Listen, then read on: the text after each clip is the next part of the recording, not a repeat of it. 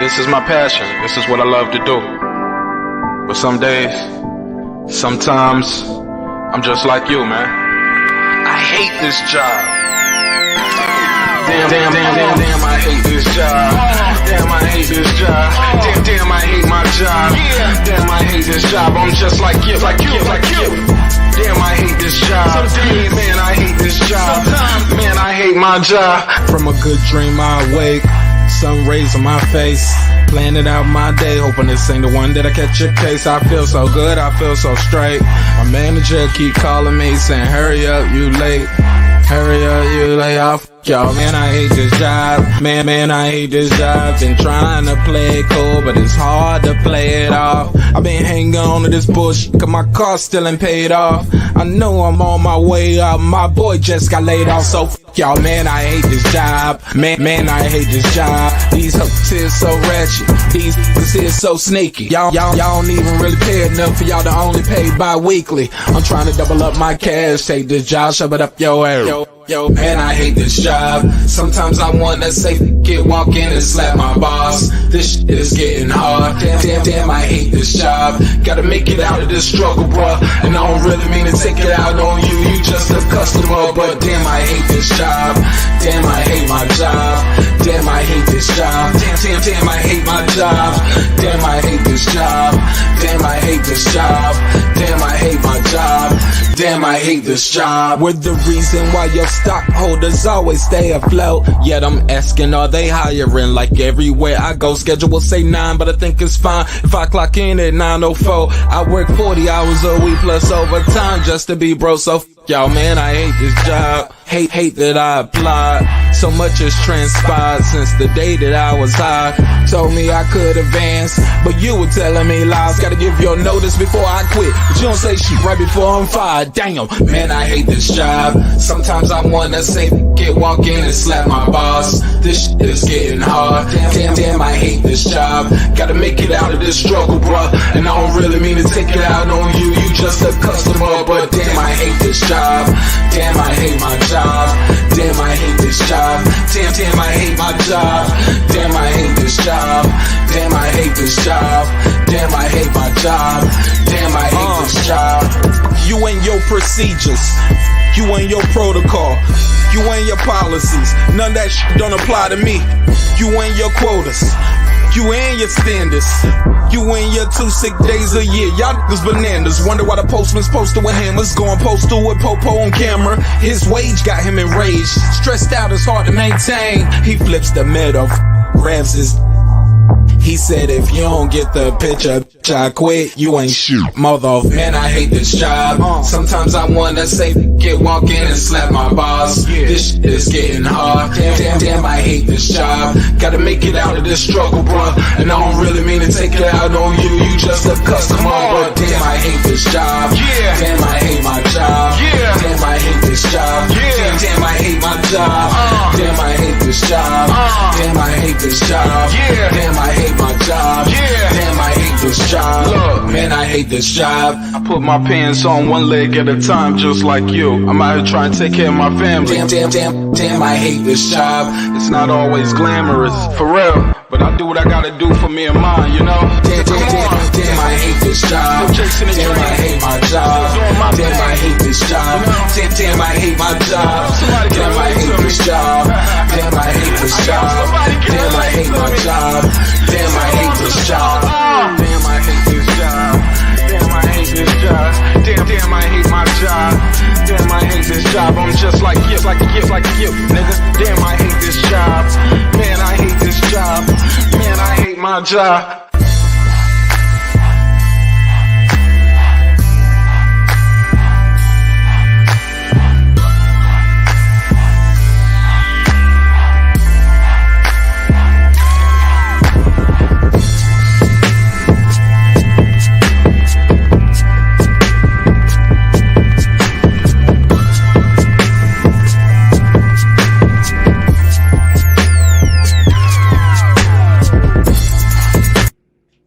The views and opinions expressed in this program are those of the speakers, commentators, experts, and/or the host. They do not explicitly nor necessarily reflect nor represent the channel's policy or the views held by the channel or broadcaster. The broadcaster or its channel cannot be held accountable for all or any views expressed during the program. Basically, if I didn't say it, don't come for me. You come for the person who said it. And please don't sue me for somebody else's words. With that said, let's start the show, motherfucker. This that squad side.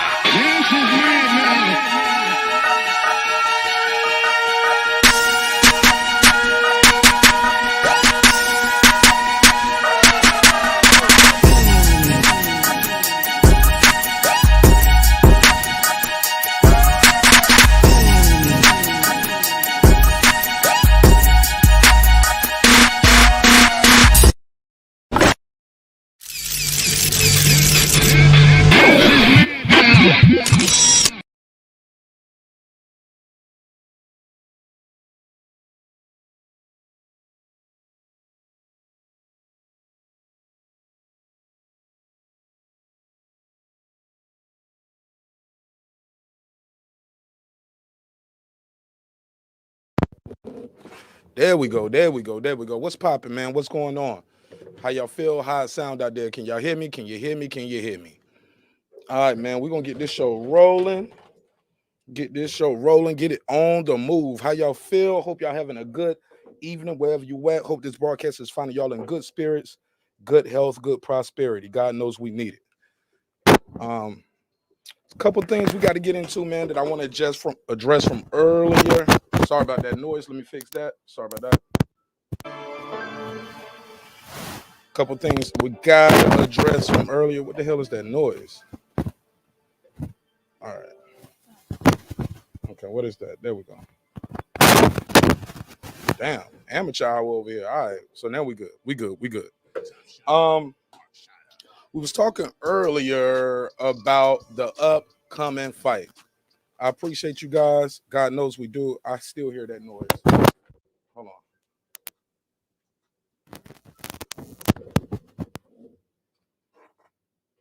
All right, there we go. Now we back. Man, how y'all feeling out there? I hope this broadcast finding y'all in good spirits, good health, good prosperity, wherever you at. You already know what it is, what we came to do. You understand the assignment in front of us, right? It's boxing, man. It is fight week. It is fight week. Shout out to Shawn Porter for taking this very tough assignment. I got a poll in the chat already, and I'm asking you guys a couple questions. We got in the poll in the chat. Make sure you see that, and you'll see it in the description block as well. We're going to get through all of that. Sorry for the technical difficulties right there at the beginning of the show. But yeah, man, we're going to have a good one. We definitely going to have a good one. Yeah, man. Did a pre-show earlier today, and now it's time to go live. Everything can go wrong. But it is a live show, so it's going to happen, right? Let me see who's here early. I'm going to do a damn shout out. He said, yeah, I hate this job. Yeah, man, that's the theme song, man. It is the anthem. Let me see who's here early. We're going to get to talking about this fight. I got a poll in the chat already, and I'm asking. Okay, so whenever I bump this over here, that's what is happening. Okay, so this is causing that. So I don't even know if y'all hear that, but I hear it, and it's super loud. So sorry about that. Let me see right here. Let me open this up. And we are going to open the phone lines up. And we're going to talk some boxing, man. We're going to ask some tough questions to the big fish fans out there and the Shawn Porter fans, as well as the Bud Crawford fans. What is next for these guys, win or lose? Also, does Bud Crawford need a stoppage of Shawn Porter? That is the first question I have in the chat as far as the poll goes. That is the first question I am asking. Does Terence Crawford need a stoppage of Shawn Porter to be successful? To erase all the naysayers? What is next for the winner or loser? So let me see. I got a poll in the chat already. We got 9 votes. Okay, 10 votes. Okay. Is a KO a must for Bud Crawford? 30% saying yes. 70% saying no, the win is enough. We're going to talk about it. We're definitely going to talk about it. Let me go through it real quick and do a couple shout outs for the people who came here early. And we're going to get to cooking, man. We're gonna get to cooking. Rob G, what up? What up, Rob G? What up? Shout out to Andrew Charles. What up? My brother Kev. What up, Kev? What up? Peace, bro. Charles in charge. What up? What up? Antoine Johnson. What up? Salute to you. Blind Faith. He said, yeah, salute. What up? We up in here, man. Derek Lincoln. Big Fish. What up? What up? Salute to you and Andrew Charles. What up? Shout out to my guy Jalen. He said, what up, though? What up? Yeah, that's it. There you go, right there. Big Fish. But he putting up a dolphin. You got to put up a dolphin to go with that. Yeah, he just got to win. That's what I'm thinking too, guys. A lot of times I feel like you just got to go in there and be successful. You can't spend your days and time trying to outdo your last work. But it's going to be like that. Sometimes a guy like Terence Crawford, he only knows one way, man. He's stubborn, like to a fault. You hit, like he said, you hit me, I want to hit you back harder. And that's what we've been seeing. Is it possible Terence Crawford can get lured into a war with Shawn Porter, where he can get hit with something that he does not see coming and upset the whole apple cart right here? I see Errol Spence is going to be there at the fight, ringside. Do you guys predict Errol Spence jumping into that ring at the end of this fight saying, yo, let's get it on? I don't see that happening. Not with him being on a PBC. I just don't see it happen. Let me share this link real quick. Yeah, but I just don't see that happening. I would love to see it, but I just don't see it happening. I don't even know if they will allow him to do that, since they wouldn't let Bud get in the ring at some of their events. I don't see them doing that. Can't just jump in the ring, right? Got to be allowed. I don't see him being allowed to get in there, but we'll talk about it. The link is pinned to the top. If anybody wants to join this conversation, the link is pinned to the top as well. I will open up the phone lines and make sure I can get as many calls as possible on this topic today. So we're going to have a good time on that. What was another question we had in the chat? I had another question in the description block for this. Another question I was asking you guys, what are your pay-per-view number predictions? Let me see those numbers in the chat. What are the pay-per-view predictions? What are you guys predicting what's going to happen? But more importantly, what is next for the winner or loser for this fight? What is next for the winner or the loser for this fight? Let me know in the chat. I just don't see Spence. I would love to see it, but I just don't see it happening. I just don't think either one of these guys is who you want to face coming off an eye injury, right? I'm not saying Spence ain't that guy. I ain't saying he's not built for it. I'm not saying nothing bad about him yet. Not right now. Not right now. I'll say that for later on in the show. But right now, I'm not saying nothing bad about Errol Spence. I just don't see this being the type of guy that any of you guys, do y'all see this happening immediately after? Nah. Right, Sweet Science Examiner. If he's allowed to, and if he's allowed to, that means they already got the fight set up for the most part, or they're trying to get it done. I just don't see it. Now, if Spence, after this eye injury, goes in there and fights Terence Crawford, oh man, I take back everything I ever said about Little Fish. I mean, Big Fish, Koi Fish, whatever his name is, the fish guy, Aquaman. I take back everything bad I said about Errol Spence if he goes in there and do something like that. And I don't see it happening, so I ain't taking it back yet. But just to be clear, guys, I do not hate Errol Spence. I just like to troll his fan base because they get so emotional. They make excuses for him. They allow him to duck the best competition. So yeah, I troll Errol Spence fanboys all the time, and I love it. What else did I want to say? Let me do this right here. I'm trying to blast this out real quick. Yeah, so what's next for the winner or loser? Let's be clear. What's next for Shawn Porter when he loses, y'all? Just tell the truth. Just tell the truth. What is next for Shawn Porter after he takes this loss? Does it matter how he loses? If he get knocked out? Because I think he's going to get stopped. And then after he gets stopped, everybody going to say, oh, Shawn Porter, he been out of boxing for a while. He's doing the Porter Weight podcast. He ain't thinking about boxing. Shawn Porter is thinking about commentating. I'm just waiting for the excuses. See what they're gonna be. Excuses are usually already baked in on these fights, man. Unfortunately, just the way it goes. But I don't hold it against Shawn Porter. I don't hold it against his fan base. We're gonna play a couple of clips too. I got some audio queued up. We're gonna have a good time talking about this. And I'm gonna play this clip from Blood, Sweat, and Tears. Y'all know we're gonna break that down. Also, we're gonna play. I'm not gonna play all of these tonight because we got a whole week of this, right? So we'll do it. We'll see how it goes. We'll play it by ear. But we're gonna play a clip of past performers and trainers talking about calling their picks. For everybody who say I'm insane for picking Shawn Porter, your favorite fighter. I mean, I'm insane for picking Terence Crawford. Your favorite fighter is picking them too. But that's just a part of the game. Shout out to my guy Tank, the Sweet Science Examiner. What up? Shout out to you, Tank. Shout out to my man Cameron. What up? Shout out to True Talk with Anthony Evans. What up, homie? What up? He said Porter getting stopped in 5. Damn, that's quick. It's a little earlier than I expected, but I'll take it. I'll take it. Derek Lincoln, what's up, Big Fish? What up? What up? What up? What up? What up? What up? How you What's feel, up, man? How you feel? I feel good, man. Waiting for fight week, waiting for Saturday, waiting to finally see Bud finally get in the ring with somebody. Can't wait for this fight, man. Get in with somebody at welterweight, you mean? Yeah, no, get in with somebody. Oh, so he never fought nobody at no weight class. Nah, not to me, but Okay, you know. now that's a new narrative. Oh Nah. shit. I know. So- I just think them Bulls wasn't that good anyway, man. He was definitely gonna take them out, man. Let's start with It wasn't on Gamboa. his level. Ricky Burns was a champion again since Bud beat him. He was a champ before. He's been a champ since then. Ricky Burns on shit, or you just don't know who Ricky Burns is? No, I just don't think he on that level, man.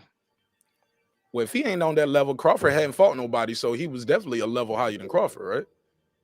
Nah, Crawford's higher than him. How can you be high on a level? You never been a champ before. You never been on that level. I just don't think he that good, man. Just don't think he that good. What about Gamboa? Gamboa is a 2-time, 2-division champion, 2-time gold medalist. Nah, I mean, But he was Crawford. Well, he wasn't on Crawford level, and Crawford wasn't on his level neither. They had the exact same record. Did you know that? yeah, I knew that. Exact same record, exact same knockouts, no losses. This guy's a 2-division champion trying to win his 3rd division at this time. Yeah, 26, everybody taking 30. Gamboa out, man. Yeah, no, Gamboa was undefeated then, bro. I know. He was I'm talking about- undefeated, 2-division, 2-time gold medalist. But you saying he wasn't that good? Nah, not on Bud's level, man. Bud way better than him. This is Bud's first 50-50 fight he ever been in since he turned pro, bro. Everybody know it. Nobody, no.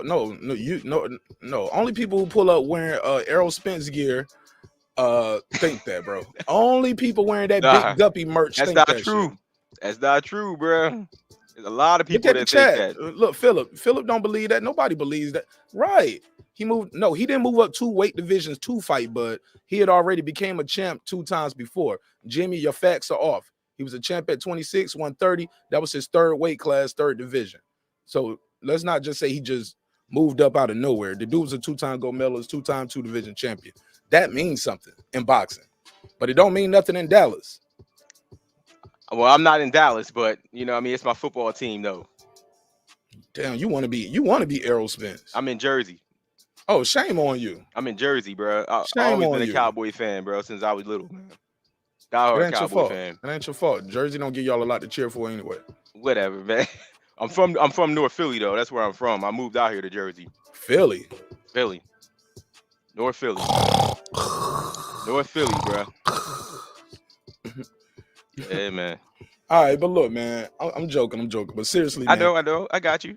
But seriously though, what does Crawford need a KO win for? Does he need a knockout of Shawn Porter in your opinion?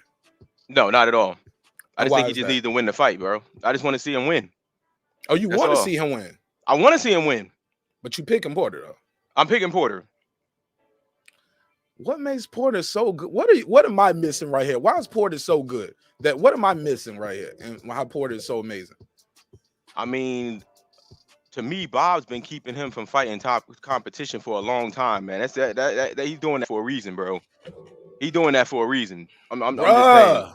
He doing it for a reason. Are you kidding me? And if that's not the case, prove me wrong. That's all I'm saying. His first fight At 147, he been keeping away from everybody. I ain't talking about. No, he fought but all the let you people say in the that he lower ain't never competition. fought nobody at no weight classes. No, he fought everybody he could fight at the lower weight classes. I mean, they just weren't that good. So, you know what I mean? He was able to, you know, beat them coming up. You know what I mean? They wasn't that good. But now at 147, Bull been ducking everybody, man. And that's where all the real fighters is at 147. He been ducking these dudes for a while. So I'm finally get a chance to really see him tested for real. That's all I'm saying. Your Bull win, I give him all the props in the world. Bro. The hate and no, it ain't hate. Your Bull win, hate. I give him all the props in the world, bro. The hate is disgusting. You would never hear me say another bad thing about Bud in my life, bro. If he win this fight, bro. You promise? That's on my word. I'm gonna timestamp this. Let me write that down. That's on my word. You 10-22. Write that down, bro. If he win this fight, I give Bud all the props in the world. You heard it here. But if he loses, I just never seen it. But if he loses, I just want to see it. Shawn Porter is so good, according to you. Yeah. What makes Shawn Porter so good, man? Because I ain't seeing what y'all seeing in Shawn Porter. I think he's a game fighter. I think he's talent, but I think he is levels, not just one level. I believe he's several levels under Bud Crawford. What are you seeing that I'm not seeing? I mean, he's just a good boxer, man. Good boxer, adorable. He's fought everybody. You know what I mean? And he gave everybody competition to everybody he fought. Nobody's ever really dominated Shawn Porter. Not even like the top level fighters. Everybody he fought, nobody ever dominated him, man. And I just never seen Bud fight anybody at this level, man. I gotta see it. Because so far, from everybody I've been hearing from back in the day that he fought that's on this level, Bud he lost to. So I need to see it now. You talking about in the amateurs when it's a whole different style. You know it's an amateur style. I gotta and see a pro it. style, right? I gotta see it, bro. But you do know that, right? I do know. Yes, I do. It's different styles. Right. But I want to see him fight at that level here in the pros now. I gotta see it. Because I'm seeing with different other people that ain't even on that level was able to do to Crawford at 147. So now I just want to see it with somebody with a name, bro. They say you don't know boxing. Okay, I don't know. They said Bud fought more undefeated fighters. Okay. They said stop talking to this guy. Oh my God, Phil, you got to go. This bro. guy. You got to go, bro. I don't even know you, bro. You got to go. Yeah, we timestamping that shit. It was 20 minutes. Timestamp me, bro. Yeah, around the 20-minute mark. I just want to see it. Prove it to me. That's all I'm saying. Prove it to me. I don't even need a stoppage. I just need a win. What if he does stop him? All the props in the world. The Bull is everything y'all say he is. If he get a stoppage, the Bull is everything y'all say he is. Would you start saying, "Wow, he's better than Spence" because Spence couldn't stop him? Or would you make some excuses why Spence? I gotta say it. Spence would still be my guy, but I would have to say it. I would have to. Truth 23, is truth, 21. I'm writing all. Truth is truth, bro. My damn. Yeah. I mean, the truth is your boy drink like a fish. That's what. Nah, don't do that, bro. Yeah, don't he do drink that. like a damn fish. No, that's the truth. We ain't gonna do. We ain't gonna talk with my guy. That's like the truth. Did I lie on him? Did I lie on Errol Spence? No, but still, we ain't gonna talk with my guy like that. It's my brother. Oh, here you go, man. Then the videos want to twerk with the niggas. Hands on your knees. Hands on your knees. Do the big fish. Man. Do the big fish. Just the big fish. Do the big fish. Whatever, yeah. Do the big fish. Do the big fish. You're terrible, bro. That's your boy, though, right? That's my guy. That's my guy. Mm-hmm. I hope Bud win this fight, so Earl can finally put an end to all this, man. Because I do think he's gonna fight him next. Whoever win this fight, Earl fighting whoever the winner is of this fight, bro. Cat. Nah, he is. Cat. He is, bro. Cat. I'm telling you. I'm telling you. You what?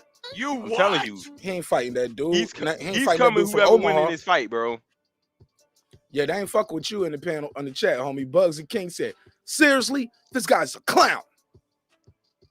They called you clowny, man. They say you the clownfish. Okay. Clownfish. Whatever name y'all call him, put fish on it. This is yeah, he's dude fish. Ponyfish. Somebody said, all right, Fifth Ward, Texas in here. Hell yeah. Make sure Shout out to y'all come back after Troy, Saturday. Hold on, Troy. Make sure y'all come back after Saturday. That's all I'm saying. We're gonna be here Saturday. Hey, Troy, I just ate. Make sure all these people come back. Listen, hold on. Troy, I just ate and I got a weak stomach. Can you cut your camera off? I can't look at you. Oh, you ignorant. You ignorant as hell, bro. Got a weak stomach, man. Don't do that. Don't do that to my guy. That's my guy right there. Oh my God, I cannot look at throw up while I'm on the line. I guess you don't look in any mirrors after you eat either, huh? Well played. That was good. Well played, Michael Strahan. Well played. Go ahead, man. You got the floor. What up, Troy? Well, listen, everything is blessed up, man. But did I hear you say that Crawford ducked everybody at 147? Oh, yes. Oh, yes. Okay. Hold on now. Combat. Hold up, real quick. World Combat. What's up? The link out there. Pull up, chop up with some boxing. Any of y'all want to pull up, kind of local? I see you, homie. Shout out to you guys. LDBC in here. Okay. We're expanding the brand. Okay. Y'all cook up. I need to run and grab me a cup of water, and I'll be right back. Okay, cool. Can you tell me where I could find the video footage of him saying I do not want to fight any of the top welterweights, please? Word for word, just like that, because that is. No, he never say that because he always be capping all the time. No, he always gonna cap. He always gonna say he want to fight somebody, but he ain't gonna never do it. I mean, he doing it now. Okay. Now we finally getting it. Okay, let me ask you this: how many of them have come out and said that they wanted to fight him, and he said no, I don't want to fight you? Well, Shawn did, but now he finally signed that contract. Now, well, I heard it ain't even a contract, really. That is exactly not what he said. He never said he didn't want to fight Porter. What he said is that they were friends, and obviously Porter must have agreed with him because they didn't push the issue. Now show me where Spence came out and said I want to fight him, and he was like, "Nah, I ain't trying to see you right now." You said Spence said that? Yeah. Show me where Thurman said I want to fight you, Crawford, and he was like, "Nah, I'm not trying to see you right now." Show me where Danny Garcia said, I want to fight you right now. And he was like, no, I'm not trying to see you right now. Keith said he wanted to fight him, but they wasn't putting the money up right. Keith wanted to fight him. Who wasn't putting $10 million was what he wanted. 10 mil. Right, exactly. Why would he give $10 million? Because Keith been champion before. So, okay. Unified champion, former unified champion of the welterweight division. Okay, so I guess Porter should get 10 million, and Spence should get 10 million, and everybody and Danny Garcia should get 10 million. No, not no Danny. Not Danny. So, because you're not making any sense. You said the man ducked everybody. He's more accomplished. No, but hold on now. He's more accomplished than everybody that you just mentioned. So what's the point of ducking? Because he know he can't beat them. That's why. How does he know that and he's never fought them? He knows. I'm sorry. Come on, man. He knows, bro. He just knows. He knows he can't. We're dealing with facts. We're not dealing with fiction and your feelings here. Let's talk some facts. Let's speak some facts. Fact is the boy ain't fought nobody at 147. That's the facts. While everybody else is out here fighting each other, he out here fighting the Cavaliers. Everybody fighting each other. I don't recall Thurman fighting Spence yet. Everybody fighting each other. I don't recall. Earl and Spence didn't fight. I don't recall Earl fighting didn't fight each other. Ortiz or nobody yet. I don't recall Boots and Ortiz fighting. I don't recall anybody always fighting everybody. So who's always fighting everybody at 147? Keith Thurman fought Danny Garcia. And how long ago was that? Porter. When's the last time Keith Thurman had a fight? Period. When he fought Manny Pacquiao. And that was what year? 2 years ago. Thank you. Yeah, but thank you. That's still better than anybody you said that everybody's fighting everybody. 2 years. Who's this everybody that's fighting everybody? Earl's fighting Shawn Porter. I mean, we finally getting to see Bud fight somebody. No, because I think Crawford is fighting Shawn Porter. That's what I said. You have your black men confused. Huh? I think you have your black men confused. Sorry, that was me. I'm sorry. Yeah, man. He was eating some pork rinds, but what I'm saying is that I think you have to. I think you have your black men confused. because Crawford is fighting Porter. Yeah, now he is. Yeah, now because Yeah, now is now. when the fight will be made. Nah, the fight Now could have is when been the made, fight but will be Fight made. could have been made. Yeah, but Porter didn't want that. Porter wanted to do the in-house fight with Errol Spence, and that's what they did. They was doing in-house fights. Period. Like, let's not make it seem like this guy's ducking when you got Keith Thurman. Like these dudes don't want to fight Bud until they belt. It was called the WB no. But they wanted it with Horn headed. I'm hearing myself twice. Yeah, I hear it too. Hold up. Hey, World What's Combat. that? I think you got Hey, what up? What up, Mark? You got the other window still open, I think. Because I'm hearing myself twice. No, I have it muted, bro. Yeah, we hear it twice. Yeah. Yeah, we hearing everything twice. What about now? Yo. Yeah. Leave out and come back in. Yeah, because we hearing everything twice. All right. We hearing everything. You heard that too, right, Derek? Yeah, I heard it. Yeah. Okay. Derek is on the panel and just going through the chat, just making sure he let people know the big fish. Absolutely. And giving my shout outs to everybody, you know. Yo. It is what it is. Here we go. Philip Jackson, what up, homie? Peace. Talk to me, Philip. Let me hear how your mic sound. 1 2 1 2. What's up? Can you hear me? Yes, sir. My brother. What's going on, Phil? Oh, bro, where you got this dude from, bro? He killing the game. Look. My mama always get mad at me. Phil, I used to always bring home a stray. I always brought strays home from the stove, and I named He the type everyone of dude- Derek. I named he the every type of dog dude- Derek. Look, we go to the club together, and he gonna leave us and gonna take a broad to the highs. He gonna leave us at the club. I wouldn't do that to y'all. I wouldn't do that to y'all. Hey, World Combat, we still hearing that double. Yeah, OG. we still hear it, bro. I don't have the window open.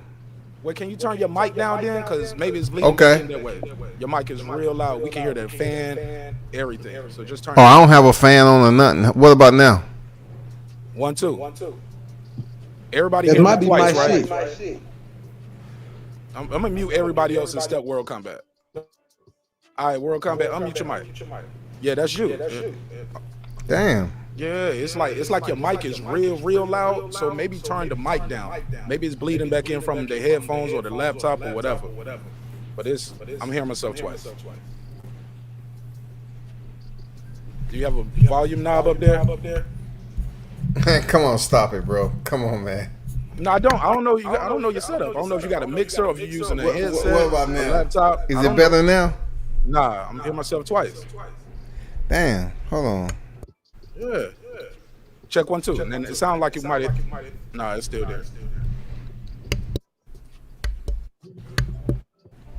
Damn. Yeah. All right, let's mute this mic and let's keep the show going. We'll check back in with him in a second. Yeah, man. Trying to have a high quality show here, and we can't do that if I hear myself twice. But Shorten Moore joins the floor, and we got my guy Philip Jackson. Philip, you new to the neighborhood, correct? First time on the panel. Unmute your mic, Philip. Unmute your mic. What about now, Mark? Perfect. Whatever you did is perfect now. Salute. Go ahead, World Combat Sports. Cook up Derek Lincoln for me, please. All right, can you hear me now? Yeah, I hear you. But now somebody else got the floor, Philip. We'll come right back to you. Go ahead, World Combat Sports. Like, it's been full-fledged, man, going to Errol Spence fans, and I will have to say this guy is absolutely the most deficient when it comes to knowledge base in support of Errol Spence. Bro, you don't know shit about Errol Spence. I don't know nothing about Earl Spence. Okay. In the debate against Terence Crawford, you need to come up with much more information to validate whose resume is better, and you just can't say Terence Crawford haven't fought nobody in welterweight. I got a delay, bro. Okay, well, somebody's talking, so we'll come back to you, or you can beam back in. Go ahead, World Combat, keep going. So what makes Errol Spence's resume better than Terence Crawford at this point? Because he fought better competition, bro. Who is better, Kell Brook and Shawn Porter? Yes, Kell Brook when he was actually a better fighter then, not all broken up like he is now. He was He was broken Brooke up when he is fought done Errol now, Spence, bro. Shawty. You just can't leave Brooke that is out. He done was now, broken bro. up. No, but Yeah, he it was. He fought came Brooke. into the ring and his damn face was falling out from Triple G. Triple G just broke his face less than a year. At least Bud gave his face, what, 3 years for his face to heal up. Spence fought him less than 12 months after a broken face. No, He was up and still down. good though. He was He still was still good. good. He was still good then. Why? Because you said That's so? what. I mean, you can see it in the fight, bro. Okay. Kell Brook was tagging up Bud left and right, bro, in that fight. He was actually losing that fight until Bud hit him What one happened time, to and it Kell was a wrap Brook? after that, bro. The fight only went 4 rounds, What bro. happened to Kell Brook? I'm gonna show you. So y'all gonna tell me Kell Brook wasn't tagging up Bud in that fight? What happened to Kell He had Brook? good This the rounds. thing. It was only This soon as 4 Bud hit rounds. him one time in his face with a wait. jab. What happened to Look, Kell this is Brook? boxing. Wait, Slow home, down. bro. Everybody, chill. This is boxing, bro. Somebody's gonna get hit. Everybody ain't gonna be pretty. When you exchanging punches, when you boxing, somebody's gonna get hit. Derek, it was Go only to the 4 no, rounds. wait a minute. I know Mark. that. I want him to go to the Igas Kavalaskas drop Bud. Go to that one. Because what happened to him? Yeah, bitch. Yeah, Bud Go to put it down. Gamboa, tag Ah. Bud up. What happened to he him? did. Wow. Yeah, What happened to him? I'm gonna show you. This what happened. What happened? What happened to that Dropped him. middleweight? Oh, Jose Benavidez that he just fought. What happened to him? Oh, he kept him out the ring for 3 years That after he guy, fought man. Bud. He couldn't come kept back him for out the 3 years. ring for 3 years, Shawty. this is all Man, those man, competition came that back everybody was two-weight Bud class. was supposed to mop the floor with, man. This is what I'm saying. Everybody that y'all naming is everybody he should have mopped the floor with. That's what I'm telling y'all. So let's talk about Okay, Mikey so Garcia wait a coming minute. up for the Let me first get one time. more thing, and I'm gonna go on mute. One more thing, I'm gonna go on mute. He beat who? So when he Okay, go ahead. when he knocks out Shawn Porter, what's Now- gonna be your excuse then? No excuse. That's what I'm telling y'all. No, Mark he ain't got already no excuse timestamped yet. it. He This ain't got is no the fight I excuse want yet. to see. He ain't got no excuse yet because his favorite YouTuber ain't told him what to say. Because that's what happened. A lot of these dudes pull up here and they repeat other people's talking points. And when challenged, it's like an infinity loop. It don't even make sense. That's not what I do. You just said he ain't fought nobody at no weight division. I got 2 channels I mess with. I mess with you and I mess with my boy Mike on Sports, and both of y'all Bud fans. Bro, it's gonna be a So- narrative every so time. what They you gonna move the goalposts. It's up. gonna What are you be saying? Porter's washed up. Porter hadn't fought in Mark know this a year already. and a half. I don't know Porter what you hadn't listening been to. active. Oh my It's gonna God. be Porter some wants type to of be a excuse, bro. commentator. Porter's on, not man. focused. All that shit. All that shit. Not for Derek me. Wicken getting mad. This is the first time I ain't seen him smile in a minute. you You ain't ain't go- never seen as many Bud supporters on one live. I know, right? I'm bringing Oh. everybody out. Yeah, they usually I'm usually up here defending the guy by myself. Yep. And a No, bunch you ain't gotta do that no around more, a- baby. You ain't around gotta a do bunch that. of drunk I'm Errol here. Spence fans. We here. Hey, Let look, me y'all. look, just this run is my down the thing. list. How Let me you just run down the list for you. what do Spence do that's so amazing? I What got is you. Spence doing that's so He can amazing? drink a can by his damn self. Whatever, yo. He's a great pressure fighter, man. Great pressure fighter. Okay, let Man, me he's the run same down type the of fighter list. Porter is. They do the same Let me exact run down the thing. list. No. Hold on, bro. Let me run down the list. Let's go. He loves Let's go sport with cars. 3 division champion, 2-time lineal champion, undisputed at 140, Dude fighting lower competition. WBO welterweight champion, 37-0, 28 knockouts. Last 7 guys been stopped. And you think this guy Porter, who gets beat every time he steps up in Every competition, time. every time, Every time it's a big fight, he get beat up.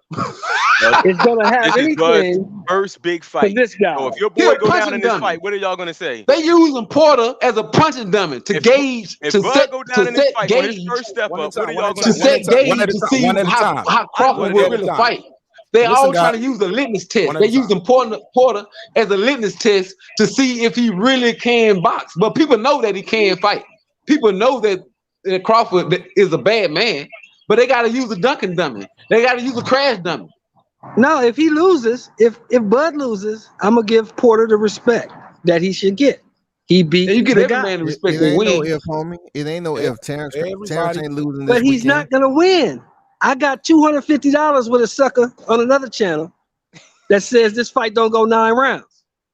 That's how much I believe in my guy.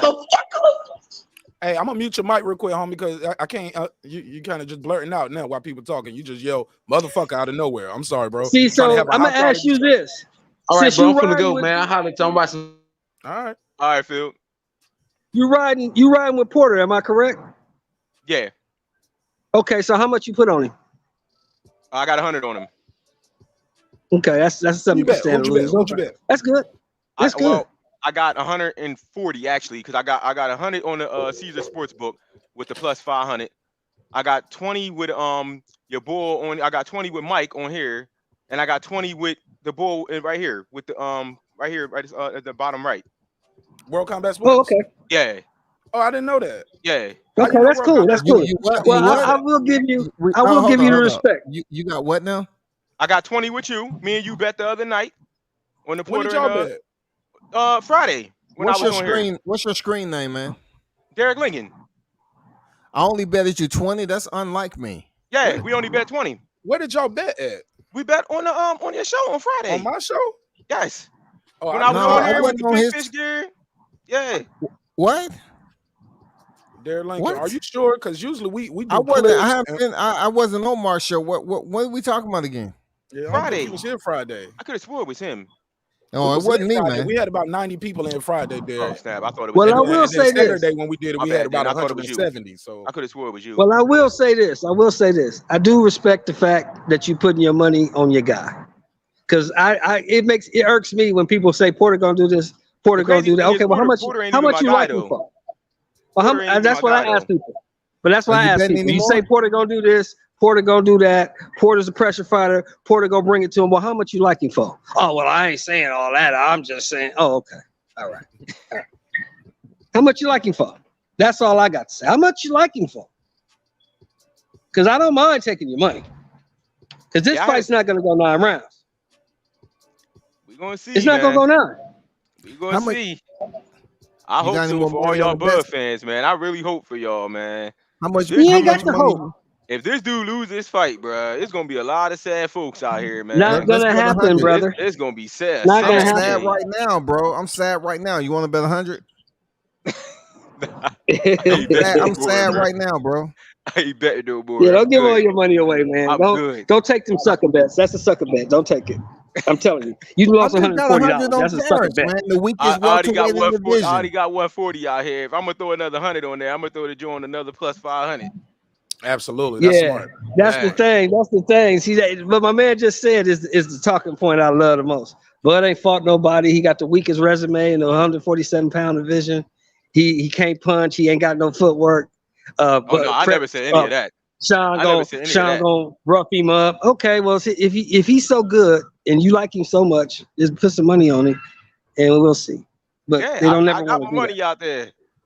that. They don't never want to do that. So I could only get one person to bet me. That's crazy. I've been calling for bets for 2 months, and I got one person that felt that Fair enough. that'll bet. I mean, it's hard to get Wait, a bet with anybody Let's slow when down. it's Let's a slow plus down. 500 Fair out enough. here. Slow down. Let me let everybody get a chance to speak. King Agent Math just My got bad, here, bro. hasn't had a word to say yet, but he probably Yeah, gonna say go some ahead, King. bullshit anyway. But so go ahead, King Agent Math. Salute, King. King Agent Math, Hey, how y'all. you feel? You right gonna say some bullshit anyway. All right. Hey, Killer. How you What up, doing? yo? You Look been at you. calling out bets? Yeah, let me mute some mics while you talking, please. Go ahead, King Agent Math. Give me your opening statement. How you feel? Hey, you know how I feel. 56 sitting on 56 mil, as we all should feel. My mic working good? Absolutely. Sound like you standing right here, brother. Hey, look, I don't know why we muting and timing people out in the chat. But you want to dislike or whatever, that's cool. Guys, if they just saying what they feel about boxing, that's one thing. I'm gonna ask two moderators, no links in the chat. Do not put any links in the chat for anything and anybody. Thank you so much. We don't want people to leave here from clicking on the link. So no links in the chat. If so, I will delete the link. And if it persists, I will take the wrench. Thank you so much. I don't know why Rob G timed him out, but it is what it is, man. This ain't no democracy. You got to get along with us over here. So it is what it is. You don't get along with us, it is what it is. We can move on to the next person. 9 billion people out here, elite media. Sometimes it happen by accident. Sometimes they just don't like you. I'll go back in and change it. I'll find out why Rob did that, but it is what it is. We try not to time people out for just for having a difference of opinion. Because I got Ricky up here who don't agree with me. Asian Math don't agree. Derek Lincoln don't agree. I mean, it is what it is. But Yeah, that's Rick. Rick and Laser Math. My guys, what's happening, Yeah, y'all? Don't agree with what, Mark? Because Bud about to get smoked. We don't agree. We agree with you on the bunch. but that's okay.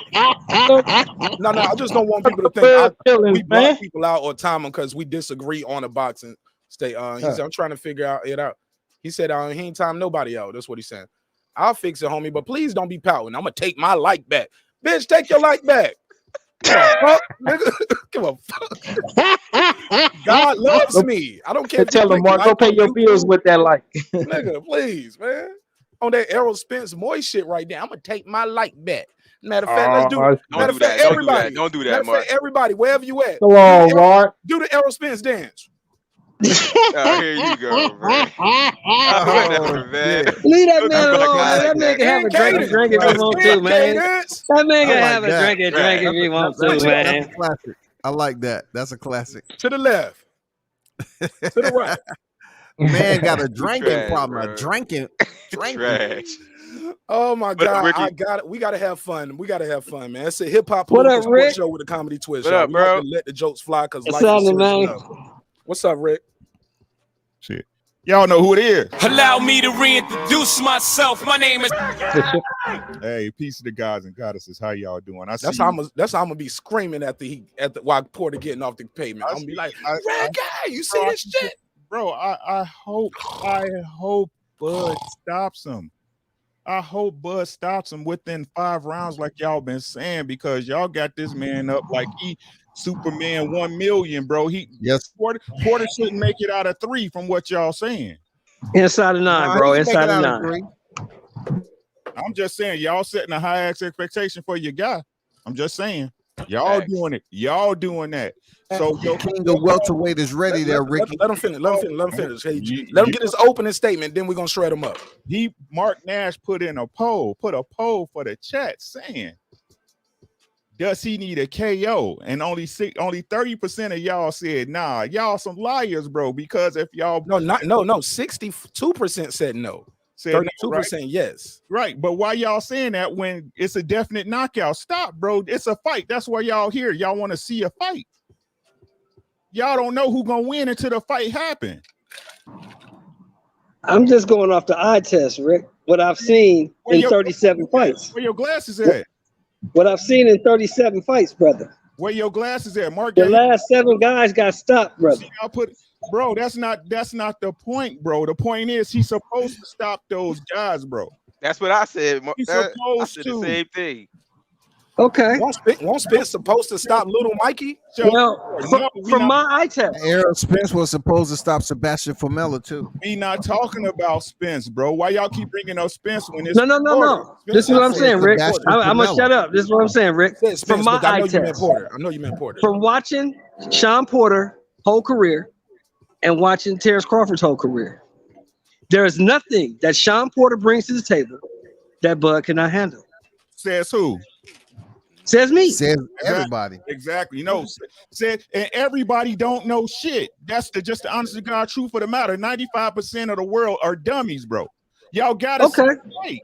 But 95 of the people, 95% of the pros who do this for a living say Crawford. And the I saw. So they don't know shit neither, and they do it for a living. You telling me the pros don't get shit wrong, God? Oh yeah, but they got this one. They get a lot of shit right. That's not what I saw. Because these guys been in the ring with them. That's not what I asked y'all, man. Y'all always trying to subvert around. No, I'm just saying you have your opinion, brother. But I saw an interview today with Virgil Ortiz. Now Virgil Ortiz wants that fight. He says he can beat Bud. That's what he says. No, he can't. That's what he says. That. That's what he said. They asked him about this fight. I'm gonna play the clip. He said, "I like the fight. It's a good fight." Hey, but Porter is going to run into something.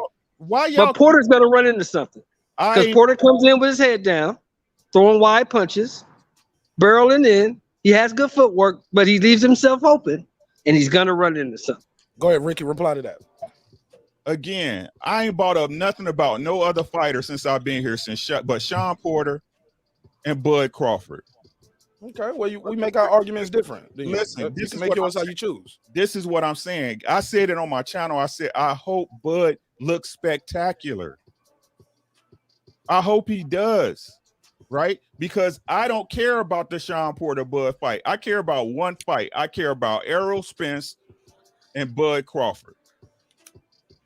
Now, if Bud come out this fight and he wins, right? And he wins, there's nothing else for nobody to talk about but Errol Spence and Bud Crawford. But he got to get past Shawn Porter first. It's a reason why this is on pay-per-view when it's Bud Crawford. It's a reason why this fight is getting the buzz it's getting, because this is his first real fight at 147. Thank you. I've been saying it. Saying the same thing, Ricky. Y'all some suckers if y'all not thinking this not the toughest fight he had at 147. Y'all some suckers. Personal attacks will get you nowhere, Ricky. Don't get you nowhere. It's just people's opinion. And you've been wrong too. You was wrong about Wild and Fury, and what was wrong about Plant. So it happens, brother. And that's what I'm saying. Did we say you a sucker for picking? I don't care. Wilder, were you a sucker for picking Plant? I don't care if it happens. Nash. I don't care if you do. No, but we That's don't. all I'm saying. But I'm just saying. That's all I'm saying. I don't care if you do. That's what I'm saying. We got to see the fights first.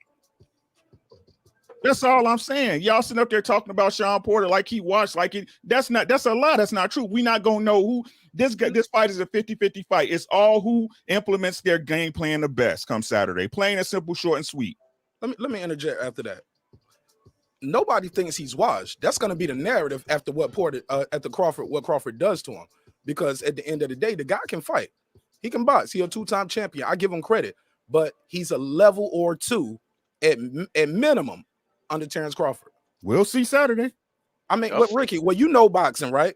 Do you see Shawn Porter leading with his head? Let me ask you that. What do you see? Don't. No, so I you never seen him leading with his head.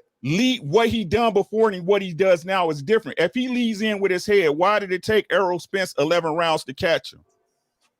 Y'all going off, oh shit. Because Errol Spence, well, we know Errol Spence admitted himself like he wasn't taking fighting seriously. I was only working out and training out when I had a fight. His words, not mine. He said, I could have stopped Shawn Porter if I was taking boxing seriously. Could have stopped Mikey. Those are his words, bro. What does that have to do? I'm answering your question. I'm answering your question. Why Spence couldn't do? I'm still asking you a question. I didn't deny the question. I'm asking. I answered it.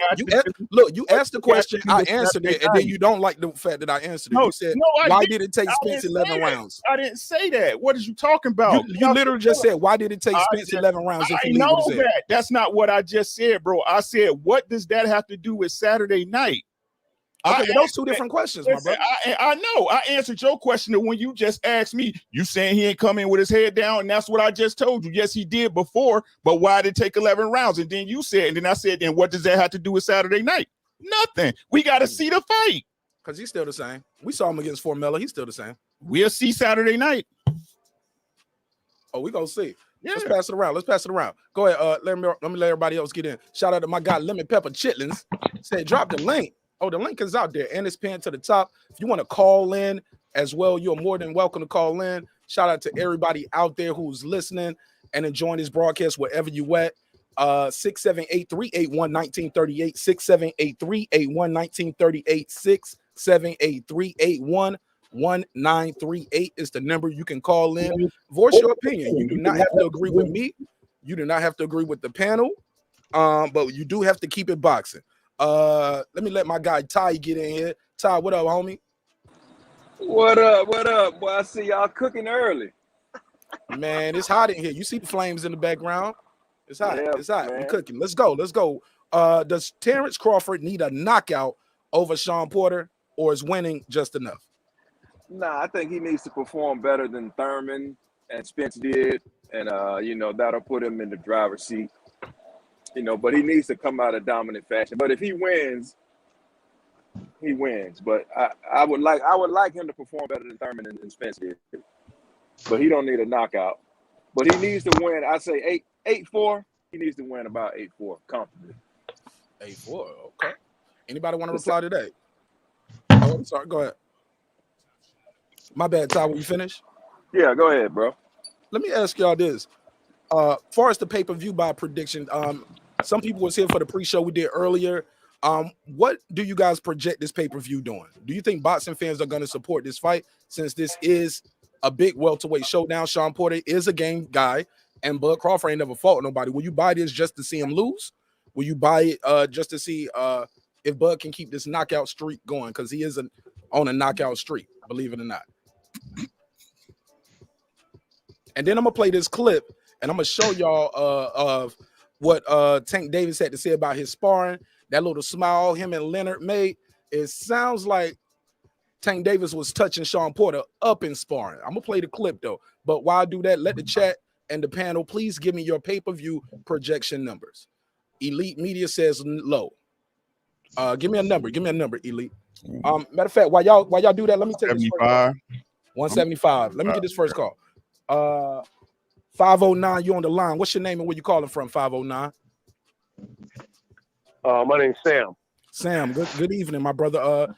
Does Terence Crawford need to stop Shawn Porter to be validated in the welterweight division, in your opinion, sir? No, I don't think so. Spitz got a split decision, barely won. If he wouldn't have got the knockdown, Thurman had a battle with him. If Terence has to have a knockout, then once again he's being held to a higher standard than everybody else, which is happening anyway. But I do think he'll stop him. What you think no pay-per-view buy is gonna be like? Keep in mind, I have a hard time hearing you, man. Pay-per-view. What is the pay-per-view buy is going to be? $69.99 is the price. What do you think the pay-per-view number is going to look like? I got that pay-per-view going 350 plus. So if he do that, that means he's going to sell more than Errol Spence did in his pay-per-view. Do you? You know what? His fights are more exciting. Besides the Porter fight, the best fight Spence ever had was him and Porter. After that, they've been boring. 12 rounds with little Danny, our little Mikey. And then he beat up Danny. Everybody beat up Danny. Well, he only fought one time since Porter. He fought Danny. That was it. I'm sorry, man. I can't hear you. He only got in one fight since Porter. That was Danny. Mikey was. I know that was his best fight. That was Spence' toughest fight. Okay. Well, my point is, do you think Spence fights are exciting? They used to be very exciting. Yeah, I think the Mikey fight was kind of boring. So. Oh yeah, it was boring. Look, I like Spence. I think Spence is talented. I just watched the Porter fight again between Spence and Porter. Spence is a great fighter, but I think that Terence puts on a better show. They always did it violently, and the matchup with him and Porter, it's guaranteed fireworks, man. Okay. Well, man, what's your name again? Where you calling from? My name's Sam. I'm from Washington State. Sam, thank you so much for calling in. Hell of a call, man. You're more than welcome to call back in, or you can click the link and join the panel and chop it up with me and the guys, all right? Thank you, brother. God bless. All right, good call, good call. Go ahead. Ricky, you said how many buys? 175? 160? I'm sorry, say it one more time, my brother. I was muted, bro. I'm sorry. 175, 175K. Oh, so it's gonna flop in your opinion? I don't think 175 is a flop nowadays, bro. Really? You don't know. Like with everybody is used to the Mayweather effect, right? $1 million plus pay-per-view. That's just not happening no more, bro. Y'all need to stop that. That's not happening, bro. Right? It's really not. Mayweather was an anomaly. Then everybody want to hold these fighters who not as popular, who don't market themselves as much, who don't have the promotion that Floyd Mayweather has, nor the backing, right? And say y'all think these fighters gonna get 500,000, 1 million. That's just not happening, bro. That's not happening like that, bro. That's only gonna happen on major fights, and those not breaking 1 million pay-per-views. Okay. I don't know. Let's pass it around. Who is that? That's Top? Yeah, I disagree with that. I mean, if Mike Coppinger numbers are right, they're saying Tank's doing $250,000 for fights we're not even asking for. Like, this is a fight we weren't asking for, but we were happy we got it. I think a lot of boxing fans are happy we got this fight. If Tank doing $250,000, my guess is this fight's going to do 350 to 450, man. It's got to do. I see at least 300K to 400K. That's my guess. But this is a fight we want to see. We've been asking for it on the low, and people want to see how Terence performs against Porter. So 3 on the low end, 4 on the high end for me. Could be 450. All right, let me let my guy Dwayne Freeman get in. He just joined the show. Dwayne, what's popping, my G? Welcome home to the neighborhood. How you feel? What's going on, man? I'm all right. Man, it's good. Talk to me, man. Chop it up with us. Talking this boxing. Let me get your take on the first question. Does he need a knockout to be respected in the welterweight division? Crawford, that is. For his fans he needs a knockout. For the actual boxer fans, I say he would get respect for beating Shawn Porter because this is his real test at 147.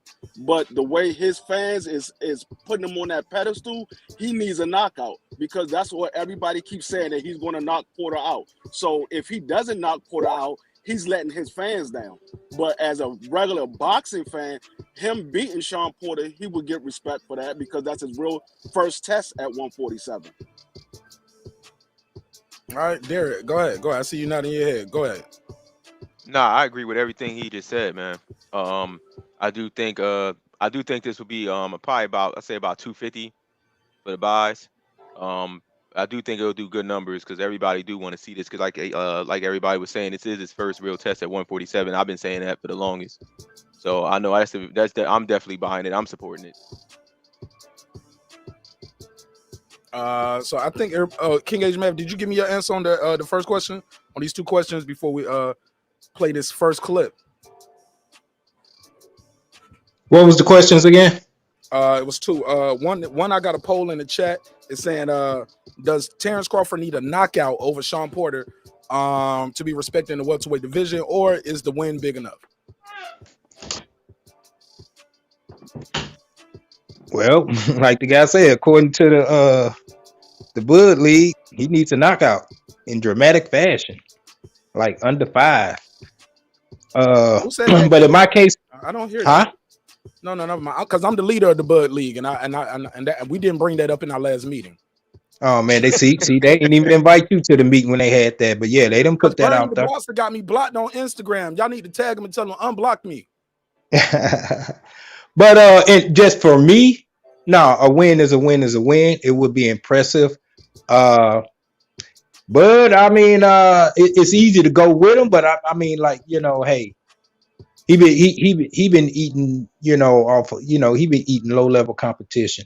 So I think he's spoiled with it, and he gonna get in there and thinking, Shawn, one of them guys he been in the ring with, he been, being pillowed across his career at 147 in the welterweight division. So he just been pillowed on down the landscape. Got a title. Jeff Horn, stop it.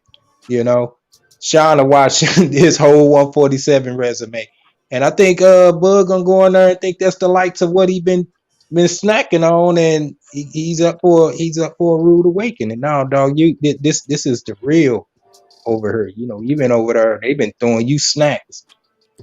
like for Mello, yeah, right? Yeah, this the real meal deal over here. Like Nelly say, this to keep it real meal over here now. You know, so that's where I'm at with it now. You know, I mean, Bud can beat him, but I'm just going to be the antagonist and go against it.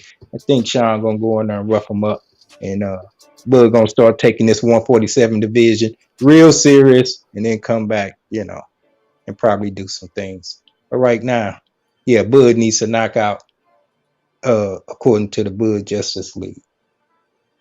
And the pay-per-view buys, like I said earlier, it'll surprise me if he get over 200 because, you know, we're in the fourth quarter. We've been blessed with a lot of fights, still some more fights coming up. And I don't know, man. You know, people kind of like, you know, they took their interest to the Wilder fight. They took their interest, you know, they got their eyes set on, you know, some of the other big fights coming up. So I don't see what other big fights coming up. We got Tank fighting Cruz. That ain't no big fight. Well, it's Tank. That's a last minute replacement. And Haney versus JoJo Diaz. That's the only two big fights that allegedly, right. But those ain't even big fights. And I think then Boost supposed to be fighting again, and then no, he don't. He ain't got no fight schedule, man. No, I'm trying to think of the other fight that's being scheduled. Yeah. Oh my God, it's in December, man.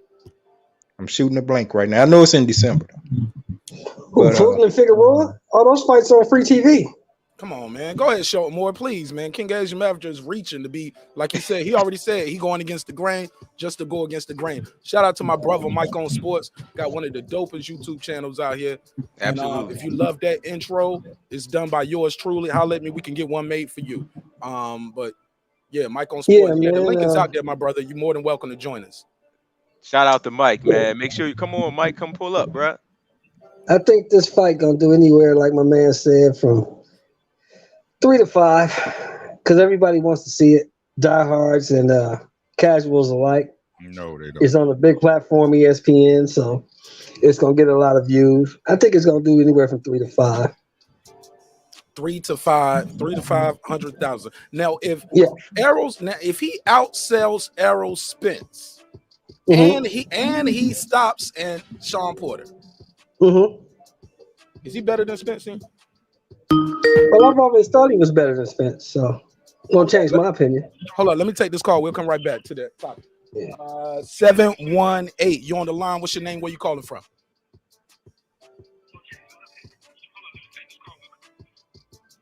You got. I hear myself in the background. Turn the TV down or turn the YouTube down. 718. What's your name? Where you calling from? Is that Brooklyn? All right, caller going once. Can you hear me? Yeah, I can hear you now. Go ahead, man. Can you hear me? Yeah, what's going on, marqnash? It's Tehran. Okay, Jerron.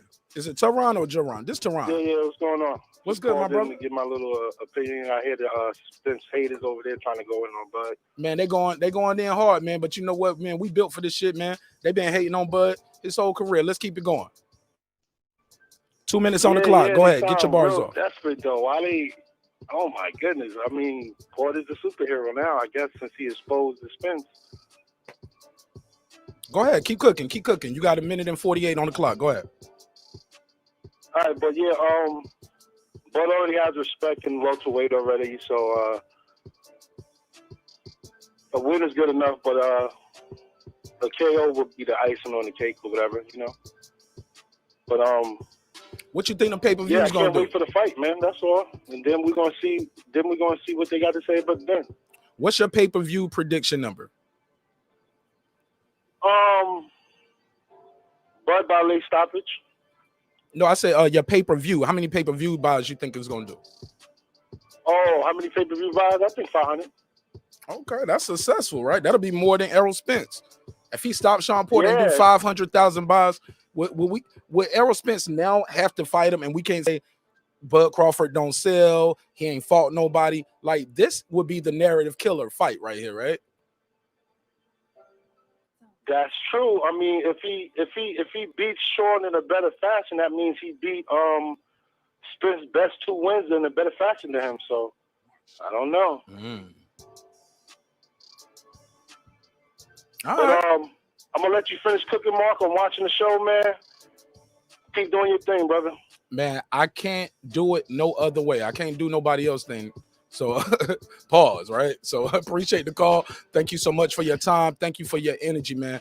And welcome home Good to the enough. neighborhood, man. You already know you're more than welcome to call back anytime. All right. Go ahead. So No, what happens? I said that I always thought he was better than Spence anyway, so it's not going to change my opinion one bit. All right, Derek, is this fight going to be the narrative killer? He goes in there, fights this guy.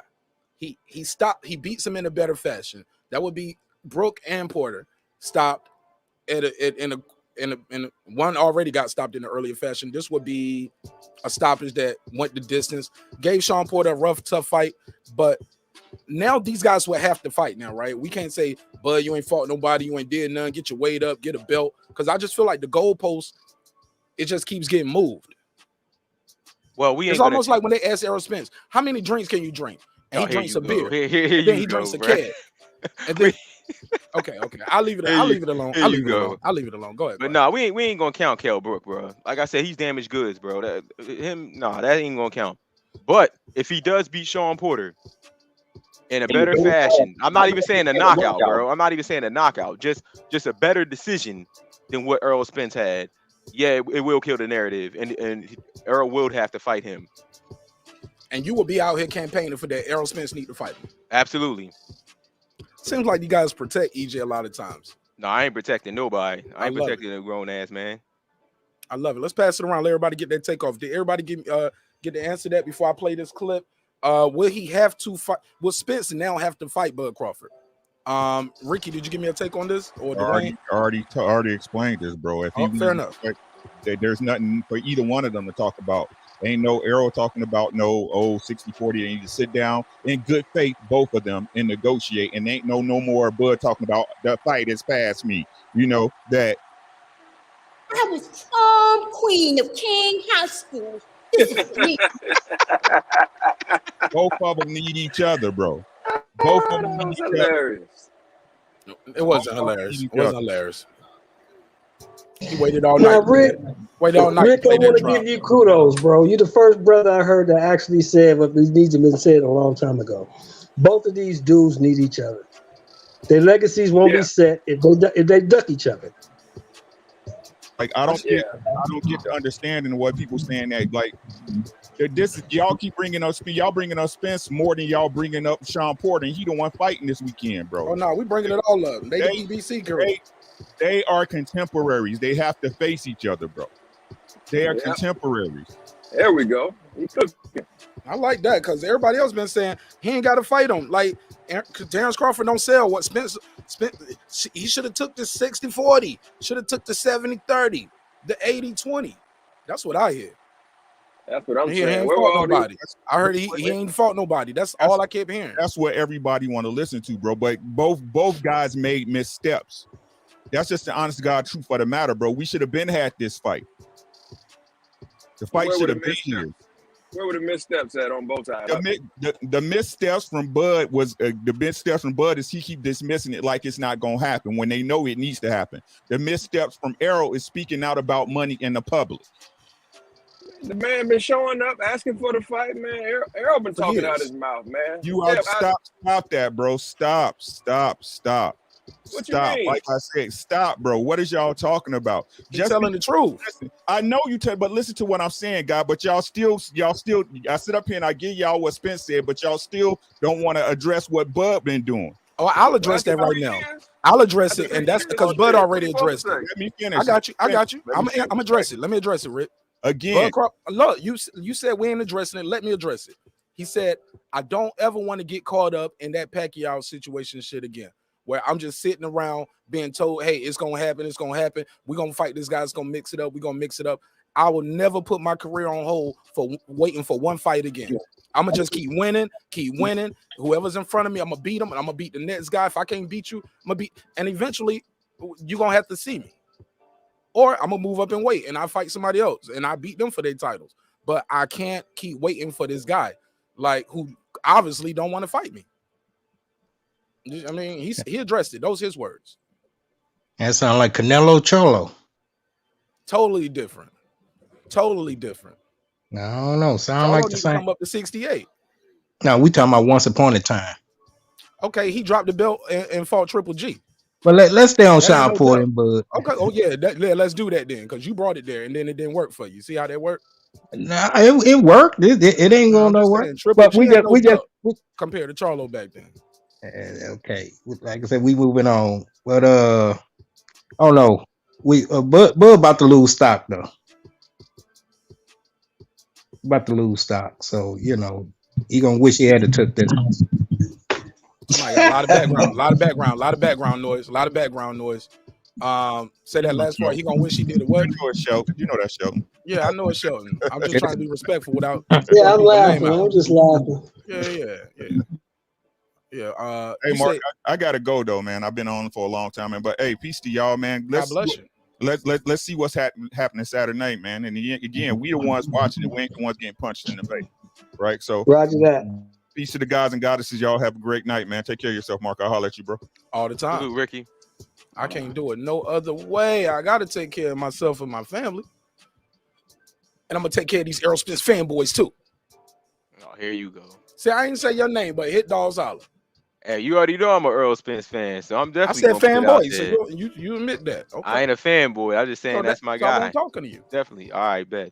Don't apply, let it fly. But shit, take up for your team though. That's go ahead. I just wonder why is Earl name keep being brought up. It's not even his fight week. It's like, damn, he the marquee. He the reason why they gonna get. He the reason why the keep bringing it up because y'all keep bringing it up. Ain't nobody talking about Errol Spence. He talking about Shawn Porter getting beat up. Ain't nobody talking about Errol Spence. Because they say that's why Earl. Let's keep it a buck, Asian man. That's the fight everybody wants to see. in my opinion, that's the only real 50-50 fight at the welterweight division, unless we start bringing Boots Ennis in the conversation. We also got to talk about Keith Thurman, and like, bro, Keith Thurman is at a crossroad right here. He's a man with no land, like Errol Spence said. I use that term from Errol Spence. I think Bud said it as well. Like, what do you say? What do you say? He ain't got no. Yeah, you're a man with no land. These dudes want to fight, and then they ain't got the title. Keith Thurman has priced himself out. All this people paying him $1 million for a get back fight. Those days are over. He's been out the ring almost 3 years, homie. And Almost 3 years. Keith Thurman is the new Peter Quillen. What Keith Thurman should do is go take his ass over to the zone and try to get a few fights with some of them guys Eddie got over there, like a Conor Ben, or you know what I'm saying, if Al will let him go over there. But if he stay out another year, he gonna fade away, just like Peter Quillen, man. But who? He gonna be Peter Quillen. Never heard of him. No, I'm fucking that with Brandon Jacobs knocked out. He gonna be Peter Quillen. Just Danny fade away. Jacobs. You call him Brandon Jacobs. I guess we ain't never heard of Danny Jacobs neither. Danny Jacobs, yeah. He called him Brandon Jacobs. Brandon Washington must be in the chat trolling. But Asian Mav, we bring up the name. Let me let Kyle from the boxing session get in on this. We're gonna pass it around, go back to Dwayne as well. Let him get back in, Shelton Moore. Derek Lincoln is here as well with King Asian Math and Ty and myself. This fight right here, to me, is not a 50-50 fight. 60-40 at best. You know what I'm saying? Shawn Porter, I just don't see the tactical advantage. But for more on some Keith Thurman slander, let my guy Kyle from the boxing section get in. He can't wait to get in on this one. Listen, I'm so excited. It's gonna look so like bad about Keith Thurman. Go ahead. I'm sorry. Go ahead. I can never turn down the moment to talk shit about Keith Thurman. You know what I mean? Let's go, my nigga. Talk that shit. Let's go. There's not a day that goes by that I don't talk shit about that fucking bum. You know what I'm saying? And you know his new nickname is Keith at one time Thurman.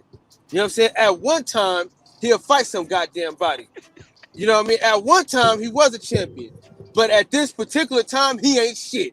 So fuck him in the horse he rode in on with his mark ass. You know what I'm saying? No pun intended. Maybe he'd have fought some. No, the pun all the way intended with his No. My name is ass. Mark. My name is Mark, but I'm not one, homie. My bad. My bad. Yeah, here, I had here to he keep the comes. niggas from snatching your chain in Atlanta. You remember that? Negro, please. Do I look like Keith Thurman? No, Sam Watson was trying to get your chain snatched when we was at the shit. I was like, Sam, stop grabbing this nigga chain. Sam Watson kept just playing with his jewelry. But go ahead. Please cut that shit out, man. Cut That's a the fact, bullshit though. I was show. there. You was there. Nigga, it wasn't nobody about to take shit. You know what I'm saying? No, Sam Watson was trying to line you up though when we was together. You remember that? Man, fuck out of here. So this my boy Jason Brown. Listen, see, you saving Keith Thurman right now with your bullshit. You know what I'm saying? You right now, I'm trying to talk shit about Keith Thurman, and you get in my way right now. Okay, my bad. Let me go ahead. You know, listen, man. Keith Thurman at one time had a ponytail. Now he has a goddamn cul-de-sac. You know what I'm saying? The man is fucking useless. Oh shit! What good is a boxer if he ain't gonna fight no fucking body? Oh shit! He don't know Jerron Ennis. Well, we don't know your goddamn barber. Oh, sorry, motherfucker. Let's go. You know what I'm saying? I mean, you talk about a real piece of dog shit, man. You talk about Keith Thurman, man. Damn. You know? That's cool. Now he want to fight Keith Thurman. I mean, he want to fight Errol Spence and Bud Crawford now. You know, now that he ain't got shit going on for himself.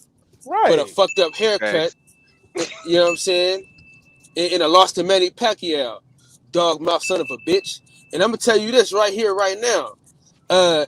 Shawn Porter is next in line to get an ass whooping. You know what I'm saying? I'm gonna be in the building for that ass whooping he finna get. I might be wearing a black suit because it's gonna be his goddamn funeral because the nigga going to sleep.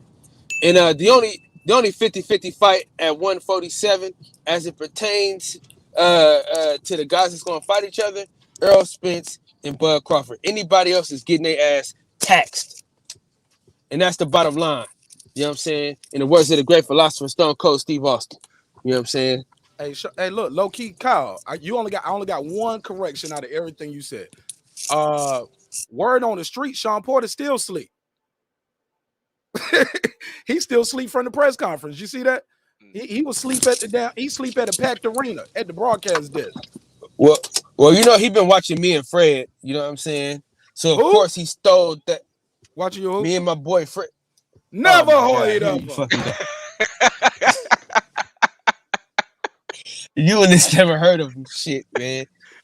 But anyway, you know what I'm saying? He been watching us, you know what I'm saying, falling asleep on live TV on live YouTube all the time. You know what I'm saying? So like I said, he ain't shit neither, man. He dressed like Melly Mel. There's footage of this motherfucker, broken man. glass everywhere. This motherfucker, man. I mean, that motherfucker useless, man. I don't know who the fuck dresses him. He might get dressed blindfolded. I'm just gonna say that the nigga might get dressed blindfolded for real.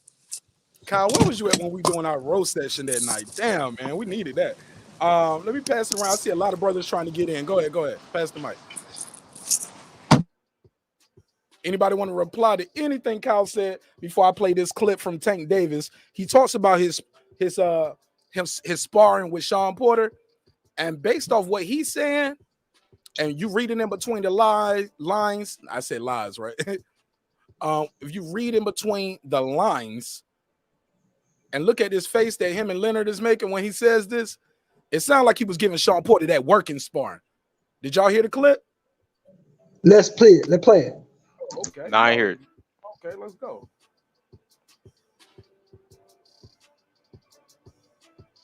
Y'all know the things I think I love is that I read, and generally you don't see this when you have the top fighters in the game sparring and giving each other good work. And we've seen that with you and Shawn Porter. So tell me about that work that you've gotten in with Shawn Porter, and tell me why work with Shawn Porter in advance of this fight with Usyk Cruz. Shout out to Brian Custard. Here we go. It definitely was a good experience to work with Shawn Porter. My coach Barry Hunter, he called me and asked me do I want to work with Shawn Porter. I said why not? So we went up to his gym and we got working.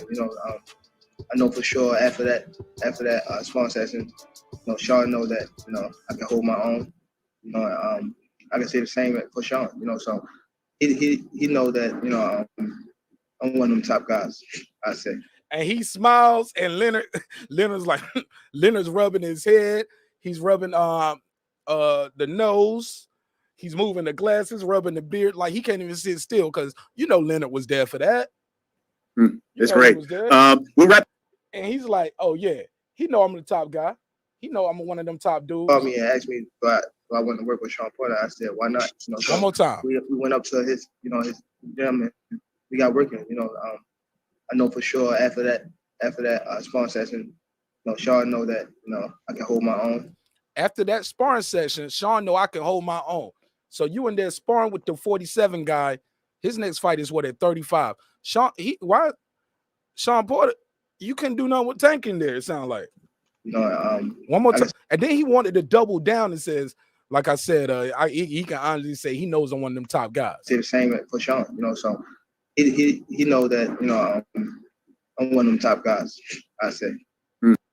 That's great. And Leonard just smiling, looking off cam. Oh man, it sounds like he gave him some damn work in that panel chat. React to that. Tank Davis, Shawn Porter sparring. Let me know, based off what you heard, do it sound like Tank gave him some damn work in there, gave him some trouble? Derek Lincoln, you take the lead. Yeah, I mean, it do sound like he gave him some trouble the way he responded to that. And if Leonard can't even Somebody sit got still. a lot of background noise. That's Kyle. I got you, Kyle. Go ahead. One more time, Derek. I couldn't hear you. No, I'm saying it definitely sounded like he gave him some work the way he talking. And if Leonard can't sit still, man, he definitely was holding in something, man. So it might not be too good. You know what I mean? But Tank is one of the best fighters out there, though. So I could see why he would give him some work, though. He one of the best fighters out there. People say he ain't fought nobody neither. He hasn't, though. They say Boots ain't fought nobody, but he the truth. Nah, he ain't fight nobody either. But he the truth. He ain't fought nobody neither. Yeah, he ain't fight Y'all, nobody Devin either. Haney, he's the second coming to the throne. Y'all He say ain't he fight ain't fought nobody nobody either. neither. Nope. But Bud Crawford did more than all of them. Yeah, he did. I mean, come on, man. We got to He put did. the truth out there. He did. Okay. But I So need to see them fight but top. Errol Spence is the best in the world. He fought everybody. He ain't fight everybody. But he fought better He competition. fought Ocampos, Little Mikey, No, we ain't talking Shawn about no Porter, and Kell Brooks. Campos. Yeah, we will say Mikey. We will say Little Porter. Mikey. Say Little We Mikey. will say Porter. We will say Danny Garcia. We're not gonna Definitely. say Lamont We're Lamont gonna say Peterson Lamont wasn't a good Peterson fight. too. Hell Yes, we no, definitely he gonna was say Lamont. wise. Lamont been wise. Stop this shit, man. Oh man. Lamont was a lightweight. Come on, man. Lamont was wise. And Man, Lamont, cut and this Lamont, shit out, OG and Lamont got some Shelton. Lamont was a rivalry lightweight who moved up to 40 and won his titles. Came up to 47. and got his ass kicked. Went vegan and got his ass kicked.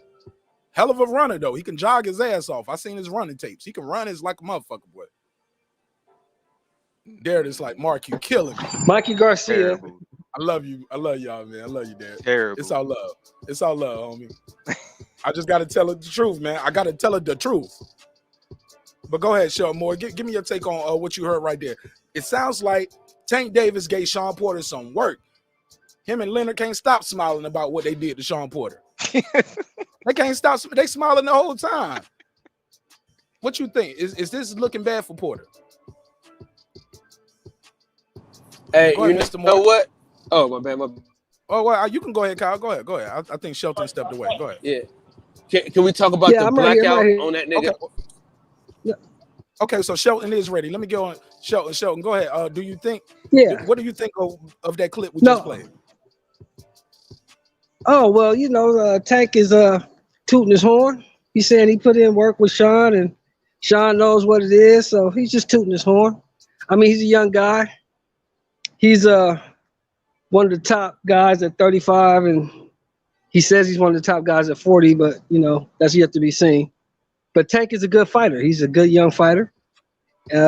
He's working with Shawn. I guess, you know, Tank can't switch, so I guess Shawn is trying to get ready for Crawford being a switch hitter. So, yeah, I don't have no problem with, you know, Tank tooting his horn. Okay. Go ahead, Kyle. Well, first and foremost, let's talk about the blackout. And that's the worst fucking mustache and goatee sported by Leonard Ellaby. You know what I mean? Hold on, let me put the picture back on the screen so they know what we're talking about. Leonard, I get you. Leonard went in there and got all the Beijing, all the shoe polish, all the black and miles. Said, rub it on my mustache. That's the what they call that shit, just for men. That's the just for men black. Hey, Man, that's just for bullshit, is what it is. Man, look, Leonard living his best life out here. You want to make personal attacks? We talking about the commentary. Address the video, my brother. Listen, shout out to the fans corner. The fans corner. What up? Can I? I'm about to address the video, but I just want to address the nigga having sunglasses on in the building. Can I do that? You can't trust a motherfucker like that. And I should have known that shit from the beginning. But anyway, I digress. Listen, man, Shawn Porter is gonna get all right. He don't have a fucking chance. He has just a much chance as me getting Cash Doll. You know what I'm saying? I'm not getting her no time soon. She got a baby coming. You know what I'm saying? And it just ain't gonna happen. And that's what I'm saying about Shawn Porter. Ain't shit finna happen, but him getting his ass whooped. I'm telling you, the man is getting stopped. He's in trouble, man. The man is in trouble. Police, help! Police, help! Okay, go ahead, Ty. What's your Ty? Did you hear the clip? And if so, you are muted. Yeah. There you go. Yeah. What you think? Yeah, I Sound heard like it. Tank was giving him that damn work. Give me your take on that before we play this next clip. Man, I think it's cap. I mean, he might have had some success in spots, but based on what we know about Shawn, he bullies small guys his size. I just don't see it. Now, he may have had some success in spots, but Shawn is much bigger, much stronger. Unless Shawn was just working on something specific and Tank was just, exploiting that, then okay, he might have did some things. But based on what we know about Shawn, how active, how busy, how strong he is, I don't see it. But like I said, then again, they could have just been working on something specific. But that's my take. All right, let me play this clip. And he's gonna beat Shawn Porter. Let me play this clip right here. This is David Benavidez, who's an undefeated fighter, was on a knockout streak as well. And he went in there and got stopped by Bud Crawford. A lot of people talk about his bad leg. Well, he only had one leg. Well, he was knocking motherfuckers out with that one leg. He was still undefeated with that one leg. And he had this to say about the upcoming match. He was offended by Shawn Porter saying, everybody Terence Crawford fought, I got a little bit more than them. I'm better than all of those guys. David Benavidez said, I beat you up in sparring, and I was better. I'm better now and bigger now than I was then. This is his clip. I'm paraphrasing. Let's let the man say it for himself. What do you think of that? And do you think he beats Shawn Porter next Saturday? Yeah, I've been asked this question a few times now. And then Shawn had something to say for Shawn Porter too. He said that I gave him the best fight of his career to Terence Crawford, but that he has everything I have plus more. Honestly, I don't see anything special in Shawn Porter. Oh shit! Oh love. He said I don't see anything special in Shawn Porter. Let's keep the clip going. Keep the clip going. And if you guys have seen the video that we sparred back when I was way younger, I was giving it to him. I was giving it to him. I was younger. I was giving it to him. Let's go. And if you guys have seen the video that we sparred back when I was way younger, I was giving it to him.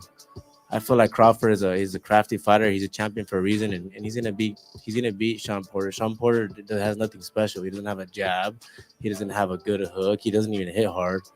All he does is smother people and move his head like he just started boxing. Woo! He ain't got no jab. He ain't got no good hook. All he do is smother people and move his head like he just started boxing. These are David. Hold on. I got some more. I'm almost done. This Jose Benavidez words, not mine. And then the panel and the chat, we can react. Shawn Porter has nothing special. He doesn't have a jab. He doesn't have a good hook. He doesn't even hit hard. All he does is smother people and move his head like he just started boxing. So I mean, after he gets his ass kicked by Crawford, maybe we could set up with me. Since he says he has better abilities than me, we can make that happen. Because I know this guy's not going to run. I know he's going to bang. So we'll see who's a bigger banger. We'll see. We'll see if you better than me. This David Jose Benavidez. I've been saying David for the longest. That's the little brother. But this is the big brother Jose Jr. And I want the panel to react to that. Who was trying to get in? Was that Derek? That was your boy Kyle. Go ahead, Ken. Man, Go ahead. I mean, he cooked the shit out that nigga, man. I can't, man. Listen, I couldn't cook the nigga no better. That was a beautiful cook session. Roasted him to death. I appreciate that clip, marqnash. You should play it again, man, just so we can get some more, get another feel for it. Oh, y'all want to hear one more time? Oh, it's short. I'll just play it all the way through without cutting it off. But he basically saying he is offended that he was like, hold on, how you gonna say I gave him his best fight, but you say you got more and you bring more than me? But I beat you up in sparring. And I was younger then. You had nothing for me. You ain't special. You don't have a jab. You don't have a hook. You don't even hit hard. All you do is smother people and move your head around like you just started boxing. Talking that shit. I love it. Let's go. Terence Crawford, but that he has everything I have plus more. Honestly, I don't see anything special in Shawn Porter. And if you guys have seen the video that we sparred back when I was way younger, I was giving it to him. I feel like Crawford is a crafty fighter. He's a champion for a reason, and he's gonna beat Shawn Porter. Shawn Porter has nothing special. He doesn't have a jab. He doesn't have a good hook. He doesn't even hit hard. All he does is smother people and move his head like he just started boxing. So I mean, after he gets his ass kicked by Crawford, maybe we can set up with me. Since he says he has better abilities than me, we can make that happen. Because I know this guy's not going to run. I know he's going to bang. So we'll see who's a bigger banger. All right. Derek Lincoln, react, my brother. Yeah, man. I'm going to jump on this, bro. Jose got to stop it, man. Jose got to stop it, bro. Oh, shit. This boy out here can't even walk a straight line, bro. Like, oh, shit. He got to stop. Oh, shit. Oh, he went out there, got his ass whooped on Saturday, talking about he got a damn draw. Oh, and he won the damn fight. This nigga can't even, man, please. Shawn Porter would give it to his boy now. Oh, shit. Oh, shit. I don't know. You blow on this nigga, he falling over. Get the fuck out of here. You say if you do what to him? Blow on this nigga, he falling over. Pause. You got to pause on that. Got to pause. My bad. You blowing him, he falling over. Yeah, you sound like an Aerosmith fan now. I'm just saying, man. I'm just saying. I ain't going to play the clip, but you know what Yeah, you sound like Errol Spence Oh, with Yellow shut Beezy. up, bro. You sound like Yellow Beezy with Errol Spence because it was a lot of blowing in each other's ears and shit Nah, going man, on. don't even do that, I ain't bro. gonna push the button. I ain't want gonna some push the sugar button. Don't even play that, bro. You want No, some I ain't sugar gonna too, play it. man? You want to kiss Yellow Beezy too? Let's put it Oh, on. get the hell out No, of he here, just said he bro. want to blow on it. He just said it. Those his words, not mine. Terrible. But Jose got to stop, bro, with the cat, man. He couldn't even beat the boy he was in there on Saturday with, man. Get out of here. He was rusty though. Been out of the ring for 3 years. Yeah, but the boy can't even walk, man. Come on, man. Get out of here, man. Stop. He need to retire, man. He's not beating no top level competition no more. He might have been nice back in the day before he got shot, but now that he got shot, man, he ain't gonna never be the same. Well, he fought at 54 on Saturday. First of all, so that's his first fight at 54. So we gotta take it into context. I wanted to respond to my man, boxing in the chat. He keeps bringing up Gamboa. Well, if you remember correctly, Gamboa was an undefeated 2-division world champion Two-time who gold was on the medalist. pound-for-pound list when Bud fought him. But you don't never bring that up either. And they had the identical records, but Gamboa was more accomplished at the time. He was more accomplished. Terence was a 1-division champion. That was his first title defense. Gamboa had won a belt at 26, a belt at 30, 2 gold medals. But we saying, it was undefeated. Literally, And on the exact pound-for-pound list. And on the pound-for-pound list. But when Bud beat him, and now everybody said, well, everybody beat Gamboa. Nobody had beat him at that point. Derek Lincoln. Yeah. Nobody had beat him at that point. Yeah, So everybody beating him now. So but Bud beat him first. Yeah, he got a chance to get at him first, You but beat the man, he almost 40 now, though. Or he is 40. You get what I'm saying? Of course, that's different than the guy who beat him at his prime. But No? that don't I never count. was impressed. I never was impressed by But that don't Gamboa, count. man. That don't count. Man, these motherfuckers be saying they want to praise by y'all niggas didn't Wasn't know impressed, Gamboa bro. back then. Y'all Wasn't didn't even know him. impressed. Till 50 Cent came in the ring with him. Y'all ain't know Gamboa. Wasn't impressed. Well, it doesn't What was matter. what was Gamboa's best fight to you prior to Bud Crawford then? Because he had to become a champion twice in 2 different weight clips. When did you start following Gamboa? That knockout of Al Seeger. I didn't ask you. You want to shoot people bill. I was asking Derek Lincoln because I just don't feel like he was familiar with Gamboa for him to keep saying I won't impress. Like that's just an easy way to say I ain't seen the fight yet without doing your Googles. I see you, but do your favor. If you need to refresh, go ahead, do a Google and find out. I'll come back to you on that, Derek, because I do want to know how the dude is washed up with the exact same record as the other guy he fighting. He got more titles. He's done more amateur and pro, but he washed up when he fought Bud Crawford. Nobody said that when they was. No, I didn't say he was washed up. I just said I didn't think I wasn't impressed by him. I didn't think he was on the same level as a Bud Crawford. Didn't think he was on the level as a Bud Crawford, man. All right. Well, we'll come right back to the panel. Caller 402. What it do? What's your name? Where you calling from? What's up, marqnash? What's up, my G? Let me turn you up and turn the music down. D-Ray, bro. What's up, D-Ray? Hey, it's the week we've been waiting for. Oh, absolutely. Talk to me. Hey, I thought it was funny, man. You said you wasn't gonna. My man, Big Fish, he got him with the team man down. Oh yeah. Man, it is what Yeah, it is. don't do that to yourself, bro. Man down just got a different feeling to it now. Yeah, but he helping. I'm saying, don't. Man, hey, but Jose right though in this point, bro, is you cannot speak on a fighter and then not be willing to face that man to prove the words that you said.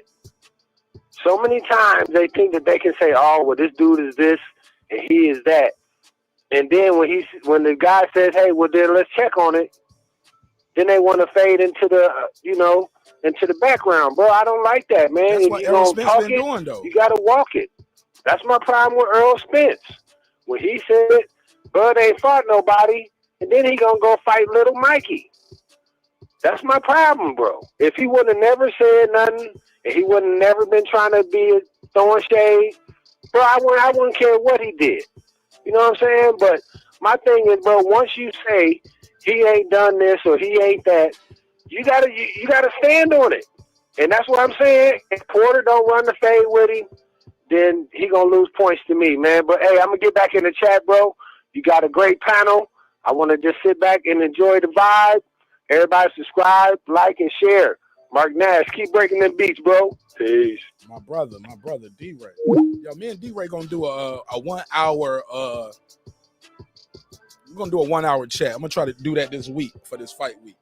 So it's just gonna be me and D-Ray up here. We'll probably do it on the live, or we'll do a pre-recorded, and we're just gonna talk about people like my good brother here. And I call him my brother because I got love for him. Darren Lincoln. This guy up here. This guy right here. Yeah, but gonna have a good time with it. We're gonna predict this fight. Hope y'all look for it. He is from Omaha, Nebraska, and so it's gonna be a good conversation. He's our man on the ground. So shout out to my guy D-Ray. But let's continue the conversation. Do not have my index cards right here, so I lost my spot. Let me grab my index cards so I can write down so I don't lose my spot anymore. But guys, go ahead and I'm gonna queue up this next clip and get my index card. Everybody and anybody. It's a live show. Well, it just kills me how, like my man in the chat just said, well, tell me the good fighters Bud beat to win his titles. Well, they had the titles. So how do you become unified at 135? You got to beat the guy who got the belts, right? He didn't unify at 135. How do you didn't unify. Hold on, wait. 135, he didn't unify. He unified at 140, and then he got undisputed at 40. But he beat Ricky Burns, and then he beat Ricky Burns at 35. Then beat Gamboa at 35 on his first defense. And beat Gamboa at 35. So that's two guys. So he beat Ricky Burns. Did Ricky Burns have one belt or two? He had one, and he took the belt off Ricky Burns in his hometown. And for y'all to say Ricky Burns ain't shit, Ricky Burns became a champ again after that. That gotta mean something, right? So he beat Ricky Burns for the 35 title, right? He became undisputed at 40. So that means he had to beat all the guys who had the belts at 40, right? Is that what that means? Yep. So and see, they forget Postal beat Matisse, and Matisse supposed to be this killer. Yeah, he was a killer back in the day, right? But that's my point. No, Matisse was a killer. But that's my point, though. Postal made him quit. But that's my point, though. That's my point, though. You have to beat the guys who have the belts. Yeah, you do. At 40. So he beat all the guys who had the belts at 40. Right. Then you go to 47. He beat the guy who was Manny Pacquiao, right? Same thing he did at 40. He beat the guy. So why are you saying he ain't beat nobody? I still think Pacquiao won. And these guys were on his level and all this weirdo shit. You know what I'm saying? So I guess Canelo's undisputed, but he ain't beat nobody. But those guys had the belts, so he beat the guys with the belts. So I just don't get it. You got to beat the guys with the belts. If they ain't shit, that's not your fault. Agreed. They got the that belt. part I agree. I gotta beat them. Yes, I agree. I think Bob Arum had a great game plan, man. Had him, you know what I mean? He put the guys in front of him. At the time, the guys with the belts, I don't think they really were at that level, but they were belt holders. So, you know what I mean? You can only do what you do. You know what I mean? But I think Bob moved them accordingly, man. He moved them great. Just my opinion, though. You know what I mean? But how is that? But that's what I'm saying. That's what I'm missing. How is that moving him great when those are the guys who had the belts? Undisputed means you beat everybody who had a belt at 140. So how is that moving him great? How is that? Explain that to me. And that means they're moving Errol Spence wrong then, right? They're moving Shawn Porter wrong. Everybody else in boxing is getting moved wrong. Nah, they're not getting moved wrong. I mean, they fighting like they fighting the top competition like you supposed to. That's just my opinion with it. So he didn't fight the top competition at 140, is what you're saying? Yeah, he did. I mean, there wasn't no competition at 140. That's what I'm thinking. Okay, well, I mean, there is nobody at 140. But here we go. Here we go. Let's slow it down though. But we give Danny Garcia all this credit for what he did at 140 because he ain't do shit at 147. No, he didn't. He did. So how he is did fight the top competition though. He just didn't. And got beat up. Yeah, right. That's what I'm Every saying time. though. But So he took on the challenge though. Listen, That's the thing. He took on the challenge. No, he was given the fight. You got to get offered the fight. Bud Crawford was not offered. You got to get the fight. Yes, Derek. You got to get. Yeah, that's how it works. They got to give you the opportunity to get in there. But let's break that down further. The guy Errol Spence, his resume, y'all keep putting Danny as on his resume as top competition at 147. After How coming can out of a Danny car be crash? top? Yes. No. Period. Y'all see now y'all putting an asterisk after the car crash. That shit is a self-inflicted wound, homie. Leave that shit alone. That part I agree. That ain't gonna help. It is self-inflicted. But he still had a car accident. My man was supposed to take a tune-up after that, bro. Okay, I wouldn't call Danny Garcia a tune-up. Tune-up is a tune-up. He's a tune-up. He hasn't beaten anybody at 47, bro. How about Who's he beating at 47? Let's slow down. Errol Spence called them the tune-up. Right, he did. Okay. So what are we talking about here? I just want you. He called him that. He did. I just want you to tell me who Danny beat at 47. That's impressive. Who? Danny? Who did he beat? Who he beat at 47? That's impressive. Who did he beat? He hasn't beat anybody at 147. Everybody in top competition he lost to. So why you keep saying he's fighting top competition? Why you keep saying that Danny's top competition when he gets his ass whooped all the time? Because he still fought him though. Errol Spence fanboy get up here to help their Lincoln out. Okay, look. Let me explain something to you. Come on, I'm good. No, let me explain something to you. He beat Robert Guerrero, I believe, too. Let me explain something to you. There's 3 columns at Box Red. He beat Paulie. There's win, there's loss, and there's tie. Right? Right. Bam, bam, Rio. There's no column. There's no column for I gave a good fight. There's no column for I was almost there. There's no column for I lasted 11 rounds. None of that shit counts. I agree. You lost. I agree. And we gonna find out on Saturday. Yeah, but we got to talk about it till Saturday. We got to talk about it till Saturday. Don't try to end the show. I'm not trying to end the show. I'm just saying we're gonna find out because this is finally his step-up fight. This is it. He been beating all these people who he was supposed to beat. Now he finally got somebody in front of him. Now we're gonna see what he do. I'm just saying. I can't wait to see it. And you know what? You're absolutely right. Is he supposed to beat Shawn Porter? He's supposed to beat Shawn Porter too. What's gonna be the narrative after the fight? Oh, not in my eyes. He's supposed to beat Porter. Not in my eyes.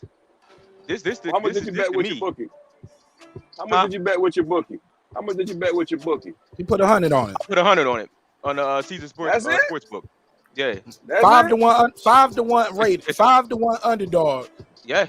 Everything he know about boxing, tell him like you don't get these opportunities often where you know this guy's gonna win and you only put 100 on it. Yeah. And it's 5-1 underdogs. Yeah. Man, you should have bet. I ain't gonna lie, low key. I'm waiting for the weigh-ins, but I got a bet that's supposed to happen between the Brother King Asian Math and I. And we're gonna send the money to Ricky Williams. And he gonna hold the money. But low key, I want to bet more than 100. Okay. Because I'm like, we just betting straight up. We ain't betting on no knockout or nothing. He just got to win. Right. Okay. Or if it's a draw, we both get our money back. Okay. Because I don't see that happening neither. Yeah, bro. I don't think 100 is enough. You know what I'm saying? Low key. Yeah. Not for me. Not the way I feel about this fight. This matchup, 100 ain't enough. Well, I mean, you ride it for your guy. You feel what I'm saying? I ride for my eye. Bud is your guy. Now, if I ride for Errol Spence, slow down. yeah, I'm but why betting is he more than my guy though? Because he's a disciplined fighter, bro. He's disciplined. I don't see him in his training with his dad. I mean, with his corner on the 51. I'm about to say 5150 show. Shout out to Corey Holcomb. But I don't see him on the what's it called, Blood, Sweat, and Tears, where his trainer's like, you ain't listening to me. You gonna lose if you don't listen. You gotta listen. That's all I keep hearing. Both episodes, Kenny Porter is telling his son on camera, you gonna fail if you don't listen to me, and you ain't listening. You want to do what you want to do. He ain't disciplined. Shawn Porter gets offended when people ask him about his weight in between fights, like a fat bitch. Come on, homie. The fuck are we talking about? Why? Because he know he blows up in weight. He's offended by that. I never seen him have to cut Terence Crawford braids on a scale for him to make weight. What can he tell him? I want you to take all the air out of your lungs. Then we made 146.8. You know what I'm saying? It was 146.8 after that. That brother is struggling.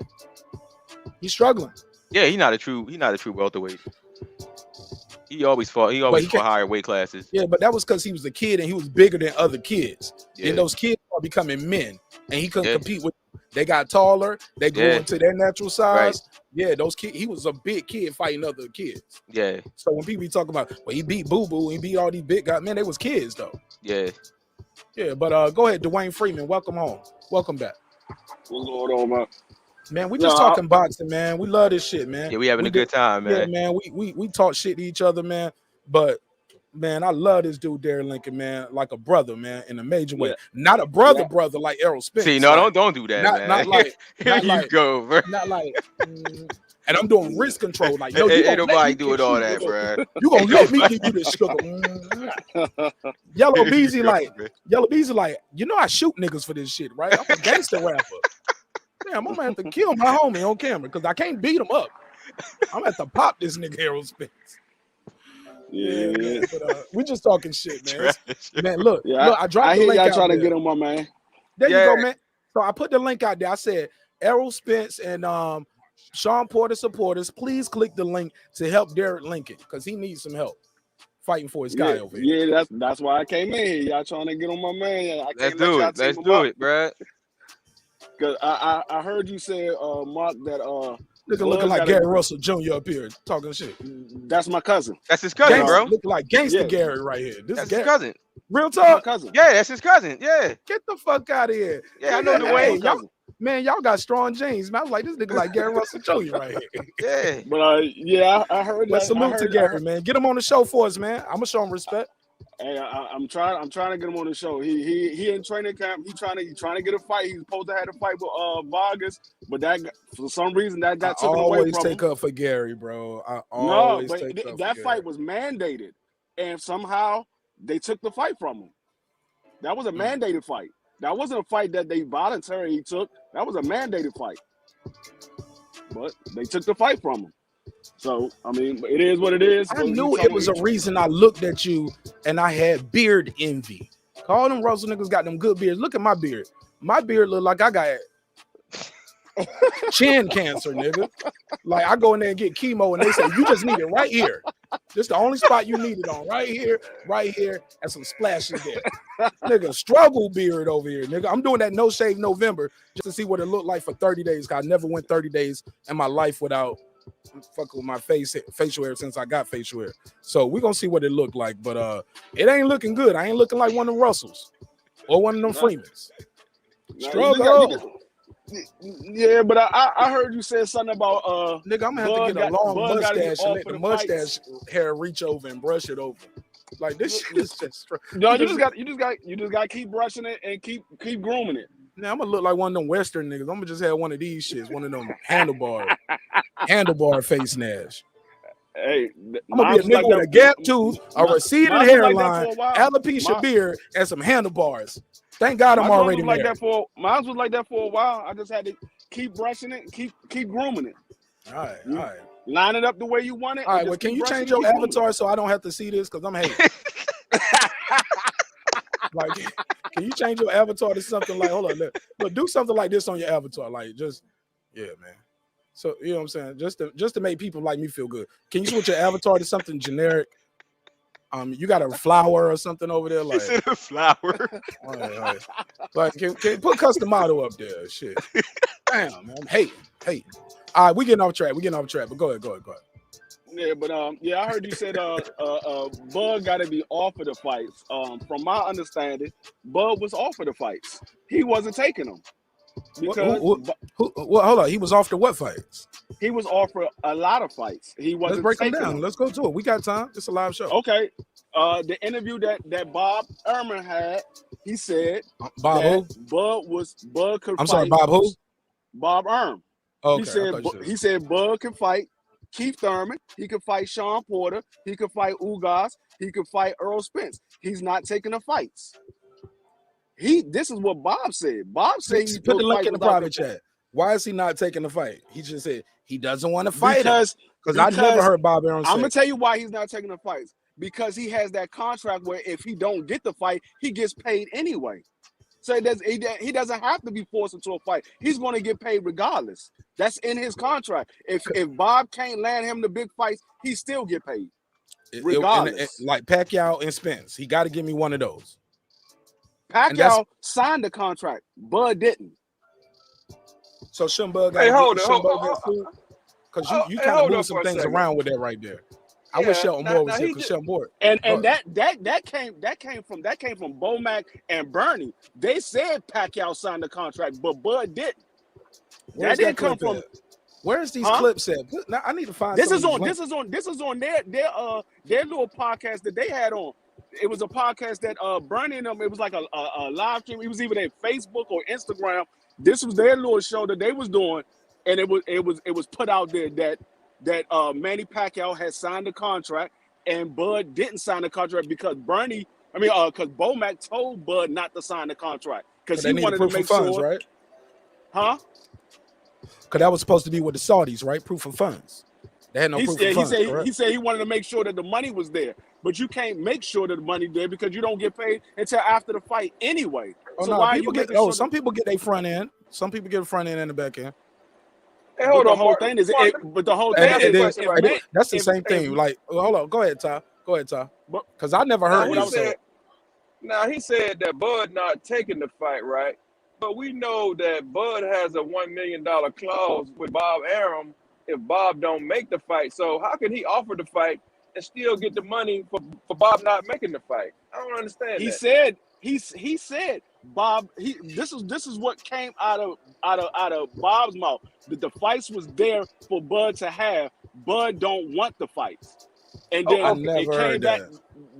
I'm telling you, you could go look at Bob interview. I'm trying to remember what interview it was, but Bob was sitting in his office and they was doing an interview. I'm not sure exactly what interview it was, but Bob said that he could fight Keith Thurman, he could fight Danny, he could fight Shawn Porter, he could fight Ugas. But all of these people are across the street though.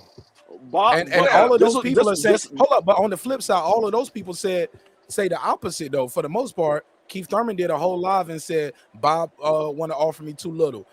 Danny said I deserve more money. All these people wanted more money, and for the most part didn't have a title neither. Bud is trying to be undisputed in another weight class.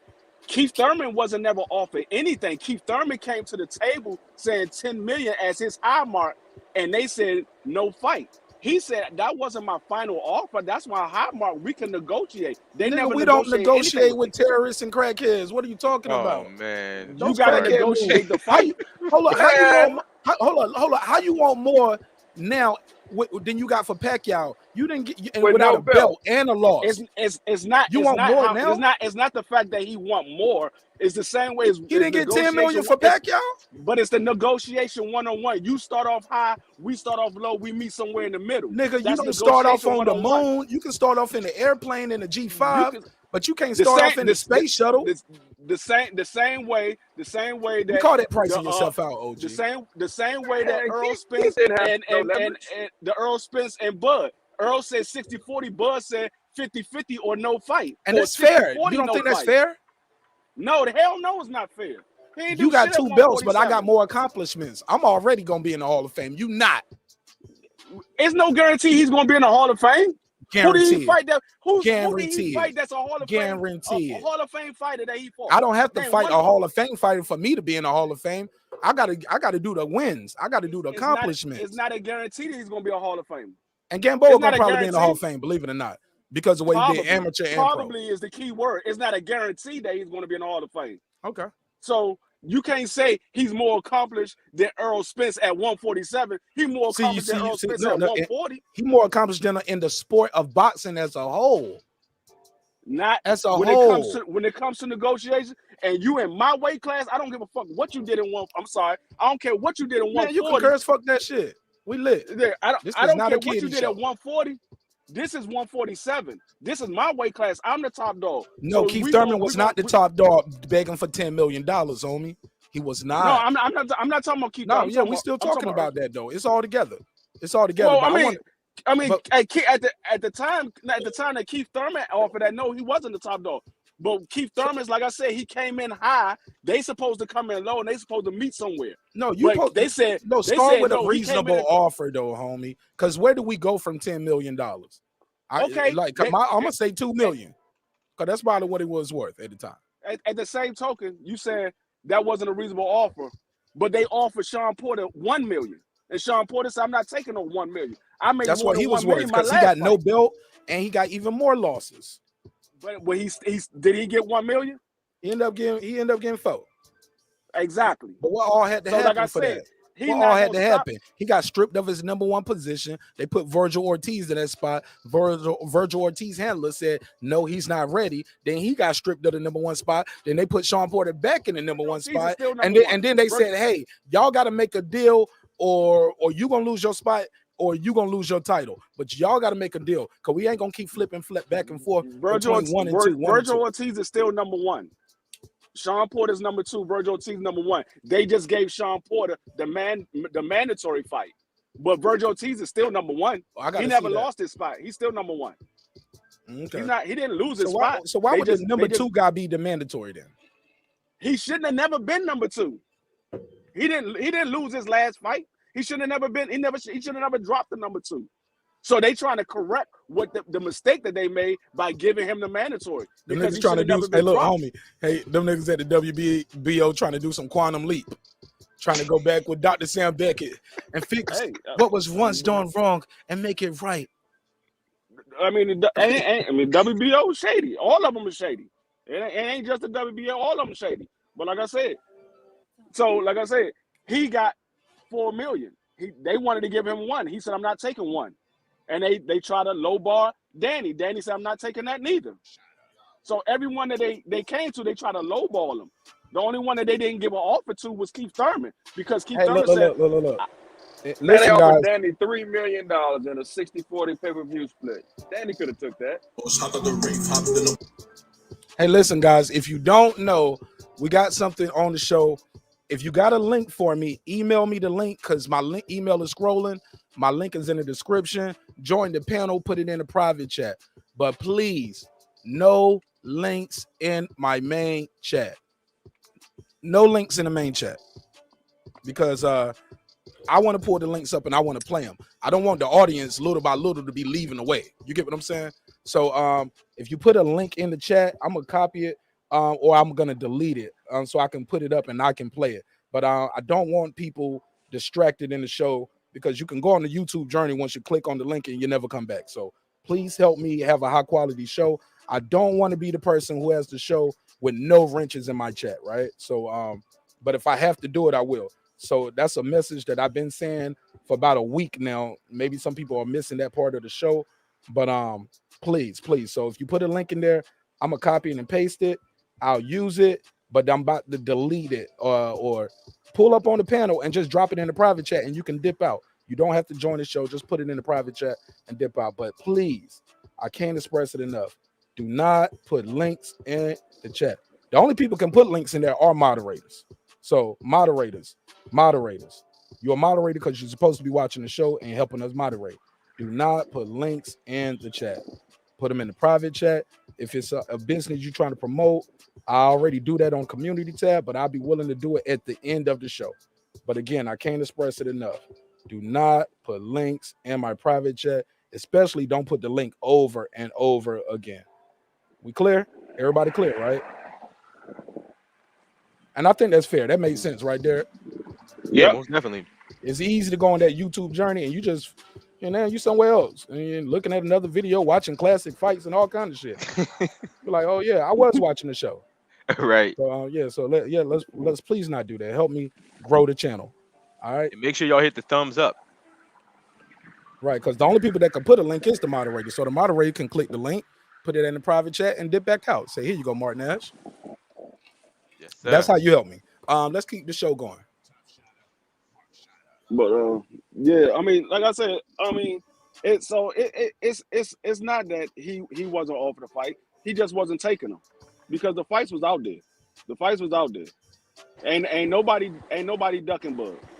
Bro, Nobody ducking Bud. that don't make no sense for Bob to let him duck a fight, then pay him $1 million on top of his fight purchase he already fighting. That makes no sense. This is the Absolutely same no Bob sense. this is the same Bob that said Bud can't sell. He don't want to put the money up for Bud. This is the same Bob that Floyd left. This is the same Bob that Oscar De La Hoya left. This is the same Bob that Mikey Garcia left. Well, Bob ain't doing good answer business that for his fighters. Let me answer that for you. The reason he not making no money is because he has to overpay other fighters. But you think Bob give a fuck about a fighter leaving? Shit, Bob know how to build. No. Hold on. Bob don't give a fuck about no fighter leaving. One thing about Top Rank, they know how to scout. They know how to build motherfucking fighters. Ali left, Ray Leonard left, De La Hoya left, and Top Rank still going strong after 50 years. That man don't give a fuck about no fighter leaving. Leave. I know how to build more fighters. That ain't a problem over at Top Rank. I'm telling you, he does care about them leaving, because when Floyd left, Floyd shut him down. He wasn't making no big time fights like that when Floyd left. Floyd was getting all those big money fights. He wasn't getting them. Floyd was getting them. And Top Rank Oscar De La still Hoya going left. strong. Oscar De La Hoya was getting all those big fights, not Bob Arum. Oscar De La Hoya was getting those with his promotion company. Well, look at Top Rank now and look at Golden Boy Promotion. Tell me who's doing good. That's because Oscar don't know how to promote. That ain't got nothing to do with him fighting when he was fighting. That's because Oscar don't know how to promote. Who know how to build fighters? Who got a history of building, scouting, and who got a history of scouting and building fighters? Tell me that. Bob Arum.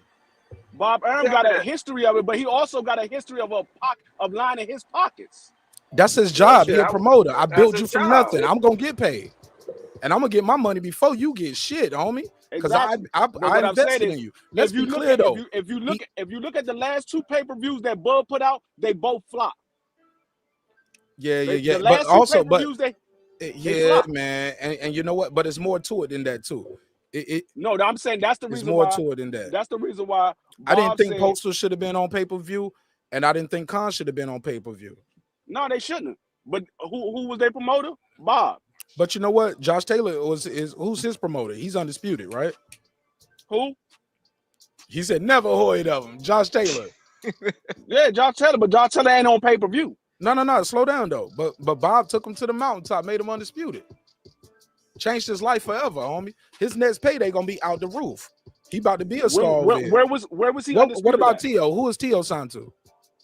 Now he a fake undisputed, respectfully. And but, T.O. not but undisputed. he got all the T.O. what you want to say, lucked up undisputed and or fake and got undisputed? those belts.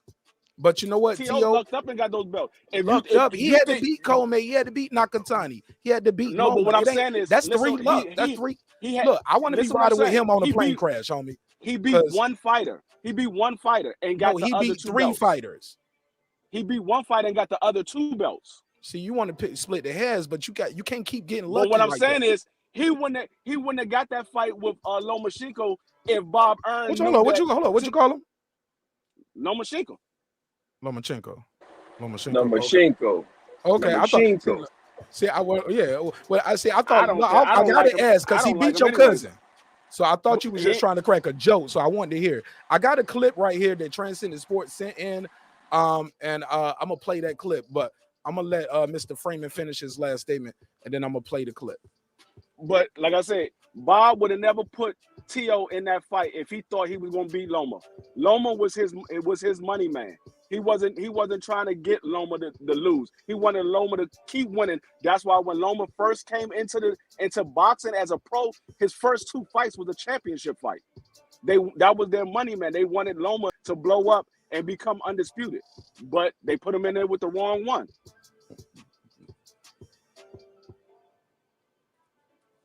Okay, let me y'all continue. I'm gonna put the screenshot up as well so we can see the screen.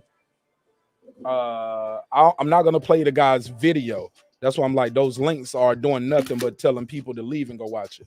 I'll put a screenshot up of it and I'll play the audio on the channel. Let me load that up.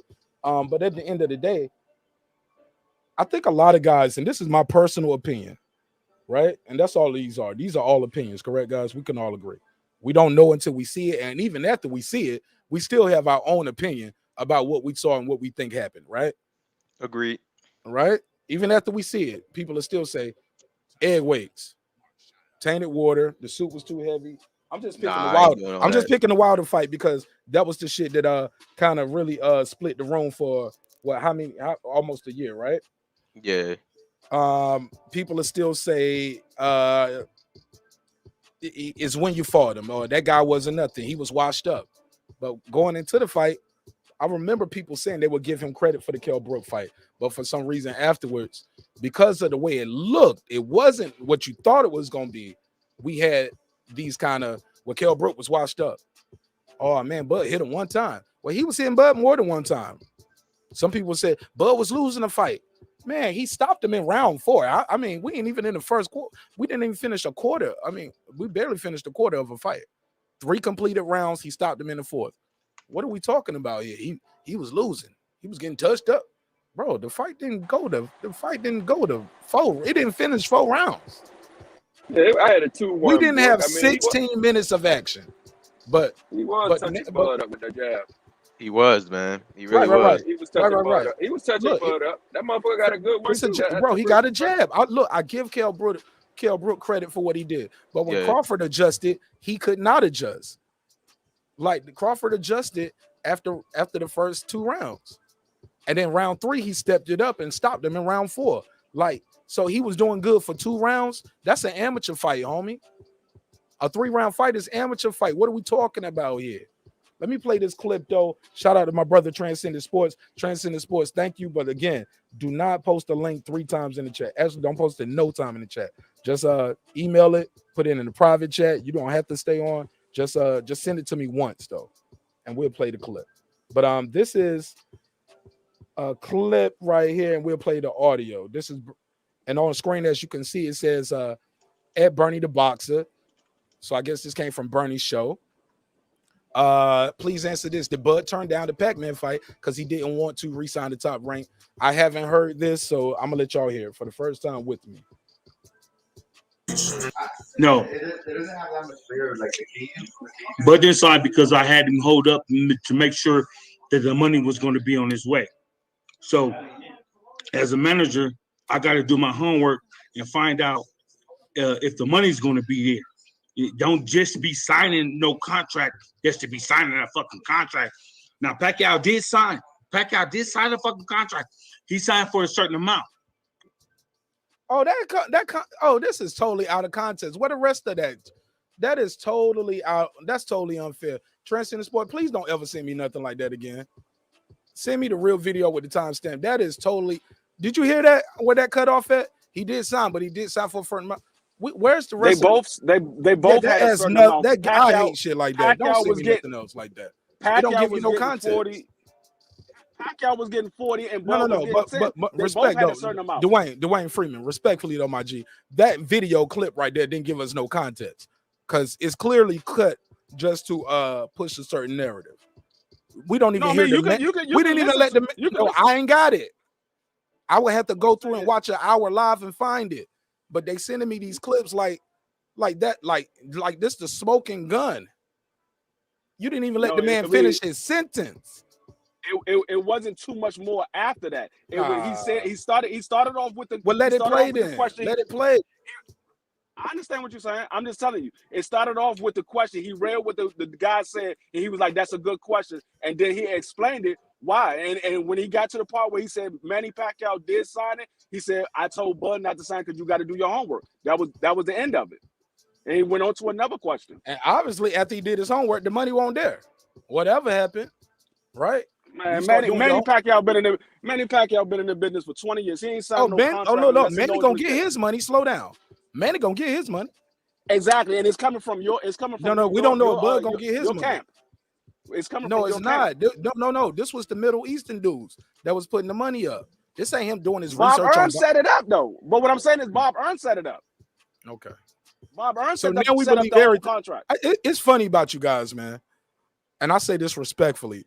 1 minute, Bob Arum is the biggest liar in the world. He's the shadiest promoter in the business. He's the devil himself personified in the boxing game. And then the next minute, look at it. They'll clip that up and just say, I say that about Bob Arum. Right? No. But on the flip side of that coin, when he tells you the guy's the goods, when he tells you this, that, and the third, we don't believe that we do. It's like picking and choosing. I'm gonna take a quick bathroom break. Y'all cook up, man. Please behave while I'm gone. Don't be cussing each other out too bad. Now, I'm not saying Bob is 100% legit. We know Bob is crooked, but in the same token, Bud is always backing Bob. Bud is always saying Bob got his best interests at heart. So I remember if Bud is putting all his faith in Bob, if Bud is putting all his faith in Bob, he's talking to Bob one-on-one. We're not talking about. So all we can go by is what Bob is doing and what Bud has said Bob is doing. So if Bob is saying Bud is not taking the fights, but Bud is saying, I know Bob is trying to give me all these fights, then who's ducking? If Bob is trying to get you the fights, he said you're not taking it, and you saying, Bob, I know Bob is trying to give me these fights, so it got to be Bud is not taking it. Not that Bob is not getting them fight, Bud not taking it. Hey, you got to clip it like I said, bro. It makes no sense for Bob to let Bud not take the fight and then pay him $1 million for not making the fight. That shit makes no sense, man. That shit makes no. Now Bob, 96 years old, he gonna say some dumb shit. That's why Bob said I lost enough money on Bud that I could build a mansion in Beverly Hills because Bud is not taking a fight and he got to pay him $1 million every time he don't get those fights. So he gonna lose money. $1 million, right? So he gonna let. That's the contract. Hold on. So he gonna let Bud not take a fight and then pay him $1 million for not making the fights that he's supposed to make. This shit makes no sense, bro. Listen what I'm trying to tell you. That's the contract that he has. If all Bob got to do is bring him the fights, Bob could say yes or no. If Bud say no, he got to pay him $1 million, regardless. So, that's his contract. So Bud has first right of refusal. So Bud has first right of refusal on his contract, on his fights. All right, you have a good. No, what I'm saying is we don't know exactly what's going on behind closed doors. But what I'm saying is, if Bud don't get the, if Bud don't, I mean, I'm saying the way the contract is lined up, if he don't get a big fight, he get $1 million. So, if it was my contract, and I say, in my head, if I say, I ain't got to fight, I still get $1 million. Fuck, I don't feel like fighting right now. No, I'm gonna still get that $1 million. Okay, so if he offer him the big fight and he don't take it, but he gonna pay him $1 million also, that shit makes no sense. He gotta pay. That's the contract. That ain't no contract. Hell no. I know Bob. It is in his contract. His contract is. His contract is he gets. His contract is a flat base of 3.5. If he don't get a big fight, he gets $1 million. Okay, I thought it was anybody named who wasn't named Errol Spence or Manny Pacquiao. I thought that's what it is because big fight is subjective. I thought it had to be if you can't get me the Spence or the Pacquiao. I think it was the Spence fight, right? I can't remember. I don't know if it's both or one, but yeah. But I mean, everybody other than that, and I thought it was a $4 million guarantee because I've heard 4.5. They say he got the highest guarantee out of all the welterweights. I know. I mean, it might be $4 million, but I do know if he don't get a big fight, he get $1 million. So it could be the Manny Pacquiao, it could be the Errol Spence, but he's been chasing Manny Pacquiao since 2015. So all those years, he's still been getting $1 million for those fights. He's been chasing Manny Pacquiao since 2015. Well, so that's 6 years. All right, so obviously the big fights couldn't be made if Arum is giving him $1 million, right? Because he's not gonna let Bud turn down the big fight and then give him $1 million for not taking the fucking fight. It makes no sense. I keep telling you that, man. He had the opportunity to get the Manny Pacquiao fight. He had the opportunity to get the Manny Pacquiao fight. Right. Once the dude just said, no. I'm not even talking about that. Before all that, when he was undisputed, he could have moved up to 147 when Manny Pacquiao still had a belt before he fought Jeff Horn and fought Manny Pacquiao straight on as the mandatory because he's the undisputed champion. But let's use Bob words. Slow down. Let's use Bob's words again, though. He said, "That's not a fight I wanted from Manny. I cared about Manny. He was a friend of mine." Really? Yeah, he said that. Go back to Freddie Roach. Slow down. That. He did Freddie Roach said they didn't want the fight for Manny. Bob said he didn't want the fight for Manny. I understand that, but what I'm saying is, man, this is a guy. Hold on. What that defeat? You can't say you understand that. but you use that as a No, point, my I'm saying brother. I'm saying I understand what Bob said in that interview. And But what Freddie I'm saying Roach. is And Freddie Roach said they didn't want that fight for Manny. Freddie Roach is a trainer. Freddie Roach don't hold don't control Manny Pacquiao. The trainers help the matchmakers, homie. They don't control none of the daggone contract. They don't control it, but you are helping the matchmakers. You are helping the handlers. You are telling them what's best for your guy. You should know the fighter. You can say what's best, but it doesn't make a difference if you say what's best and they say, okay, I want to fight him anyway. That it doesn't make. So a that difference. means Manny will have to say, "Fuck it, I want to fight him anyway." Because Bob Manny Arum said I wanted him. to fight. Manny said he wanted to fight. Bob said, according to Bob, he said he didn't want to fight for Manny. But this coming from a person that left you, that was your money maker at one point in time. He ended up leaving, but why he not, left them after why not that. take Slow that? down. Slow down. See, you mixing shit. Manny was still with them at the time, bro. They were still together. And Bob was like, no, I'm going to keep milking this fucking cow. I know he going to lose the bud. So I'm going to keep putting him in with guys where I can make money off of him. He put him in there. If he knew hold on, listen. He put him in there with Jeff Horn in Australia for a big-ass pay-per-view and made a lot of money off them people over there in Australia, giving them a chance to see Manny Pacquiao. But he didn't expect Manny Pacquiao to lose. Now, once Manny Pacquiao lost, now he got Crawford fighting him. But yeah, man, like he just did. Bob and Freddie didn't want that fight for Manny. Manny can tell y'all whatever he want publicly. He told y'all he was gonna beat Marquez, and he was in there looking like Shawn Porter at the damn fight. Sleep. Told y'all he was a good Christian man. Then we found out all these years later, oh yeah, he was a drunk too. Man was in there playing pool, drinking, and making black babies. I ain't mad at him. I ain't mad at him. That's terrible, yo. But like I said, Bob could have made the fight a long time ago.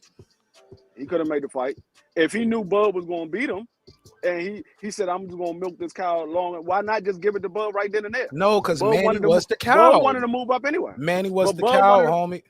Manny was the cow. I don't want you to beat him. I don't want to see him lose yet. He's the cash cow. I could take him to Australia and make bukus of money. I can't take you to Australia and make bukus of money. What wasn't Jeff Horn on under top rank too? Yeah, but he got a country behind him. It's Australia. Terrence got Omaha. Those judges wasn't from Australia. Man, he got the country. The judges only fill up how many seats in the arena? 3. Who fill up the rest of the arena, homie? The fans. No, what I'm saying is the judges judge the fight, and everybody can clearly see but the that judges Manny don't buy won the that fight. tickets, homie.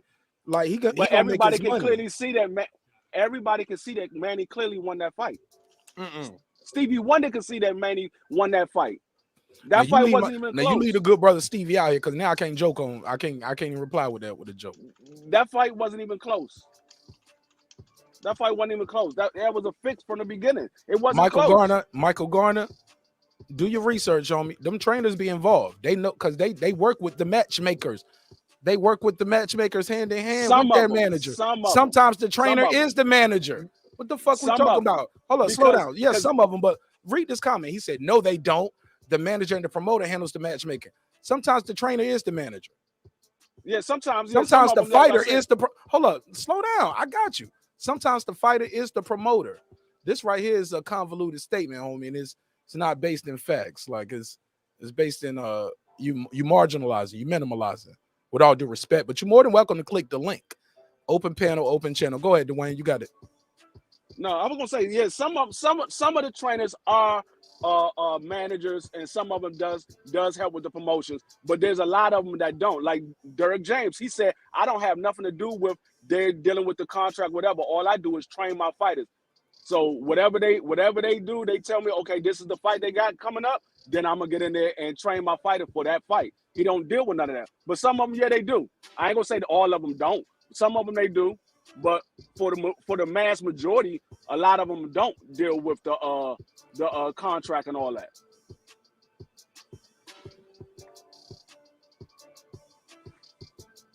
Go ahead. I'm loading the image up. Go ahead, Ty. Jump in here, Ty.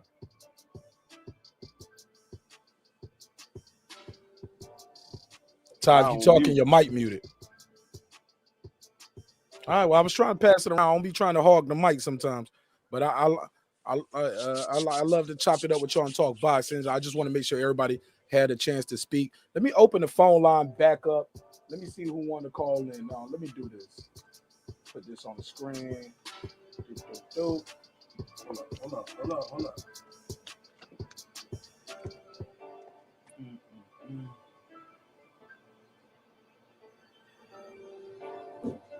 Damn, let me ask you a question while I pull this up so it ain't no dead silence.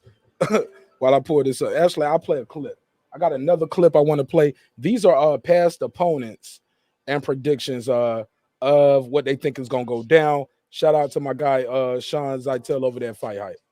Whether you like him or hate him, the dude is grinding and he's working, homie. You got to respect that. If you don't respect nothing else, I respect the grind, homie. I know what it takes to put in here. That's why I have content creators over here all the time. Whether I agree with them or not, I support them and I hear them out. You know what I'm saying? Now, some people I just can't get with because he just goes too far. But some people could probably say the same thing about me. marqnash, you're going too far with the arrow spins, drinking jokes. I get it. Yeah, I'm saying I'm wrong for that, right? But at the end of the day, I always bring it back and say, yo, I respect that man for surviving. I respect him being a husband or a father. He's a leader in his community. He might be leading niggas to the bar for a new drink. But yeah. But we can definitely keep it moving. Let me play this clip. Versus Crawford, what do you think about that fight? I think it's a great fight. Now this is Amir Khan giving his take on it. For Crawford. Crawford is a very good tactical fighter. I think he'll just box. Porter's one guy that's going to keep on rushing forward, with his head down, throwing them looping hooks. And I just feel that Crawford is a good boxer and a good puncher. I think Crawford wins that all day long. Who wins, Porter or Crawford? I think Porter gives everyone a tough fight, but I think Crawford has too many tools. I think Crawford is going to win that fight. It's going to be a competitive fight, but I think Crawford wins. Crawford Porter. How do you see that fight? Do you agree that Porter's as big an underdog as the books have it? I don't know. I don't even look at the books, but I'll tell you what. If Crawford hadn't shown me what he did against Horn, I'd really have a lot of questions of whether he can handle Porter's style. Like I'd say, man, it's a physical guy, like a rougher guy than you might be accustomed to seeing. But the way Crawford handled Jeff Horn, to me, was impressive because that was a physically. Now this is Paulie Malignaggi giving his take on it. He said watching Crawford fight Horn gave him reason to believe Crawford can beat Porter. And Porter stopped Paulie. That's one of Shawn Porter's big wins, right? Dwayne, that you talking about? Paulie Malignaggi. But the way Crawford handled Jeff Horn, to me, was impressive because that was a physically breakdown kind of guy. He breaks you down physically, just roughs you up. So what he did to Pacquiao, and just roughs you up and just That was a makes close fight. People try to say it was just a robbery, but Horn, that was close. No, I don't think it was a robbery. I thought Horn won the fight, but I think it was I thought Horn won the fight. It's funny, that fight particularly, I watched it in a bar with no volume. So I didn't even know what the commentators were saying. And I remember everybody around me thinking Horn won the fight after the fight was over. With no volume and no commentators in a bar. I didn't even know there was a whole scandal until like later in the night or the next day, when it was like, I was like, wow, really? That's the way they were talking about the fight, but Horn has the kind of style. It really makes it really ugly. And I thought he would, Crawford as a former lightweight would be troubled by such a big physical guy, and would purposely make the fight physical. But yeah, I was surprised that Crawford handled it so easily. So, and having seen that, it's something that you can't help but to think about Porter. Porter probably, I'd say he's better than Horn. He's a better fighter than Horn, For sure. But I'm not for sure. I mean, Horn's underratedly good. Horn was underratedly good. He just ran into Crawford. But Horn was a pretty good fighter. Horn was beating good fighters like in his first 10, 15 fights. He was fighting Randall Bailey. He was taking on, guys were shot, but guys that you don't take on that easily, So Horn was good, I think. But I think Porter, massive amateur pedigree, a lot of experience in the pros already, but he's a smaller guy than Horn. Maybe he's better, but he's smaller. So if a physical style of Horn didn't bother Crawford, is a physical style of Porter going to be that much of a... Good question. That's going to be the question right there. Is Jeff Horn better? Jeff Horn might be better, right? But he's clearly bigger than Porter. Is he physical? Is he more physical? Let's go to the chat. G Hizzy said Horn is no Porter. He beat Manny Pacquiao, though. Got to give him that. All right. Gotta give him that. Elite Media said, I casually watch boxing and seldomly talk about it. Too many boxes, so only like a few. All right, fair enough. Fair enough. I get it. He said, you see the name Calico. You see the name. So you Calico? Is this D Calico? This your other account? I don't know. Say you see the name I use on my logo? Yeah, man. I see the name. Is that D Calico? Let me play this right here. And actually, I do have something else I want to play and bring up, man. Because we're talking about this Porter Crawford fight. We gotta talk about it. There's other shit going on that we're gonna get into too. Cause I do have this show into no, it ain't. I know you ain't the Battle Rap Panda. You better not be. This ain't Battle Rap Panda, is it? No, it's not. No, it's not. I don't believe it. Pull up. I don't think it's Battle Rap Panda. No, it's not. I know it's not. But anyway, if it is, that would be dope. I would love to talk to Battle Rap Panda about boxing. But let me keep it moving. But yeah, homie, it's all love on this side, man. I crack jokes. I trolled you. You trolled me. And I violated, like you said. I went a little too far.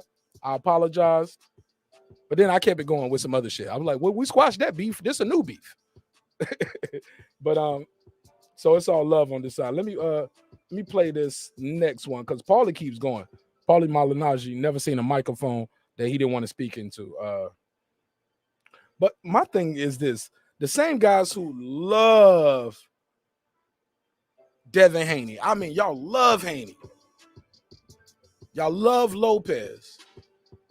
Y'all love who's another one? Tank Davis. A lot of these guys have the same argument, the same question. Hey, he ain't fought nobody.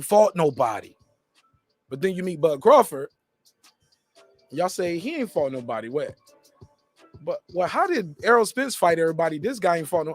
Like, this shit just don't be making sense.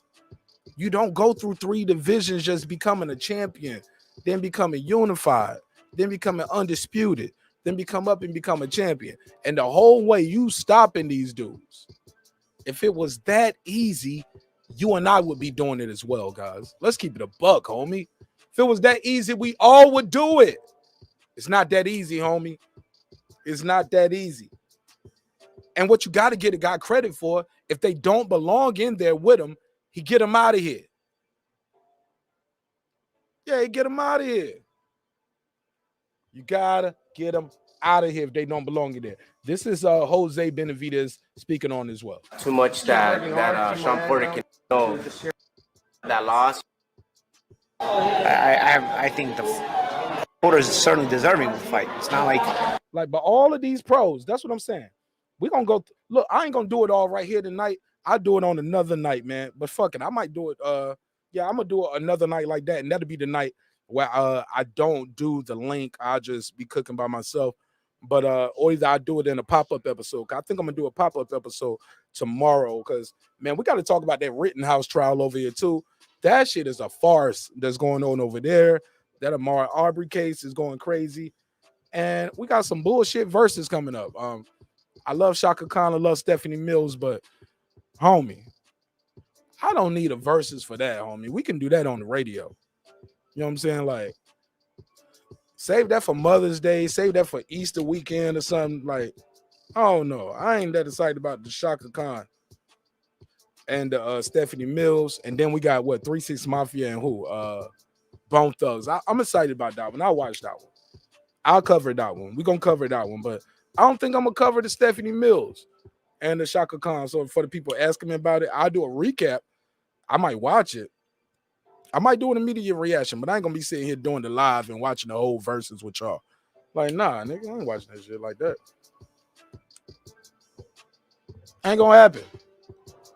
Yeah, that trial is a fix, yo. The judge in there on some bullshit. Can't call them victims, but you can call them looters. That's a whole nother conversation. Yeah, they can keep that versus Stephanie Mills, man. Shaka Khan. Look, I like Shaka Khan. She look like a MILF OG version of Nicki Minaj to me. I'm like, yo, that's what Nicki gonna look like when she hit that age. You're gonna look like Shaka Khan around here. But nah, I don't see it. I just don't. It's not for me, homie. And I love their music, but I can't name 20 of their songs. If you put a gun in my head and put $1 million in the other briefcase and said, you want to die or you want $1 million? Name 20 Shaka Khan songs and 20 Stephanie Mills songs. Go. I'd be like, man, shit. Let me call my wife real quick and tell her goodbye. Can I call my wife and tell her goodbye? That's it. Yeah, MILF version. Yeah, man.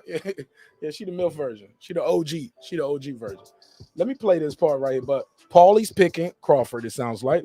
What he showed me with Horn, that he's able to deal with the physicality of a bigger guy like that. For me, that really kind of makes me question if Porter can be only physical. Porter doesn't have to.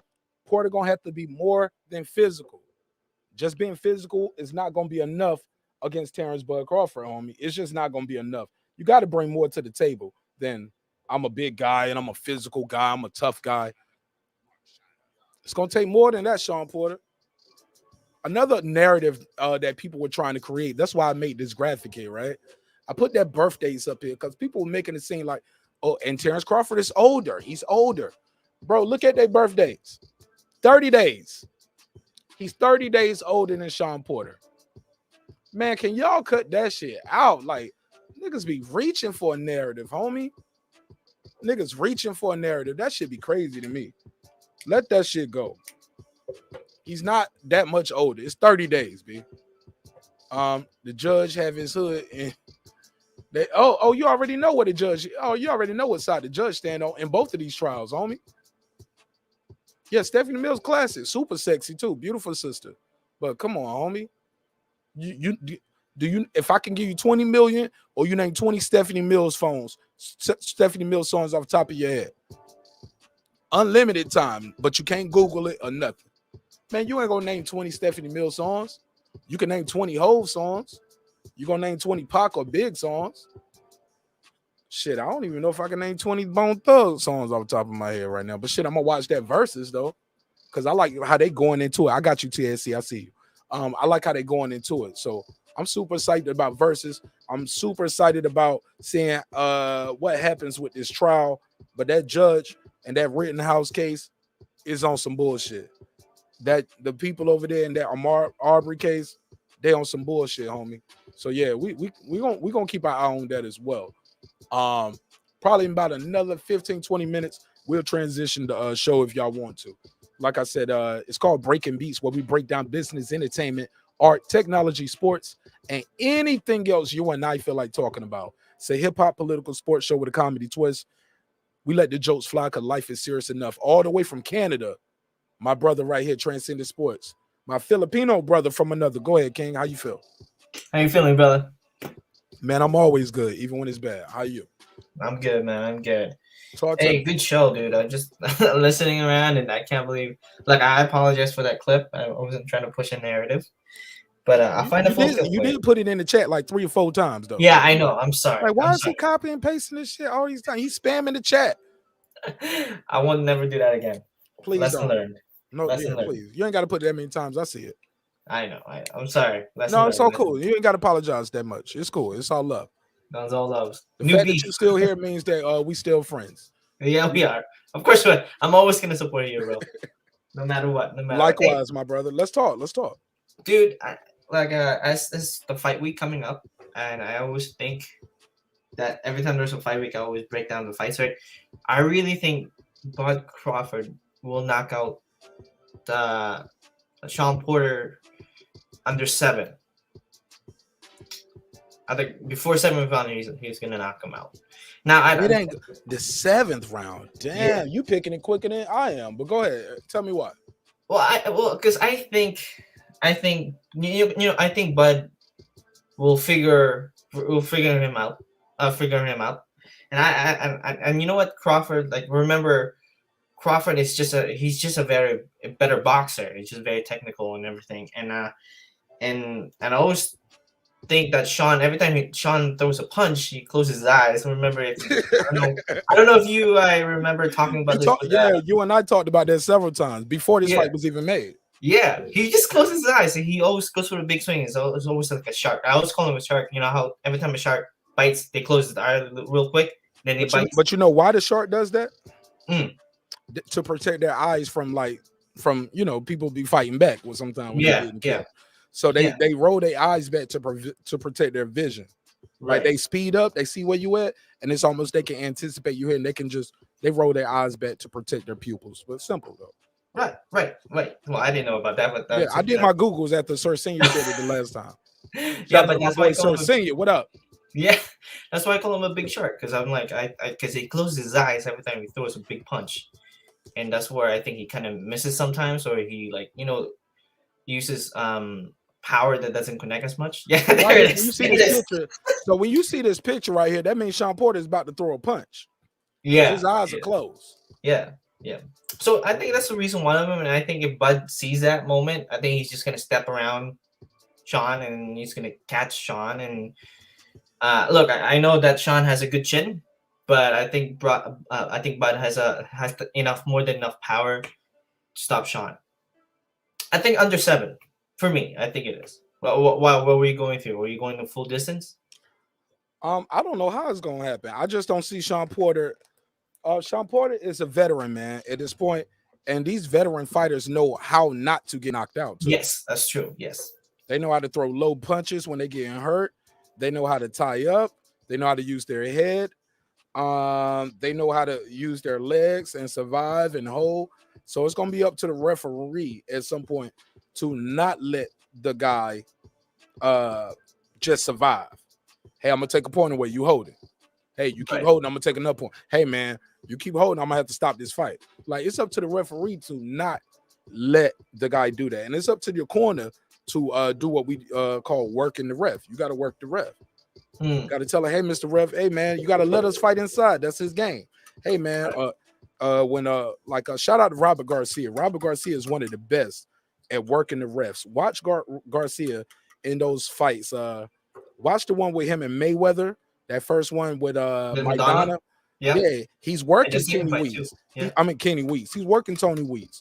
The whole fight, Tony was like, hey man, you hitting behind the head. He's like, come on, man. That overhand right, that's our punch. Don't take our punch away. You get what I'm saying? Like, you gotta work the ref. He works the ref very well, but it's just a part of it. And on the flip side, if that guy is keep hitting, like I saw Errol Spence hit Shawn Porter low a lot in that first fight. I mean, on that only fight. I didn't see Kenny Porter working. The ref said, come on, man, how many low blows you gonna do? Like, come on, how many you don't see the low blows? Man, he keep hitting the guy, and then you gotta work the ref. You train the guy, you work the corner, you know what your guy can do, and you see what we see. You can't say it all in the post-fight press conference. Work that referee in real time. Let the audio of the cameras hear you working the referee, because the people on the outside see it too. But with that, I'll pass the mic back to you. Go ahead. Yeah. I agree with you that Shawn is a veteran, and Shawn is not like a walk in the park. He's a tough fighter, right? He's a tough fighter or a top fighter. I'm sorry. Like he's a very tough fighter. Tough. He's a tough. He's he's arguably in the top 5 of welterweight. But I think he's a very rugged fighter. He's a very rugged fighter. Yes, sir. And he has. He went the distance with good fights. So it's not going to be easy. Like, I'm not saying it's going to be easy for Terence Crawford to knock him out, but I'm saying is that Terence Crawford will eventually figure out Shawn's movements, and I think he will catch him. And by the way, the reason why I picked Terence Crawford is because I watched your video about how Terence Crawford can fight Shawn. You know the video I'm talking about? Oh, absolutely. Yes. Yeah, almost 10,000 on that one, man. It's a good job, man. Congrats, by the way. Yeah, I think we're about at the 8 mark or something like that. But it's growing fast right now as the fight getting closer. But yeah. Congrats, bro. Congrats. That's what I was about to say. Facts only. I take my emotion out of this shit sometimes. Yeah. And I just tell you the truth. And now, granted, I make the jokes up here, but people be like, nah, man. Motherfucker had the nerve to tell me the other day. They was like, yo, we're going to have to put marqnash on suicide watch and put Crawford lose. Or marqnash going to delete his channel. No, I'm not. You lie. No, I'm not. No, I'm not. Because I'm gonna be like y'all. If he lose, I'm gonna say, the motherfucker had some egg weights in his glove or some shit. The suit was too heavy. Bowman spiked his water because I just don't see it no other way. I don't like I said like that. I'm trolling now. I'm trolling some of my Wilder supporters right here. Yeah, I troll y'all niggas sometime, man. It's comedy for me. It's entertainment. It's always entertainment.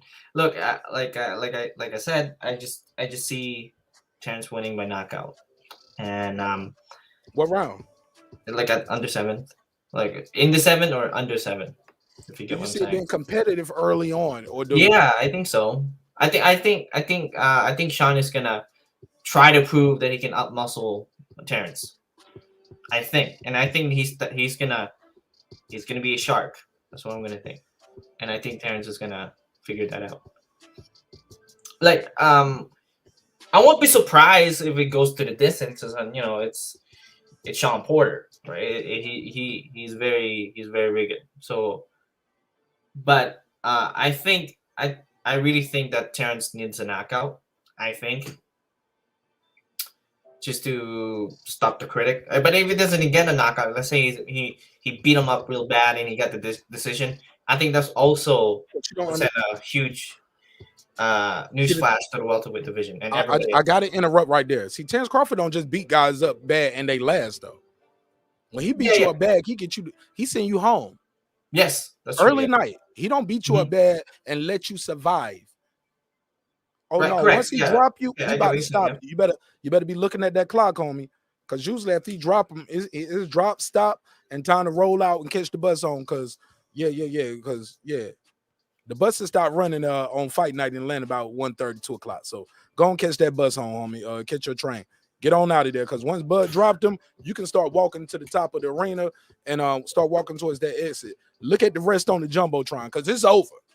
Oh, it's over. Yeah. It ain't going to the cards once he drop you. With that said, let me pass the mic. This brother right here is from Texas, but he actually has told me on the live here he believes Bud Crawford will beat Errol Spence Jr. He is from Dallas. He's also our versus champion over here. Y'all know we did our own little internet versus on Breaking Beats, and he retired Big Pump Killer. His name is Megazar. What's up, King? How you feel? What's going on, brother? How you? Oh man, let me give you the drop. You know we happy when you come around. All the kids be like, "Yay!" What's up, bro? Yes, sir. Hey man, same old same, brother. Just trying to grow and evolve. But I want to point out something. I want to say it was timestamped about 2 weeks ago. David Benavidez quoted. He was asked, "Well, you fought Terence Crawford and you sparred Shawn Porter." Oh, I played that clip tonight. Oh, you did? Oh, okay. Oh, look, I played it and I put the clip up there. And he said I beat Shawn Porter ass right now. I'm paraphrasing, but he talked about it in the gym, but then he talked about it at the post press conference for his last fight. He said, I was giving it to Shawn Porter, and if he said if he thinks, hey, I was Terence Crawford toughest fight, but he got more than me. Well, after he gets his ass kicked, he and I can fight. Oh, you I didn't know he said that. Oh, I didn't see. Oh yeah, please, please. Boy, you know we kept the files. Transcendent Sports. Look, we try to have a high quality show, as you already know, homie, and that's why people are so used to pulling up in shows and panels where they can just spew nonsense and just say, "Well, he said this and said that." Over here, what we do, your homie, we fact check. We ask for the files. We ask for the receipts. And if I'm wrong, I'm the first to tell you I'm wrong.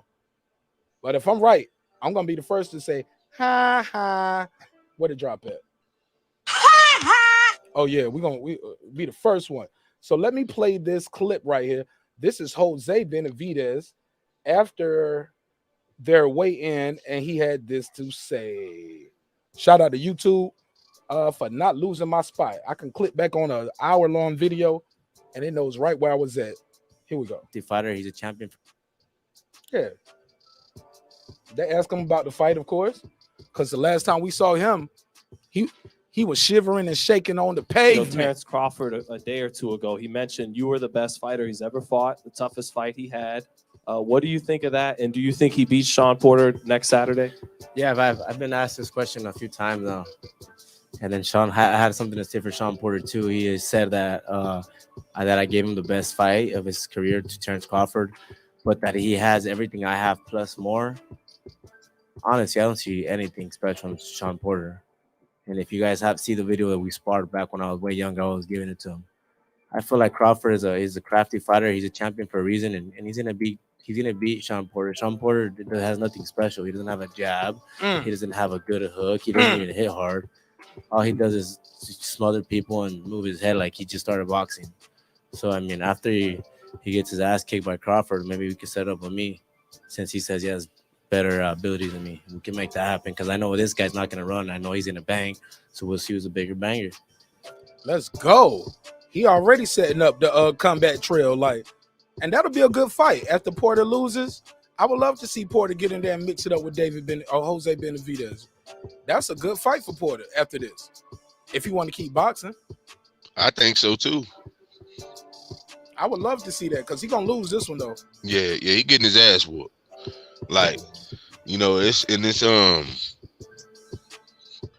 I think Terence Crawford, I'm getting the vibes from Terence Crawford that he really, really didn't want to do it. What I mean by didn't want to do it was had to run through his ass how he finna run through him. I disagree. Terence is a killer. If you're in front of me, I'm gonna kill. We hunt when we kill Shawn Porter in my way. Shawn Porter been slick talking shit too. No, that's what I'm saying is that before this fight was even set up, I don't think Terence Crawford wanted to. I don't think he wanted to fight Porter just because of the friendship. Because he gonna have to run through. He gonna have to run. You know what I'm saying? He was like, I kind of want that for us. But now he finna have to run through the dude. So yeah, and I'm gonna be real with you. Shawn Porter, after he lose this, he be wise not to take that Benavidez to finish his ass. He'll retire for real after he'll retire for real after that. Nah, he gonna go back to the Porterway podcast. But he'll dance around Benavidez though. I think he'll try to move enough. But he'll still get hit with some good shots. But he'll go in there and try to he'll try to fight Benavidez like he fought Ugas. Once Ugas popped him, he felt what Ugas had. Shawn Porter know how to survive, man. So Bud gonna have to go get him. Cause Shawn Porter, if you watch that one draw fight he got with Diaz, shout out to the Boxing Syndicate. Man, he's been talking about this shit for the longest, man. Cool dude. I ain't never met him, never talked to him on the live, but I leave comments, I chop it up. Y'all know me, I invite him over here. Y'all know I shared the link. So just check my community tab. Just scroll down. I got his content somewhere up there. But he talks about that fight, and he said, Shawn Porter, it's a time in that fight where the referee saved Shawn Porter, broke the action because he got hit with a good shot. He went to the ropes, he went back. Then he literally just looked over at the corner and looked at his dad. And the dude, Diaz, was about to run towards him. The referee said, wait. And Diaz like, what you mean, wait, bitch? Or, puto, what you mean? I'm about to lay on his ass. What the fuck you mean? I'm paraphrasing. I ain't speaking no Spanish. But that motherfucker wanted to give it to him. And the referee stopped my brother Diaz for giving Shawn Porter that work. For no apparent reason, other than Shawn Porter was looking like, hey, wait a minute, what just happened? He's confused. He got hit with a good shot. For the rest of that fight, the next 2 rounds versus Diaz, Shawn Porter danced, held, did the Cleveland Shuffle, dance, held, and that's why he got that draw on his record. If you don't believe me, go back and watch this week, leading up to this fight. Watch the last 3 rounds of that fight with Diaz, and you'll see why Shawn Porter got that draw, because he was winning. But once he got cracked, I think that was a 10 round, if I'm not mistaken. So I think he got cracked like in the 7th or the 8th, or like the 8th. And the 9th and 10th, he just held, ran. He literally did a half a moon around the circle, like he was praying to the Almighty Allah. Did another crescent moon going the other way, homie. You put it together, he made a heart. The kid didn't want to do nothing. But go ahead, Megazord. I'm babbling. Go ahead. Nah, it's all, we just cooking it up. I don't, approximately 5 days away, man. I can't wait. I think it's gonna be a match. Even if I would rather him like even everybody want knockout. I would rather it just be a master class. Just What? I love it, bro. I love it when it's like. He said, "I'm gonna do what I want to do with Shawn Porter." He said, "No." He said, "Let me rephrase. I'm gonna play this clip, and we're gonna go through some of this part of Blood, Sweat, and Tears." Did you see part 2 of Blood, Sweat, and Tears that dropped? Nah, I didn't. I didn't watch it because I knew you was gonna cover it tonight, so that's why I didn't watch it. My brother said, he said, "Yo, Shawn Porter ain't one of them guys that you go in the ring and when you go in the ring with him, you don't get to have your way with him. I'm gonna be the first guy to go in there and do whatever I want to do with Shawn Porter." Oh my God, bro! You talk about somebody who got lit in the house. I did like this. I was like, yeah,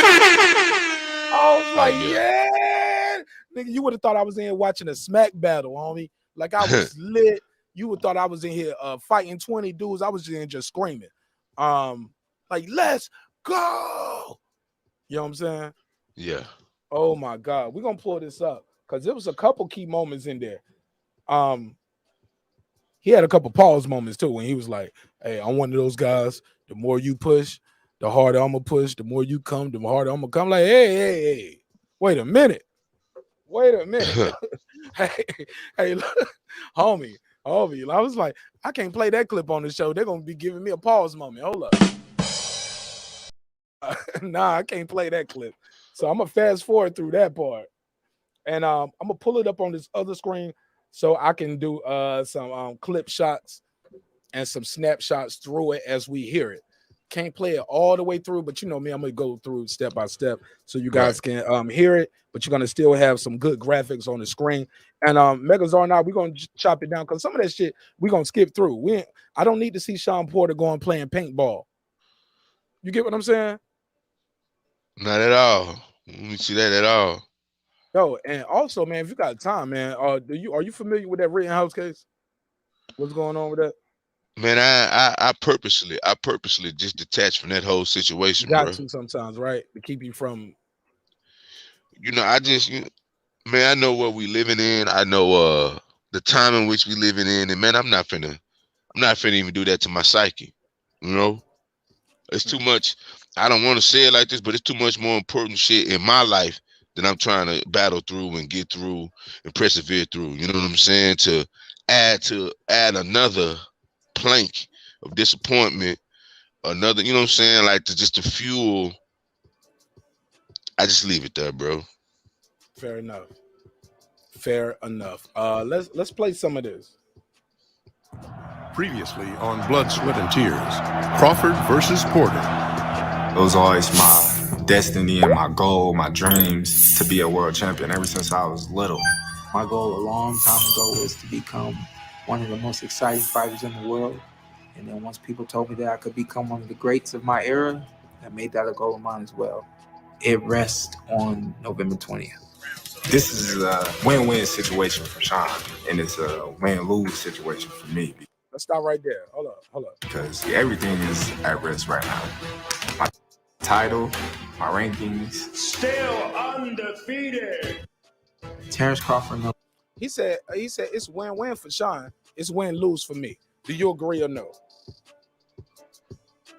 Yeah, I mean, Shawn Porter is already who he is. Like, he is. If he beats Bud, regardless of what all of the PBC fanboys say, he gonna shoot up and he's gonna get another title chance. Like, he gonna fight Earl again. You know what I'm saying? Errol gonna jump in the ring if Shawn Porter wins.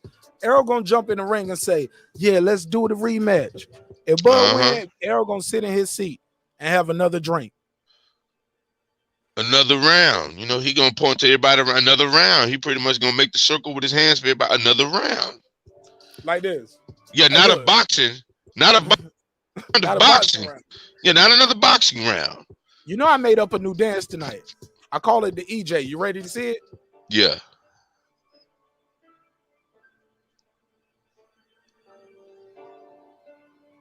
That's to the left. And then you do the line dance and you say to the right. To the right. To the left. Yeah, that's the EJ on me. That's the arrow spins dance. Patent approved by your boy marqnash. Yeah, they ain't gonna like it. Yeah, I'm gonna lose some supporters for that. That's okay. I ain't mad. There's 9 billion people on this earth, homie. I see you at the top if you make it, but the grind ain't gonna stop because I hurt your feelings picking on your favorite fighter. It's okay. I'm just cracking jokes. But it's true. But is this a win-lose for Crawford? Like, cause he can't, cause even if he, cause by these guys, by the fanboy standards, even if he lose, he should still get credit because they give Shawn Porter credit for his losses. So even if he lose, he's Well, you know that's not gonna happen because he's affiliated with Top Rank. So you already know all that shit gets eliminated because Bob Arum Bob Arum is such a which I don't give a damn about Bob Arum. That shouldn't take away from Terence Crawford though. Right. So if Terence Crawford runs through Porter, which I believe he will, then what? Well, you know, Porter was already a defeated fighter. We finna hear all of this. We finna hear it all. I mean, I'm gonna be honest, bro, and people ain't gonna like me for this. They gonna, you know what they're gonna say about me when after I say this, right? And I play the next clip. I don't have a problem with Bob Arum. Put this picture up. Y'all see this picture? Do y'all see the picture? That's what they're gonna say about me. Because I don't have a problem with the dude. First of all, I don't know him. But what I do know is this. He helped Josh Taylor, undisputed, Terence Crawford, undisputed, T.O., fake undisputed, or undisputed with an asterisk. I like T.O., but and he got all the belts except for one, and low-key, it ain't his fault. And that's why I still got to give him credit. Because if Loma didn't drop the belt, he still would have beat him. You get what I'm saying? He beat him with the fake belt. Okay, fuck it. I beat him with the fake belt, but I still beat that man. I didn't win no vacant. I give that man his credit, homie. So I just give him undisputed with the asterisk. I just say fake undisputed to troll his fans. But I won money on that fight because I bet on T.O. Hello. I knew what I was saying. So I say that just to troll his fans, but I respect him and his father and for what they're doing. But they got to fight too. They got to fight somebody, man. And the Cambosis ain't it. True. Like, that's like very come true. on, homie. Like, I get it though. After beating that guy, you deserve a light touch and to get your money for Nakatani, Comey, and then Loma, all back to back. Yeah, man. Take a light touch, get your money. But the light touch shouldn't take a year though, homie. Shouldn't take that long. Not at all. Yeah. So let's get back to this blood, sweat, and tears. So doing this right here, they do the prelude, they do the background where you came from and all that. Let me fast forward to Shawn Porter talking. A lot of pressure. While for his dangerous opponent, it's about a two-time. Oh, I didn't play. Oh, what did you hear Tank Davis talking about him fighting him sparring with Shawn Porter? I played that clip early. Did you miss that? Yeah, I didn't catch that. Oh that my either. God, Shawn Porter, bro. Shawn Porter sound like he got beat up in sparring by Tank Davis. Tank Davis, look at this picture. Tank Davis was laughing and smiling. He doubled down on the fact, like, after that, I'm sure Shawn Porter knows I'm one of the top guys out here in the game. Or Shawn Porter knows, you know, I'm an elite fighter after what we, you know what I'm saying? And he was smiling, and Leonard couldn't sit still. Leonard rubbing his brows, pushing his glasses up, rubbing his beard, scratching his head. I'm like, you scratching your head? You ain't even got no hair. Like, that's, you are deflecting. That's how you deflect it. Like, that's how you start losing that hairline. Scratch your head when you get nervous. And oh my God, Leonard was like, what this boy about to say? But Leonard held it down. He didn't make it too obvious. But now one of them motherfuckers got a poker face on me. Not with what happened. I'll play that clip too. But trying to find this part. Because right now, this blood, sweat, and tears, it wasn't as good. The only thing I loved about this was them highlighting Bernie the boxer. That was the best part about it. They really shouted him out. The first couple minutes, they talking about old shit and showing them training and hitting the bag. Then they show Shawn Porter going to work out. Not even work out. He said, my dad was like, yo, you've been training hard, you've been having fun, you should relax. So you see him going to play paintball with the crew. Him and the family and friends going to play paintball. I ain't see Bud Crawford going to play no paintball, homie. I didn't see Bud Crawford in there just, okay, you need to relax, because you've been working hard. No, you work hard and relax. You relax after the fight. So yeah, they taking pictures. Let me put that on the screen. Actually, I'm not gonna put that on the screen. I'm gonna take this off and I'll do it this way. Yeah, so let me fast forward. Boom, boom, boom. So they ain't talking about nothing right here. And then they get right here. They just playing paintball, as you can see, right?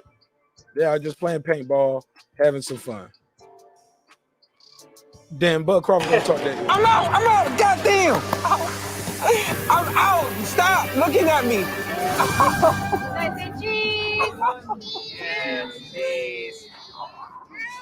So yeah, they just out there playing paintball. He with his son, he with his lady, he with his homeboy from the podcast. I believe, yeah, everybody they're just kicking it. They having a good time. A little too early to be on vacation, homie. Cause back in Colorado Springs, hopping out the G-Wagon, you already know what time it is. You know who hopping out the G-Wagon, right? Right by the door. You know who that spot reserved for, right? Let's go. Training camp means rarely having a day off. Say it again. Did you hear that? Did you hear what the narrator said? Training camp for Bud Crawford don't mean no days off. Shawn Porter out here playing paintball, man. Shawn Porter out here kicking and playing paintball. Like he already won the fight. Megazord. Before I play this part, can we react to this? He out here shooting, playing paintball, having fun with the family, friends, wife, kids, everybody out here in Vegas having a good time. Terence Crawford has separated himself from his family. I'm in Colorado Springs. Business as usual. It's a home away from home. We've been doing this for years. We come up here and we take these mountains and these hills, and I make your ass pay for this pain I got to endure. What do you think about your opponent? And then when you see this, you're like, oh, this motherfucker playing with me. I would be offended if I saw the guy I was fighting out here with his wife, his kids, and his family, and his podcast members. And I'm out here in Colorado. Oh, I'm about to beat your ass, homie. I look at it a different way. It make it, you know. Cook up. Let me grab that bottle of water real quick. Kenny Porter may have just been feeling like, yeah, I have been rough and I have been, and to keep him from breaking or to keep him from reaching the breaking point, you know, he gave him a little air. That's what I really think is what happened. You know, Kenny Porter let her come up for a little air. Because he's mentally and emotionally weak then. Well, you know, I mean, if you got to babysit him and in front of the biggest fight of his life, well, they know, they know, champion. You know, they know that, you know what I'm saying, this is it, you know. So that's why Kenny Porter, you know, in that first one, how he was pushing him. You know, so I think this is more so. You know, you're talking about the first what? The first loss, the first what? Oh, the last the episode, the first episode. Yeah, the first episode. Keep cooking, because he gonna get on his ass again. Pause. He about to get on his ass again before it's over. Kenny gonna be telling him same shit. You ain't listening. Shawn Porter don't listen to his dad. So I think it's more so. Letting him come up for you know, for some air, because he kind of don't want to smother him. You know, he know his son, man. That's all I can say. Is you know your son and you know your children, and I know when my son reaches his breaking point with me before he's ready to be, you know, combative in a verbal arena. So I think it's just him being a father, you know, letting him come up for a little air, because he know he gonna ride him, he gonna keep riding him. So let me let him come up for a little air. I don't want to suffocate him, so let me let him come up for a little air.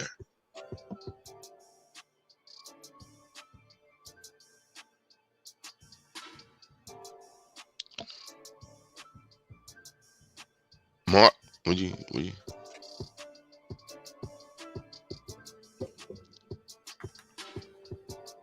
My bad, bro. Oh, it's all good. I had to get a bottle of water, homie. I've been here ranting and raving. Let me save myself from the Kenny Porter slap real quick though. Mr. Porter, let me save myself real quick from the Kenny Porter slap. Let me put his picture up real quick. With all due respect, Mr. Kenny Porter, much respect to you as a man, a husband, a father, leading your community. Took strangers across the world with dreams of them being gold medalists. Honorable man, bro. That's honorable, right? Oh yeah, I mean, I Come rocks on. with say, man, I rocks I with told Kenny niggas, I Porter, tell niggas, man. if we had more Kenny Porters in our computer, I said computer, yeah, in our computer and in our community, Right. a lot of us would be better off. Cause say what No, you I say rocks with him. about him. I He rocks took with his him son. as a man. Hell yeah, he took his son to the mountaintop twice. Some people can't get there once. He took his son to the mountaintop twice and helped try to take other young boys from the community all over the country to the top. But when I say he don't listen to his daddy, that's the words he's saying. He keep telling Shawn, you ain't listening to me. If you don't listen to me, you will fail. And it won't be your fault. It won't be my fault. It's going to be your own fault because you ain't listening. You want to do what you want to do. Tough love. But also he knows what it takes to inspire his son, to make him so mad. You know how you can make your kid, or you can, like, I as a father now, I can look at my daughter a certain way, and my wife would be across the room or somewhere. She'd be like, "Why is she crying?" I was like, I didn't say shit. I looked at her and told her that I just looked at her and I just shook my head no, as in don't do that. Gave it a look of disapproval or disappointment. Just look at it, I might shake my head like, damn, man, I can't believe you did that, man. She'll break down, start crying. She too. She's gonna get stronger, and she's gonna learn about competing. Because right now she's competing right now with what other kids at daycare, maybe what other little cousin. But I said all that to say, Kenny Porter, don't slap me when you see me, homie. Come and sue you. Here we go. I might poke Kenny Porter up. I ain't gonna about to box him. I'm gonna dap him. I'm gonna dap him up and give him a salute. Him up first. You know, he was defending himself. Yeah. He was defending You know himself. what? That was self-defense. That was self-defense. Yeah, I did see that clip. Now, man, Kenny Porter's character, man, he don't act unless he provoked. You know, we salute him over here for that. We salute that brother. Absolutely, because keep in mind, he's the guy who's been teaching people how to throw a right hand and a left hook and a jab for over half his life. Yeah. If he wanted to do something to you, it could have been real bad. Hey man, then he was smiling while he did it. Yeah, then he was smiling. Yeah, I don't know who that guy was, but I just know when he did it, he was smiling. Like he had a grin on his face once he connected. Like he was smiling before he connected. So salute to Mr. Porter. We salute kings around here. Nah, Taylor Bell, I went and got a bottle of water and I told him to keep cooking. WBO welterweight champion. Training camp means rarely having a day off. Did you hear that? He don't get to go play paintball with the wife, kids, and the homies. No, we don't. It rarely has a day off. Let's go. Everybody quiet in here. Everybody quiet in here. What we doing? It is that dedication and sacrifice that has forged Terence Crawford into one of the pound-for-pound greats. Suffer now and live greater later. That's why I've been doing this all my life. So I can suffer now, put my body in all this pain, and so I can live happily on the next years of my life. We gonna come and stop. It's a coronation. Pound for pound. Best fighter in the world. It's a coronation. It's something that you gotta actually real life sacrifice. And a lot of people, they're on the outside looking in, and they don't know the type of sacrifices boxers put on our body, in our mind. Terence Crawford is just getting better and better and better. A lot of boxers, they don't make it to this level. Everybody had their own destiny, and I believe that it's my destiny to be here where I'm at. Destiny has led Crawford to defend his WBO welterweight title for the 5th time, with no end in sight. I've just always been a person to visualize what my opponent is doing. It really ain't no end in sight. I don't see an end in sight right now. The toughest matchup for Crawford at 147 was Errol Spence. And at that point right now, I believe Crawford when he says that fight is behind him. People are trying to misconstrue that all kind of ways. But let's be clear, only one guy has been saying he wanted the fight. I am not hearing. I keep challenging people. Send me the clip of the of Errol Spence saying I want Terence Crawford next. Well, I mean, I'm gonna send you a cash app, homie, because I need that. It'll make me shut the fuck up. All I know is this, bro. when he said that Errol Spence fight is behind, what he's saying is that's in the rear view, not in terms of I don't want that fight. It's more so I'm focused on this fight right here. Because honestly, how can he say he's beyond that fight when once he wins this fight, what else fight is there for him? Ugas or whatever, like the Ugas can be the fight. Try to get the Ugas fight. Yeah, but I mean, come on, he want them bet. Come on, bro. You know what he want to be undisputed in 2 divisions. And hopefully before and I believe he thought it was gonna happen a little quicker. And he was gonna get a chance to go up in 54 and be a 40, because I believe he's gonna end his career at 54. He's gonna end his career at 54. He got the frame for it, he got the skill, the IQ, he got the pop. But before we drain ourselves, because he's not draining himself too. These other dudes are draining themselves. And they babysitting the belts, but the fanboys let them. Unfortunately, the fanboys right, you know it's different. Man. You know it's different politics. Come on, bro. You know it's different politics when it comes to a fighter that's not PBC. You know what I'm saying? Look, if you look at the top ranked champs, but no, they be on the Haney train heavy. But how can you be on the Haney train but hate Bud Crawford? I love Devin Haney and I respect his father. And when I say I love Devin Haney, pause. I mean, I love what I see in the ring. I don't know the brother. You know what I'm saying? Sometimes it's great not to meet your heroes. Y'all already heard that. And not saying he's my hero, but I respect him in the ring. You know what I'm saying? I respect what his father did. Like, how much you got to believe in your child? And basically, we putting the house on you, homie. We going to Mexico. We gonna get you, make you go pro before you can go pro over here. Cause we ain't about to play the amateur game. Let's go get this money. Cause I know you got the goods. Let's go earn a check and make this money back. And you built the brand. Oh my God. We need more Bill Haney fathers out there. That's what I'm saying. Another black man bro, that's a father. Boxing dads be the best, yo. Low key, these boxing dads be the illest, homie.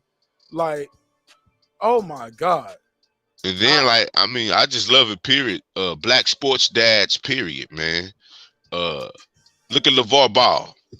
Oh, yeah. You know what I'm saying? Both his sons. But it ain't even just the black guys. What about Tio? What about Jose Benavidez? What about Canelo's family? I mean, they give props, but I was just talking about fighter. Well, yeah, I was just talking about our community. You know, I was just highlighting our community. But yeah, I mean, that's I'm just talking about fatherhood as a whole. That's right. But yeah, I mean, of course, you know, that's present. But you know, I was just rolling with the, you know, the theme of Bill Haney and the Kenny Porters. Yes, sir. Right, because we do need more of them. We see more of the Hispanic fathers in there, especially in the boxing thing. Like they always there. They always there. It's to the point. Look, we got the black dudes calling the Hispanic dudes they dead sometimes. You get what I'm saying? Real talk. Because our community is so fucked up at times. But that's neither here nor there. Actually, it is here and it's there. But right. We're definitely if y'all want to cook that up, y'all already know it's whatever else y'all want to talk about after sports. But we're gonna do the sports because for all the people who be telling me, marqnash, you don't know shit about boxing. According to YouTube, people like when I talk about boxing, homie. All right, according to my algorithm, they like when we talk about boxing. So I talk boxing with few people, bro, because you know I could care less about the affiliations. I love the sweet science. Now I don't track boxing like I track basketball. That's my passion. Oh right? Man, we gotta start doing some basketball talk. What's your team? The Los Angeles Lakers. Oh, me too. Oh yeah, me too. I need you to be my Laker correspondent then, man, because I miss a lot of games, homie, because I'm so locked in on this content shit right here. So right, I miss a lot of games. I do not see full games no more. Yeah, got smashed today. Yeah. They got smashed today. God damn it, DeMar Rush. Oh, they've been getting gang banged all season. Pause. Well, you know they not healthy. They're not healthy, and you know. Nor is a gang bang. A gang bang is not healthy, kids. Listen. You know, yeah, the Bulls, man. The Bulls, the Bulls came in and played well. I can't take nothing from them. Lonzo was on fire. DeMar DeRozan, you know, scorched and torched. I don't want to give them no props right now. I don't want to lose my boxing fans tonight. They came for the boxing talk. But we let's finish this, and you can tell me, nah, shut up, God body Shawn. I ain't fucking with you. I see what you're saying in the chat, talking about my Bulls just spanked the Lakers. Yeah, I mean, win now, because I mean, my thing is be happy You know, LeBron ain't playing because that's all they missing. Like once LeBron get back, once Nunn Right, get they need ready, their own look. once That's what it once is. they get their whole squad, it's gonna be different. What you think of my conspiracy theory that LeBron ain't hurt as bad as he is, but he's such a icon and he's so good that these guys need to get their own chemistry without him. Because Man, I think he's so LeBron good, he can James come in and fuck up the algorithm. He can make everybody better, but y'all need your own chemistry first. What you think of that conspiracy? What I'm seeing is LeBron James is seeing who the fuck is going. He's finna offer up to the trade block. Think he's sitting back getting a view of what's really going on. Who destroys the rhythm?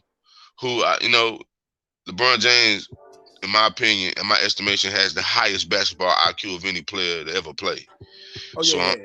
He's sitting back and he's analyzing the on-court activity, who meshes with who, you know, because I don't think they're going to be able to trade Russell Westbrook. So he's trying to see who's going to fit within and who Russell Westbrook can actually establish some type of rhythm with, some type of on-court rapport with. So I'm gonna wear the dress with him. I hope nobody. But who gonna wear the dress with me? And so they ain't gonna let the Dwight Howard go on. They gonna have matching skirts and shit. So. Nah, the Dwight Howard definitely. I'm just talking shit. I'm talking shit. Yo, low key, my wife's aunt used to babysit Dwight Howard when he was a kid, and I'm like, oh, it's your fault. No, I'm joking. Let me play the next clip. Antoine fishing him. Nigga, hug my neck. Don't touch me. Nothing you could do can break me. I'm still standing. I'm still strong. In my skirt. What I'm going to do, just feel in the moment. Welterweight title for the 5th time. Let's go. With no end in sight. I just always been a person to visualize what my opponent is doing, what I'm going to do. Just feel in the moment, and I just let it flow. Even when I'm hurting, or I'm tired, or I'm aching, no matter what, you're not going to break me. And this is the main event! So I just get in that mentality, like, all right, let's go. Because in a fight, it may get to that point where everything is just getting pushed at you, and you can't take a back step. So now, that's when that training comes into play, where you're going to sink or you're going to swim. Beautiful right here! It's a chance, let's go!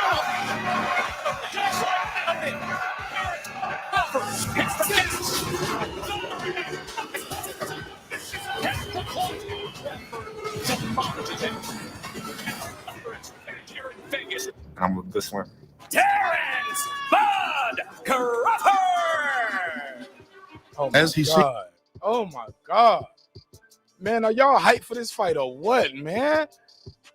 I'm hyped just looking at what y'all seeing on the screen because I'm flipping through it real quick so we don't get no strike. But man, just the audio and ooh, baby. He said he goes with the flow. And he said, I'm a good swimmer, homie. Oh my God. So they cut to this next clip and they showing him doing some water drills with the camp and showing these guys basically.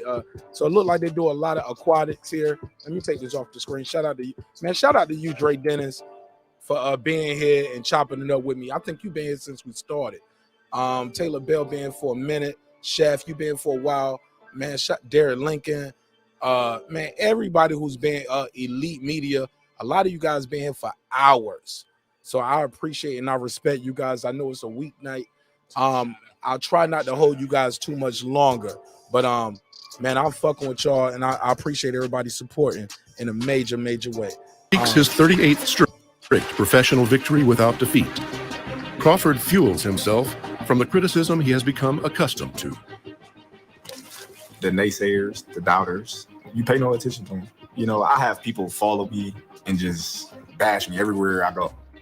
You always see somebody that's not happy with themselves and that thinks they can do what I do and that feels like their opinion matters when it really doesn't. That's what makes me great, is because no matter who I fight, there are always going to be questions about it. We're going to double down from the... I never thought of it that way.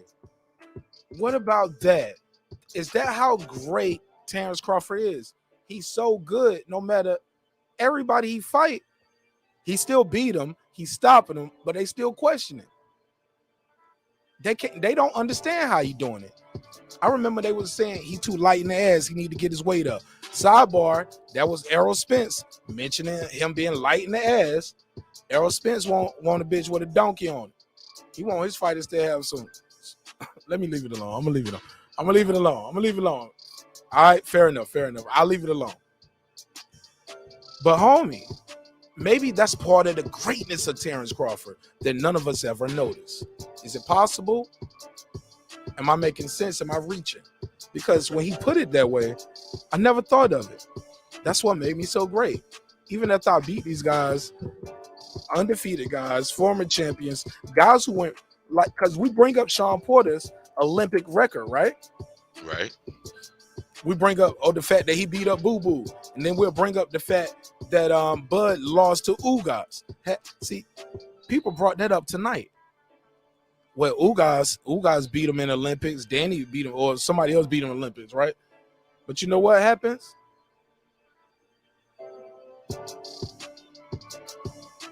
The guys that Terence Crawford beat that went further in the Olympics than all of us, homie. These guys won gold medals, and I beat them. Oh, he won't shit, though. That was amateurs. Like, make it make sense, homie. Oh, yeah, come on. You already know the narrative. Like, hold up. You just switch, but they switched the narrative. Bro, check this replay tonight, man. Like, the callers, the chat, the panel. Bro, I've been boxing these dudes all night, homie. I'm about to take a little cough drop, so I don't fuck my voice up. I'm going to be here all weekend. But come on, jeez. They switched the narrative mid-conversation. Well, I didn't ask you that. Well, I just answered that question. Well, let's move forward. Let's talk about it. Okay. And I ain't talking about one person. I'm talking about a couple people. It's been happening all night because they don't make it make. You got to make it make sense. Can I be real? What do we? That's how you know you're dealing with. That's how you know you're dealing with delusion to a degree. What the hell do amateurs? I just think it's anger. Olympic? I think it's well, anger. I'm just saying. Do we talk about? They think they master debaters, but they master. Hey, let me ask you something. Let me ask you something. Who the fuck brings up what a nigga did in college when he's won, when he's a champion? In the NBA. When he's a champion in the NBA, who brings up him losing in the Final Four? Like, had they ever done that? Did they ever? You know what I'm saying? Did they ever bring up Michael Vick losing the national championship game to Florida State? Or do they talk about how he was carrying Atlanta on about what Tom Brady did, right? Ain't really shit to talk about what Tom Brady did at Michigan. But you never hear what he did at Michigan in comparison to what him being a champion in the pros. That's what I'm saying, man. All-time great now, right? That's what they call him. Yeah, they call him the GOAT. They call him the greatest quarterback of all, the greatest football player of all time. Don't call him the greatest athlete because of his age and the level that he's performing on. Yeah, that's definitely not true. But absolutely. But come on, bro. Do we talk about Floyd losing in the Olympics? Who talks about Floyd losing and getting robbed in there? Let me say now, getting robbed in the Olympics. Oh man. Nobody talked about that. With no gun. They robbed him with no gun. Robbed him with pencil and paper. Roy Jones too.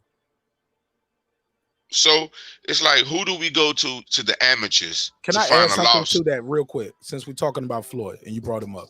Go ahead, brother. When they bring up the Kavaliauskas dropping Terence Crawford, right? Right. They do not, and they call him Chinny. Right, they do. Never, but is Floyd Mayweather Chinny? Oh, talking about because his glove did touch when his glove touched the ground. It's Floyd Mayweather Chinny. Nah, he's not Chinny. You know, because Floyd Mayweather got rocked by what's the dude who put Adrian Broner through the ropes? Madonna. Oh yeah, Madonna called him. Called him good in the first fight and called him even better in the second fight. Yeah, well, the bell rung. Yeah, the bell rung, and he had to shake it off and hold on to the ring. Hold on to his leg, held on to the rope. Yeah, but if you watch it earlier in that same round, either the previous round or that same round, he caught Floyd earlier, and Floyd instantly put his head down, held his arm with one hand, and started working the body and just moving his body. Talking about how he did against Sugar Shane, like when Sugar Shane caught him flush and he held on his chain. We ain't even talking about that because Sugar Shane caught him several times in that round. But we don't call Floyd Mayweather Chinny. No, we don't. We don't call Shawn Porter Chinny, and he hit the canvas twice. No, he hit the canvas more than twice. Hit the canvas more than 3 times. Y'all just count the last. Yes, Shawn Porter has hit the ground, amateur and pro. Oh yeah, but we're not counting. And sparring. And sparring. Shawn Yeah, Porter but be getting beat up in sparring. Bud don't even be getting beat up in sparring, bro. He's sending these boys home because they getting free checks. Like, I can't make this shit up, homie. Can't make it up. I feel like a lot of hate that Bud Crawford gets is based off the YouTube content creators do not a certain demographic, certain people. They don't like Bob Arum. So the hate is reciprocal. Right. You know, and it unfairly trickles down, and it's used as a debating chip against somebody, and then I don't think he fought nobody because he ain't in PBC. Bro, You know motherfuckers I've been listening to for years who tell me they know so much about boxing. I saw them picking Caleb Plant over Canelo. I'm like, everything you know about boxing should tell you Caleb Plant is not gonna win this fight. But your hate for Bob Arum is so strong, or top rank as a company, a promotion, a record label, a staff, and a motherfucking crew, to use Tupac words, not mine, right? Just having fun, right? Right. My brother, like, you don't believe Shawn Porter is about to knock out Terence Crawford? If you know boxing, he gonna make it a rough and tough fight. If he wins, he's gonna be on Sway in the Morning, the Breakfast Club, everywhere tomorrow, cause he shocked the world. If Bud wins, it's gonna be business as usual. He's supposed to win. I was watching the fight with my dear brother, and he actually was mad that Caleb Plant lost. I said, not my good brother too, not my Brandon, is it? Yes, sir. He said, I knew this. I knew he this. told me he was coming back tonight too. He said, I knew this, but I'm like, say, man, if anything, we ought to throw a parade for Caleb Plant for even lasting as long as he lasted. And he fought a damn good fight. Come on, bro. But everyone who knew that shit was coming, bro. Was it competitive? Was it active? It was competitive. It was entertaining. He made it interesting, right? But it was almost like seeing a gazelle struggle with a crocodile, though. Your neck was bit. Your neck was bit once you signed the contract, homie. Everything else is struggle. Man, we knew. And staying like alive. the thing is Caleb Plant, man. That was good. That was a good showing for him. He overachieved. Even though he got his ass knocked out, he still overachieved because he supposed to get knocked out early in the fight. But he fucked up the betting odds for that, didn't he? Somebody was like this, making a nori face, like, yo, what the fuck? Where my money at? You supposed to been out of here. Yeah, and I got to give him his. Hey, man, he hung in there, showed true grit. But come on, bro, you fighting the best. Nobody's better than Canelo, bro. Like, come on, bro. We know this. Canelo, the Kanye West of boxing. Let's go. Man, Canelo is Drake, Kanye, Kendrick. He all them niggas, bro. Nobody better than dude, Drake, man. He's Drake, man. He can't do no wrong, bro. That nigga got ghostwriters, aka PEDs, and we still love him. Yeah, you know, man. Hey, Nello. Like I said, bro, I stay in Texas. They call him Cinnamon, man. But that's Canelo and because his name is Saul Alvarez. Yeah. The Canelo thing is his nickname because his hair is red, for the people who don't know. But Americans think his name is Canelo. Nah, his name is Saul. Saul. It's really Saul. We'll say Better call Saul. Yeah, Saul, but it's Saul. Like Raul is Raul. You know what I'm saying? So it's like, yeah. And then, they call him Cinnamon because of the red hair.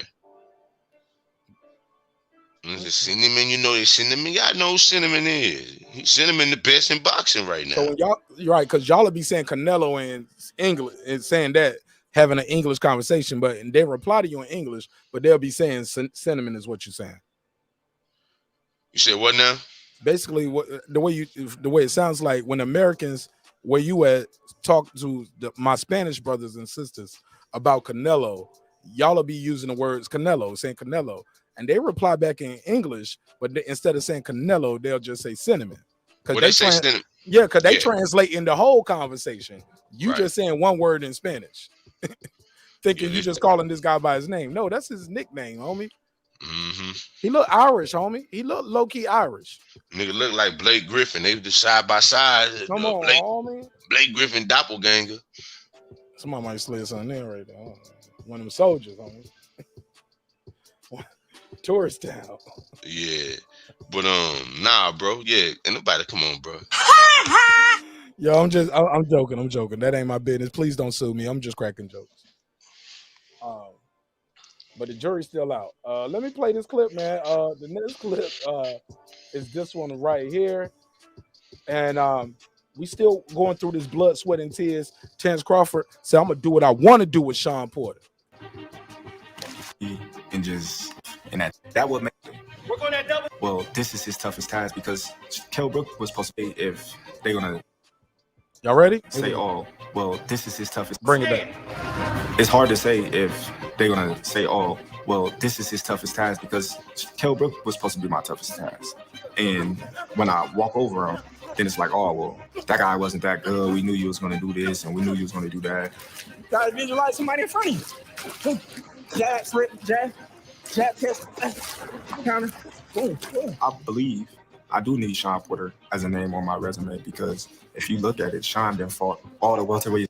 I'm going to bring it back before I play that next part. I want you to reply to that part. He says, well, this is his toughest task because Kell Brook was supposed to be my toughest task.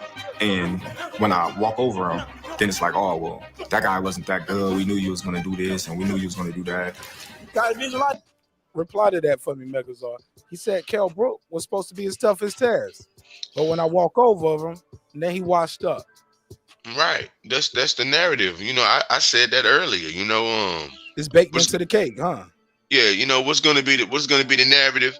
Well, you know, Shawn Porter, you know, he wasn't what he was, you know, because once he fought Earl, you know, that's what it's gonna go back to. Earl took shit off of him. Yeah, you know, it's like, well, you know, he really wasn't what he. Now, if he'd have fought him before Earl, then, you know, it's finna be all.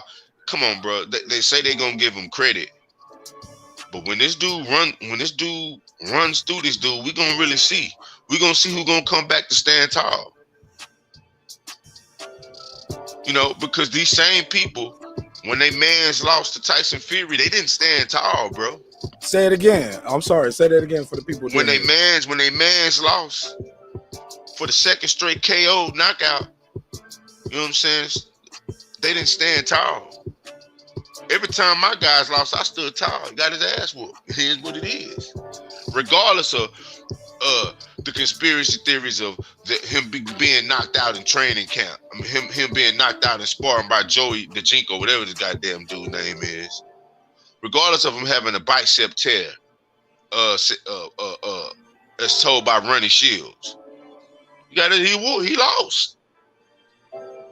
He lost. It is what it is. You know, but we can't get him to stand tall when it's they do. It's the most ill conspiracy theories in the history of fucking boxing. It's goddamn Federal Reserve banking system of conspiracies of boxing when it comes to they man. You know what I'm saying? I ain't never knew a nigga that had all that shit happen to him. I'm gonna let you know. I'm gonna tell you the crazy part though, like, cause I love Tay Jones and I've interviewed him on my show several times, but I take him to task, homie. I ask the tough questions. We agree on certain shit. Some things we can't agree on. Some things we don't agree on. And I just agree to move on. A lot of times. You get what I'm saying? Right. Because no matter how you feel, we can't take it back. And anybody else, man, we would be looking at them crazy, homie. But because I don't want to take it somewhere else, but you already know. Well, I take it somewhere else because I'm not in those circles. Your words, not mine. Go ahead. Right, I'm not in those circles. You know, I'm not a peer with any of them in terms of covering boxing on YouTube. Let's just keep it a buck. A lot of these niggas learned about boxing.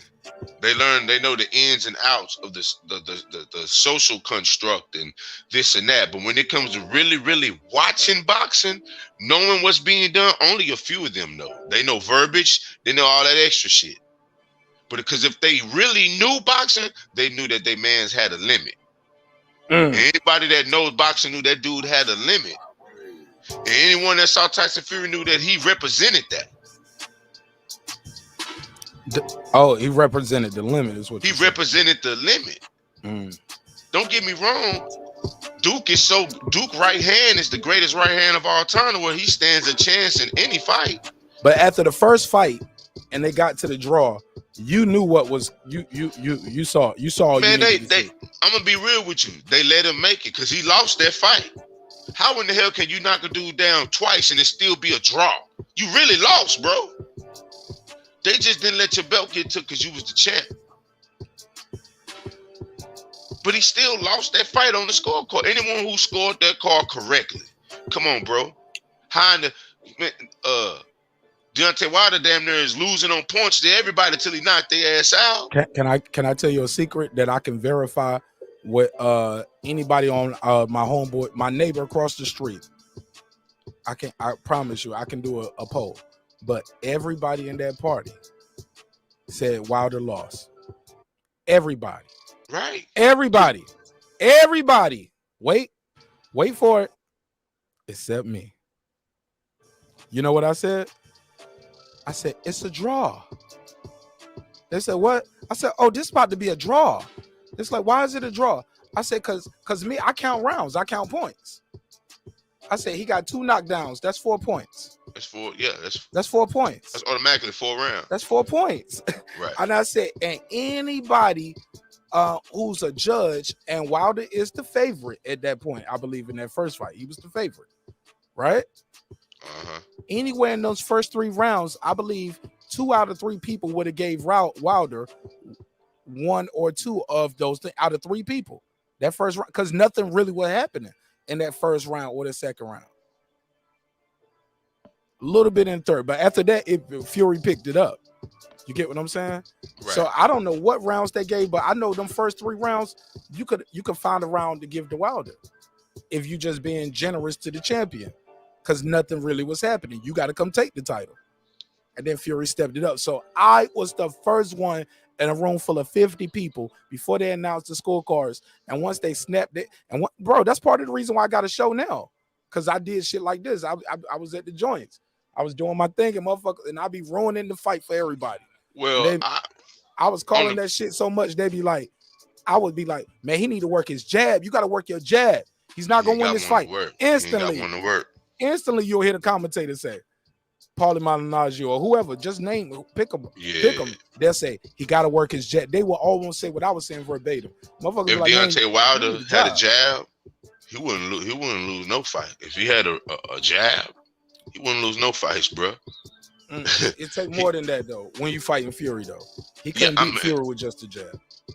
And honestly, I think he could have. I tell you, this all I'm saying is that I believe that first he could have won that first. I believe he could have won that first fight. But once they figured out his weakness, he can't not fight being able to box on the back foot. You know what I'm saying? Back it was foot. a wrap. It was a Rizz. It was a Rizzy, homie. It was the wrap. It was a wrap. I don't know what, but we got here because I was saying a lot of my brothers and sisters,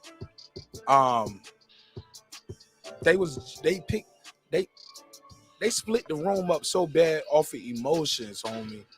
Emotions. I mean, come on. Like I said last time, we can't never just cheer for a nigga as black people. We gotta put extra shit. We gotta put extra seasoning on the nigga. Our ancestors say, bro, this is fucking boxing, bro. Hold on. That was you that always do the ancestor shit. Yeah, I thought it was Brandon, but that's you. No, I thought it was Calico, but it was you. I was talking to a dude at work, and I said, hey, man, can I be honest with you? Our ancestors were about the wrong fucking thing if they were about boxing, bro. I'm just gonna keep it a buck. If our ancestors are worried about boxing, say, bro, we finna catch hell for the rest of our existence. I'm gonna make sure when I become an ancestor that I rail against that shit, that we change it up a little bit, just so we don't be so concerned with sport and play. Hey, look, we're gonna be floating on the cloud. Be like, what y'all want to work on tonight at the meeting? Police brutality or Wilder Fury 3? He said, Michael Jordan's legacy. Let's intervene in Michael Jordan's legacy. Come on, man. Come on, bro. I told the dude, I said, say, man. I said, if that don't sound like that. Yo, we sound fucked up. You know what they're gonna say about us, right? Say, bro, I don't give a damn. Niggas No, I'm cracking jokes, but I don't give a fuck. That's why I keep the graphic. I made the graphic. That's what they're gonna say. When I disagree with people that look like me, this is what they want to say. But I dare them to match what I do. Yeah, like my works and my effort, homie. Like, niggas is And niggas, my thing is, our ancestors didn't intervene in with the dude down in Florida who killed Trayvon Martin. Our ancestors didn't see fit to intervene there, but they with a nigga who box. You know what I'm saying? Like, when you say it like that, you sound like an asshole on me. No, I'm just saying. No, I gotta put my sarcastic spin on it. I'm just saying. I'm not. But you ain't lying. Out of all the shit our ancestors could be with, you know what I'm saying? They was like, fuck with our ancestors with a limited boxer. With a boxer that only has a right, like, you know what I'm saying? Like, come on, bro, who was fighting electricians and plumbers, and his first 30 fights was against niggas that we literally see crossing the street downtown, bro. Like them first 20 fights. They got in there for a reason, though. A lot of people weigh over 200 pounds. They didn't fight him. So I don't want to take it away. The record is the record. And he did stop him. If they belong in there, let's be fair. A lot of niggas fight motherfuckers on the way up. Right. They don't belong in there with them. So I can't take that away. But I'm gonna be real with you. So our ancestors was with him when he was cleaning the clock with niggas he's supposed to be clean. Like I want to know, when did they intervene? And when did they stop intervening in his affairs? Well played, Toby. That's what D Calico would say. Well played, Toby. Hey, bro, and I would have to tell D. And I would have to tell that link. Let me drop that link. The link. Matter of fact, the link is out there. Cause D Calico called me Toby all the time. But you know what? He got a wrench in my chat. You know why? Because I promote and provoke free thought. Man, we got love. We got love for D Calico. We got love for D Calico. It ain't his fault that his mixtape flopped.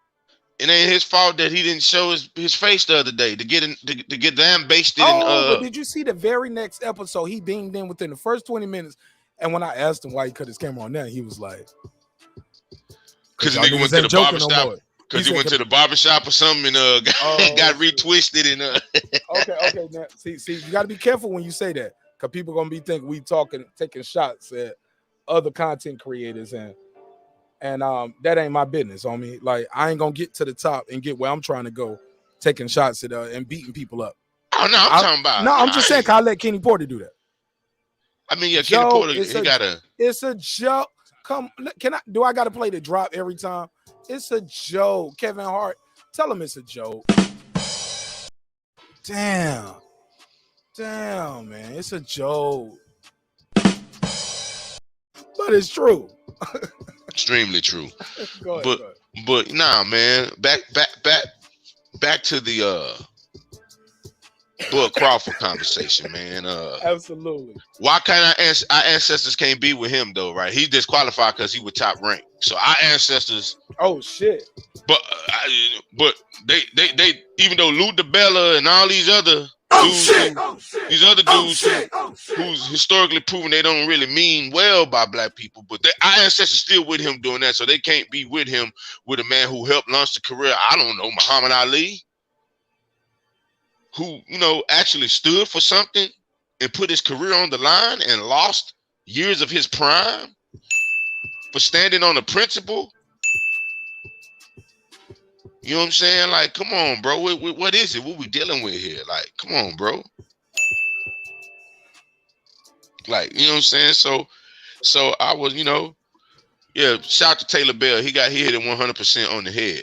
But yeah, brother, like, come on, let's digress and let's cut all that foolishness talk out, bro. Our ancestors is not with anything in sport and play. Your ass better train and learn your craft. You know what I'm saying? So your skill and your technique and your work could be with you. You know what I'm saying?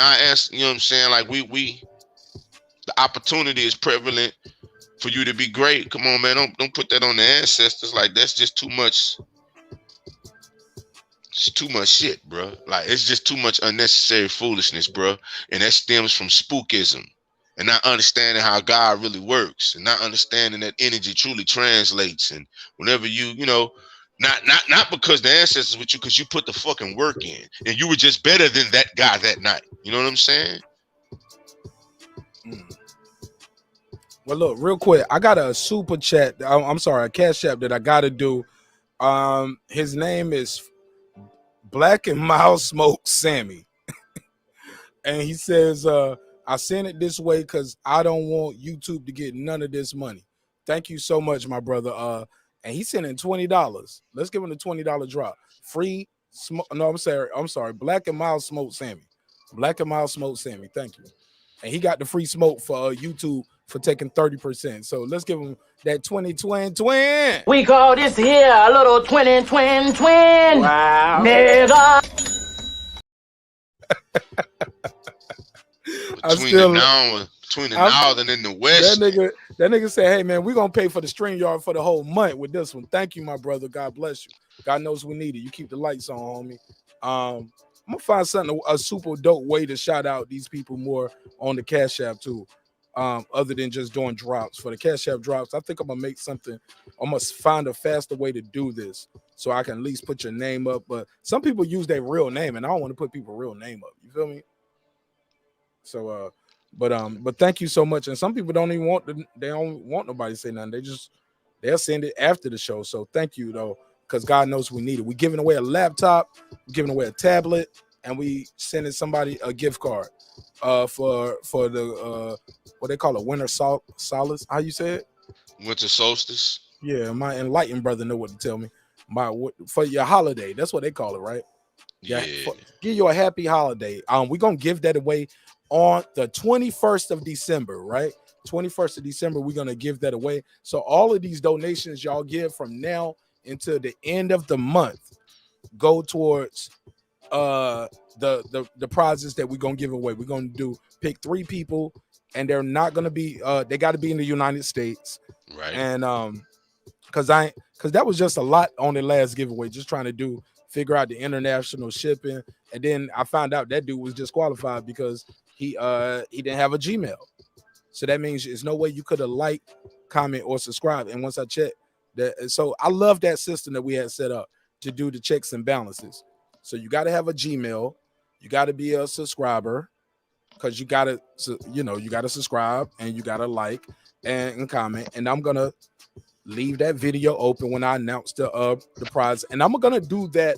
I'm planning to set it off on the 21st or the 22nd. It depends on how much money I win on Terence Crawford on the 20th.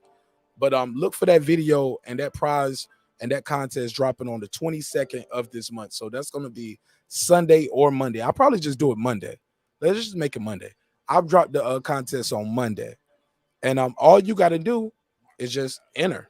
And I'm gonna leave you multiple ways to enter over and over again, and you can enter every day. But make sure you leave a comment on the video. If your name is chosen and you leave a comment after that, you're disqualified. You got to leave a comment before you're supposed to leave a comment before you enter. You can leave a like emoji, whatever. But I'll break that down on another video. But yeah, we giving away 3 prizes, man. Another laptop, a tablet, and a Visa gift card, all in time for Christmas. We're gonna do the drawing on, I want to say on the 21st, but I want to say let's do it on I might need to end it a little bit quicker. I want shipping to get there in time. I want them to have it before Christmas, because some people gonna give it away to somebody, some people might sell it, or it's gonna be right in time for them. So I want them to get it before Christmas. So does Amazon deliver on Christmas Eve? You know, anybody know? We'll find out. Regardless, let's keep it moving. But we got a dope giveaway, and it comes from people like Black and Mild Smoked Sammy, who dropped us the $20 donation. Let's give him a drop again. We call this here a little twin. Wow. Nigga. Yeah. Also, let me shout out the big brother Reggie Owens, man. You know, I always gotta shout you out. And if that is who I think it is, the great DB. Oh, I love DB, man. Salam to you, dear brother. You already know. Man, I you love already DB, know. Man. Love DB. Love and respect DB, man. He's not shy, and he's very poignant in his opinions, and he has a different vantage point on life. He has a unique journey. I would love to talk to him more about it. Every time we talk about it, it's always like in bits and pieces, but truly remarkable individual, and I look forward to networking and respecting these brothers' talents, time, energy, and getting them on the show more. The link is out there. Y'all already know. Open channel, open panel, open dialogue. Long as we try to keep it respectful and leave it on this Wi-Fi. Like I got that from Reggie Owens. said, as long as we keep it up here, you know what I'm saying? I'm paraphrasing, but he said something about keeping it up here. And I was like, that's facts, nigga. Leave it on that Wi-Fi. Leave it in the comments, homie. Because if you don't, when I see you, it's like, and you see me, then we having a real life problem here. We about to shut down the event. You know what I'm saying? And it really for some YouTube comments, homie. And for say in it's sport and play at the end of the day, man. We're talking about boxing. Yeah, you know what I'm saying? Like this, at the end of the day, this is sport and play. This is something to take our minds away from what seriously is happening around us in the everyday that's going on that impacts our everyday life. Unless we sports betting, unless we boxing trainers and shit ourselves, me watching Terence Crawford really don't do nothing for me, but just, you know, I root for the brother. But if he lose, my boss don't come at work and be like, hey man, well, you know, Terence Crawford lost. We can't pay you this week because your affiliation with, you know what I'm saying? Like I didn't how I make my money, you know. I didn't get no money from Deontay Wilder losing. I didn't bet. You know what I'm saying? Like people talk that shit. I didn't bet against him. I watched the fight. You know. Now don't get me wrong. I wanted to. I'm not saying because it's just the person I tried to bet. He wasn't taking the bet. So, nah, man. It's all in good. It's all in good nature, man. This is entertainment at the end of the fucking day, bro. Absolutely. I couldn't agree more. Let me go back to this this part of this show right here. This is Blood, Sweat, and Tears. They play a clip here. This is not the clip I thought it was, but if it's queued up, I'll play this anyway. It's Max Kellerman talking about Shawn Porter, and they highlighted Shawn Porter's responsibilities and things like that, like things of that nature that he does far as like outside the ring with the Porterweight podcast and things like that. Let's play the audio. Showtime, Shawn Porter. So it's a clip right here. They playing Shawn Porter walking up to Porter. He's dapping him up as he walking into the ring. As he walking in, he say, "Yo," so you can see him seeing across the ring, and people are interviewing. He's like, "Yo, I just want to walk over here, shake your hand. You know, I ain't gonna walk past and act like I don't see you." Terrence like, "No, it's all love. You know what you here for.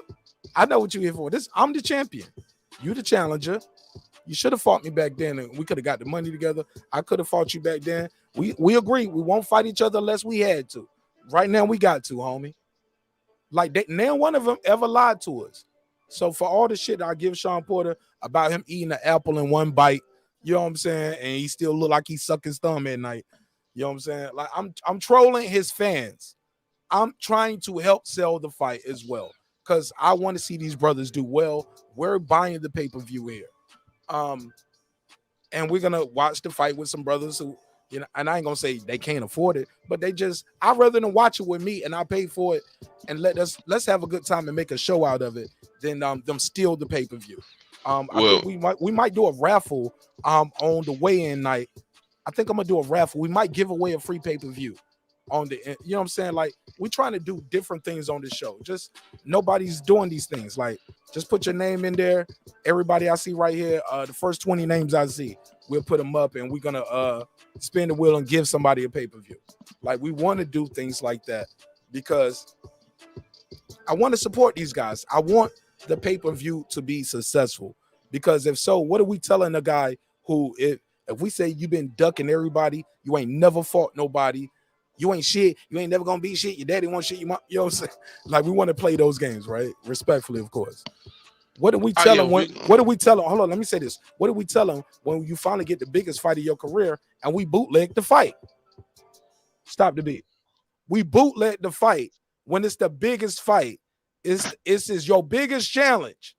You love boxing, but you won't buy the event. Oh man, y'all should buy the event just to shut niggas like marqnash up. Shut me up, homie. Well, I have to. That was a perfect segue. I gotta big up my big bro. He really don't even like Top Rank, but he got the ESPN app for the fights. He got the Zone. Like, my big bro Brandon is definitely about this boxing life. Like, I can't take nothing away from him. Like, that's why, you know, everybody goes to his house to watch the fights, because we know that's what he do. You know what I'm saying? And he has a pretty accurate analyst analysis most of the time. You know what I'm saying? Unless he's blinded by delusions with his guy. But other than Deontay Wilder, blinded by delusions with what guy? With Deontay Wilder. You talk about my guy Brandon Washington in the chat. Yeah, you said he's blinded by delusions. Yeah, like in terms of Deontay Wilder's ability, I just tell him all the time. Deontay Wilder's a phenom, bro. He's a once in a lifetime generational talent. Man, he has to. We ain't gonna see that again for a long time. A guy who just going there and knocking out everybody, bro. Well, no, I said he has the illest right hand of all time. I give him that. Give him that. But I'm gonna be real with you. And Mark Breland help him set it up. Yeah, Mark Breland. Like I'm gonna be real with you. I love Mark Breland. But Malik Scott, I like Malik Scott. I like what Malik Scott did for him. Not proven as a trainer. I mean, he wasn't. I don't give a damn if the ancestors really. Say the ancestors could have trained him. Yeah, they could. He was still gonna get his ass whooped. Right. The ancestors actually could have trained him for this fight. He's still gonna lose, bro. He just didn't have enough. I'm about to get my bucket head.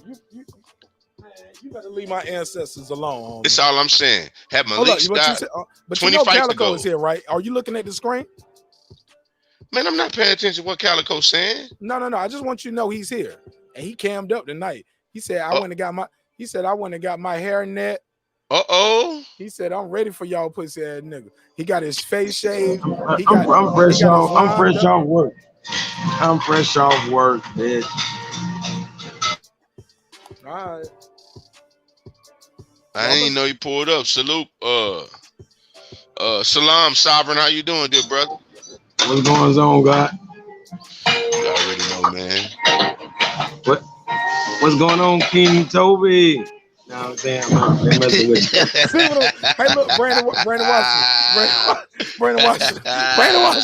Brandon Washington in the chat calling me an instigator. He called me King Toby. Like he took it somewhere else on me every time. But you know what? Did I take your wrench on me? No, right? Your mic muted. No, he just got his mic muted because you know he got some background noise a little bit. I respect that. See, he understands marqnash want a high quality show. That's why I respect this guy. Like he lets me get my bars off. I let him get his bars off. But and he definitely takes it too far.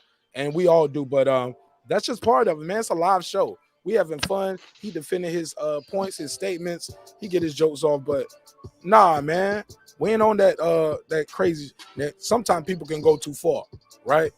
Well, you a bitch. I'm gonna kill you tomorrow. I'm gonna pull up with the AK. I'm like, nigga, that's a bow and arrow. What the hell? What AK did you pull back like that, homie?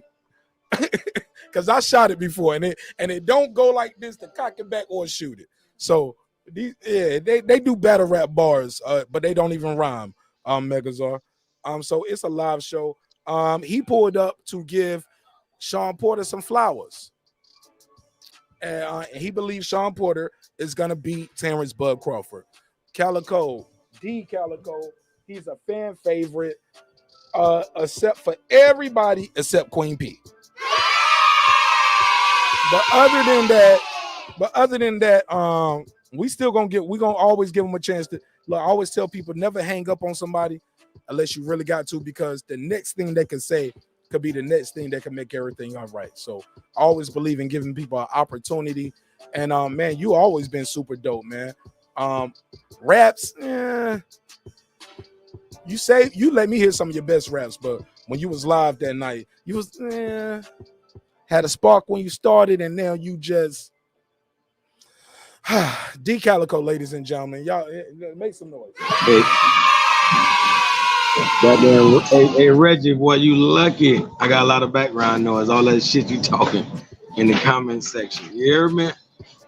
He in the comment section still talking shit. You killing it. We don't hear the background noise that bad. Go ahead, chop him up. Oh, nah, you know, I really ain't gonna give him no. Really, I ain't gonna even make him famous. You feel me? I'm gonna treat him like he a panda bear. Oh shit! Oh, you want the graphic? Want me to put him on the screen? Hey, that's what I'm talking about. Reggie, number 2. Reggie, number 2. Number 2. Oh shit! Oh shit! Hey, he proud to have a black eye. Look at that. Two black eyes. That's what your boy Shawn Porter gonna be looking like. He about to fuck this boy up, man, and you know it. He about to fuck this man up. And when I call him a boy, I don't mean it like that. When I say boy, I don't mean it in a disrespectful way. I mean it like my mama told me when I would get kicked out of school. She'd be like, don't start fighting because somebody called you boy. Your first name was boy. Before I picked your name, it said boy, last name. It said boy Nash. That's your name. You know what I'm saying? So no, don't be out there wilding out over there. So I say that affectionately, just cracking some jokes. But Shawn Porter about to lose this fight, Calico, and you know it. We got a couple of days for him to pull out for COVID, though. Go ahead, you got the floor. No, I couldn't quite hear that statement.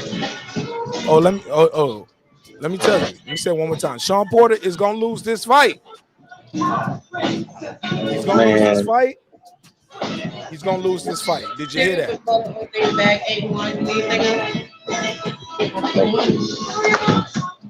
Go ahead. Well, you know, I mean, according to 90% of y'all, it won't be no surprise if he lose. You know? So, I mean, I want to know how much credit are y'all who support him, how much credit y'all gonna give him for winning or for, you know what I'm saying, or for losing. Like, is this even major?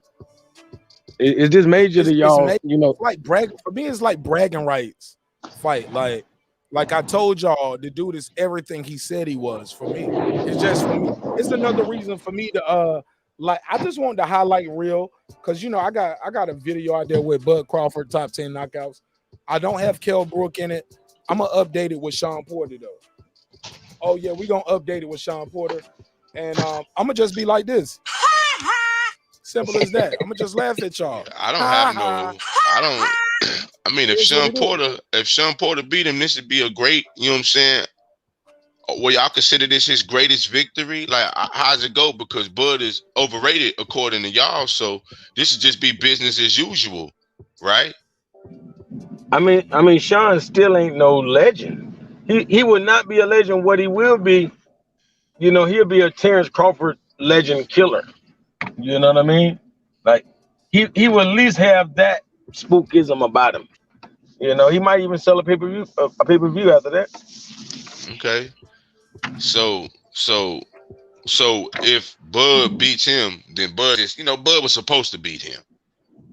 I mean, only thing would surprise me is the knockout. You know what I mean? But because I don't think he could win unless he knocks him out. I don't think he could win by decision or without at least knocking him down a couple of times. I don't think he can win no other way. He's gonna have to show that he really got the power. You know what I mean? If he really got that power, then he might be the baddest man on the land. You feel me? Like if he's swift like he is and can punch like Gervonta Tank Davis, then Terence Crawford the baddest man alive. Well, I mean, according to sparring, the way Tank was gloating, like, shit, I don't know. But I tell you this, if we do see a Crawford knockout or a TKO, you know, I'm gonna need all y'all. I'm gonna need everybody to donate $10 to marqnash. I'm gonna need everybody to donate $10 to the show, cause y'all owe that man some apologies, and I don't want y'all putting the shit on it. Well, you know, you didn't do it. I need all of the top rank PBC beefing in the name of Al Heyman and what's the name to squash, because it ain't never been about that. It's always been these dudes didn't want that Terence Crawford smoke. If he knocked this dude out, which I didn't, you know, I just think, me personally, I think he's gonna beat him. Knockout, I don't know, but if he do knock him out, that'd be, you know, that'd be even iller. Go ahead, Calico, rebuttal.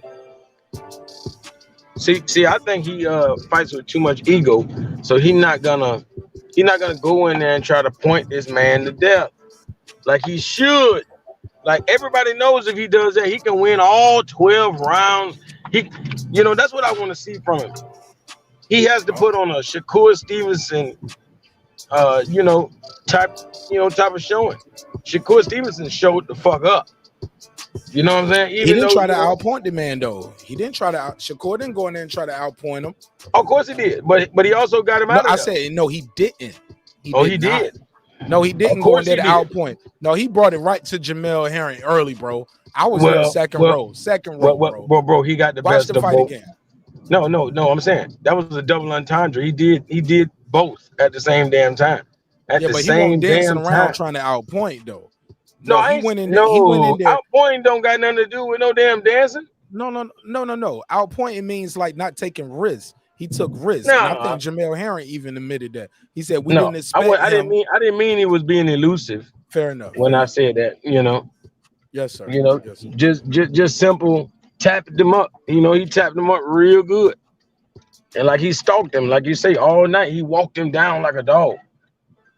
So I definitely want to see that from Crawford, and then I won't even argue that shit no more. I'd be like, goddamn. But I want to see it for more than just, the last round, like out of desperation. I don't want to, I expected around that time. I want to see it from round one on up. You know what I'm saying? If he fight like that, he should get him out of there by the 7th round. But I don't think he can do it. I don't think he's gonna do it like that. April Lynch, shout out to the sister. She said, "Man down." #Porter strong. See what I'm saying? And these are the look at this, Megazord. Look at this. Yeah, why is she putting man down with Porter? I'm gonna mute you real quick, the Calico, while I'm doing this part, and I'll bring you back in because of the air in the mic. Why is she putting man down for Porter? Man, see what I'm saying? I don't know. I thought that was Earl Spence catch line. I thought that was Earl Spence catch line. She didn't put Showtime #Porter. I ain't trying to bully on the sister right here, but let's be clear. Either this is Brandon Washington's troll account. Errol Spence. You know what? That's a queen. So that's a queen. So I'm thinking. Let me finish this. Right. Or it's an Errol Spence fan who feel like Porter is tied to him, and they feel like if Porter beats him, like they can always they gonna have a reason for him not to fight, for Bud and EJ not to fight. Like they want Porter to win. They need Porter to win. So everything they said and their favorite YouTuber would be correct. But I'm telling you, man, it's not going to happen that way. Unfortunately, it's just not going to happen that way. It's definitely not. It's definitely not, man. It's going to be. I anticipate it's this a coronation. It's going to be what they call a coronation to some people. Because Shawn Porter has a name. What I don't like about the promotion, though, I got to say this. What she's saying is, meaning Crawford is knocking Porter out. That's what she said. She said, meaning Crawford is knocking Porter out. Nah, she said, man down, #Porter strong. But go down. We'll go down and look at the what's called. She said, meaning Crawford. That's what she said in the later comments. Fair enough. Okay. And that's what I was finna say. That's what I was finna say on my second point I was finna try to make. I said, unless, she mean that it's gonna be on the flip side, some flip side shit. But nah, man, like I said, once this takes place, Mark, and we go live right after. You know what I'm saying? You go, I say we, but I'm gonna be on. I'm gonna be on when you go live after. I'm gonna be live the whole night, baby. Yeah, but I'm just saying, like, we're gonna be live, and then a part of me gonna end. Part of me wants to end that live as soon as they say and. Still, it's gonna be like boom, boom. It's gonna pop right over. So, because we're gonna still be live on the other, but I'm gonna start a brand new live because I know I'm gonna be on for about another 4 hours, and I want people that to look for, and try to find it all. So that live is gonna end soon as they say the 12th round, and I'm gonna cut that one. I'm gonna go to the new live, and that's when we're gonna be. By the time they announcing the scores or the knockout or playing the replays, we're gonna be on the new live, and it's gonna be a new video. Oh man, we're gonna have a party. We're gonna have a party, and it's gonna look bad. It's gonna look bad. Hey. It's either gonna be bad for me or bad for y'all. However you want it to go. But what I'm doing is is having no bad night, homie. What I'm doing is I'm going to buy 2 whole chickens from Mike's, the best chicken in Dallas, the best chicken I ever had, to take over my big bro house, and that's how we gonna do it, man. We gonna eat the best. You know what I'm saying? I'm gonna come bearing gifts. I'm gonna come bearing gifts, cause the night ain't gonna end so well for the opposition. So I'm coming bearing gifts. You know what I'm saying? Cause it's gonna be a great night. It's gonna be a great night. Like I said, Brandon won't be there. He said he won't be there, but I will be there I'll be his official representative that night. You know what I'm saying? I'm gonna be his national representative that night. Listen, you know what I mean by that, but I'm gonna be his national representative that night. No, we gotta hit Brandon Washington after that. He ain't gonna. Oh, that's who not gonna talk. From it. He gonna run No. And that's what hurts me about Brandon. Brandon. If he lose, that's what hurts me about Brandon, because Brandon seems like he's such an enlightened brother on some aspects, and then sometimes I hear him, and he sounds so emotionally driven and like emotionally invested. And it, like, hold up, bro. You said Shawn Porter about to knock out Terence. Stop. You don't believe that. You can't believe that. Hey, man. Like How I said, how does he set got up mad. the He got mad at Caleb Plant. I said, say, man, That's nobody another thing. thought Why this did he dude was pick gonna Caleb win. Plant? Nah, come on. He already knew what he knew.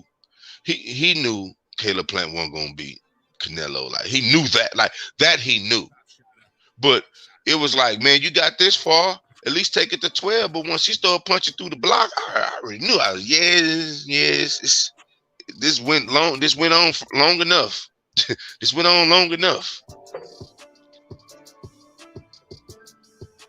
But like I said, I'm going to Mike's, big bro. I'm gonna get 2 whole chickens. Okay.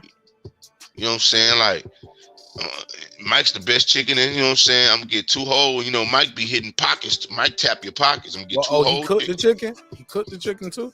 Man, Mike's is the best. Mike's is the best chicken in town, bro. How does he cook it? Rotisserie, baked, grill, fried? Nah, hey man, I think it's air fried, bro. Honestly, if I'm keeping 100%, know what Mike chicken is. You don't even know how he cook it. It's just I think the Wizard of Oz is back there cooking that shit, bro. Because you can't see. They just bring the chicken out to you. So the Wizard of Oz could be cooking that shit for our ancestors. Could be cooking that shit for all I know. This you know what I'm saying? This nigga right here. Yo, you an asshole for that. Hold on. Dude, I'm gonna be real with you. I really think our ancestors is back there cooking that shit. It's so damn good. Like, I ain't lying. You know what I'm saying? Like, that's how good Mike's chicken is, bro. Like, if our ancestors is doing anything that ain't concerned with our liberation, is helping Mike's cook the goddamn chicken in there, because you can't see a damn thing. So they just bring it out to you, and it's like the most random of characters in there. And you like, man, these niggas is cooking the chicken. You know what I'm saying? It's like, this nigga is cooking. Like, who? Hey, look, you want to eat it. Hey, look, you don't want to eat it, but it's so good. But when you eat it, you be looking like this. Hold on, give me a drop.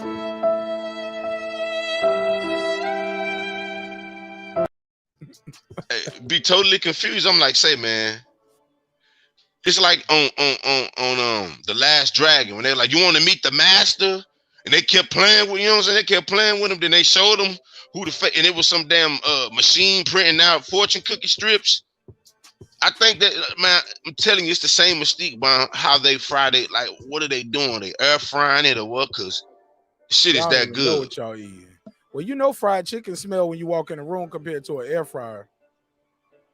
And you got to have a lot of air fryers in the bag. He frying that chicken. You know it. You just don't want to tell people we eating fried chicken, but it's okay. Nah. If Mike, no, I'm just. I think they air frying it, bro. I really do, cause the crisp is something different. Like nigga, they ain't nothing but some double batter. Nah. I done had half and half milk and some flour. Bro, I could fry the hell out of chicken. That ain't what they doing, bro. Trust me, that's not what they doing. I think they frying it, then double back and air frying it with something. It's something different. Yo, shout out to Cooking with Sir C and Troy Graham. They about to click the link. They was like fried chicken. And then you talking my language, nigga. We know how to cook over here. They about to pull up. Go ahead. I'm fucking with you. Yeah, but I'm gonna do that. I'm come bearing gifts with the frizz eyes and the biscuits. So yeah, man, this finna be great. Like, I honestly, when you come to Dallas, Mark, you let me know, Brandon. We got you. Nah, man, I'll let you know. I don't want to see Brandon. Brandon gonna line me up for a meeting with Errol Spence and Yellow Beezy, and he gonna be playing my show on loop. Nah, I'm gonna be real with you. I'm about to poke one of these niggas up here. Pause. Nah, I finna say I don't. But this nigga Brandon gonna line me up in Dallas, man. Like, you know what, Mark? You always say you everything you said you was with his Yellow Beezy and Errol Spence. Say that shit now. I'm like, security. Man, one thing I would say about Brandon don't know not one lyric to a Yellow Beezy song. That nigga gonna lie me up. Brandon don't know one lyric to a Yellow Beezy song. Not one. Yo, that nigga Brandon gonna line me up. I'm gonna get that Kenny Porter slap. Slap! Oh, God damn. Oh, man. Let me play this next part. I've been coming here. Let me go away. So they're gonna show Shawn Porter doing some yoga. We're gonna skip through that. We're gonna skip from Shawn Porter doing yoga, and we're gonna go right to Kenny Porter telling his son, "You don't listen to me, and when you lose, it ain't gonna be my fault." Stop. What did I just talk to you about? What did I just talk to you about? What did I just talk to you about? Listen, you turn him in, you're supposed to take the angle, but you're not following direction the way you're supposed to be doing, so you're all the way back here. I'm going to ask for it in the corner, and you're going to go back out there and do what you want to do, and if you're not successful, that's not my fault. Do you understand what I'm saying? Oh my God, did you hear that? Tough truths. I tell you guys, I troll, I talk shit, but at the end of the day, I love my daddy. But my daddy ain't been in my life as long as Kenny Porter been in Shawn Porter's life. Y'all already know my story. It's been told several times. And I love my daddy. But man, my daddy ain't never talked to me like this. Let me play it one more time. So you don't did your hot yoga, right? Goes back to what you said. So you don't went off, did your hot yoga. You done went off and played paintball with your friends and family. It's back to business, homie. Kenny Porter about to tell his son a tough truth, a harsh reality. Let's hear it again. Stop. What did I just talk to you about? What did I just talk to you about? What did I just talk to you about? Listen, you turn him in, you're supposed to take the angle, but you're not following direction the way you're supposed to be doing, so you're all the way back here. I'm going to ask for it in the corner, and you're going to go back out there and do what you want to do, and if you're not successful, that's not my fault. Do you understand what I'm saying? Oh my God, react to that, Megazord. Well, as someone who's been blessed to have my father with me every day of my life. Beautiful thing.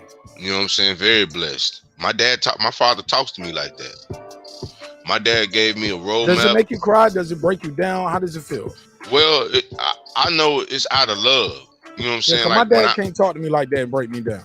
Like, you know, it's really not even a breakdown process. It's like my daddy lived through what he lived through. And so I wouldn't have to go through half the shit that I, you know what I'm saying, that I encountered, but I encountered more so from a manhood perspective. And my daddy would always tell me, hey, son, you know when this ain't this and that, and you know what you should do. And if such and such happened, it's because you didn't do this. That's how my daddy would talk to me. I'm talking about 5, 6, 7, 8-year-old. You know what I'm saying? That's and Brandon dope. and Brandon can attest to that. I got you. I got you. I'm right here with you. I met my dad young, but even then, like, we wasn't always day-to-day hands-on. But I love my father. He's an amazing dad.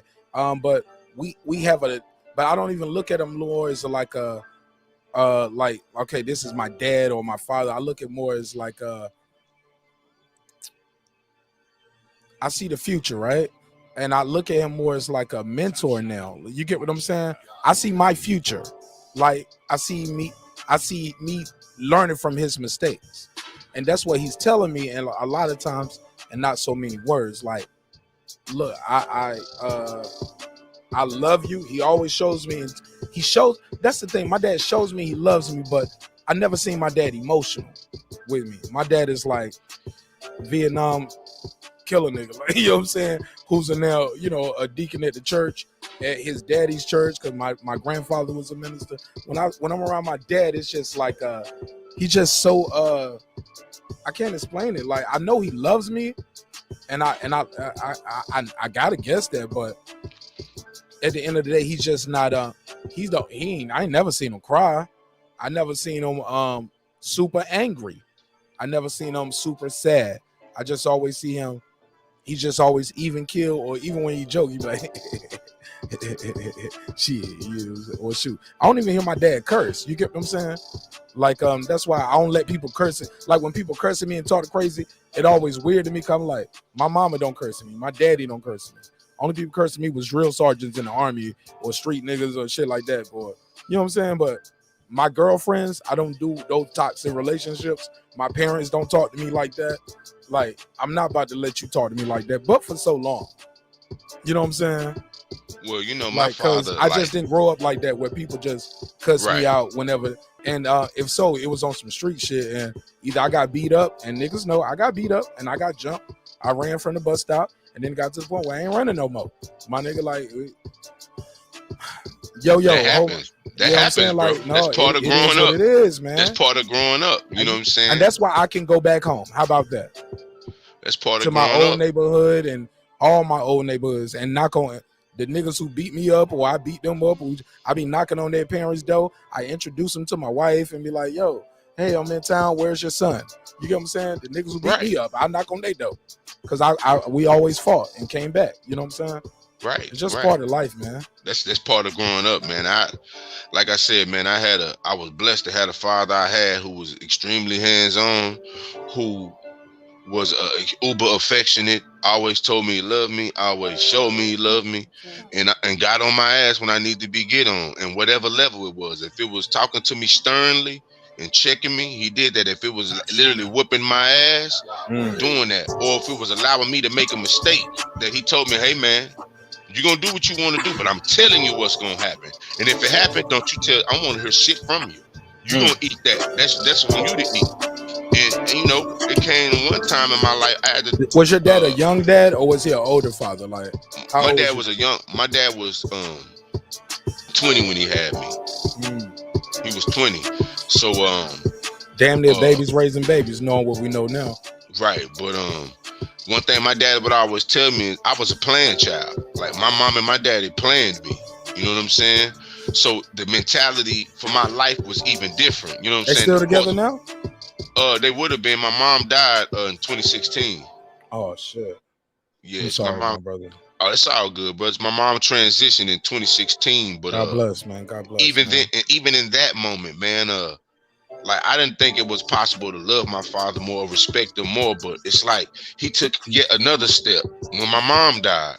You know what I'm saying? He took on that mantle, and just, you know, my respect for him grew, like, cause he stepped up in ways that I didn't think I could even fathom you could step up, especially during a time like that. So nah, man, it's definitely like I told my baby mama when she said she was pregnant, I was born to be a father. My dad told me fatherhood is something you gotta want. It can't be no shit that when it come, well, okay, it gotta be some shit you want. You gotta want this. You gotta want to be a father. You know what I'm saying? And like I said, man, I couldn't be more. My father was the father that was everybody's daddy. Like if your daddy wasn't around, my daddy whooped your ass when you got, you know what I'm saying? That's the type of daddy I had, bro.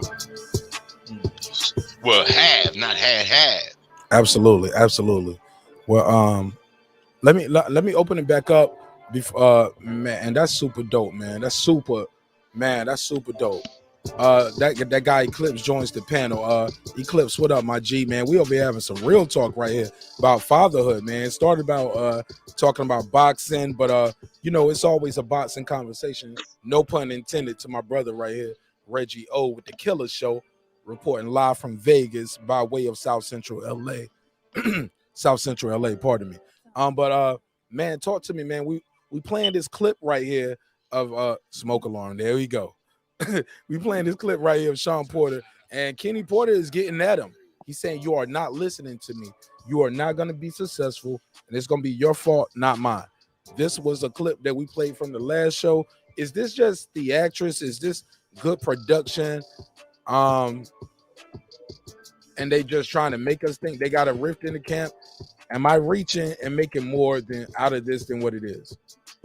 Because right, Kenny Porter been the same way. And he wrote, and this same shit Kenny Porter doing got his son to the mountaintop. 2-time champ. Yes, sir. You got to respect it. So give me your take on it. I'm going to play the clip one more time for the people who just tuning in because the show is growing at a large rate. Let's play this clip. What did I just talk to you about? Stop. What did I just talk to you about? What did I just talk to you about? What did I just talk to you about? Listen, you turn him in, you're supposed to take the angle, but you're not following direction of what you're supposed to be doing, so you're all the way back here. I'm going to ask for it in the corner, and you're going to go back out there and do what you want to do, and if you're not successful, that's not my fault. Do you understand what I'm saying? Yes. Next bell, Malik. Good turn. One thing that my dad is really focused on, especially with this fight, is the fundamentals. You lose the fundamentals when the heat gets going. Slow down. All right, go ahead, Mike. React to that clip.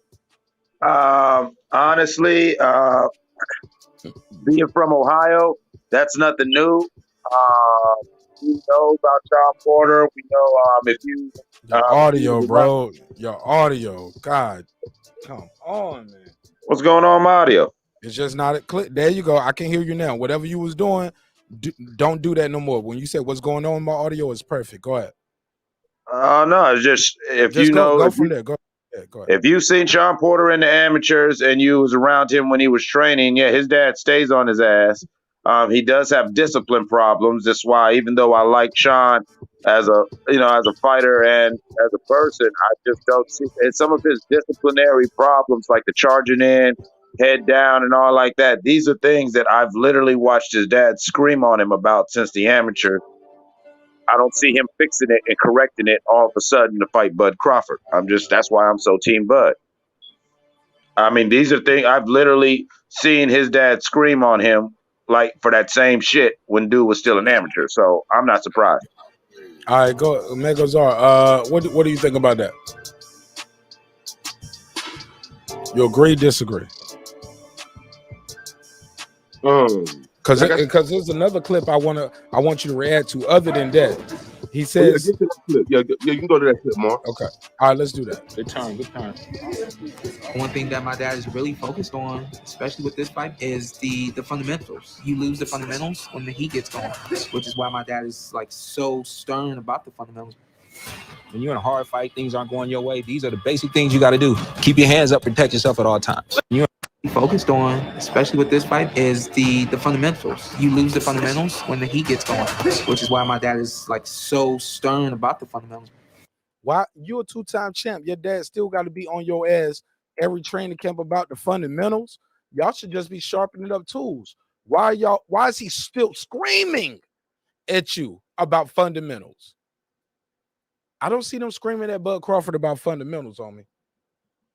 I just don't. We never seen that. No, we ain't screaming at Bud about fundamentals.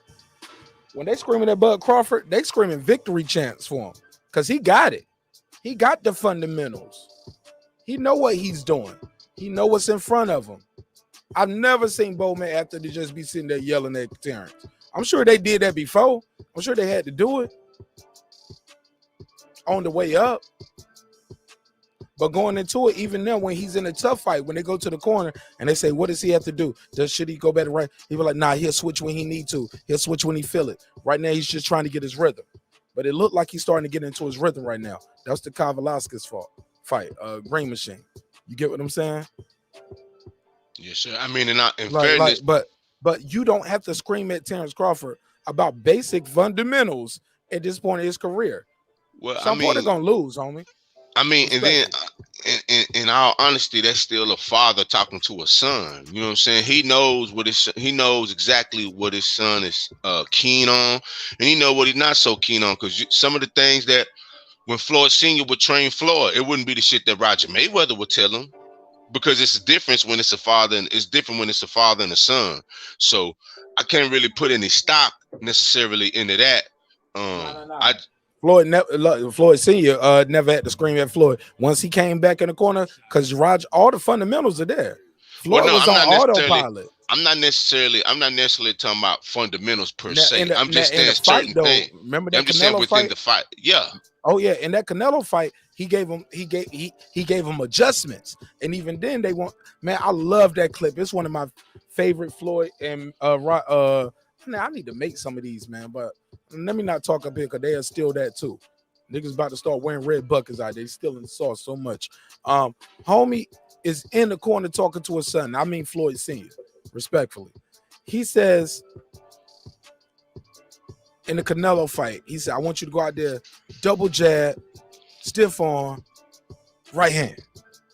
You know what I'm saying? Tap, tap, And Floyd is just looking across the ring. Floyd is so observant. He watching the corner. He trying to read their lips. He reading the body language. And then he said, Lil Floyd, you ain't even listening. He said, I am. He sound like a little kid talking to his daddy. I get it, homie. Bro, because I'm everywhere with this shit, bro. And I see him at the Little League football. Like, I see how they chastise the kids afterwards sometimes. I see the parents be getting mad and like, bro, it break my heart. And I be up there trying to cheerlead, and I ain't even got a kid in the fight. I'm just supporting kids from my community. You know what I'm saying? And I be like, yo, man, y'all gotta stay up, man. Come on. If y'all sad, they gonna be sad. Like, man, because it ain't shit on the line, right? It's just homecoming game. You know what I'm saying? The season ain't over. It's homecoming game. And these kids are 7 and 8. You know what I'm saying? I said all that to say this. When he tells Floyd, you ain't listening, he said, I am. You said, stiff arm, bam, shoot the right hand. He was like, there you go. He was like, all right. And he go back to listen across the ring. You know what I'm saying? And looking.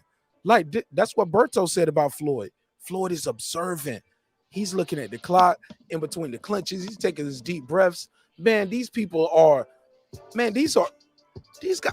I'm just letting you guys know, in your midst of hating for Bob Arum, he's going to come and go. Terence Crawford, man. Oh my God. You're missing greatness trying to be cool in certain groups, repeat other people's talking points. Go back and watch the fight. Go back and watch these fights with the original commentary. Forget what I'm saying. Forget what the naysayers are saying. When these guys got in there, they were supposed to be somebody. That's what he keeps saying. It's supposed to be my toughest fight, but we don't know until we get in there. And then we heard him say it out his own mouth. Look, once we get in the ring, everything is over. You ain't fighting my record, homie. You fighting me. And vice versa. And the cream gonna rise to the top. Let me pass the mic because I don't want to go on too much of a rant. We having fun over here. And we got some more clips to get into, man. And I don't want to give all of them away because we're going to be doing this a couple times this week. But I do know why you guys came into the room tonight. Pause. Because of the thumbnail, because of the hashtags. So I'm going to give you what you came for. We ain't going to split. We didn't split the guard tonight. We didn't go in here talking. And we ain't going to. And trust me, that versus, I'm going to do the Bone Thugs and Harmony for the people. I saw the email. Somebody asked me, are we going to cover the Bone Thugs and Harmony versus 3 6 Mafia? Hell yeah. And we're going to do it live because I paid. What? They doing that versus? Yeah, it's official. So I'm going to do a pregame to that this week just to split the show up because y'all know we do long shows. So we're going to still cover this fight. We're going to cover the upcoming verses, and we'll close the show with predictions for the 3-6 and all of that. So we're gonna bring a different audience into the room for my boxing fans and y'all niggas who love boxing. That's gonna be a killer show. So we're gonna start the first hour off with boxing talk, and the rest of the show is gonna be a hip-hop show. We might do that. But y'all, when y'all want to do it? Y'all want to do it tomorrow? Y'all want to do it Wednesday?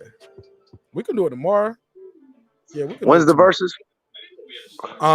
It's a versus before that. They got Stephanie Mills versus Shaka Khan. Yeah, I saw that. Khan.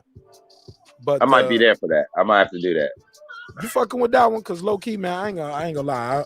When I heard they was doing that one, I gotta look at the date. Is that the Thanksgiving date? Is that around Thanksgiving? If so, yeah, that'd be dope. If so, all I if know not, was when I saw it announced, I just kept thinking about I can't like name you know 20 Shaka Khan songs off the top of my head or 20 Stephanie, but I love them. I know them. yeah exactly. I'm definitely pulling up for that. And I know I'm gonna hear a lot of my old favorite samples, but I didn't want to see that on my next verses. I thought that was for Easter, Mother's Day weekend, something like that, like I said earlier. But if I'm looking at this date and what you guys are saying is true, allow me to retort in real time. Because this shit look like it might be on for Thanksgiving. Oh shit. Yeah, I think that's what it is. I think it's for Thanksgiving. I think this is a Thanksgiving versus, and if so, I'm gonna be with the laptop with the okay. What date is this? Let me share the screen. This is November the 18th. What day is that? November 18th. That's in 3 days, right? 2 days. Hold up, that's 2 days. That's is that 16? No, that's 18. 18. Yeah. Yeah, that day after tomorrow, cut. That's Thursday. Yeah, like I said, I'm gonna do a recap, but I don't think I'm gonna do a live for it. I'm gonna do a media reaction. Do a backstage show. Do a backstage show and then chop it up. I didn't think my audience want to watch it. Shaka Khan. Shaka Khan. I didn't feel like my audience want to watch it. Y'all, if y'all want to watch it, I'll watch it with you because I pay for it already. It comes out the account. Because low key, I was mad that they took it out of account. I thought I canceled this shit. He's like, hold on, wait a minute. Y'all still taking money? Yo, right, bro. Even with this Apple Arcade, I don't even play games, bro. But they had this Apple Arcade shit came with the new Mac, and that was cool. But bro, I don't play no games. I be talking to y'all niggas every day. I'm like, why am I still paying for this? And it'd be like it'd be like $3.99, so it'd be some sleek shit. Like, you don't mind, nigga. But no, I do mind. And I'm like, I don't want to keep paying for that. But this fight shit, and then I found out a lot of people watch Versus for free. I'm one of them corny niggas. I paid for it. Look at me, supporting the content Fucking I civilian. like. You a fucking civilian. Yeah, look at me. I'm a goofy. I support the shit I like. I pay for Versus. Niggas don't even Nigga, pay we for out here Versus. thugging. Crime don't pay. I pay for Versus, nigga. I'm a goofy. Lame. You pay for Versus. Lame as hell, boy. Look, but you know what? I'm a content. You like that nigga stopping at stop signs in the hood, nigga. We roll through those. Fuck you doing? What you say? You hit kids walking home from school? What you say? Hey, fuck them niggas. Nah, boo. Let me give you it. Low key though. I get the joke. But for I gotta get it. All right, gotta get it. It's all good. Oh no, yeah, you gotta buzz me, man, because you know how niggas be. Niggas always want to run through the stop sign till there's somebody doing that if they kids stop sign. You know kids. Right. Nigga, do you do that? And that motherfucker do that at your kid's bus stop. You trying to run out in the street with your pistol, knowing good and damn well you do it all the time. Right. I ain't been in that position yet. I ain't been in that position yet. Oh, don't worry. Yeah, that's right. Your queen's still. Don't worry. You're gonna be sitting there one day putting her on the bus, and you're gonna see somebody do something stupid around that bus, and you're gonna have to catch yourself. Nah, low key. I'm already that dude in my neighborhood. Like, I don't. That's a whole nother conversation. But I don't like this one. I don't like this one house on the corner, cause our street right there, it's not that wide, and I hate that they always load this corner with cars, because you don't see the kids as you turn it on that street. You can't see the kids. And the kids will pop out outside of the car. They be on the street. You know, you can't even see them playing basketball in the street till you turn on the street, because they playing at the end, and they bring they bring the little portable goals to the end of the driveway, and they're just trying to be kids, man. And it's truly unfortunate, yo. We had a lightning beam strike the corner of the stop sign on our street, and yo, I had to get at the motherfucker. I'm like, yo, so y'all want to send emails about the grass not being cut, but what about this damn stop sign not being put back up, homie? Like, y'all gotta relax, yo. I was on their neck about fixing that damn stop sign. He about to rough the city council, y'all. Nah. Even no low key. When you going down to the store by my house, it's a steep hill. and there's trees on both sides, and it's a little sidewalk on the other side, but it's a big ass ditch. So people don't want to walk over there at night. So they walk on the other side where there's no sidewalk, but it's a bus stop over there. But it's bushes, it's trees, it's weeds, it's all kind of shit over there. Like, so people are standing on the other side and just cross over before, but there's no lights right there. And but it's an apartment company there. We need to, man, that apartment company or that store, like, or the city, whatever, man. We got to put some lights right there on that street because it's just. But my wife always tells me, she said, baby, nobody's gonna change anything because nobody died yet. She's like, that's what you call is nervous energy. You just paranoid. You trying. I be like, I see the future when it comes to shit like this. It's gonna happen. Yeah, it's gonna happen. But but it's gonna be a kid. It's no, like inevitable. right where I live at. Yeah, right where I live at, it's like 45 on the main street, and then the side roads are only 25 with these little dips and hills to where if you're coming around the bend, there is Shit no like that. reaction That's all I'm trying time. to say. Slow down. I want to let somebody else get in because they just pulled up, and because you can't see them. But I just said all that to say is this: I don't need to see the baby playing with the blow dryer by the tub to feel like I need to intervene. Sometimes that's all I'm saying. With that, I digress on that. That's some whole other shit, man. Yeah, I'm just talking too much, man. Go ahead, brother. Get in, man. Get your bars off. Man, what's going on, Mark? Yeah, man. I'm bro. I promise, bro. Low key, a nigga I went to college with, yo. He is the city councilman right now, and I voted for him. So maybe I should talk to him, set a meeting up with him, maybe do an interview on the show with him. You know it's gonna have to be pre-recorded, but maybe I should holler at the city councilman that I voted for, and we were actually in class together in college. So I'm gonna reach out to him, and maybe we can talk about that. But I can't be talking to him with that energy right there, cause I sound like I'm coming at him, pause, and giving him all kind of energy like why this ain't happened. Maybe I should just let him know certain issues that me as somebody in my community have a problem with. But we'll also talk to him about shit that he's doing, blah, blah, blah, re-election. But hell yeah, I'll bring him on the show. I'm gonna try to get him on the show. But I went to college with homie, and I told people to vote for him. But with that, I digress. Brother Boxing left. Damn, I lost him that quick. He said, I ain't from Atlanta. I don't want to hear this shit. Yeah, man. I'm sorry, y'all. I went on a tangent, man, because sometimes y'all love boxing, yo, and I love life, and I love chopping it up with y'all. But I promise you, man, like life is bigger than boxing. Because at one point in life, we all gonna look like this. Sleep. And if you want to see Shawn Porter sleep, just stay tuned for November 20th.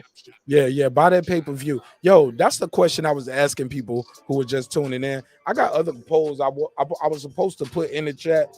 I looked up and I was like, damn, I got 112 votes. But sometimes I do these kind of tests because I like to test my audience.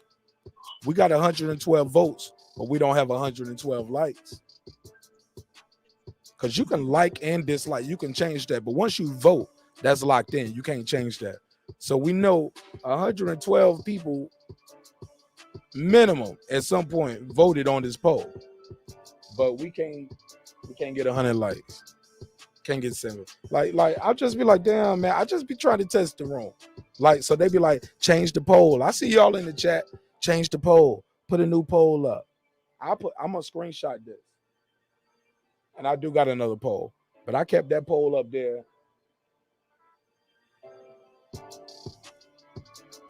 for a while. I put the poll up before I even started the live. That's why I say 6 hours. Hey, I got a weird question.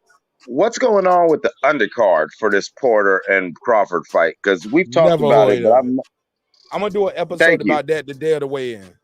Because yeah, like who are these guys? Nah, it's a lot of undefeated guys up there.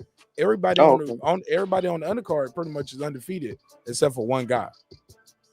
And the guy he's fighting is undefeated, but everybody's pretty much undefeated on the undercard.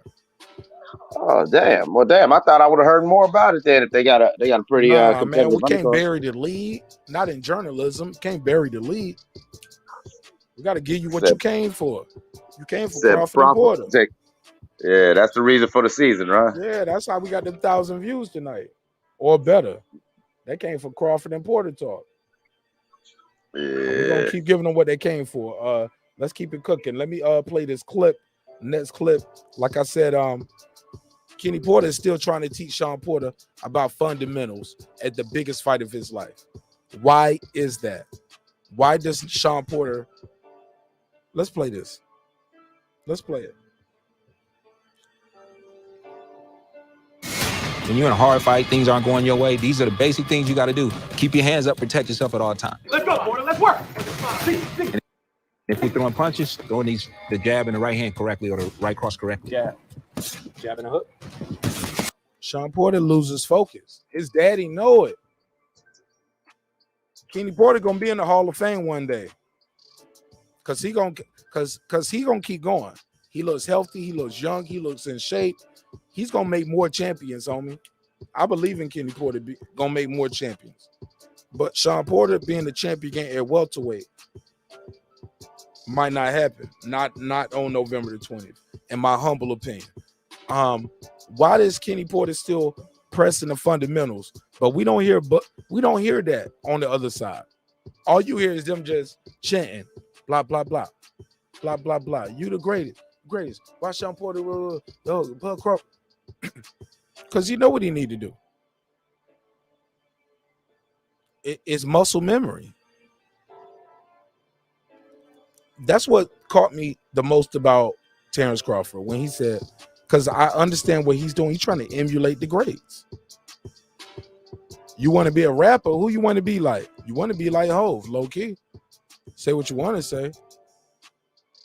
You want to be like Kanye. You want to be like Drake. You want to be like J. Cole. Or you want to be like the tippity top of the top. You want to be like the guys who are getting it and they doing it the right way in your mind, whatever fits you. You want to emulate greatness. And he said, what I liked about Floyd was, he just said, keep winning, live a clean boxing lifestyle. The sport gonna pay you back. Just keep winning, keep winning. Worry about boxing. Fuck everything else. Worry about boxing. You're gonna get the money. Just keep winning and think about boxing and live a clean lifestyle. And he, all that shit that he heard all we used to hear about Floyd, how Floyd would go out and party with people, but then he'll go jogging back from the club. Terence Crawford do that without just going to the club though. He'll just wake up like he does that without people knowing it. He does that, bro. He's a monster, right, bro. Like he's doing everything the greats did without all the spotlight, because he know that spotlight bring a lot of the hate. It brings a lot of negative criticism on your family, and people want to look at everybody around you and like, look, man, I'm gonna just go out there and whoop ass, take names, and I'm gonna keep winning. I'm gonna live a clean boxing life, and I'm gonna keep winning and keep winning and keep winning and keep winning. And when I beat them, if they don't supposed to be in there with me, I'm gonna get you the fuck out of here, homie. You ain't gonna be in here all night with me dancing around, finding a way to hide in the ring. You're not gonna hide from me in here. A lot of guys let people hide from them in the ring. I don't need to go on the rant. I pass it around. I've been going on the rant too long. Megazord is here. My guy D Calico, that guy Eclipse. Damn, we got some MCs in here. It's time to end the show. We about to end the show with a cipher, and I'm gonna rap tonight. Fuck it. I'm gonna rap with y'all tonight. I mean, I just want to hit on that point that you said, because that's something that has been bothering me for about 3 to 4 years. It's like no one gives this man flowers for being true to the sport, for living a clean lifestyle and not being a mess. And then people often, they criticize him for it. And they use things like, oh, well, he doesn't sell tickets. Why? Because he's not some thought on the internet trying to clout chase. You know what I'm saying? He's not doing all this extra stuff. And if he's not in front of the camera, he's literally chilling with his family or training. And so, like, I just really, and then especially from all the fish fans, you know what I'm saying? From all the fish fans, it's crazy because I get it. You like your boy EJ, but has EJ been as true to the game as Bud been as far as that distance? like, yeah, people didn't like Floyd's flashiness and his attitude. But like you said, if Floyd was out partying, you saw Floyd jogging back home. And then then it came out, yeah, Floyd wasn't drinking. Yeah, everybody was drinking it, but Floyd wasn't drinking. Yeah, people were smoking, doing the best, doing the most, but Floyd wasn't. But it took years for people to give Floyd his credit for that, and they still won't. And I'm seeing that might be a cultural thing, because I'm seeing the same thing with Bud, because people don't respect honest living. You know what I'm saying? It's like, it's like that rapper, like if you saw part 2 of the Kanye thing, Kanye said he faked being a backpacker because even though he was a street dude with all these GD ties, he knew if he came to the industry trying to be a street dude, he'd have to play that game of always having to prove himself or whatever. And so he trolled the game by just being a backpacker, and so they'll let him be. You know what I'm saying? I'm listening, but I ended that poll, and I'm making a new poll real quick. Oh, okay. Let everybody go. But yeah, I don't know, man. What do y'all think, brothers? I agree with you, Clips. As someone who does smoke or doesn't drink, I think that's kind of hurt me in the social light in terms of rapping, because it's, I don't have any songs dedicated to turning up, because how the hell can I rap about something I don't do? You know what I'm saying? I don't know what it's like to be inebriated. I don't know what it's like to pill pop. I don't know what it's like to be high. You know what I'm saying? I don't know what that's like. And so, and people respect it when they're in the face of someone who live it. You know what I'm saying? Because it's like, well, I know in my case, it's like, damn near every time I'm normally bigger than the person.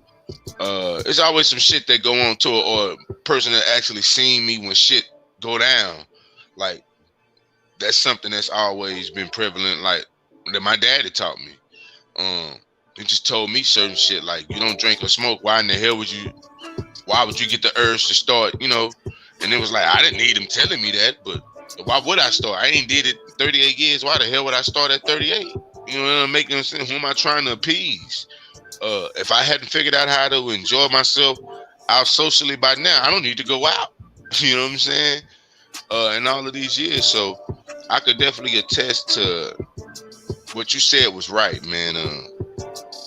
Which it doesn't bother me either way. It just is what it is.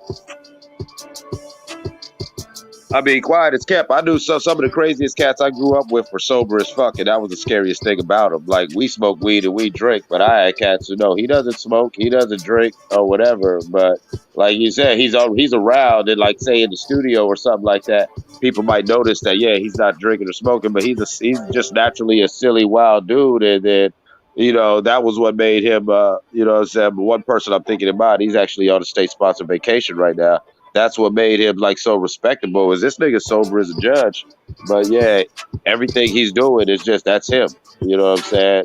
But I do feel what you're saying. A lot of people, they look at you different. Like me, I never had a problem with it. It's like, if I smoke weed and you don't smoke weed, I'm not mad at you. That's more for me. I'm cool with that. You feel what I'm saying? I'm all the way cool with that. I like when I'm with a girl who doesn't drink, because motherfucker, you driving. I'm cool. You feel what I'm saying?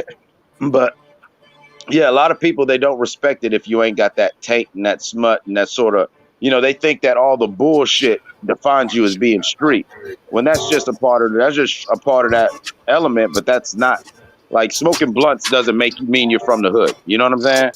Like, you get a lot of these kids who get caught up in the culture, and you get that white kid from the suburbs, and because he smoked weed and maybe he got a hand job from that black girl who's in the theater class and everything, all of a sudden now he thinks he's down for the culture. He can drop the N-word. Why? Because he smoked weed and you got a hand job from a black girl? Like, you know what I'm saying? Like, people really value the wrong things. And I'm noticing that in the sport.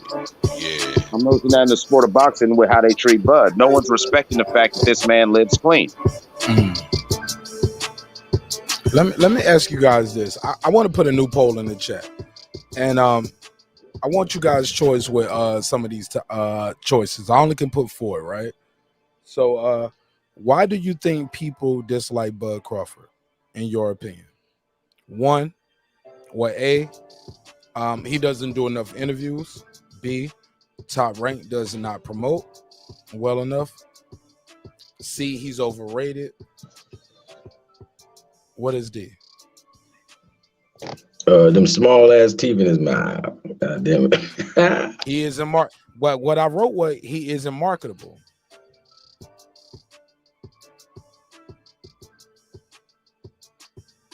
I mean, I think he's marketable, but just not the way that they want to market fighters. It's definitely his top rank. Like Or is honestly, it D all of the above? If he was marketable, he would already be marketed. Or he's because it can't be D all above because it can't be overrated and all of that. So it got to be another choice. It's the fact that he's with Because Top there's other Rank and people not that's PBC. overrated and they don't do what Bud do, and they became stars in boxing and made a lot of money. PBC. Man. It's because he's not with PBC. Okay, I put that. Y'all think that's a fair choice? He's not with PBC. Yeah, it's Top Rank. I mean, it's because he with Top Rank. Really? No. I need another choice for the poll, guys. I don't want y'all to answer. Oh, he's not with PBC. I need another choice for this poll. Let me let everybody get a chance. Hey, Reggie, give me real quick. Reggie O with the Killer Show, live from Las Vegas by way of South Central LA. My West Coast correspondent, my good brother. I wish him nothing but health, wealth, and prosperity. Even though we disagree on certain things, I appreciate you taking your time and energy. What up, King? Man, I just wanted to respond when I heard you ask the question about why people don't like Bud. Oh, before you give me your answer, can you give me a choice for the poll? Because I'm gonna give you a blunt ass answer. No. I don't want your answer. I want before you answer, give me another choice so we can let the audience have fun with it too. Like, don't be selfish. Why do people dislike Bud? A, he doesn't do enough interviews. B, Top Rank doesn't promote. C, he is overrated. Because what's the last choice? Give me one more choice. Without telling me how you feel first. Man, I was gonna say some blunt shit because it's really blunt. So you don't even want to help promote the show right now. I'm gonna say, is it because he's from Nebraska? No, I'm always promoting the show. He's from a small market. Nobody ever heard of him. He's from a small market. I'm gonna go with that, but that ain't what I feel. So, because what I had up there, he's not marketable. And the marketable thing. That ain't the issue. It's just that people are so bitch made. That's the reason why he takes slight. You got a lot of bitch made people that say that again, Reggie. Yeah, you got a lot of bitch made people. Chat there. It'll just be those three choices because Reggie don't want to play with us. Hell no, he gonna get his bars off. You already know, Mark. You asked him how many times. I can't think of nothing for the poll, but all right, there we go. The poll is out there. The real honest answer to it is that you got a lot of bitch made fans within the sport of boxing. Either they tripping on somebody because of the way they dress, the way they train by a father, because they like this guy, because this guy is a threat to whoever their favorite fighter is. He don't do interviews. He won't talk to him. You just got a lot of bitch made shit to where people don't recognize talent. And even like somebody was like y'all was speaking about within the rap game with people's careers. If you ain't talking about doing drugs, turning up, then people act like they can't follow the career. And then you got some people have to do things to even look like they're turned up. Like even with Floyd being in the club or acting as if he drink and not drinking just to fit within a culture that accepts ignorant bullshit. 50 Cent admitted he did that later too. The Hennessy bottle had sweet tea in it. Yeah, just to fit into a culture of fake ass fucking people. And that's really what it is. Because when you look at it where people talk about marketable, is Earl Spence really marketable? What has he done to prop himself up? There's no difference in it, except what bitch made people will accept as being their favorite fighter, rather than recognizing the talent of these two individuals. People play these splits, and especially amongst black fans. And it's a sad shit. But when you look over in MMA, you don't see this shit amongst MMA fans. They respect talent for what it is. That divisive shit hasn't really kind of terrorized that type of the sport like that yet. Over in MMA, I haven't seen it, but with boxing fans, you see a lot of bitch-made shit from boxing fans. But that's all I really want to say, and to point that shit out. People need to respect this motherfucker for being a top talent. Respect Earl for being a top talent. Boots, all these dudes for being top talent. Gotta respect them. But people hate on this fool Terence Crawford for some of the dumbest fucking shit. I ain't seen Earl in a million interviews and shit. I ain't seen him on channels, but somehow Terence Crawford need to be on channels. Like, get the fuck out of here, man. Well, it's like they want you in the spotlight, and they want you in the spotlight, you know what I'm saying? Then they want to critique, you know what I'm saying, the pimples on your face, you feel what I'm saying? You know what I'm saying, the way your body looks, the way your body posture is, your tone of voice. And it's like, it's real crazy because it's like the man's doing the work. And this ain't as a Crawford fan. This is seriously an observation culturally. And Reggie, damn, man, it's crazy as hell because you've been on it for the past few weeks. I've been agreeing with you too much. This is weird. You know what I'm saying? But I agree with you 1,000% on that. It's like it's a lot of pussy ass shit. Like, yeah, I'm from the streets and I like seeing a street dude do whatever. But at the end of the day, I am a grown ass man that's 41 years old. I can respect an athlete who takes himself and his profession seriously. No more, no less. I wouldn't give a damn if he's white, black, purple, gay, straight. The man is walking in a straight line. If you're an adult, you can't respect that. Man, the only reason he walking that damn straight line because somebody got a leash on his ass. And y'all know. Oh, here we go. So you saying the only reason Terence Crawford is living a clean lifestyle is because the Bob Arabs and the white men that are around him and all this shit, his handlers. That's why we don't hear the man talk. We ain't heard that man do a damn thing. Like, we don't even know this nigga. You know what I'm saying? Hey, Calico, did you like Marshawn Lynch? What you thought about him? I love the fact that he wouldn't talk on the press conference. I loved it. And why? You see how hypercritical you are? He ain't have no handler. He ain't have no handler. So what are you talking about? That was all his choice. You totally just contradicted yourself. You just said no. We're not talking about the action of not talking. We talking about the fact that somebody got their hand around your throat, and that's why you're not talking. No, he is talking though. He just ain't saying what you want him to say. Oh yeah, lately he been talking a little bit, but he, like you say, he ain't talking about nothing. Okay. He ain't talking about too much because it's his last fight on his contract. I'm All be the real talking with you. is It ain't over. nothing. No, I'm talking about him. We gotta Every time he open his mouth, he makes he damn near like the Charlos. He right there behind the Charlos. No, none of them ever been undisputed in unified 3 division. No, we talking about that mouth. We talking about all that mouth. We talking about the shit that come out the mouth. Give an example. No. Because you're making broad statements. I need an example. Oh, no. Anything. Nah, you can't just say you can't quantify. You can't quantify what you said. I need an example. Everything.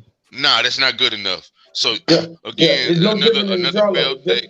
Another failed. You actually did I explain Charlo's Thursday though? No, you didn't. Because if so, why didn't Charlo fight Andre? Hold on. No, you didn't. Why didn't Charlo fight Andre? I don't give a damn about them Charlos. You brought him up in context. You brought him up in context with Terence Crawford though. Yeah, I wasn't talking about him in the ring. I'm talking about all that yap. When do you see Terence Crawford falling out with his family in front of the world for the world to see with his brother? Yeah. Nah, come on. You can't compare him to that. You see that? I'm talking about the coonery, not the coonery. What coonery do you see? What coonery? No, that is coon. Nigga shit that's the definition of coonery. What are you talking about? Well, you nigga shit is the definition of coonery. Bro, no, when I see I've never seen Terence do any coonery. That ain't coonery. Reggie, I'm sorry, that's check. He get a chance to move. No, when two black men that are blood related fighting each other on the world, oh, that's definitely coonery, brother. That's buffoonery. It's not same coonery. Same thing. No. I mean, no, coonery is buffoonery, but buffoonery is not necessarily coonery. It's the same thing. You're playing around, Calico. It's the same thing, but like I said, fanboyism has now taken over boxing like it done took over rap and all this other shit. It's fanboy shit. Nah, bro, I'm telling you, it's fanboy shit. No, it's the only reason we talk about Cassius Clay. It's the only reason he could be talked about. It ain't just I don't know who Cassius Clay is. Shit. Nah, bro, Cassius Clay. Who's Cassius Clay? It don't I don't matter. know who that is. Who is that? I don't know who that is. Yeah. That's the only reason we can, bro. I know Muhammad Ali. I don't know who Cassius Clay is. Obviously, he had the mindset before he even became into the nation. He had the mindset. He had the correct mindset, or he would have never stood up. What do you mean? He He stood up as a regular black man first. Then he became awakened while he was probably locked up. But that's just the way it happens sometimes. Nah, that ain't how it went. It's plenty of documentaries, and he tell his story on how he came in. So you don't have to probably. It's actually out there how they did, and it's actually out there how he said he didn't have no. It's actually out there that he didn't have no. He said he didn't have any sense until. Those are his words. Yeah, I understand that. That's called knowledge and wisdom. But he had enough sense to not go to the goddamn army, and he shut that down. What you call it, the draft? He shut the draft down.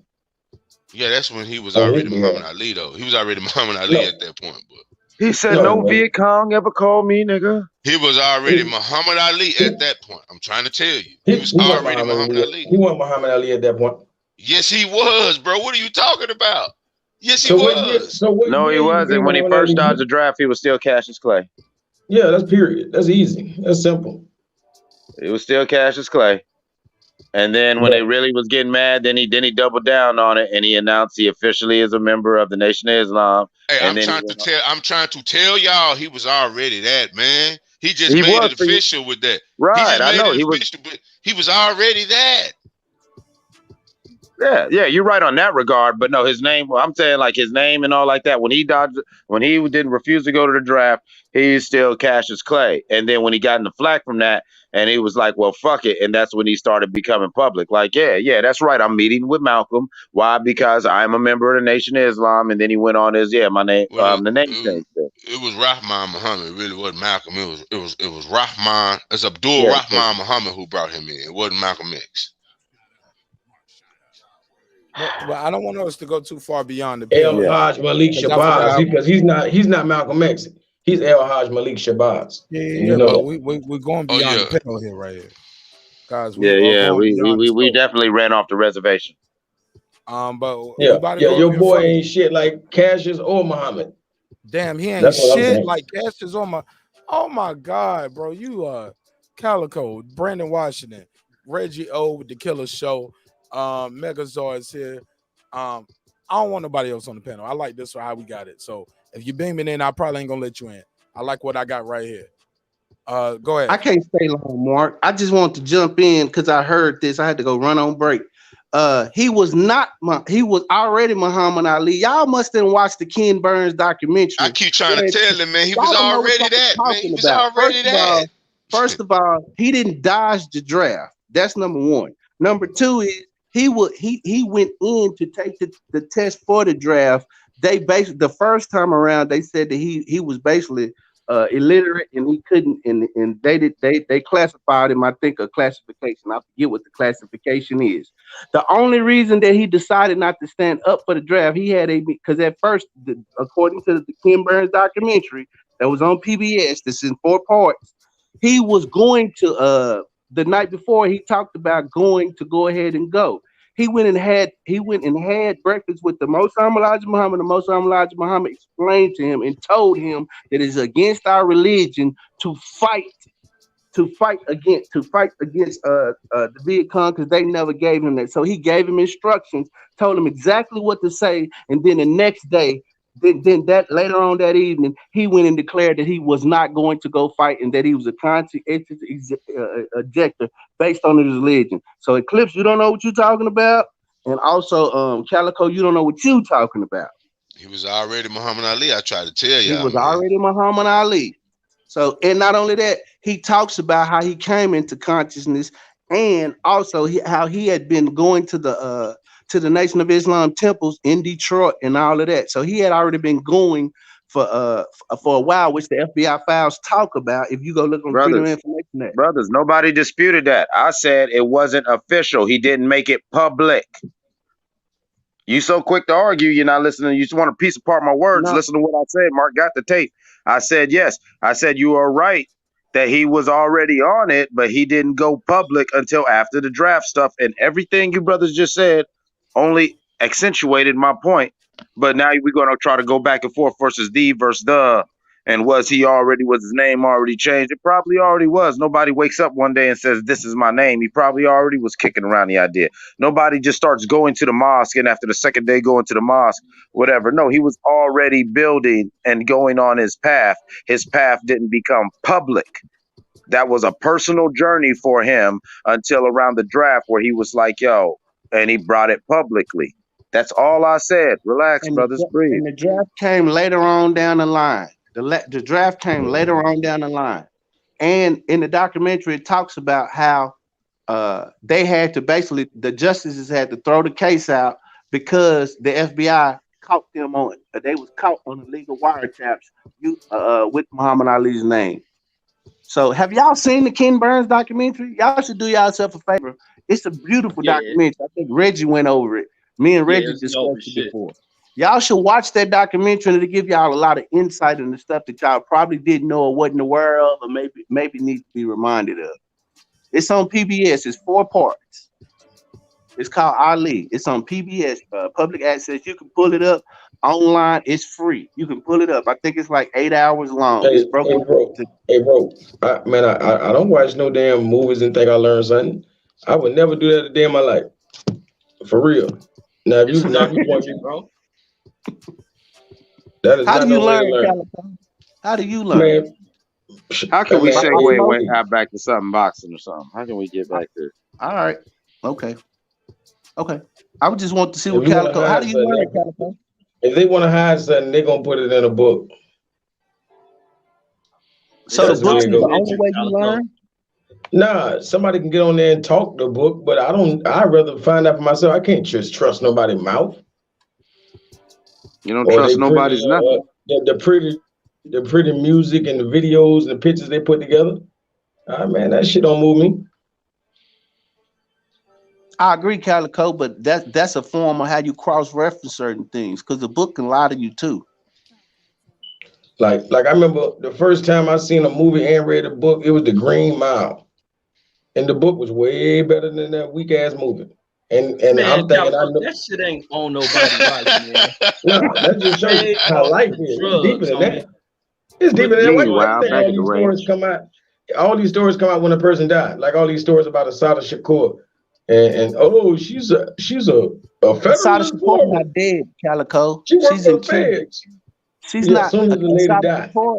She's not dead. She's in Cuba, bro.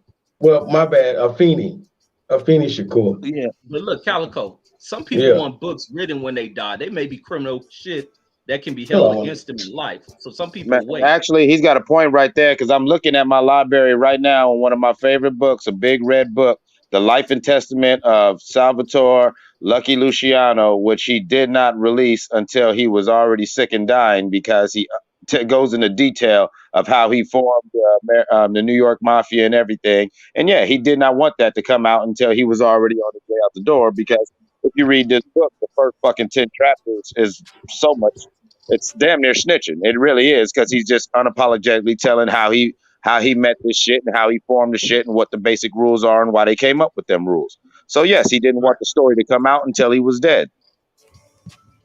Right. And we all grew up around gangster-ass motherfuckers who got stories in life that can turn into real good books. And some of their families hold on to that shit. You can't come out with it until they're gone. These motherfuckers got some criminal shit to them that could probably get them. I bet that movie ain't like that, though. Seniors. I bet that movie ain't like that. Years old, they tell their story. What movie ain't like what? The motherfucking movie he brought up. What you mean? Well, first of all, it wasn't a movie. It was a Ken Burns documentary. So it's not a movie. It's a documentary. That ain't no different. So you know what I'm saying? Why? What it need music and all that? You know, all of this and that. It ain't no different than a movie. What you mean? They put it on TV. Then what? It is still a documentary. It's a damn movie, man. It's a TV show, whatever you want to call it. It's still the same bullshit. Ain't never. You don't watch TV, Calico? You don't watch TV? No. Hell no.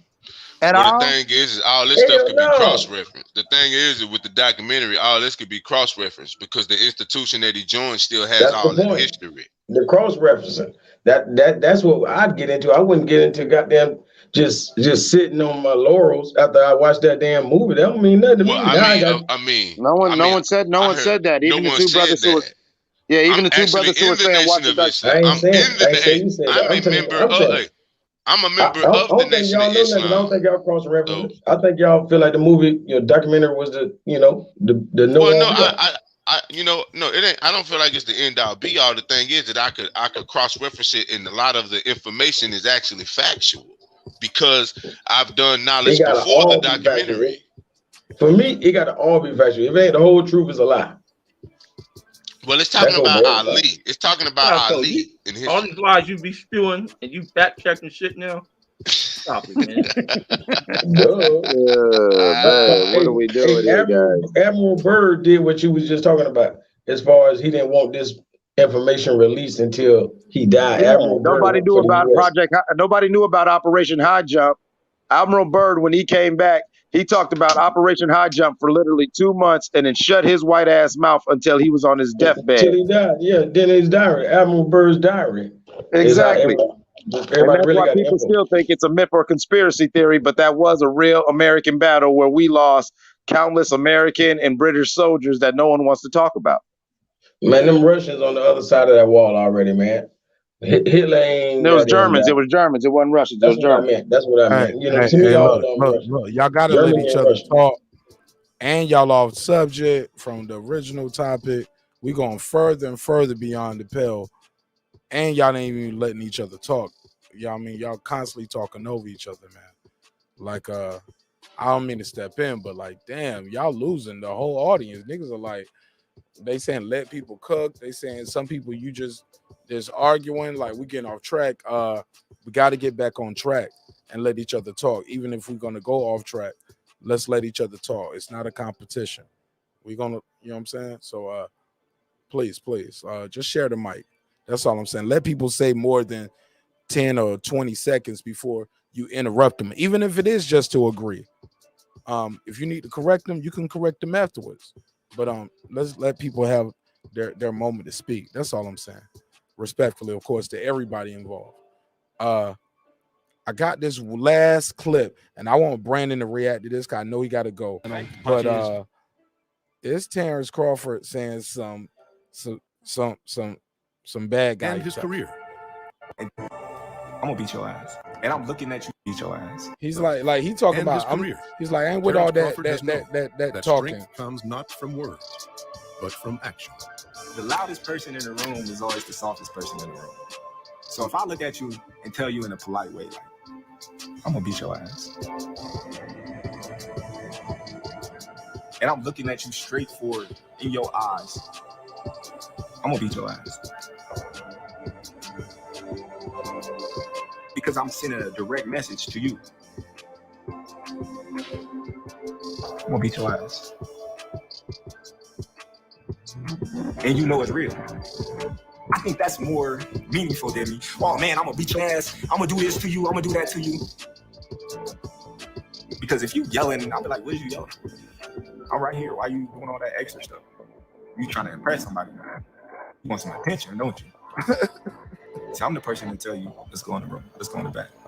Where ain't nobody around. Let's see who come out. That's me. That's me. React to that.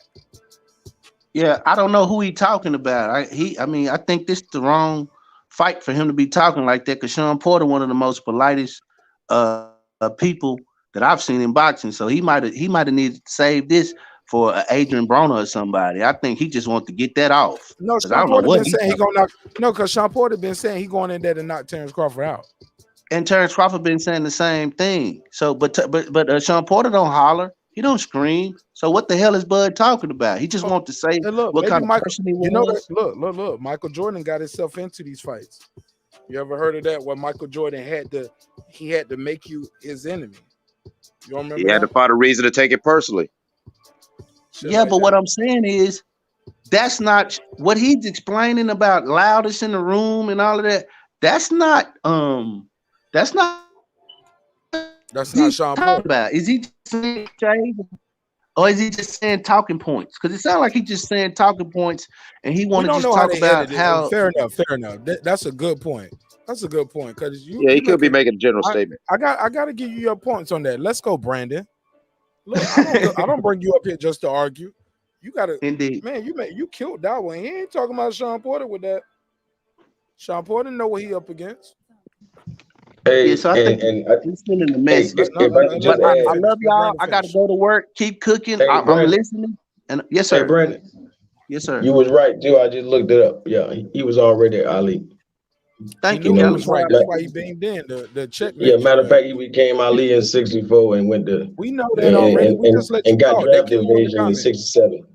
Yeah, thanks, Calico. I appreciate the correction live on TV. You know we brothers, man. We just still sharp and still for us. So Let's say you sorry and kiss the ring.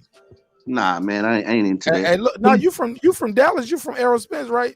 Like that's what y'all Yeah. do when y'all look. That's your brother. You got to give him some sugar. Hey, man, I'm gonna go, man. See how With you the do, tongue. man. That was good. That was Slip with good, some tongue. That's And what you got to y'all lift do. your back leg when you kissing them. Oh, Now you got Clips time. Clips been getting at me all night. Clips, you know what You know it's I gonna fuck be. with you, Brandon. I want you to hold down that bet because you know we ain't knocking him out, man. Come on, man. Let's spend some of that Texas money. Brandon, I'm a little you know like, we love you, man. Go back to work, man. love Stay in y'all the too, chat, man. man. Don't leave See us, man. Yes, sir. Love you, bro. Yeah, man. Hey. Brandon Washington. All Hey, the kids love when Brandon Washington come out and play on the marqnash show. It goes like this. Truth TV is in the building. What up, Truth? What up, Mark?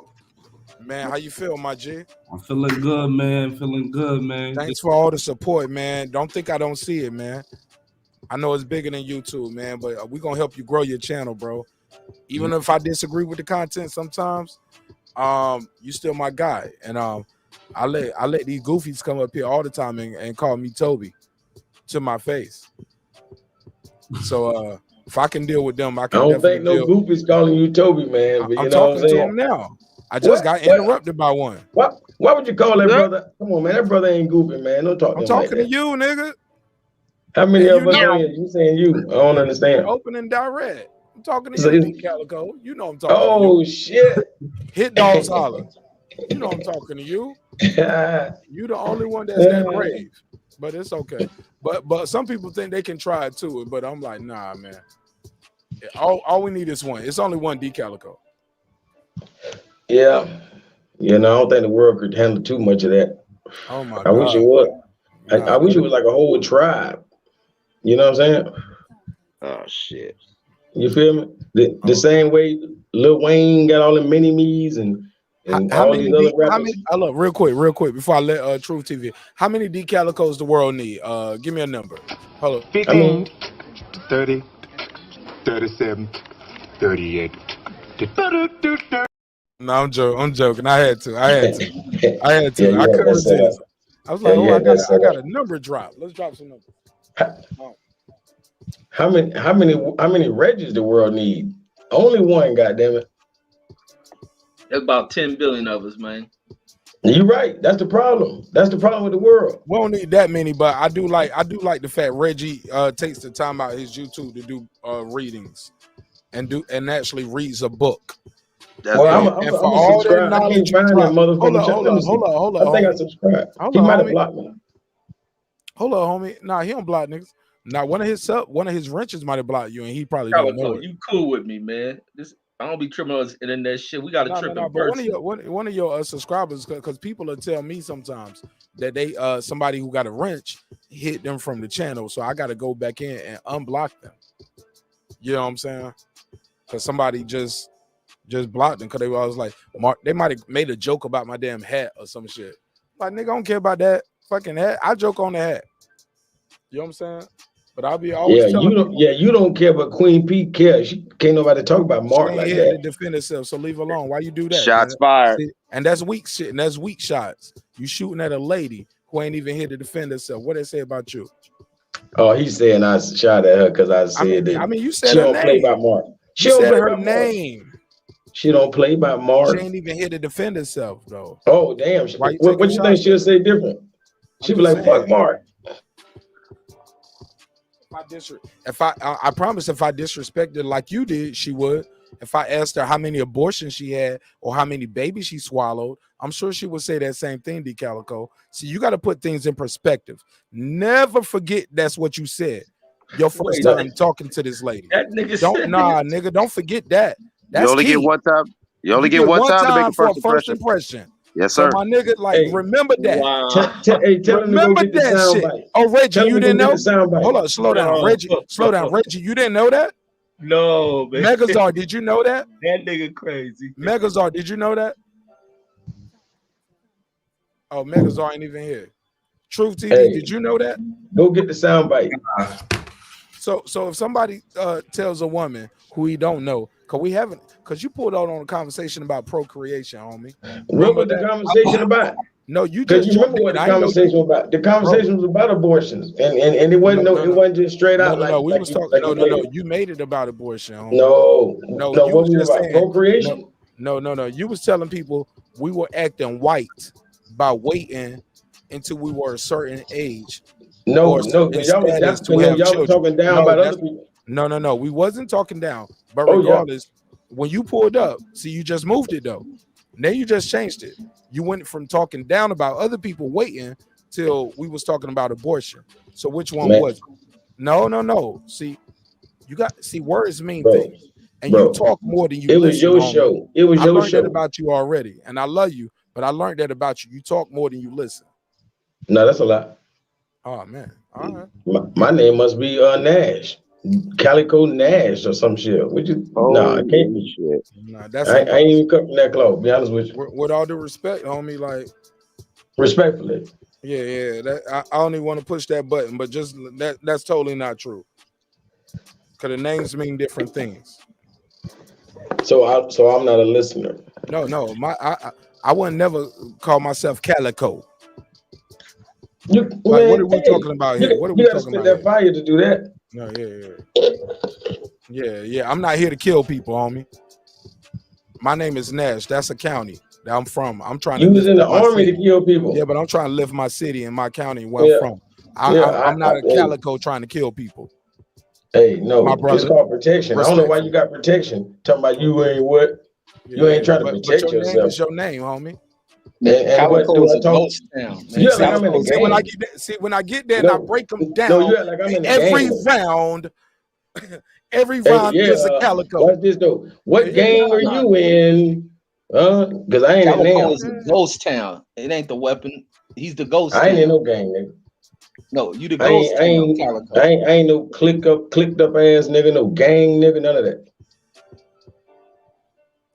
Okay. Let that cat out the bag. Yeah, however you want that to go, brother. If that's your angle that you want to work, that's what I that call work real. for you. But that's what I call real. People don't call me a gang member. People don't call me a gang member. I done been with everybody who need a gang. People call me a leader in my community. Bro, people call me you don't be where you need a gang. But you don't go to places I didn't kill their cousin. You killed their cousin with that calico. No, none of that. That's what you did. Oh yeah, you heard that before? Marqnash. Yeah, exactly. Nash County. The hospital. The school. You know what I'm saying? Like, it's the high school. It's my junior high. It's the hospital I grew up in. Like my it was the name of the shelter. It was the name on the WIC vouchers and on the name on the food stamps where we got my G. Like, I am where I'm from. I ain't running from that. I'm gonna take that name with me everywhere I go, and you're gonna have to say it too, because I'm gonna take my city with me. You know what I'm saying? Everywhere I go, it's me. You gotta outgrow that though, because I can't stay there. But you gonna be a calico. You want to kill niggas, but I'm the killer. And Marqnash got a gun on him. And Marqnash got a bulletproof vest. Man, that's Marqnash got a bulletproof vest. Somebody said Marqnash got a. I'm gonna kill this nigga. Keep a gun on him with a calico. You see that? With a calico. Where your bulletproof vest at, nigga? I know you got it. I heard you talking about it. You got bulletproof vest. You got guns on you. You got, you know what I'm saying? Why you do got I shit have in the it? trunk. Because it's people like you that call themselves calico. That's your they excuse. want to kill me because I'm successful. Yeah. So you're gonna stand your ground. Niggas name themselves calico with 55 Glock. His name scared like that. I fear for my life because of his name. No. Yeah. No, but your name is your name, right? You chose that. Your mama didn't name you that. My mama named me Mark though. My mama didn't name me Calico. The Nash part is on my birth certificate. See, I'm everything I said I was, homie. I can't run from that. Now, how did you come up with D with 2 E's in Calico? Did you pop 2 ecstasy pills and you almost shot yourself in the leg? Like, how did you come up with your name? But D Calico, you and I should not be talking about rap names and talking about these kinds of shit right here. Because you can't be up here with this Moorish woke shit and then you call yourself D Calico. Like, it's an oxymoron, homie. You sounding goofy, and I love you, but you be on some goofy shit sometimes. No, I gotta call you out. No, you wish. But I know the tape never live. No, you here for comic relief, bro, nigga. You on Waldo Geraldo Faldo on this show, and you don't even know it. Yeah, watch this. You watch it. I'm here. You watch it. I love you, but you showing me you kind of slow, Mark. Slow down, Mark.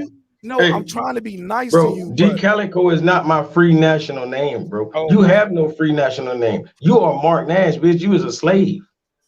What are you talking about, Toby? Stop that shit. But I probably own more property than you. Ain't that some fucked up shit? Yeah, you think property can't own property. Property can never own property. I know I can rent you a house in North Carolina and you can't rent me shit nowhere, probably. Wait, let me say this, Mark, while he talking about freedom. When you first came on the show, where did you come from, Calico? When I first came on the show. Yeah, when you had your camera on, where was you coming from? Because I go to work. I do what I want to do. I deal in commerce. If I want the dollars, I'm gonna do what I want to do to get the dollars. And he work on a social security number. And he talking to a boss who has employed. Come on, man. Like that shit is insane to me, my G. But I'm the slave. Yeah. And I ain't trying to embarrass somebody. You signed up to be a slave. Because I work too. Because I work at being a boss. And I work helping other people become independent business owners. But my brother, like you wildin', man. Bro, you don't understand why the man's name was Muhammad Ali. And you didn't even have it right. I just told you. We got here. Bro, I just told your slow ass. I just told you that's a free national name. You not that. You're Mark Nash, nigga. You can't dodge that bullet. You just said that dumb shit, but you don't understand it's dumb because no. But you are D Calico too. Now explain D Calico in the same context. You love the system. I'm Mark Nash. Hold on. I'm Mark Nash the same way you are D Calico. Is that what your business is under? Is your LLC D Calico? Bro, you always asking goddamn questions like this goddamn. No, because we bring it back to the real, homie. No, this ain't Ricky Lake. That's what Mark Nash means. It means a talk show. My bad. I ain't really catch on to that till today. And when you get challenged, you get emotional. Nah, I don't. And I love it because I like to poke at you. I like to poke at you. Yeah. Oh yeah. I'm gonna make you change. I'm gonna make you change and do what I say. But you cool enough and you don't go too loud. While I keep do what I do. But you wrong. You're wrong, and you switching it, and you moving. So free national name. You'll never know because you don't. We got here because you talked about my name, but your name is D Calico. I ain't talking about your goddamn name. Yes, obviously you talking about mine. You a Calico. Oh, you a good. Oh, come on, man. You D Calico though. That's your name, right? But you're really talking about yourself. Basically, you saying you need to be telling yourself, Toby, right? We got here with my dumb ass talking about your name. True or false? See that? True or false? You call me Toby, right? That's why you're over talking. I understand. No. True or false? No. You got your little point. Did you write all this bullshit down? Oh, abortion. Oh, swallow kids. Oh, what you mean? No, Calico. It's facts. And when it's the truth, it don't take that long to go to it, homie. That's why I said, go ahead and pull it up. Like it's just it's just memory. I don't smoke as many drugs as you do. I'm just good at this shit too, and I'm surgical with this motherfucker. That's why I got the spot I got, and it's gonna keep getting bigger. And I love you, and I'm gonna help you. But you gotta learn the truth. Is the truth. And what you say on this microphone, what you say on this microphone is forever. You said that to you said that to that woman on her first time meeting you. Dan. Okay, and the fact that you can say and instead of, and the fact that hold on, let me say this, and this is why I'm a checkmate him. When confronted about it, like I'm wrong. No. And when confronted about it, You play this shit. apologize. Stop making it like, but you being like a whole like Republican and Democrat, like you smear campaigning, acting like a bitch. That's like right now you be like, oh, he called me Toby and a bitch. No. You did that Nigga, first. You can't hurt my feelings, homie. You did that first. You said this first. I'm not gonna call you no Toby, bro. You over here claiming the Mark Nash, not understanding shit I'm saying though. You don't understand the science behind what Muhammad Ali did 100 years ago. Slow man, wake up. You don't understand none of this shit. You don't give a fuck because you locked in like Toby. You really the center. You hiking the ball to the cracker. You feel me? That's all you doing. Calico, I've helped you more than you ever helped me. And the little time that I know you. And you probably please don't say that dumb shit again, bro. I have helped you. Bro, please tell me how one time. Because I'm letting you still talk to me right now. No, that's not helping me.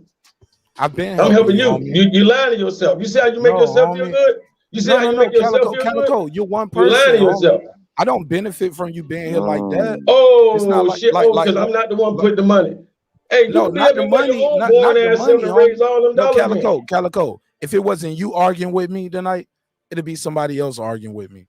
People pull up on the live just to argue with the host because I make myself available. So, and that's okay. But never confuse that. I don't want you to ever confuse this part, homie. I don't want you to think you being here is like I owe you something or you helping me. No, I'm giving you a platform to speak. And a couple thousand people gonna hear this. And I'm giving you an opportunity. We got your bars off. You never invited me on your show to rap. I tag you and shit. You don't tag me and shit. All of these little things matter, especially with the guy, in the words of Errol Spence, is the bigger fish. And I ain't trying to say I got a million followers, but my brother, let's be clear. Like, I'm trying to help you. I've been trying to help you. But don't make it seem like I'm your enemy out of nowhere, like right now. I'm not your enemy. Your attitude is your enemy. Your worldview is your enemy. Your lack of effort and investing in yourself, by your own words, not mine. One mixtape in 8 years is your enemy. So please don't move the goalposts on me, because I love you to death, but you taking it somewhere else. But the playback never lies. And every episode, they're going to hear you and they're going to hear what you said. And some of your downfall starts with the fact that you said that to a woman, asking her how many abortions and how many kids she swallowed.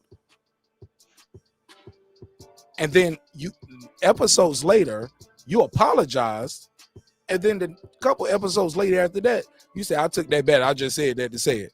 So which one is true? At what point are you the honorable man? At what point, like what like my brother, like the playback don't lie. And you gotta understand, I'm not your enemy. And this ain't no oh, he left. Whatever it is. I know he's he been left. He been left. Yeah, but he know what it is though. You get what I'm saying? Oh no, I get you 100%. No. He hearing this though. At the end of the day, my brother, you gotta see the enemy is within, bro. The enemy is within. With that, I digress. We're past the mic.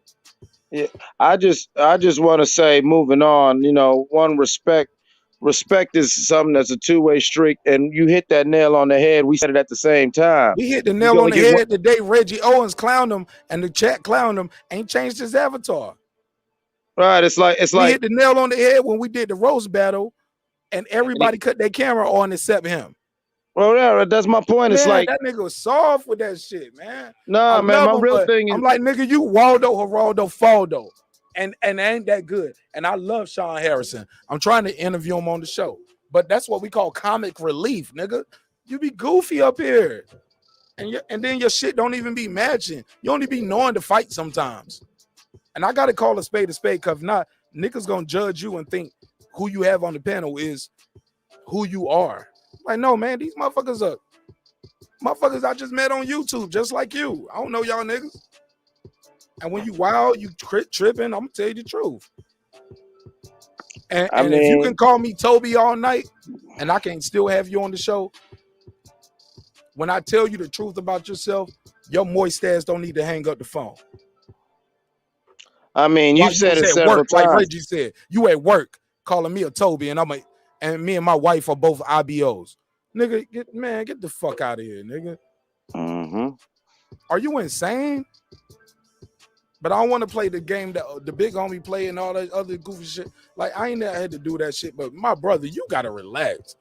We got here tonight because you up here trying to call niggas Toby, quoting totally wrong Muhammad Ali, Cassius Clay verbiage, got checkmated, got put in the heel position, and then I just start poking the body with a stick. Niggas be mentally and emotionally weak sometimes, but I love it though, and I love him too, cause he is my brother. But he the little brother, and he got to know that. You know what I'm saying? Mama told me, you got to take the trash out sometimes, and teach your little brother how to take out the trash. And when your little brother fucking up, sometimes I'm gonna whip your ass because you didn't tell him. I thought I taught you the way. I don't know what the fuck these niggas be on, bro, but I'm gonna teach them the way. But yeah, though. But my main thing that I want to get to, yeah, cause we got told right, but Calico, my brother, sometimes like you gotta yo, remind like, yourself he little brother, and I'm a look. I'm only making you tougher. Big brother beating you up is only making you tougher. So click the link. Don't run from it. Big brother beating you up is only making you tougher, Calico.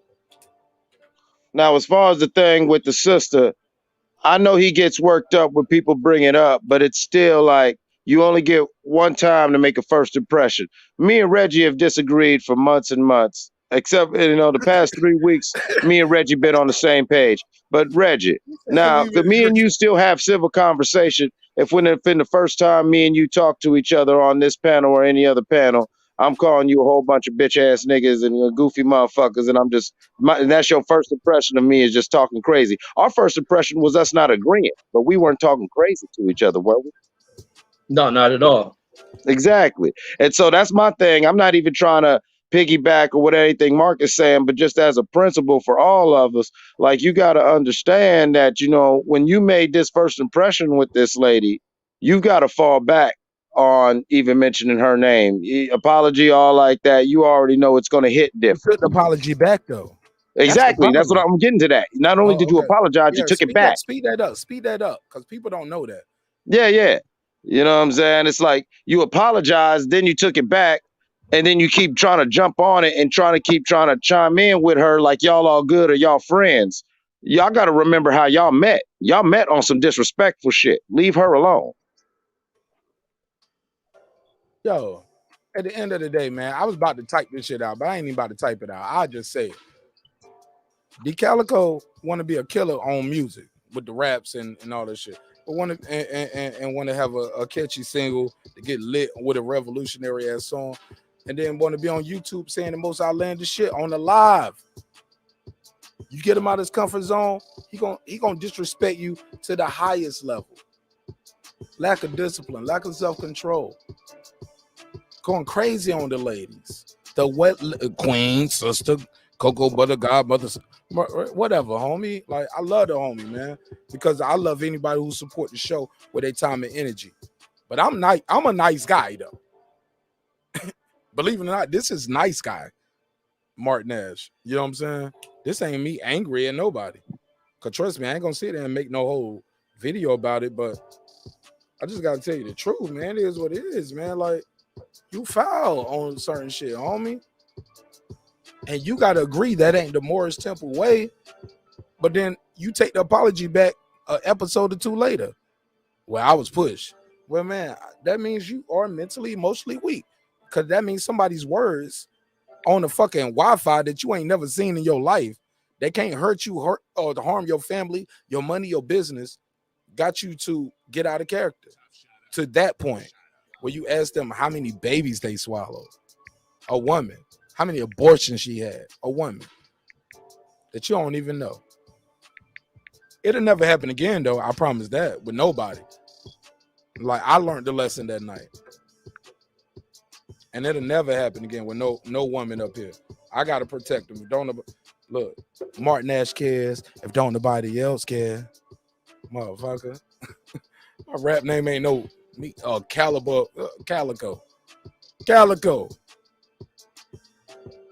With a name. Come on, man. Your name is. But you know what? That's crazy though, Mark. That shit up to the Civil War. Well, you know they use calicos in the Civil War to free black people. Toby. But you know, I on got some deep, dreads because I'm Kunta. You Toby. I was like, that same movie you talk about, now one of them niggas had dreads. damn one. Like, what are we talking about here? They both Now on had the some logo. Needing the on some line. real shit though, look at how everything goes full circle. Back when we was talking about the culture, not understanding or respecting Bud, and then you have a brother who's woke or whatever like that, like Calico, but still he doesn't understand that. Still, like you were breaking down, even in his name and how he presents himself, he still plays that game where you want to be above the fray, but you still want to say The you with verses, shit. bro. I'm gonna kill him with that. I'm waiting for him to make his diss video because the playback gonna kill him. Because when we did the verses, when we did the freestyle, guess what he rapped about, Reggie? Reggie, come on, drum roll. Shooting niggas. Oh man, he had a couple Trayvon Martin verses, couple Mike Brown bars. For the most part, having fun, party, killing, shooting, having fun, kicking it with the homies. Got a couple songs about my life, being a real nigga. You know what I'm saying? Blah blah blah blah blah blah. I mean, typical fake woke nigga. You mix it all in. Mix your gumbo of all the shit. But regardless, he never popped though, did he? Pause. Record deal. Nothing came from it. 8 years passed after the record deal. One mixtape. By his own words, he never invested not even $1,000 in himself. By his own words, not mine. His own words. Not even $1,000 in it. In 8 years. 8 years. 8 years. I'm gonna leave him alone. I told him better leave him alone, man, because I love him and I'm gonna fuck with him, but I'm gonna fuck with everybody who fuck with me. In a good way and a bad way, but don't have no outburst and blackout on me, because a lot of times when you're on these lives, you tell your story. Mm-hmm. You tell your story. What do I always say when I be fucking with Kyle's boy Santos? I don't even know that man, but in like fucking less than 6 months, I know more about that man's story than most motherfuckers who work with him every day. Oh yeah, they'll tell you who you are if you listen to him. But and I Mm-hmm. like Santos. I met Santos in person. Oh, that's my guy. Met Santos in person. I'm gonna let you know, Santos had to drop on me too. That's why I got to be careful with what I say on these YouTube streets, because I don't hide my face. They know me. When you see me, you know me. And I probably took videos and pictures at the event, so you know what I'm wearing. Santos had to drop on me. I'm just walking. We leaving the event. I'm actually with my brother-in-law. I don't call him my brother-in-law. I just call him my brother. Him and my sister been together so long. I just call him my brother. That's man. And he got them pits. Red nose pit bulls, of course. Chaco, Red Jewel. But look, long story, let's start. I'm walking out the State Farm Arena, and it's me, my sister, my brother-in-law. He got his father-in-law, well, his real dad, which is like my sister's father-in-law. But we just all call him, you know. But all of us, low key, except for my sister, are all Army vets or yeah, man. We really moving like a unit. Like niggas don't even know it, but we moving like a unit, and it's just crazy, like how everything works. Low key, bro saw him, but he tapped my shoulder and say, "marqnash." I look back, and motherfuckers already moving in formation. But Santos is such a real motherfucker, man. I ain't even know who he was. I didn't remember we had a good conversation or a bad conversation. I knew I liked Santos, but I know we argue about boxing. We argue about shit, but some niggas can't leave it at that. Some niggas want to fight you when they see you because they disagree about your boxing conversation. You said you wasn't sure what it was. You didn't know if he was going to I shake didn't your know hand what or it throw the was. hand. And Santos ain't no little nigga neither. Let's be clear. Nah, he don't look like a little nigga. Oh no, he ain't no little motherfucker, homie. Like so and so was like, "marqnash, what's up?" I was like, "What's up, nigga? What's up? What's poppin'?" He's like, "It's Santos." I was like, "My nigga." I was on some Trey Songz shit. Reach for the handshake, got a hug. I was open arms. I reached out to give him a hug. So nigga, I was open for a hook or a jab. Cause I was like, hug me, nigga. Like, where you this you? Oh man, like this shit is dope. Like it was like a long lost friend.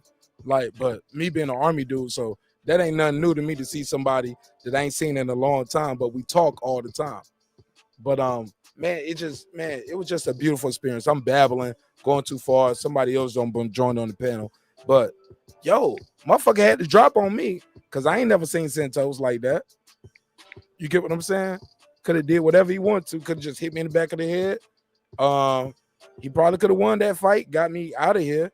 He wouldn't have been able to record it though, because I'm sure it's well, I hope somebody would have jumped in, but probably not. Yeah, man, jump this nigga. Don't let him get off on me. Yeah, I need to tell him the rules. Jump him. But do not let this nigga get off on me. But I was moving with other soldiers, and you can tell they look like soldiers still. Like they really retired. With all respect, my brother, and I love him, man. But that shit, it reminded me like, yo, you got to be careful out here. You know what I'm saying? And I'm like, damn, man, am I gonna get slapped one day for the Shawn Porter overbite? Because I always make jokes about Shawn Porter's overbite. I'm like, damn, this nigga can eat an apple with one bite. Missed the Ed side of the game. Still look like he sucked his thumb at night, like he need his nookie. So I be cracking jokes like that. So I'm like, damn, man, it ain't gonna be him. It's gonna be one of his supporters. So, but with that said, man, I ain't running from nothing, man. We're gonna have a good time. We're gonna, you know what I'm saying? It's gonna be what it's gonna be. But we gotta have a good show, high quality show. With that said, True TV, King Asia Math, Reggie O with the Killer Show, and my guy, that guy, Eclipse is here. King Asia Math, what's popping? How you feel? Yeah, you know how I feel. 56 sitting on 56 mil, as we all should feel. Let me give you a tip right quick, fam. The rules to a fight. No, you're not in trouble, man. Like I said, each one teach one. Teach one, reach one. The rules to fighting that you ain't had a fight yet, that you haven't fought yet, you don't count yourself out. You win all those. Go ahead. No, and that's it. If you hadn't fought that person, you kicked their ass. Oh, absolutely.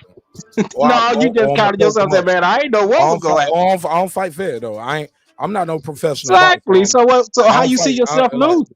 No. Like I play the win. I'm just asking. How do you see yourself losing then? Santos had to drop on me that night, homie. I ain't gonna lie. Santos had to drop. Man, nigga, Santos had to drop on me right now. I'm beating the shit out of him. Nah, now, man. if it actually goes down, I don't know. But right now, I'm beating the shit out of him. All right.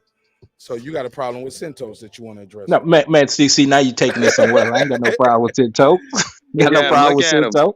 But right now, I beat the shit out of Santos.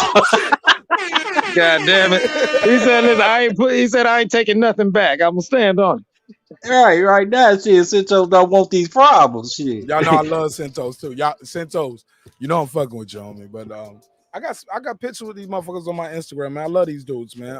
Yeah, I fuck with them both, man. Yeah, and I wish them nothing but the best, man. Let me play this next clip right here. Before I do that, True TV, what up, man? You there? Your mic chop? Yeah, I'm here, man. I'm just listening, man. I just want to make sure everybody might sound good, because after I play this next clip, I'm sure it's going to leave a lot of conversation open out there for debate. And we're going to end the show that way. Reggie O, you do a little freestyle? No, I'll leave that shit to y'all. Reggie O, I feel like Reggie O, I seen your old pictures. I seen some of your stories, and I know people that know you. There's no way you was around all these people and you ain't never wrote your own little 8-bar verse and tried it. I don't believe it. Not from South Central LA, homie. Man, I'm gonna end up writing a great book and a great movie. But okay, is it gonna be an audio book for Calico? Because Calico was talking all that woke shit that night, and when girl behind the mic plugged her book, he was like, you got an audio book for niggas like me, because I be on the road and nigga like me don't be reading no book. His words, not mine. Check the playback. Can't make this shit up. You don't read a book, you don't watch a movie. So you just have your opinion, and that's what you got. I ain't watch a book. I ain't read a book all the way through and watch a movie until The Green Mile or some shit. What was the movie? What was this shit? Say Green Mile. Some shit like that. What was the movie? Reggie, somebody in the playback put this Somebody up there. said the Ken Burns documentary about Ali, and he said, I ain't watched the movie, and the only last movie I did when I read a book was Green Mile, and the book was better. You can't make this shit up. Photographic memory, man. Super woke nigga. I ain't read no book since the Green Mile. Right. Man, Troy out here shooting. And I don't know when he read the book neither. We don't know what year he read the book and what year he saw the movie. Cause that both of them shit's old as fuck. That shit could have been last month. That's the first book you read cover to cover. And the first so he gonna read a book about some magical nigga. Oh, hell no! I'm reading Troy Brown. I mean, the guy talking about Mark. Don't take fighting advice from Asian man. There's a reason why he only has 6 teeth. No, nigga, that's what the reason why my Escalade parked between your teeth, nigga. Oh shit! Got him.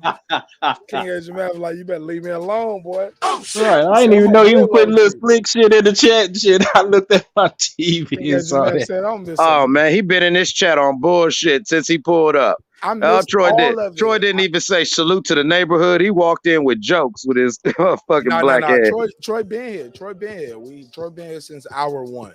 Respectfully. Okay. He joined the panel like first 30 minutes of the show.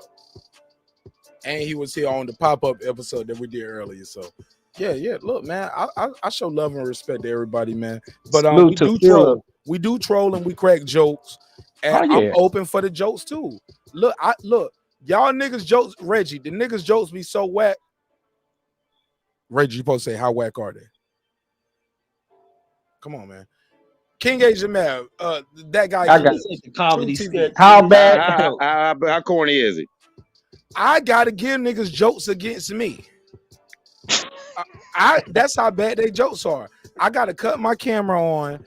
I gotta put on the red hat with the yellow hat. I gotta do the McDonald's and Burger King jokes. Like, I gotta lead the witness. I mean, I gotta get the niggas jokes against me. And I'm here every night. Mm-hmm. I gotta give them a wrench so they don't feel like, oh, he picking on me. Oh, he got me a rent, gave me rent, so it's okay. Yeah, it's okay, bitch. Pull up. I had one earlier for you, though, bitch. All of y'all niggas. Let me get some wrenches out. Look, I'm marking his feelings. No, it ain't in my feelings. They just think I'm scared of them. I'm running from it. Like, nigga, He said, I'm here, goddammit, come and get me. At the end of the day, I'm telling you to have percentos, nigga. You don't lose no fights. They gonna cut their camera off before I cut my camera off. Like, how far you want this joke to go? Because you know, I was on the channel with a nigga who tried to who say he make 6 figures. I make 6 figures, nigga. I'm a rich nigga. I make 6 figures. But this how you do his YouTube lives right here. Y'all see the screen? This how he do his show. So what is he, a furry? The fuck is wrong with this nigga? He a nigga that comfortable with having 2 black eyes fucking with me. Mm-hmm. He wanted to see like he might be making 7 figures at the Panda Express. Yeah, that's what I'm saying, man. He looked like one of them old plushies, man. This nigga dance outside and flip the signs. King Asian man, he be flipping the sign. He making 6 figures. He talking about we got a special on bourbon chicken all week. Bourbon chicken. Oh shit. Reggie Owens. We can't make this shit up, Reggie O. This nigga was up there talking about, yeah, nigga, you a bitch. I kill you, nigga. Blah, blah, blah, blah. This how you do with shows. He can't even show his fucking face to the world. I didn't put this panda on his face. I promise. I did not. He wears this fucking helmet and goes on YouTube and talk shit about people. Truth TV. Because he's a furry. Truth TV. Do you see this shit? Yeah. First of all, homie can't even be himself in his own house. Because ain't nobody in the room. It's just you, nigga. Because you know if you get up here. Man has a panda costume. Now, man, I don't even want to give him the ether bomb, but let me say this real shit. Let me give y'all the real for real. This nigga can't get on the internet and talk that tough shit without this helmet. Because the niggas who know him the closest, they know who he is. They know he ain't nothing that he's saying up here. And we'll run up in your shit tomorrow, nigga, if we knew this was you. You get what I'm saying? Like, this is what he do. He got to go on live like this. Because he can't face himself on YouTube. Nigga, I pass out business cards with my YouTube face and my name on it. Like, nigga, this is what we doing. We promoting this shit. You know what I'm saying? This how he got to do his lives. And he picked the weakest animal in the jungle. Like, come on. This ain't even Man, pandas don't even fuck. Oh no, you got pandas need help. Do your research. If you put 2 male pandas in captivity together, oh shit, they'll fuck each other. Google they'll that. fuck each other. Just Google it. Just do your Googles. I'm gonna leave them That's alone. why they numbers so low, because they too busy, motherfuckers. I'm baiting them. Hey, look, I'm baiting them, homie. This is what we call poking the bear. Okay. Pause on that one, man. We ain't trying to poke that. Are you saying PAUSE or PAWS? Yo, they was like, he passing out flyers with a full panda outfit on at kids' birthday parties. Don't book Battle Rap Panda. Yo, Google this nigga, man. Battle Rap Panda. Battle Rap Panda. His name is Battle Rap Panda. No, I'm man, helping him. I'm helping him out. He talks about battle rap wearing a fucking panda hat. Oh, let me get something. Hey, Reggie Owens. This nigga talk about battle rap wearing a panda hat. Hey, Reggie O, who had Thanksgiving at the Panda? But look around at the background. He in Chicago. Nigga Fred and his family. Well, hold on. Who? Never heard of him. Who? Hey, you know, pandas like having their mouths filled with bamboo sticks. Pause. Oh shit. Let me give you this right. Oh shit. They spend all day with a stick in their mouth. Oh shit. Just as happy and content, rolling around, sucking on that bamboo. Another fun fact. Fun fact. Reggie O, if you didn't know, panda is one of the only bears that does not walk on his hind legs. Pandas always walk on all fours. Did you know that? Did you know pandas aren't bears? Oh shit. Nah, I didn't know that. Pandas are marsupials. So who played in Kung Fu Panda? No, pandas. Look, I did some research because you know me. I'm a battle rapper too.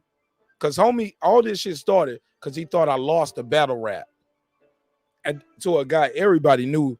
And then they was like, "Yo, this some trolling shit that went too far." And I was like, "Well, I'll never take it back. It's on for life, nigga. It's on for life."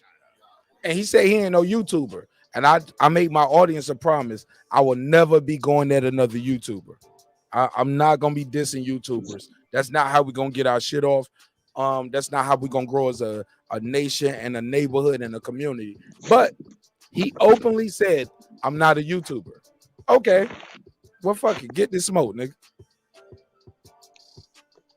Hell no, he ain't a YouTuber. He's a motherfucker. He's president of furry convention. Nah, he looked like a predator. He looked like a predator. Yeah, goddamn sexual predator. That left the other half of the uniform away right now. Like, and he look a little pale around the neck. Oh, really? Maybe he's biracial. And you know what I'm saying? That's why the black and white thing going on is the panda, because he always wearing these African necklaces. But when I look at the African necklace, so I had to do some research. And from my research, and I could be wrong, the panda is like a Central China animal. It's not an African. Yeah, pandas ain't got shit to do with Africa. They only in China. Yeah, no, but no, they can be in Africa. They'll survive, but they're native. In a zoo? No, I'm just saying they're native. No, don't put them in the zoo. And don't put them in a room with another panda bear, especially a male panda bear. YNC. Look, yeah, do your Googles, do your research about pandas in captivity. Nigga want to be a panda bear. I can't make this shit up. Hey, that's right up there with motherfuckers saying they the big fish. Oh man. Yeah, that's right up there. That's right up there with someone saying that. That's right up there saying that. Troy, shut your dumb ass up. You black, you stuttering, you can't read too good. Shut up. Yeah, man. Man, look, it's a roast session, homie. Like we clown these goofy niggas, man. Like at the end of the day, he said he's not a YouTuber, so I don't feel like I'm going at a YouTuber. But when you look on his YouTube channel, he got a lot of videos, Reggie, where he's trying to be a YouTuber, but your angle ain't working. Cause niggas see you being goofy. You scared to even show your fucking face. Yeah, I need a hug. That's what No, he need a hug. And unfortunately, don't let him hug your children. I'm not touching. This nigga on some what's that show or that movie that they had out where you can kill, you can kill anybody you want to for one day. Purge, yeah, he purged. Yeah, this some purge shit when I see it. Nah, I don't want this guy hugging my daughter for her happy birthday. Where the rest of where the rest of your suit at, goofy nigga? Where's the rest of your suit at? Man, he's got it in a dry cleaners to clean it up from that bukkake party last night. Super pro. It's on layaway, Mark. It's on layaway. The rest of the suit on layaway is coming. Trust me. Oh, yeah, because we pulled it up, and the Max ain't no expensive, ain't no cheap shit. It's about he spent about 150 on it, 125. Every show, so you know we got the whole outfit. Because when he opened his mouth, the big teeth pop out, and it's supposed to be scary. I got you. Raw, bitch, raw. Nigga, if you don't get your goofy ass out of here. What spawn? I honestly, Mark, I actually did. Nah, you'll never know. I'll never let it live again. It's just on for life. Because he want to play the game. No, don't ask me too much about Battle Rap Panda other than how do you click dislike on his video. Fine, I'm gonna support him. Fine. I'm gonna help him get his views. Because he's so lame, he ain't even made no video about it yet. But he gonna make a video about it. And that's when I'm gonna checkmate his ass. I'm gonna checkmate his ass then. But he got a problem with me about another man. Bottom line up front. All this starts with between me and another man. And he don't like that people said I beat that man in a battle. And I said, who? Never heard of him. He took offense and wanted to go on he heard I never heard of him shit and just made it a thing. And then we at war. I'm like, no, we not. You're a goofy. Look, you don't want to do content. You want to be on The Masked Singer, nigga. This nigga want to be on The Masked Singer. This is a Nick Cannon audition tape every episode. Is that Donnie Wahlberg behind that Panda mask? Come on, homie. This nigga want to be on The Masked Singer, homie. Yo, low key, they got another show they pitching, and this ain't no cap. This ain't me joking on this goofy nigga, because I'm going to do that anyway. They got a show that's coming out where you're going to go on dates with people you never met before. And you pick a goofy nigga costume like this, and you go on dates with bitches. Y'all ain't really having the drinks, but y'all holding up the wine glasses. Y'all wearing the costume, and y'all having the conversation, and y'all getting to know each other, and y'all pick each other, and you find out if love is real once you take off the panda mask. Man, that's just legal catfishing. Bro, it's legal. I can't. I'm sorry. Motherfucker gonna get paid for catfishing now. I'm sorry, yo. I gotta give them what they pay for, Kevin. They want me to have an enemy out here, but I ain't gonna make it. I don't want no enemies, but they want me to have an enemy. But he asked for it, so I'm gonna give him what he came for. Front row Is Ricky seat. still on here? Oh, Ricky. Huh? I say Reggie. Reggie I'm right here. Yeah, I'm right here. Hey Reggie, last year for Thanksgiving, who had Thanksgiving at the Panda Express? Oh, you talking about? I said that joke about Fred and them, that they walk around the counter like that at Panda Express. Oh, that's fucked up. I never heard that. You said it in my chat tonight? No, I said on Fred's show at the Thanksgiving. No, this year? Look, last year? Yeah, that his black family go to his house like that at Panda Express. Oh, that's fucked up, Reggie. Why did you do that? Why did you do that? I never heard of that. I never heard of that. That's pretty But that's creative. when the barbershop was the barbershop. That's creative, though. That's funny. Hell yeah, that's so. What did he say when you said that? What did he say? They could do shit but laugh. Shit. You said it in the chat, or you said it on the phone, on the panel? Well, I said it on the show. I think I beamed in or some shit. Reggie, you an asshole. I might have wrote that. I think I beamed in when I said this shit. But he does have Asian people in his family, correct? Yep. Yeah, his wife. Oh my God, Reggie, that did you go? That makes it funnier. Yes, I thought that was creative. Right. It's comedy. Did he take it personal? What he say? Man, he could have took it personal all he want. I didn't give a shit. He's only 5'7". He can't take it too personal. But yeah, He 5'7". Keep in mind, this was after the K Diddy incident. How much personal shit he could take? Yeah, this after being slapped by Porter's daddy. I'm a YouTube baby, homie. I'm new to these streets. I just hit 1 year. So all of this shit y'all talking about, people send me the footage or we talk about And after he said that, we created a whole menu for his family. Oh man. He took that. Y'all had a Panda Express menu? Oh my God. And I think I had the best one, the upside down duck cake. Let's put the logo up then. Anybody make any sesame wings? Anybody make any sesame wings? No, it was what it was What about some General Tso's chicken wings?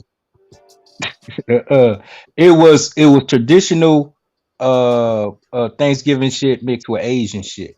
But I like Korean barbecue. Y'all know I'm a soldier. I lived in Korea for 18 months almost. And I fuck with Korea. I had a good time. I actually want to go back to Korea as a civilian. But okay, so you enjoyed the taste of rat. Man, see, that's why I stopped eating. That's why I ain't gotta eat that chicken. Korean barbecue good as hell though, man. That's the shit. That yakimadu go hard. I don't even really fuck with yaki like that, and I don't eat kimchi. But go ahead. Nah, kimchi nasty as fuck. God, I can't eat meat from like Chinese spots without thinking it's dog and cat and that shit. Because it is. It's good though. That's a good damn dog. Low key. If you eat it at the mall though, what is that though? Man, I be hearing people talking about rats, cats, dog. I be leery of that shit, man. So some people say they only eat Chinese food from the mall because they know it's just dark meat chicken, my nigga. Like but I can tell you that they clean it up real good, and I'm not joking. I watched the video, and they actually go to where the rats are now. In most communities, can I eat shrimp though? Right, shrimp is shrimp though, right, Reggie? Right. No. But hold on. When they fried rice all the time, right? No. You know when you go to a rat's habitat, you usually get attacked. Hold on. I'm gonna ask you, Troy. But rice, shrimp, and egg rolls is you can't trick me on the shrimp and the egg roll, right? I'm eating shrimp fried rice and I'm eating a veggie egg roll. There's no meat in this. A lot of their rice is not rice; it's made from plastic. You never seen a video? Seriously. Same thing with the cabbage. If you get a lot of cabbage shipped in from, no, I'm not joking. Go watch the video. He ain't lied about that. I saw a thing 2 years ago. I saw where they do it a lot of artificial cabbage and a lot of artificial cauliflower and a lot of that's not sold in America. Like that's not sold here, right? Yeah, it is. Yeah, it is, Mark. And it's legal. As long as your body can digest a lot of your cabbage and lettuce and certain products. I'm talking about majorly distributed products in the United States. Is not natural lettuce. It is artificially grown. They even showed this thing where they're making the shit with 3D printers. Y'all niggas making my stomach. Yeah, I'm feeling pains on my right side and my left side and my back now. I'm feeling like, nah, man. If you have a wok, you can watch videos and make your own Chinese food how you want to do it. That's all it is. All you gotta do is get you some roadkill, skin that shit. But slow down, Troy. But Troy, even that ain't the same as rat and cat. That's a chemical compound that's just full of or whatever the nutrients and liquid and what we need in it and some food coloring. That's not a rat. Nigga, that's soylent green. Okay, but what I'm saying is that you can make it yourself. Soylent green is people. Soylent green is people. Thank you. They eat soylent green. Hey, look, only niggas who watch super old movies know what the fuck we saying right here, right? Like I've never heard of it. Soylent green, that's the old Charles Heston movie from the 60s. I forget what the movie was called. Or is it black it's and white? From the 60s. If it ain't black and white, it's barely color. It's one of those movies. And it's basically it's a dystopian future where everybody's forced to eat this shit called soylent green, and you're only allowed to live for so long. And then at the end of the movie, Charleston Heston or whoever the white lead dude is, he finds out what happens to you when you get so old. What happens is they kill your ass and they turn your ass into soylent green and feed you to all the young niggas. And as he walking off, the crazy part is everybody just looking at him like he's just another crazy old nigga that just wanted to, you know what I'm saying? He's just tripping. He don't know what's going on. But he's I'm so sorry. exhausted and he's tired and he's beaten and he's confused and he's like soy and green. It's people. Yeah, I'm sorry. I was Soy too and green busy is watching. like it's a classic, bro. It's a Classic. Yeah, I got you. But I was not too even busy about watching. not even about classic films. Just look up classic film, big endings. Like it's like one of those, like it's a thriller. Like that's the big reveal at the end when you realize, Luke, I am your father. Luke, I am your father is Sawyer and Green as people. Okay, well, So, what I was gonna fair say, enough. well, I was too busy watching like Cooley High and Cotton Comes to Harlem and you know Let the me take spook this who goofy sat by nigga the off my front channel. door Damn. and things like that. You know, sorry.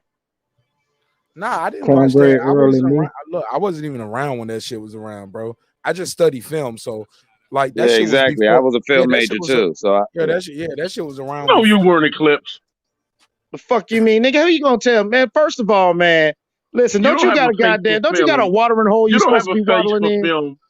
You have a face for roadkill, but you ain't got no face for film. Shut up. I know you ain't talking about faces, man. Your face look like a tumor. Get the fuck out of here, man. Look at that shit. You got 6 rows of baby teeth in that big ass mouth, man. You better leave me alone, man. Man, you know, and you. Hey Troy, your teeth Oh, look go like a ahead. little H. Go ahead, 6 teeth. Go ahead. Man, your teeth look like you got a mouthful of goddamn Tic Tacs. This motherfucker just. And you look like a lesbian. And you look like a lesbian pimp. You know who cut you know dick holes in her drawers. Eclipse, man, shut up. Nobody wants to. Man, you got shit stains on both sides of your drawers. You better stop it.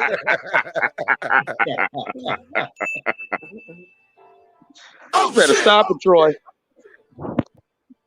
Troy, now we try to have a decent family show now. Don't make this whole thing about you, because I'll talk about your little black ass now. Come on, damn it, now.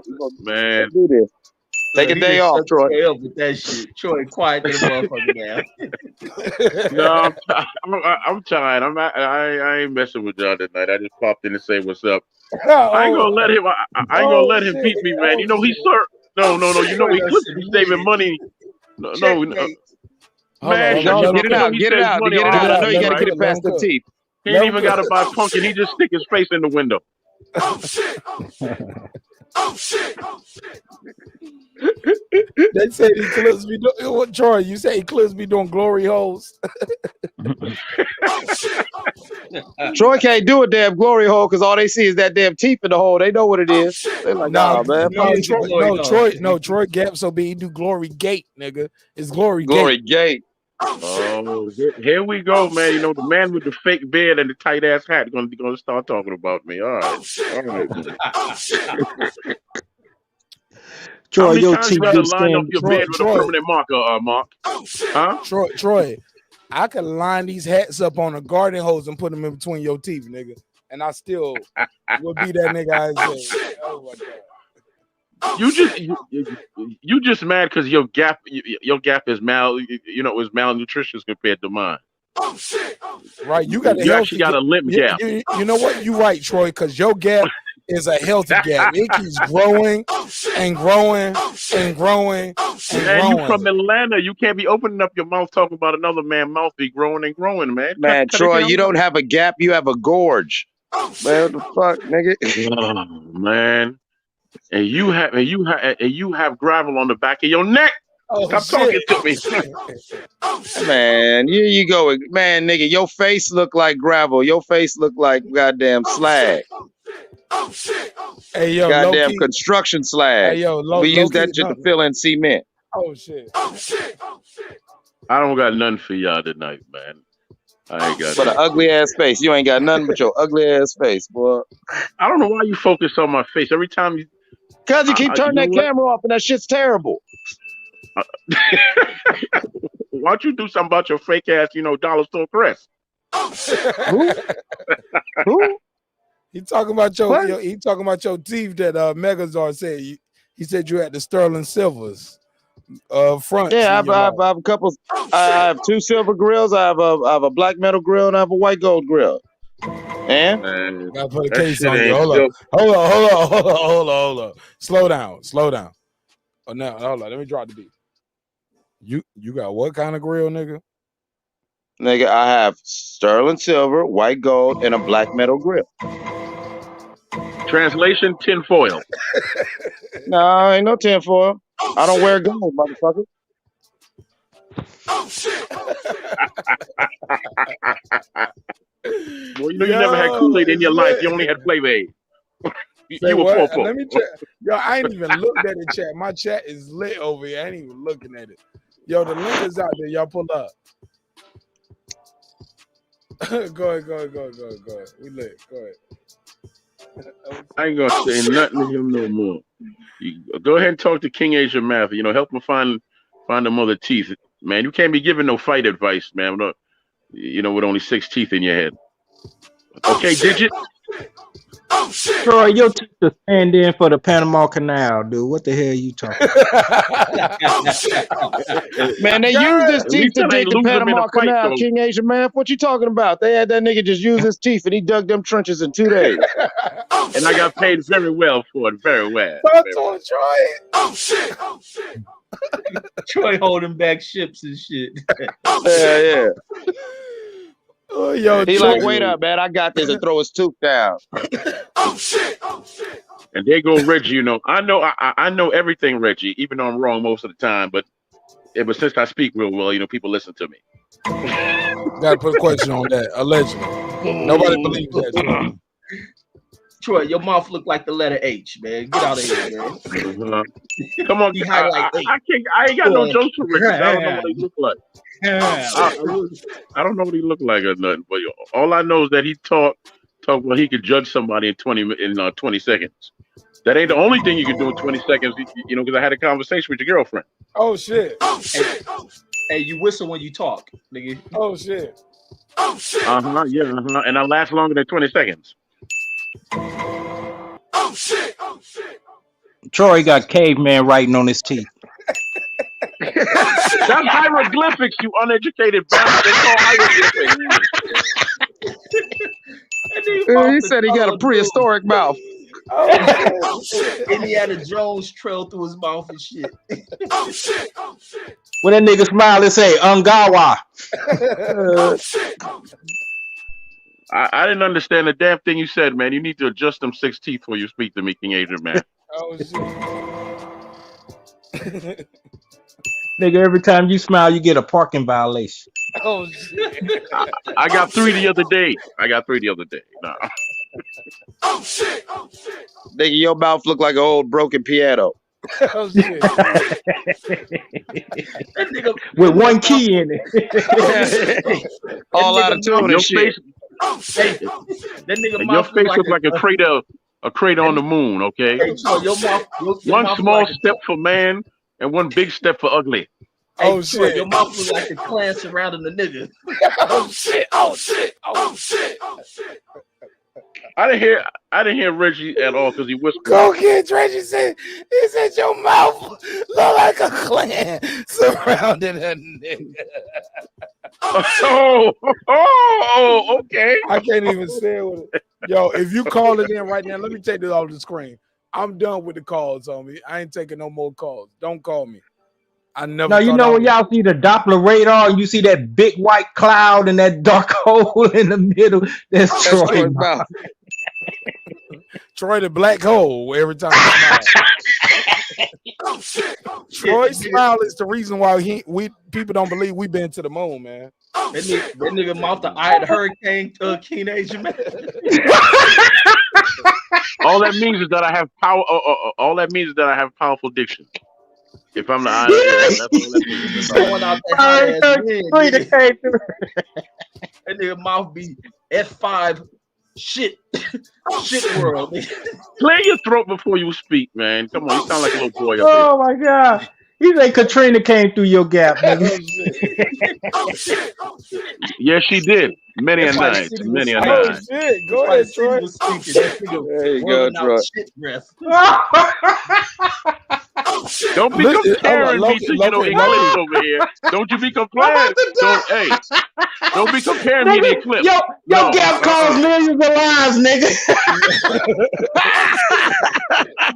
No, listen to Troy though. Listen to Troy. He bringing up Katrina. He the only nigga that try to get bitches talking about he swallow. What kind of shit you on, Troy? Hey, you remember I said Troy mouth look like the middle of the letter H? Yeah, that nigga I'm a dropping placeholder. H bombs on. It's called a placeholder, Mark. You know, Called a placeholder. Nah, Troy, you gotta let that man. Hold Nah, Troy, don't explain the joke. Nah, let that man get his bar off. You up next? Go ahead, Reggie. Go. Oh shit! Troy trying to make it up. Cause I told the truth. Troy be up here telling bitches I swallow. That's how he get bitches on me. He tell bitches I swallow. Oh shit! Troy, get your weird ass out of here. Go ahead, Reggie. No, I'm up here laughing, man. My head hurt. Let me get a second, man. Go ahead, Troy. Go ahead, Troy. Fight back, Troy. Fight back. Oh shit! I ain't got nothing right now. Somebody else jump in. Oh, Except for Eclipse. It's to keep your mouth your shut. ass up. You look, God, boy, you look there, like you what really happened to mammoth. an Ewok. Man, you know, after midnight. That's a Or is that a gremlin. See, you gremlin? can't even speak. You That's can't a even tell gremlin. That's jokes 'cause right, I'm man. tired. I'm telling you, That's man. because I'm tired. Yeah, I'm tired. You damn tired. I know, because all your walruses do is sleep all day, nigga. Go on. You take a nap, You nigga. a pimp vampire. You a pimp vampire, man. I've never seen you come out during the day. Yo, Eclipse Vampire in Brooklyn. Yo, he is Eddie Murphy. Oh shit! Right. Goddamn right. A vampire in Brooklyn. Yeah, that nigga Eclipse was like, evil is good, ass is good. That's And if why you I get your piece of support. these last, He was like, look, he was like, I support Bud Crawford living a clean life, but I fuck with EJ because he get drunk and he kiss on Yellow Beezy. no, don't do that. All right, I'm fucking with you. Put a case on. I'm gonna put a case on me. Here we go. Put a case on me. Hey Troy, but it's cool though, man. I believe leave you alone, man. I believe you alone. Your mouth blow look your like nose before you goddamn speak, man. sandworms all dude. That was not funny, man. You need to That's blow 'cause your your nose. ass ain't never watched You the sound movie. like Clem City boy when you speaking. Man, Let me go to the chat. Let me go to the chat. The chat lit. Troy, he said Troy sound like Sylvester, that cat when he get too hype. Suffering succotash. Okay, now that was funny. That was actually funny. Not at all, but very okay.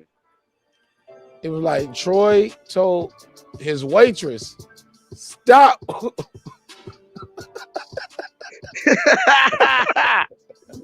I ain't calling on the cops. What the hell are you talking about? Of course, I take the corn off first, but okay.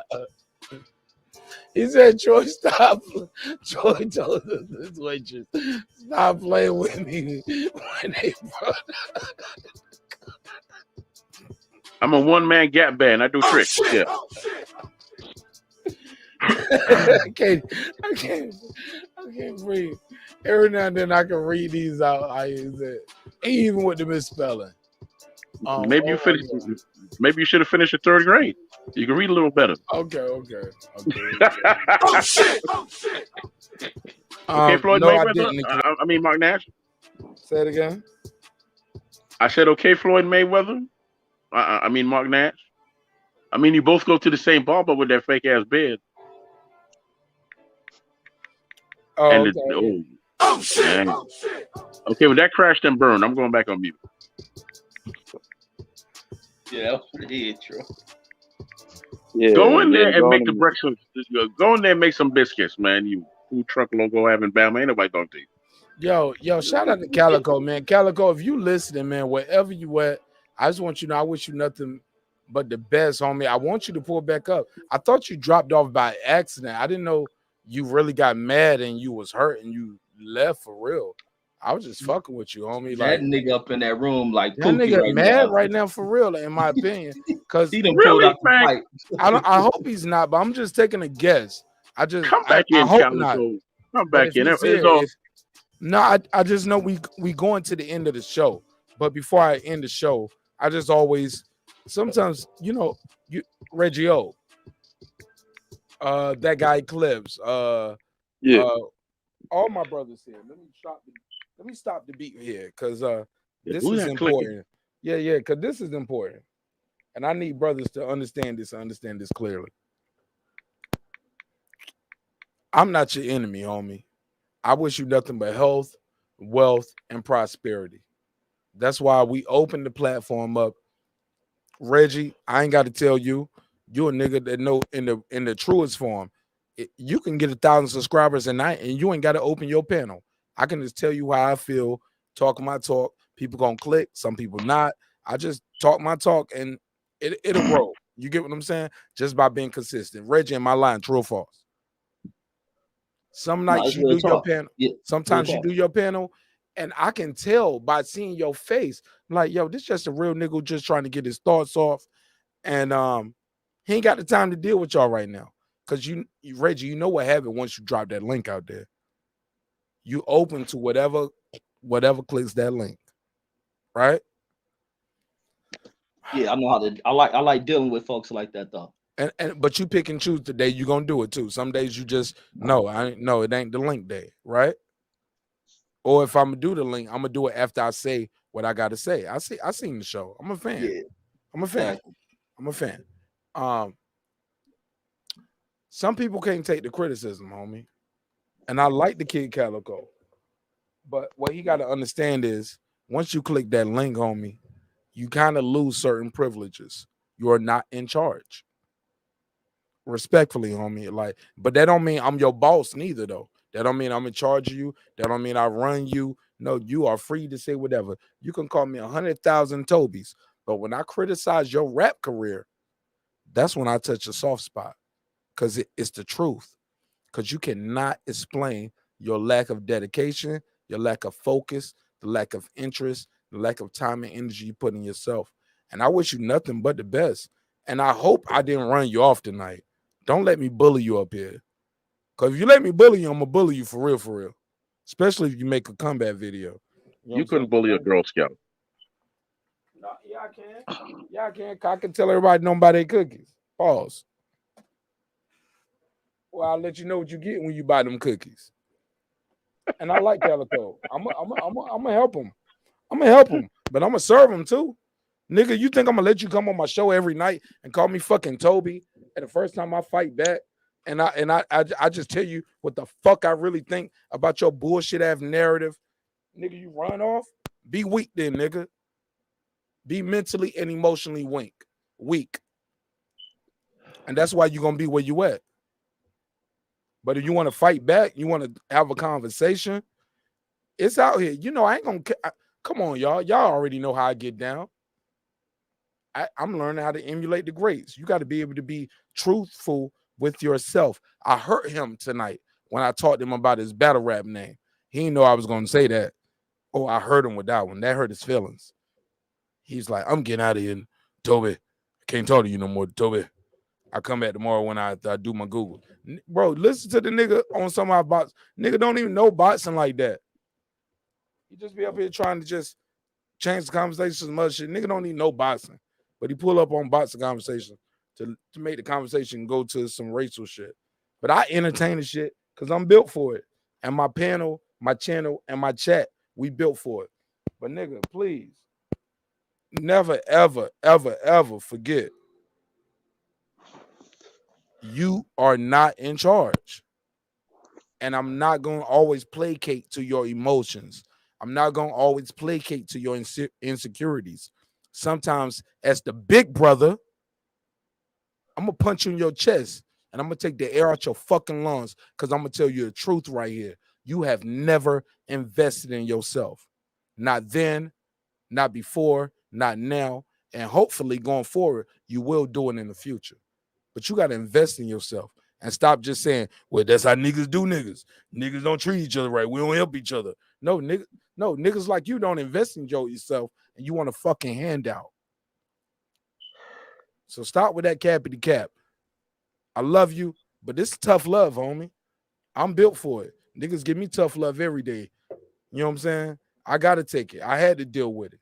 And I deal with it every day. Look at my comment section. Niggas roast me every day. On my live show, on my own channel, my comments. I don't block that shit. I don't take it off. But I don't let you. Nigga, we text your phone and call you just to talk shit to you. Come you know on, what I'm saying? bro. When you're not on the Goofy live. nigga like you too. I get mad at you. I get mad at you. Oh, just get along. You know what I'm saying? Like, I'm gonna tell you the truth, homie. Like, cause ain't nobody lying to me. My daughter don't lie to me. My wife don't lie to me. Look, that's why we ain't have a Sunday show. Okay, I had to do what I got to do. But I'm telling y'all the fucking truth, homie. Like, keep your head niggas don't want to be themselves, bro. But I'll pass the mic, man, because I'm gonna play the beat too, and we gonna finish the cooking this up. I'm truly disappointed that Calico clicked off the way he did, because like a motherfucker who can call me Toby every night. Like I rap with you, I listen to your music, we chop it up. Nigga, you got a problem with me checking you on some real nigga shit about the truth? These are your words, not mine. You're mentally and emotionally weak. You say what? You heard me? Let me fix my mic. Let me say it again.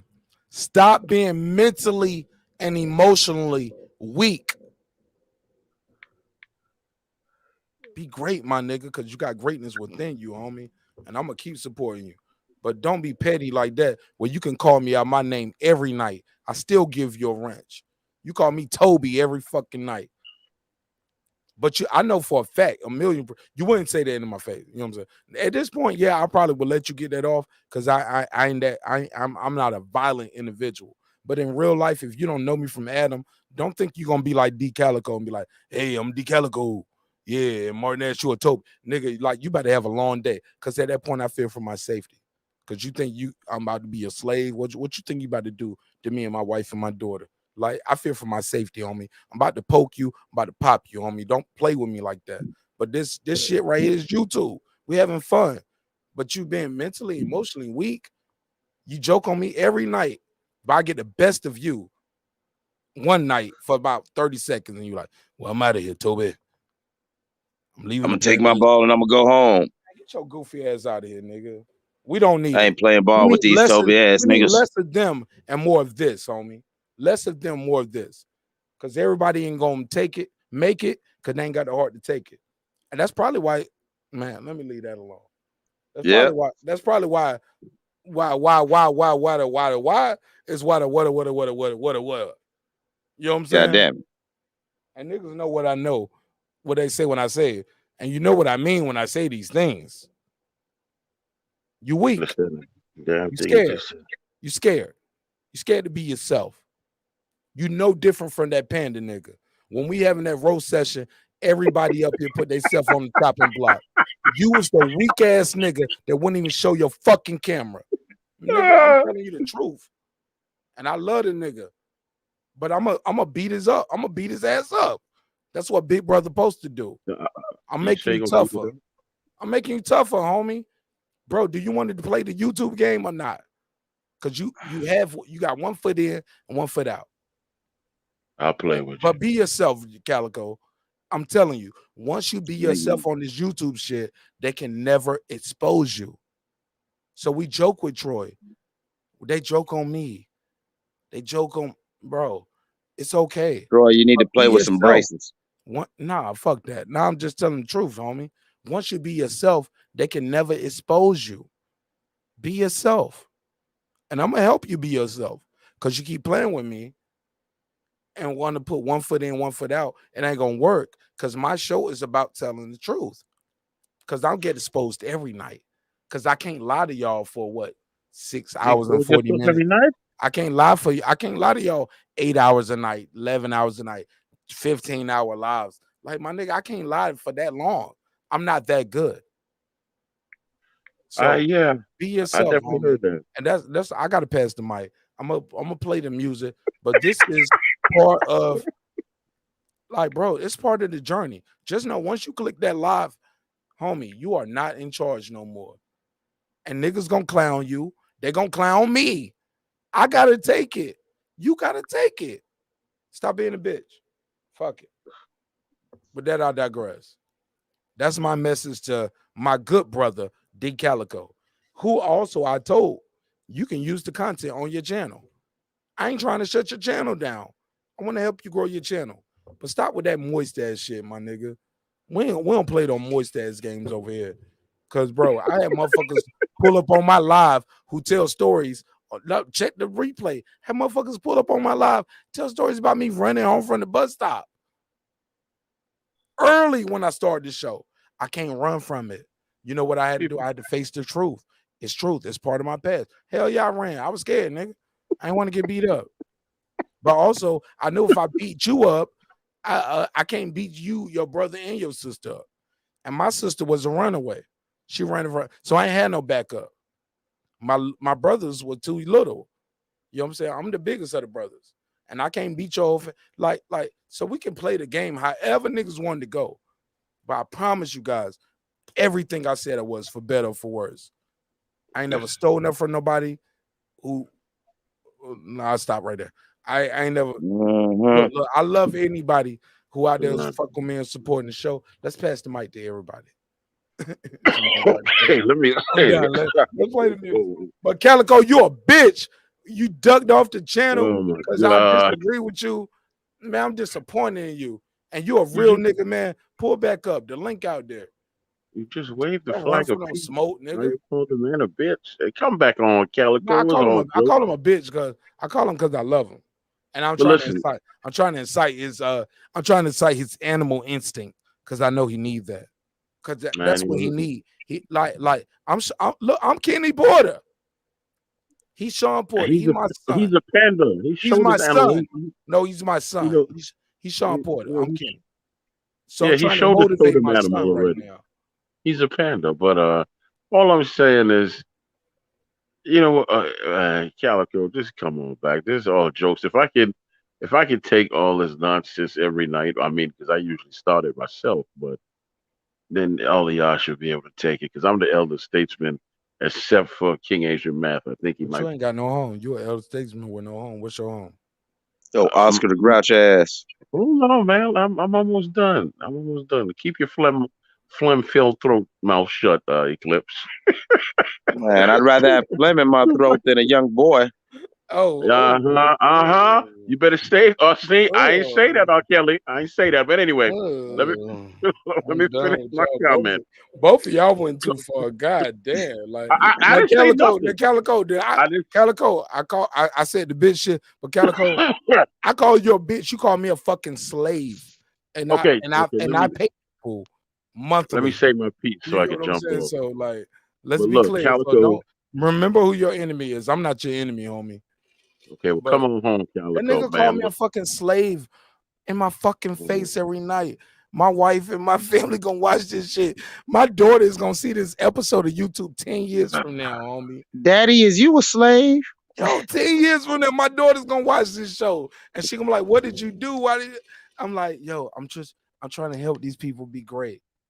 Like, nigga, she gonna be like, nigga, or you Malcolm, or were you Martin, were you Joe Johnson? Like, I was called a coward to my face. Like B. Lee Harvey, but don't let Calico disrespect you. Not this nigga. Not this nigga. Daddy, fight back. Not him. I was called a coward. Let's be clear, homie. Like, this shit gonna last for 10 years. Pick your enemy, homie. I'm not your enemy, but I'm gonna be here. I was called a coward to my face in front of my 3 sons by my pastor, and that was about 13 years ago. So I just refused to join. I told him every time I join the church, I run. I don't like joining nothing. So he said, "You sound like a coward." And my 13-year-old, my son was like 10, 11. He said, Daddy, you gonna let him call you a coward? What you want me to do, son? Beat up the pastor? What you want me to do? Yeah, so after like I knocked out the pastor, right? You're not out of the pastor, Dre? Nah, man. Only with my breath that day. I didn't brush my teeth. But anyway, like I was saying. When do you brush your teeth? I got teeth to brush. Shut up. Nigga, you got 4 teeth. You got 4 teeth. 2 of them in the back of your mouth and 2 of them are right in the front. You don't even have teeth. You have tusk. Fuck out of here. Boy, that joint was not funny. But anyway, let me. No, it wasn't supposed to be funny. It was supposed to be factual. Yeah, okay. Let me make my point, man. Then I'm gonna shut up. Come on home, man. Already make a point. All this is all a joke. What I'm saying is this: we grown, man. Shout out to Philip. Love is real. Philip Love is real. Philip Love is real. Keep telling me, relax. That's what I'm saying. I'm trying to relax. I'm being cool. But like these niggas be acting super moist, man. But they can speak so powerfully about other shit. But once you challenge their views, their opinions, like now it's like we gotta kill each other. Like Reggie, no, you don't. But I ain't saying you, and I ain't saying nobody on this panel. But what you see right here, Reggie, listen, Reggie, you still there before I pass you the mic? I ain't even finished. Yeah. I'm working in the back. Go ahead. All right, stay I'm there. Stay listening. there. All right, Reggie, stay there. Troy, you continue, and I'm gonna write down my point because Just Troy, okay, just real I'm quick. gonna give you the opening statement, and I want you to elaborate on I this, don't need Troy. to open a Because statement, Troy, Mark. This is gonna be quick. no, you're gonna love my open. You're gonna want to open a statement because you experience it too. Troy, you know, people threaten your life. They I don't give a like damn you. about that. My, I'm still you don't breathing. get my brother, respectfully. You don't give a damn about it, but it has happened, and I'm gonna And you know address what? that. I'm gonna address that Okay. after Okay. this. So don't let me. I don't want to change what you about to say before I say what I'm gonna say. So say what you're gonna say. I'm gonna put it in the chat or I'll write Well, it down. listen, Mark. My What I brother. tell people Yes, sir. is this is social media. I'll stay on for the whole show. If you're gonna kill me, if you such a shooter and you deem me as a threat and you want to come kill me, I'll stay on the line for the whole show. I'll just call your bluff. You come That's the find new me and kill me. matrix, homie. We call Okay? that the new matrix. When you diss Neo, he can zap his Okay. ass through the Wi-Fi and come through the Whatever. camera and pop up on the other I've side been of your told house. in my face that someone was going. Look, I'm 50. There's been a lot of times people wanted to do me harm and all that, and I'm still here. So any stranger on here that says they're gonna kill me, I'll just stay on their live the whole day. I'll stay on with them, and I'll say, well, I'm still here. And since my life is so much more important than you gotta think about this. And excuse my French, while you getting fucked up the ass by some man, the same thing will be happening to your wife out here too. Okay, since you took my life, I don't want to hear that nonsense.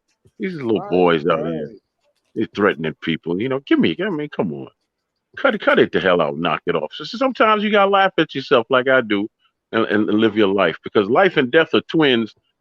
It's the life that you lead that will speak about your death. It ain't vice versa. So I don't fear no man threatening my life. I have my time and it'll come, you know. And I tell you what, when it comes, I'm gonna go out talking shit and having fun, and probably taking somebody's woman because I'm charming. Ain't that right, Eclipse? Man, don't talk. Man, keep my name out your mouth, man. Keep my name out your toxic mouth.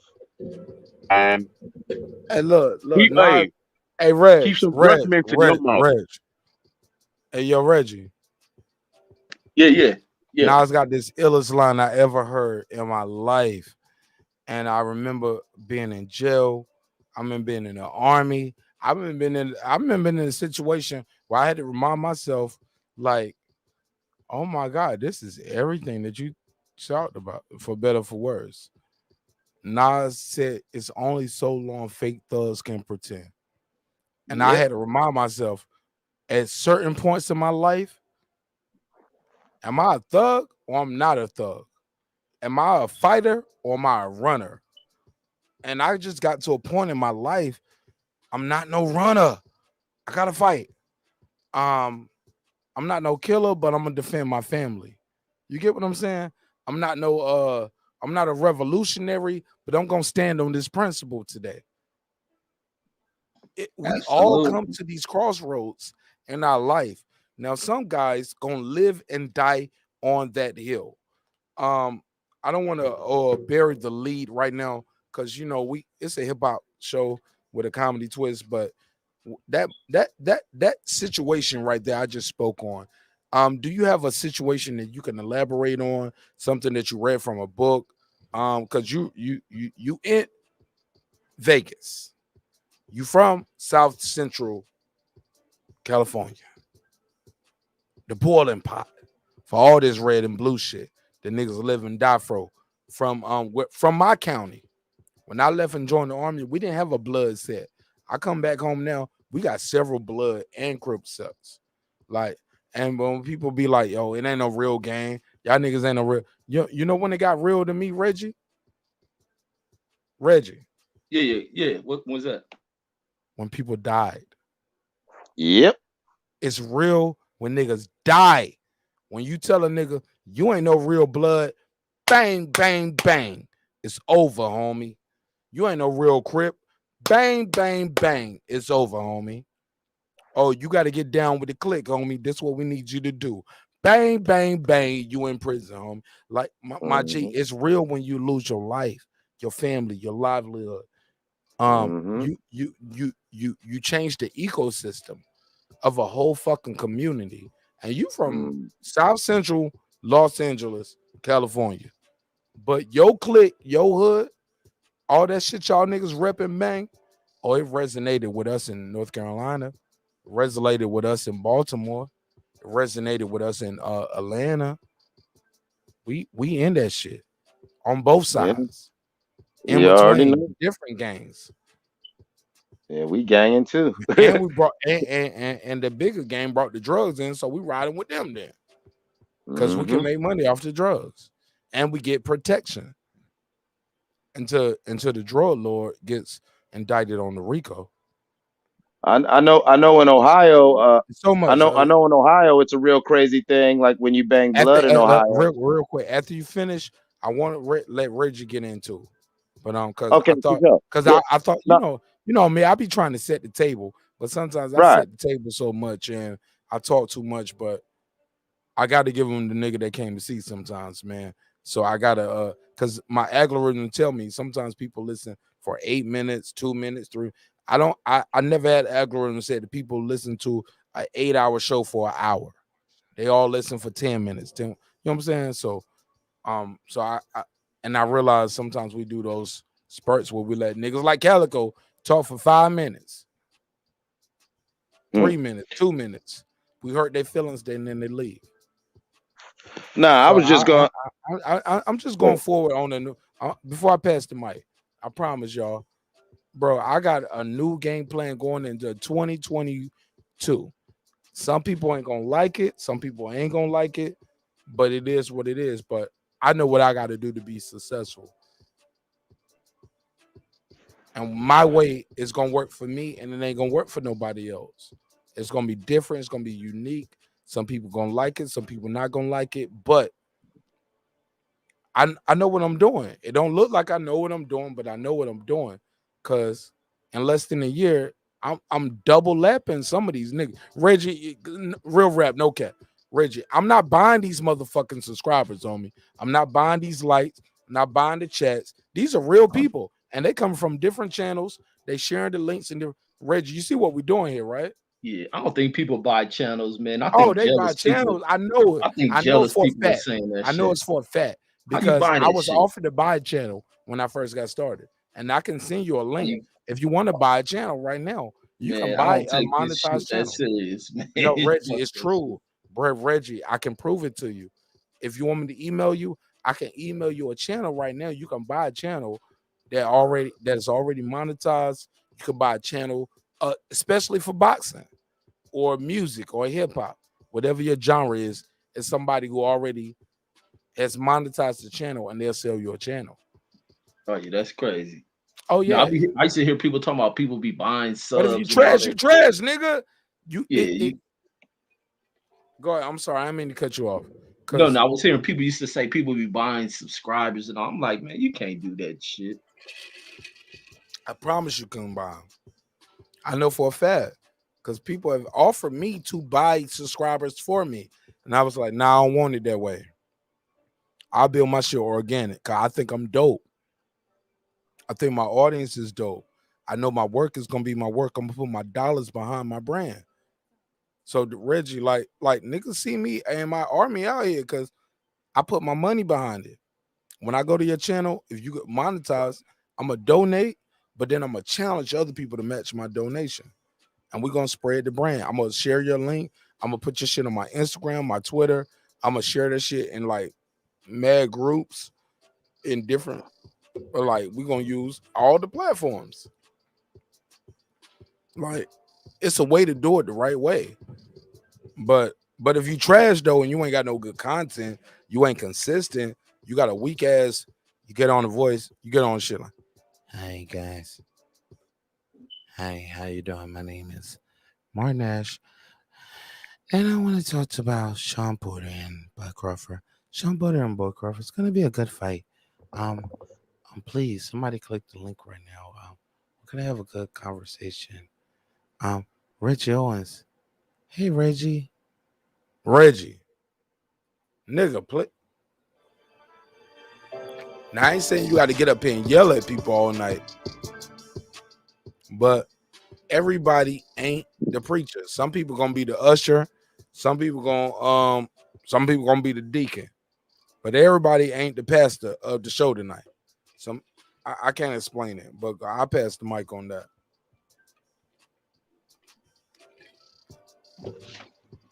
Yeah, or not.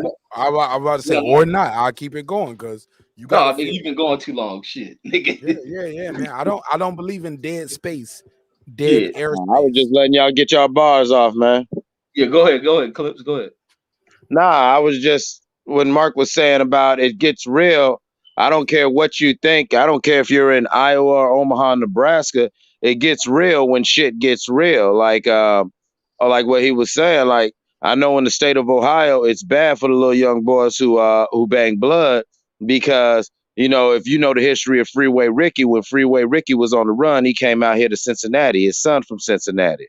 And so when you get into prison systems in this state, the 3 C's run the prisons. That's Cleveland, Columbus, and Cincinnati. And they're predominantly Bloods. So when you get these little Bloods from, say, Warren or Youngstown, who are just kids from the neighborhood who like the color red and they listen to Lil Wayne and they want to scream Suwoo and twist their fingers up and all this, and they might be a legitimate Blood, say, in Warren or Youngstown or Akron, they get their ass locked up and them 3 C's get to pressing. And like Mark was saying, the shit get real. You feel what I'm saying? I was just trying to do, like, a lot of people don't understand that. Like, you know what I'm saying? Like, sometimes you laugh at this shit like, blah, blah, blah. They're going to miss all of that shit. They're going to miss all of that. Yeah. Like, that's my point. People don't get it. I never said I was a super tough guy, no gangster, but my brother, this ain't the demographic for that. Like, this ain't the platform for it, homie. Like, don't be a tough guy here, homie.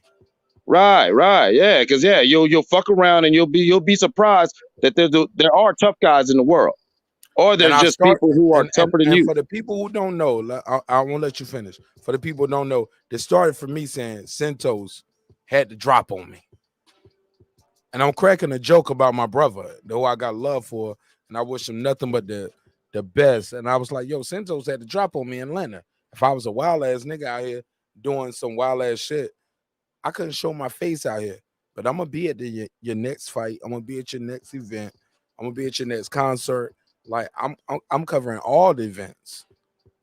That's what that pass gonna bring me. But exactly. Yeah, and that's all the point I was making, brother. I was just saying that a lot of people don't understand that shit is real till it gets real. You can't be on the YouTube. You can't be on whatever and murder, death, kill, whoop-de-whoop, blah, blah, blah. Or even in the case of the good brother who I do hope he returns. You can't just be putting out certain things and get mad when shit comes back. I talk my shit. Troy talks his shit. Motherfuckers might have a problem with what I say. But you know what I'm saying? Like, you got to be able to stand on it, and you can't get mad if whatever energy I'm putting out is not getting received well. That doesn't mean a nigga at you, but trust me, shit gets real when shit gets real. You know what I'm saying? And so certain things, yes, it'll take a turn. And if you ain't willing to stand on it, then you probably shouldn't have went on that road. Absolutely. And then my thing, man, some people really can't handle shit when it gets real. Like that's, and like it even bring me back to thought, like when y'all talk on that, like the last fight I ever had, like street fight, was one of these motherfuckers thought they was old super gangster motherfucker, extra out gangster motherfucker, always trying to punk people. And like me, I have a tendency to want to fight people who think they hard. I want to fight people who punk people, who try to bully people. I used to always tend to want to fight people. That's how I lost my job at TSA, working with a motherfucker who everybody was scared of. And in my mind already fixated on, I gotta fight this motherfucker. Some way, somehow, I'm gonna start a fight with this motherfucker. But this last fight I had was at this park where we used to go play ball and shit. Little motherfucking SA motherfucker used to punk cats every time I was going up to this gym, because my homie was telling me, it's like, because I always play cool. I ain't never been on that gang banging shit. That shit pisses me off when I see people on that shit. The worst thing a nigga can ever ask me is where I'm from, because I'm about to trip. And if you go there, you on some threatening shit, I'm gonna be back through here. But then, so we at this damn park and we playing. So this dude used to punking everybody, ain't nobody doing shit. The day I played with him, he pulled that shit with me. He ain't get the same reaction he gets from everybody else. Everybody else is just, allowing this motherfucker to do whatever. So I end up, nigga elbow me in my stomach. And I turn around, I push the fuck out this motherfucker. Like, so we square up talking shit. Like, listen, homie, I ain't with all that shit, all that talking. Like, nigga, we gonna get down or you gonna shut the fuck up? And then so the nigga was like, I said, so what's up, nigga? You better stop all that talking. Like, nigga, other than that, nigga, we gonna finish this game and we can fight after it, or we gonna get down right now. So he acting like he ain't ready. He gonna let the shit go. Why let that nigga do that? Nigga cold cocking with no effect on it though. He ain't had no power in his punch. He should have knocked me the fuck out. Took the punch, ate that shit up. Man, I went berserk on this motherfucker head, connecting everything on him, beating him the fuck up in this gym. And everybody who been getting punked for so damn long, looking shocked in the motherfucker to see this dude. He ain't have shit for me. He only got that punch on me, which I said he should have knocked me out.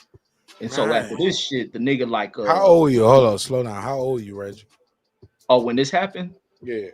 Shit, this probably had to be about 29 or something. This was about 29, I believe. So when this motherfucker, and I'm 40 now, so when this motherfucker they end up breaking this shit up, first thing this fool talk about, oh nigga, you dead. He acting like he going to his bag over on the side. And since everybody been scared of this fool, everybody get to running out the gym. And I stood right there because in my mind, like, well, nigga, you gonna have to shoot me because I ain't running nowhere. And then this motherfucker ain't got shit in his bag. So he like really fucked up, like seeing everybody else run. I'm still sitting there because I'm like, I remember I had to talk with my uncle a long time ago. He spoke about one of our relatives being shot in the back or some shit. And in my mind, like, a nigga got to look me in my eyes and shoot me. And even from me watching my neighbor get killed, nigga got to shoot me and look me in my eyes. So I'm like, I ain't running for this motherfucker. So when he ain't got the gun in his bag like he claimed he did, now he going to his car. So fucking he run his car. Some people grabbing their shit so they can leave and shit. And when he gone, I'm thinking in my head like, fuck that. Like, man, let me stop on this pride shit. Let me get the fuck up out of here. I'm look out the side of the gym door and I go to running out. It's a playground like right over on the side and this is main street. And as I'm running out, I see a dude out there with his two little kids, man. And I said, man, fuck that. As I'm running out, my mind playing like, damn, this nigga follow behind me and get to shooting over here where these kids at. I said, man, fuck that. I ran, turned right back around, went back in that fucking gym. And in my mind, I'm just thinking like, I'm gonna charge at this nigga. This nigga gonna have to keep shooting because in my mind, like, he probably can't shoot. He gonna miss. So I'm like, he gotta face me head up. And when this motherfucker walked right back in that gym, man, you would have thought this nigga saw a ghost. The way his eyes lit up when he seen me in that fucking gym, and it let me know then, oh, this nigga's a bitch. And so when I walk in, I'm like, what's up? I put my arms out. He ain't got shit. And he just like frozen. I said, so when I know he ain't got the gun, I'm like, nigga, what's up? You want to get down? Like, nigga, I finished what I told him some shit. Like, nigga, I finished beating you the fuck up. Like, what's up? And I was like, other people run over there like they trying to pull him back. The cats he's up there with. It's like, what's up, nigga? Like, we can get down, nigga. Or we can. And I was like, you know what? Fuck that. We gonna finish. So I'm fucking with him mentally now. I said, you know what? We can finish this fucking game. I said, we can finish the game. It's all cool. And then we can fight after that if that's what you want to do. And the motherfucker, like, I'm just fucking with his mind psychologically. I'm just fucking him up because now I'm playing it like it's cool. Oh, you ain't got a gun. I should be dogging you out. But you know what? We're gonna finish this game and then we're gonna fight after that. All that fight shit left it. So I'm like, nigga, all that little Debo shit you was pulling, you better tone that shit way the fuck down. Cause I was like, if I was like my brother, or if my brother was up there, he probably killed this nigga. But it was like, look, low key, look. I want to interrupt real quick. Yeah, go ahead. I ain't gonna hold the mic too much. Cause Mike, you still there. My brother Truth, you here, right? Yeah, we here. Yeah. I'm just. All right, let me say this, cause I just texted his brother Calico, and I ain't gonna say too much backstage, but I do want I want everybody to hear this clear. I think this is We so live. important. We live still. Oh God, on God, we live. Oh, I thought you said we was backstage. I'm like the ticker No, look. No, he said he don't want to get into too much backstage shit, but he got to air something out. Oh, all right, all right. This is all I want to say, man. We can always argue about. We can always say what somebody was doing for us, sacrilegious shit. I ain't talking about what you just said, Reggie, and I ain't talking about this goofy nigga right here with the panda mask on. All right, so I'm gonna take him off the screen too. And I'm not talking about Shawn Porter sleeping on the stage, and I'm not trying to bully on Calico. But one thing I gotta say, and two things gotta be clear. At some point in your life, you invest in yourself. You believe in yourself. You're going to make mistakes. You're going to get with a fucked up team. You might get with a good team. You might strike gold on the first time. But it's up to you to keep continuing to pursue greatness. And at some point, like if the team ain't working, you got to move on.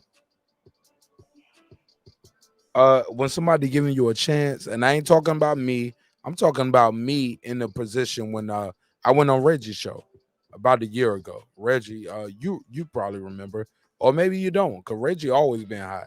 So I never seen Reggie Owens at a slow spot, and this ain't no D-riding conversation. This is reading the room.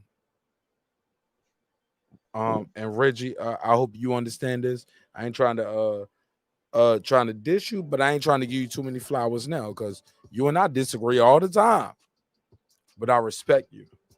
And even when I want to humbly disrespect you while you here, I understand the assignment in front of me. My brother D Calico, let me say this, man. We talk about hip hop. We play music up here. We go at all kind of different things over here. Everything I know about D Calico makes me feel and believe that he's still listening to the show, or he's gonna come back and listen to the part of the show that he wasn't here. And the reason why I feel like that is because he talked to me about using clips of the show to help promote his channel. D Calico, you know I ain't no bad dude. You know I don't hate you. You know I don't have malice in my heart for you.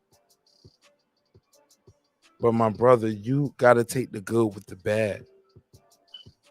And you gotta invest in yourself. You gotta believe in yourself. And if not, let's just keep it boxing. Let's just talk about wins and losses. Because once we get to certain places, a guy like me who would spend thousands upon thousands upon thousands upon thousands, and I ain't even talking about me going to college. I'm just talking about what I got in the room. You insult me when you talk about your journey to music. You spitting in my face. And I'm giving you a platform and an opportunity that people pay hundreds, if not thousands for, because the analytics speak for itself. I can be one of these YouTube marketing niggas just to use my boxing show and my hip hop show to try to charge niggas to play their music. Reggie, you know the hustle. That's why I asked Reggie, because Reggie has a super popular show. And Reggie's show was so popular that night, he don't even know it, but man, my shit I is would have paid whatever. Yo, just let me play something right now. You didn't charge me a fucking dime, did you? Nah, I ain't in it for the money. But Reggie, what these dudes don't understand is you gave me an opportunity. From that opportunity, I'm making a show right now, and I make money now. Am I lying? Is this real rap or cap? Let me drop the beat, because they think everything is a game right here. Reggie, I did not have 1,000 subscribers when you made me around this time last year. Is this cap or real rap? What are we talking about here? Am I lying, Reggie? No, go I ahead. was about 700, maybe 8, but I didn't even have 1,000 subscribers yet, right? No, you right. Keep going, nigga. Shit. All right, no, because they think we over here playing the games they play. But since then, I disagree about my brother. I don't like some of his episodes. I don't like some of his contents. I don't like some of his drops. But that's not my job. I understand the assignment. A lot of you brothers, respectfully, you don't understand your assignment. You think your assignment is to come over here and shine on marqnash in front of marqnash audience and get your points off. That is not how you're going to be great, my brother. And I wish you nothing but health, wealth, and prosperity. And I'm going to still help you. But when you get crazy, like my nigga, I can't let everything slide every day. Some days I'm gonna beat you up. Stop being a bitch, man. Fuck it. Calico, you man enough to digging and dishing, you gotta take it. Stop being a bitch, man. Stand up, fight back. And with that, I digress on that. Cause I got more topics. I can end the show. I already hit my daily goal. I got a daily goal for this shit. Niggas will be going live with no goals, no thumbnail, no topics, no quote, no poll, no questions. I'm not gonna help you grow your show that way. I help you grow it in another way, but pause, right? But niggas who know. I know what I'm doing, man. I'm gonna help you. But you don't have to be my enemy to get the help. With that, I'll pass the mic, man. I'm sorry. I just had to get it off. And I looked at the clock. I was like, God damn, I've been talking for 9 minutes uninterrupted. Man, like Troy said, you done digressed on Calico about 100 times, man. God damn, I didn't even realize I've been on it that long. Man, let's move on. Shit. God Calico, damn. drop a message, hop back on. Shit. Man, I don't think we're gonna do that, man. But he broke my heart, bro. Low key, he broke my heart. I thought he was built for this shit. Reggie, everybody ain't built for it. Nah, I broke that's why I was telling the story I was telling. The story of Calico. That nigga mentally and emotionally weak.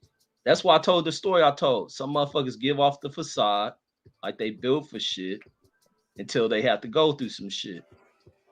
Exactly. That's why I was saying what I was saying. And Mark, you know me a little more personally. It's like, nah, I mean, you go at it too, but we go at it backstage. You don't pout on the live. Right, That exactly. Nigga start pouting. Right. And I don't like I pout said, on like the live. Like, you know, and like I even said clown, and I was like, and you chimed right back in or correctly. I was like, shit, some of us might even call and text your ass about some shit. You're like, in your goofy ass, because you know I will. If I hear something that I don't like, I'm not gonna fuck up your show, but I'll call you, nigga. Like, hey, bro, what was that about? Look, if I'm lying, Niggas don't get or if mad. I'm Niggas don't misinformed, get correct mad. me. If I'm lying, I'm misinformed, correct me. But if you just disagree, don't be sending me no 2-page, 3-page email the next day, be like, hey, my brother, you was wrong about this, and this is what was going on, blah, blah, blah. And by the way, the next episode, I'm gonna show my face right here to show I ain't scared. Man, nigga, you don't get your moist ass out of it. Nigga, that's not nigga, we live. You scared. If it's up, it's up. When it's up, it's up. Right. When it's up, it's up. Niggas be pseudo scared. But yeah, no, I feel what you're saying though, Reggie. Like, you know, people don't get it. They're like, revolutionaries you know on the live, but listen to their music. They killers and shooters and weed smokers and pimps and hustlers. And yeah, they gonna save Trayvon, save Mike Brown. Did a goddamn thing yet. Niggas ain't did a goddamn. Reggie, what they do? They ain't running for office. They ain't revolutionaries. Niggas ain't never shot no bell to nobody. Ain't never. Break my heart, you know what I'm man. saying? It just break my heart, man. It break my heart, man. It is what it is. Can't save everybody. I hope he just lick at his wounds, and you know what I'm saying, and he come back and think about it. You know what I'm saying? But it's like the game ain't, this thing ain't for everybody. Even though everybody wants to participate or say they have some sort of opinion or something about it. You know what I'm saying? In the words of Raekwon, this is only built for Cuban links. You know what I'm saying? You can't come in. A Figaro chain's a Figaro chain, but that's not a Cuban link, bro. That's a Figaro. You know what I'm saying? And cats got a problem with that. Like, and then like you said, even about being yourself, it's like, Can't expose a nigga telling you the truth, right? Right. You know what I'm saying? It's like, yeah, that's why I laugh when people don't say, either might not like my music or they get confused because it's like, listen, bro, I'm telling you who I am. I don't be hiding it. And whether you agree or didn't disagree, you feel what I'm saying? I'm telling you know, there's no cap to the rap, so fuck it. Maybe it just wasn't for you. I'm not gonna get mad. You know what I'm saying? As you know, I'm the main one who I'll be like, yeah, you probably ain't even gonna like this, nigga, 'cause this is a whole different vibe. You feel what I'm saying? This vibe is, I know this. I do things intentionally that there's only gonna be a specific crowd that's probably gonna fuck with this shit. You know what I'm saying? And that's why I made the song, because I probably spent about a week or two around this group of motherfuckers, and I was listening to the shit they were doing, and it inspired me to make a song. So I made a song for that shit. Well, let's I ain't give a gonna shout out cry to and the be like, West Coast, man. Go ahead. yeah. I just want to give a big shout out to the West Coast, because the West Coast homies keep the show lit on these late night tip, yo. The West Coast homies, like, they keep the show lit. They be like, marqnash, don't end the show. It's Yeah, early West morning Coast. for you. Yeah, it's early morning for you, but nigga, we just left the Waffle House. We just got off from work. But they ain't got no Waffle House. They got some. What y'all got, Reggie? What's y'all late night spot?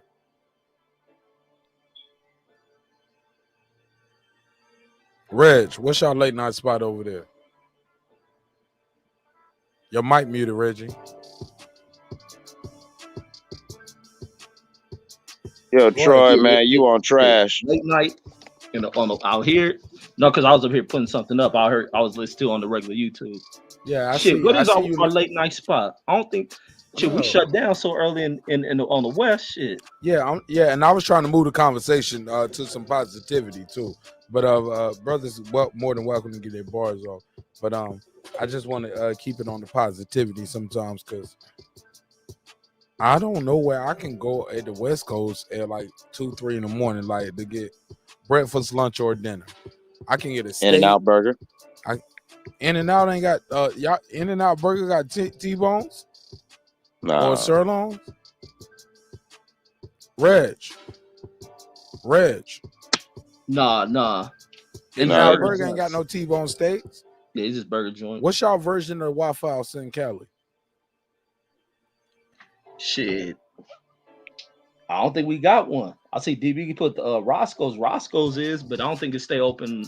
What Waffle House 24 hours? It's just chicken and waffles though. Y'all, but they sell eggs, right?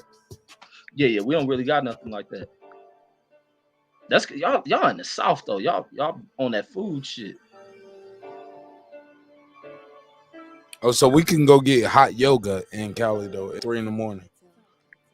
No waffle though. No, can't get no steak. You can't get a T-bone. Like T-bone, Reggie. Like it is 5:20 in the morning. I can literally drive a mile or less from my house and go get a sirloin or a thick ass T-bone egg steak. Welch's great. Well, I'm joking. They ain't got no Welch's great, but they got some orange juice. But don't drink the orange juice because they don't clean the machine. I don't like they should. No disrespect. See the West wild though, man. That's why they don't leave that shit open. How they leave it back to where y'all at? Yeah, I was just about to ask you, Reggie. Hey, Reggie, they still do that Love's Burger? Love's Burger ain't even open no more late. What is Love's Burger? I never heard of Love's. Is it like Inglewood? Is it actually Inglewood's? Oh, you talking about at Watch? You talking about Hawkins Burgers? Yeah, they changed it. See, I wasn't out. Last time I was out there was the '90s. It used to be Love's. Yeah, if you talking about Hawkins Burgers, no, it's always been that across the street from the projects. Yeah, no, they I don't think they ain't open 24 hours though. Yeah, nah, West Coast joints don't do that no more. Like even the Jack of the Cracks, when I was there in the '90s, they stopped doing that because niggas is getting robbed. Yeah, hey, well, look, man. Well, look, man. We don't want niggas to get robbed, man. Look, real quick, tell everybody where they can follow and find y'all at, man. Let me end this show, man. I love y'all, man. I'll see y'all tomorrow. I'm gonna be back here at 10 o'clock. Drinks require your sleep, ghosts require your effort. Go get that hoodie at marqnash.com. Reggie Owens, tell them how they can find your show. Yes, sir. Find me on 2 channels on both my main and backup at Boxing Conversations with Reggie Owens. Regular channel is that. The second one just got a 2 at the end. All right, Truth TV, talk to them. Tell them how they can find your channel, bro. Yeah, you can find me on YouTube, Truth TV, TRUFF TV on YouTube. And I just wanted to say something about what you got you got the shirts on your website, right? That say dreams require sleep, goals require effort. Bro, I got a whole bunch of shit on my website. Just go check it out.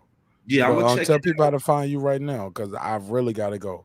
Oh, all right. Yeah, It's just all love. follow me on YouTube. I just want to say one thing, man. Win-win situation for Shawn. That saying Cause that bro, you got. you been here the whole time, bro. You been super quiet. I've been waiting for you to jump in, but it's time to go now. Oh, my It's shout fault. out. Yeah. It's shout out time, All homie. right, So all right, all them just follow points me on that you Truth want to got, TV, man. like I gotta Check teach. out Look, holla at me, cause I'm gonna teach you about how to promote, market it, and do it the right way without just doing it the decalico way. I'm gonna teach you the right way, the real way, All right, respectfully. man. Thanks So a lot. fuck I with me, appreciate it. and we're gonna help grow your channel. Watch how you lap these niggas, cause we gonna do it the right way, and we don't have to make YouTube videos dissing other content creators. Just tell your message, do it the right way, title your shit, invest in yourself, put yourself on the schedule, make a thumbnail, do your graphics, share the link. Niggas gonna share your link. It's basic fundamentals, like what Kenny Porter was talking about. Give me your final talk on everything in less than 30 seconds or less, and plug your channel, homie. But nah, we ain't gonna do no we Yeah, I can't just want promote to say shit that like this. saying, man. That shit been like a mantra in my head, and I feel like that shit apply to so much, man. That dreams require sleep and goals require effort, man. Gotta go That's get it. something that you can live by, and a lot of people need to apply that in their life to be successful, man. If you want to be successful. And just follow Mark Nash, follow Truth TV, follow everybody up here that's doing their thing, man. And much love to everybody in the community, man. Anybody got anything else they want to plug or promote? A good book you've been reading, a channel that you support, your own channel, anything that you want to put. If you're a moderator, this is the time of the show where you can put your links in there free of range. Prior to this, I don't want links in my live, homie. Like, and if I had to say it too much, I'm gonna be that guy to take away everybody wrench. I never want to be that. So please save the links for this part of the show. Y'all know I'm gonna run the 5-minute count. Matter of fact, I'm gonna start running the 5-minute counter for the end of the show as well. So so if you need help to grow your channel, sit around for 5 minutes. Put some question in the private chat. I'm gonna help you. I'm gonna help you grow your channel.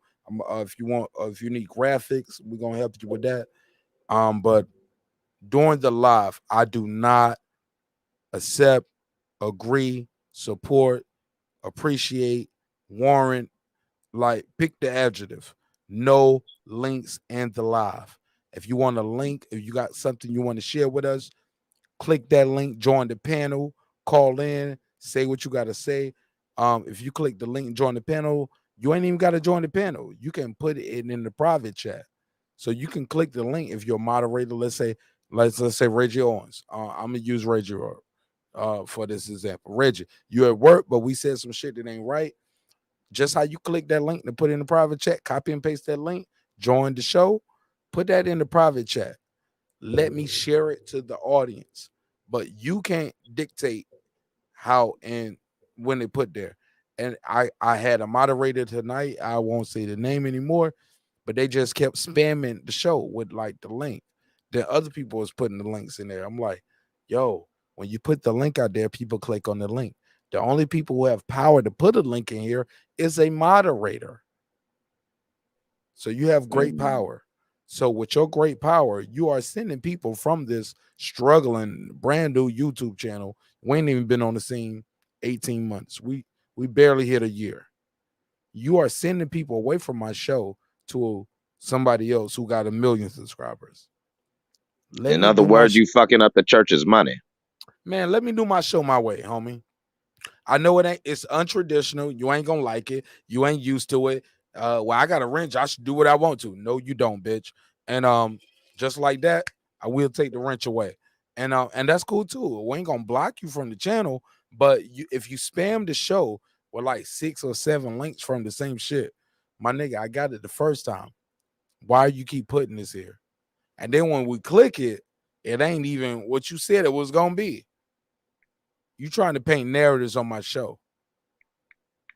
And then when I talked to the brother, he was like, I didn't even know. I hadn't watched it yet. Both things can't be true. And if so, both things are wrong. You didn't watch the link. You just found something and you clicked the headline. But regardless, because you got a wrench over here, now you are spamming my show. That's why the rules are the rules. So I don't want to go through and have a show where nobody got on wrench. But my nigga, just don't put no links in my live chat. I don't think I'm asking a lot. I don't think I'm asking a lot. You guys are there to take hate speech away, but you guys are not there to police shit. You guys are not there to just start promoting. Like I love Terrence Bailey, but Terrence Bailey's no, don't do that. Don't do that. You know what I'm saying? So it's a whole nother conversation, man. Like the show's growing at a rapid level and at a rapid pace, but I understand the assignment, man. I love you all, and I wish you nothing but the best. I'm not your enemy, man, but man, let me do my thing, man. Let me grow my show, and let me support what I support. I'm gonna let y'all speak, but God damn, man, do the right thing. When you get that wrench, do the right thing. Anybody got anything they want to promote? Because this is the time where you get to promote it. Reggie Owens with the Killer Show, Truth TV, that guy Eclipse, mixtape, album, whatever. I just wanna go ahead and promote you know what I'm saying, promote the music that's out there. You can find me on YouTube. You can find me on all streaming platforms, that guy Eclipse. Go grab that Edith. Go grab the Edith out and get ready. There's a deluxe edition coming out, but on some serious talk You ain't gotta neighborhood. promote my shit. That's nothing. I don't need On some that. serious talk I respect that, neighborhood. homie. But hold up. Let me finish, Mark. I just want niggas don't think like they gotta be over here like, well, I gotta promote marqnash music and like, cause they think y'all niggas playing a role over here. Nah, No, man, we're not. y'all fuck with it, you fuck with it. But my nigga, like, you ain't gotta do that. Like, when it's time to promote you, homie. But niggas gonna take that the wrong way. Even though I mean, fuck niggas with gonna you. take anything the wrong way. My shit sells regardless, and I really actually fuck with your album. I actually listen to that shit quite often, bro. actually. Thank you, bro. You know what I'm saying? That's why I'm promoting it. But anyway, black people stay woke. We're not gonna get too deep. It's the end of the show, but y'all see what's going on. The fuckery is real. The judges in both the Ahmaud Arbery trial as well as the Kyle Rittenhouse trial have already set the stages to go ahead and have mistrials and get these people off. Y'all people need to be woke. Young people need to pay attention. And most of all, we need to stay active, and we need to stay on some of our local officials and these local judges and prosecutors, because they're if anybody's been paying attention to any two of them trials, there's been a lot of things that both the judges as well as the defense attorneys have been doing to set the stage for a mistrial to get these white people off, and nobody's saying nothing about it. I'm done. Fair enough. True. Reggie, you got anything? Don't leave though, Mike. Yeah, Mike, I'm gonna holler at you backstage, cause Mike, I actually got a little gift for you, Mike, but I don't want to give it to you on the live. But I got pause, right? It sounds like some weirdo shit. But no, I actually got a gift for Mike, but I don't know. No, I'm not. It's a digital gift, like, or it's like you all good? No, it's some Amazon shit that's gonna show up to his house one day. You know what I'm saying? So it ain't for everybody. It only works if he accept the gift. Mike, I got a gift for you, man, and you gonna like it, man. But pause. Damn, Reggie saved me. Yeah, I just want to say, man. Truth TV said, "I'll save you." I just want to add one thing on top of that about what Eclipse was talking about. Let's make it short too. 2 minutes. Yeah, I just did a show about Eric Adams, the mayor of New York City. He's bringing back the stop and frisk. That means like who is it? Who? I'm mute. Oh, my fault. Yeah, and Mayor of New York City, stop and frisk. Go ahead. Yeah, I just want to talk about the building on what Eclipse said. The mayor city of New York City, Eric Adams, he just brought back the stop and frisk. What that means is the plainclothes officers could just jump out their car and search you for no reason. And they've been doing this since I was a little kid, since we was in junior high school, walking to the store to get candy. They'll hop out on us to instill fear on us. And search us and just harass us. And you know, one kid out the group always got a smart mouth, and that leads to another issue. So here go Eric Adams. He's here bringing back the stop and frisk, the plainclothes officers after during the George Floyd riots, they took them off the streets. So now he's reinstating them after the fact. So these are things we got to pay attention to with the politicians and these judges. A lot of these people act like they forced, but they not forced. So just stay aware of what's going on and be conscious and try to make a change in your community. Get to these community board meetings and let's make a change. When you go live, Truth TV is a dope motherfucker. When you go live, Truth. Live, I'm about to start going. We'll work on it. We'll work on it. Yeah, we work on it. We work on it. But you're gonna drop weekly videos, right? We're gonna work on weeklies at least, right? Yeah, like daily. I'm doing like semi-daily, like every day or two. You know what I mean? All right. Well, Truth TV, you spell it how? How did they find you on YouTube? TRUFF TV. Bro, I looked up this brother, man. I think he's super dope. He only has 11 subscribers.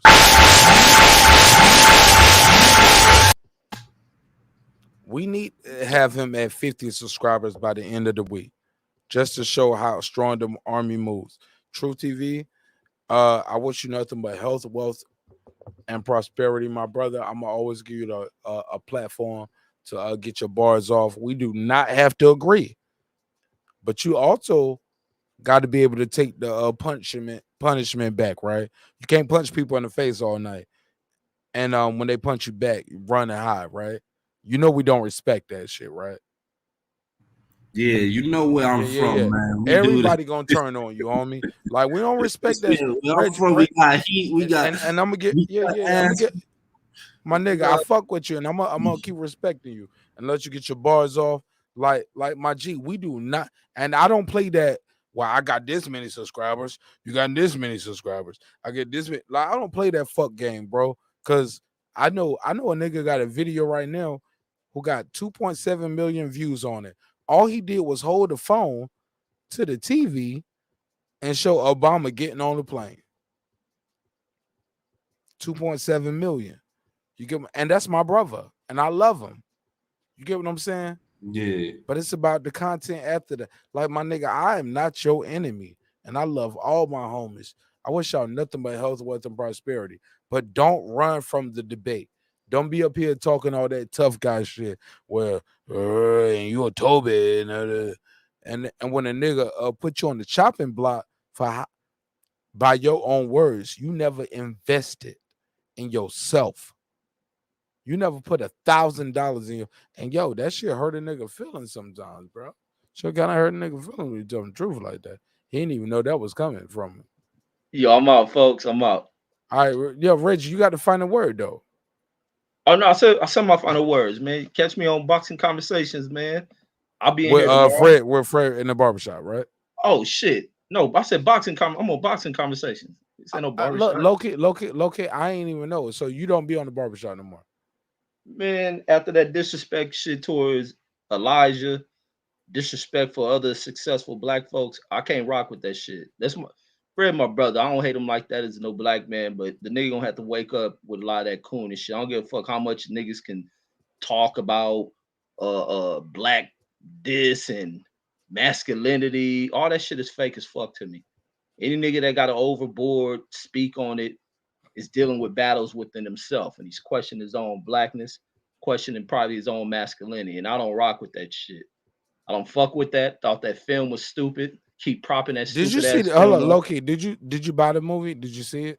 Yeah, please. If that shit ain't got no, that's bitches, a real question. Let me finish. If that shit ain't got 9 bitches bumping their pussy, I ain't paying for that whack ass shit. I wouldn't even bootleg that whack shit. I wouldn't dare buy that disrespectful shit. All this shit going on in 2021, this nigga scared to address white folks. And man, what movie y'all talking about? This shit from Fred. That shit just shows the pussy in a lot of black folks, and that's why white folks can continuously. I can't promote it, homie. I'll tell you backstage, but I can't promote it on my show. I'm gonna tell. No. Homeboy asked what movie, So I'll tell you in the private chat, but I can't promote it. So that's why I don't fuck with it. I've been seeing a whole line of just sell out fake black shit and overboarding, running Crenshaw shit. Nigga, you probably don't like near black motherfucker you see on Crenshaw. You comfortable with it being gentrified and shit.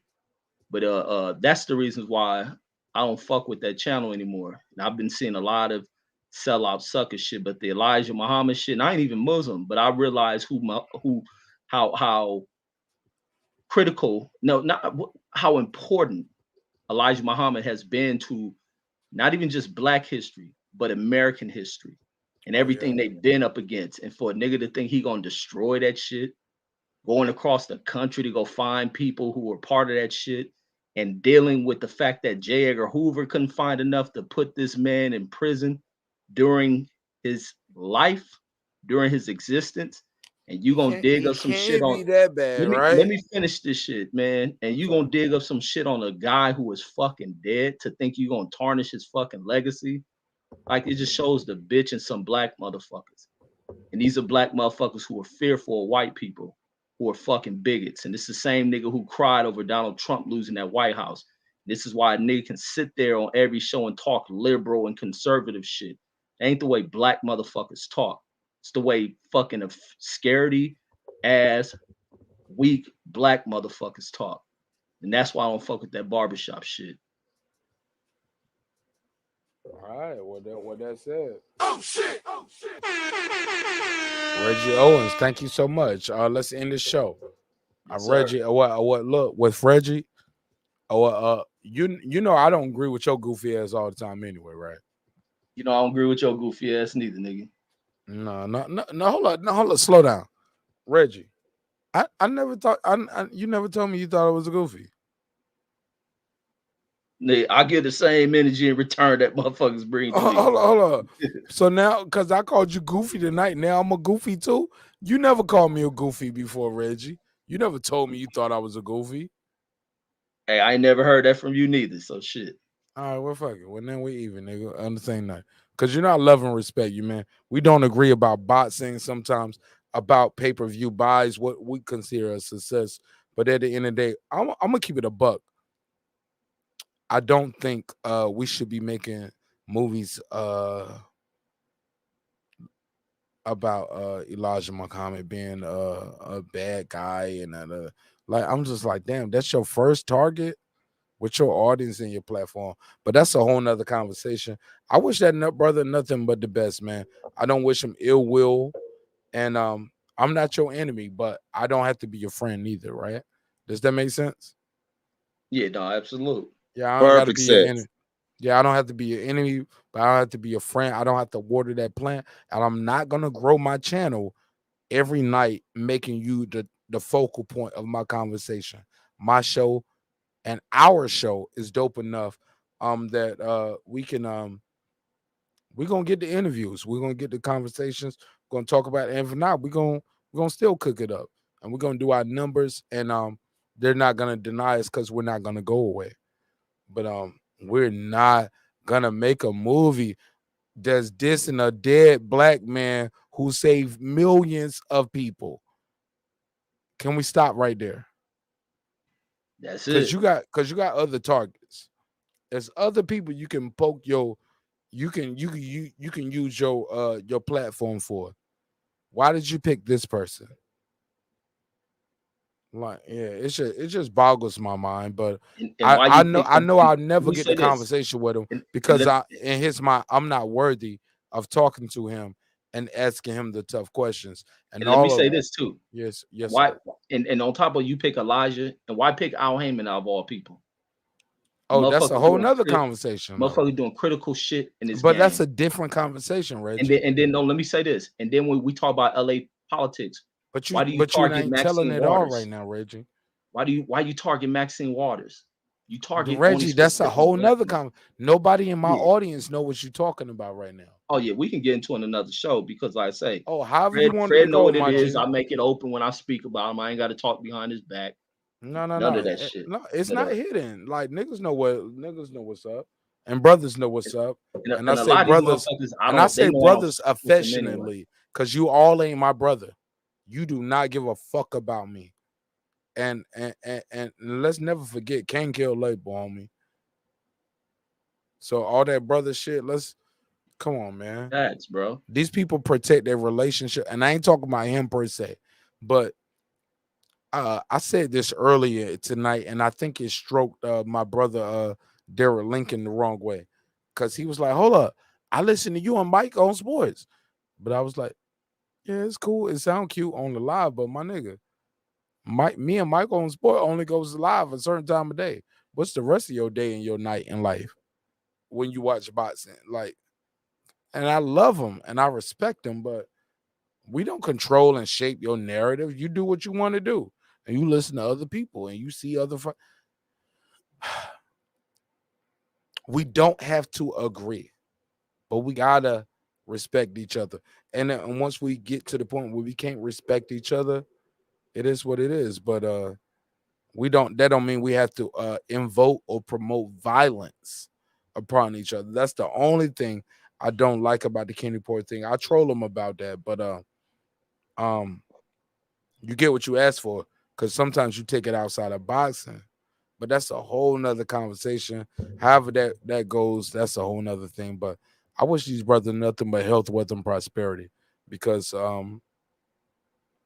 it's a new day, it's a new era, and we talk to the people. We go direct to the source. We open the phone line, and we don't block the calls. And we let everybody beam in the call in. That's why we can do numbers and do shows at the same time. You do your number and you'll do your shows, and we're gonna be all right, because we are stronger together. Shout out to my brothers who made y'all ever seen those hoodies where y'all at? It say been broke before. Y'all ever seen been broke before hoodies before? Nick Cannon, where is it? They went to high school with my sister, and they went to high school with my wife, Candy from Escape, my actual blood, my wife, my family. Like, man, we know these dudes. I actually got him a nick, like the homie that's in charge of all this shit. He gonna know me. I'm gonna pull him up on this interview one day. But I always call him Zach Morris. Like, he was just, because his brother was to do y'all remember ABC Another Bad Creation? They were signed to yeah. His brother was in that group. That was his big brother.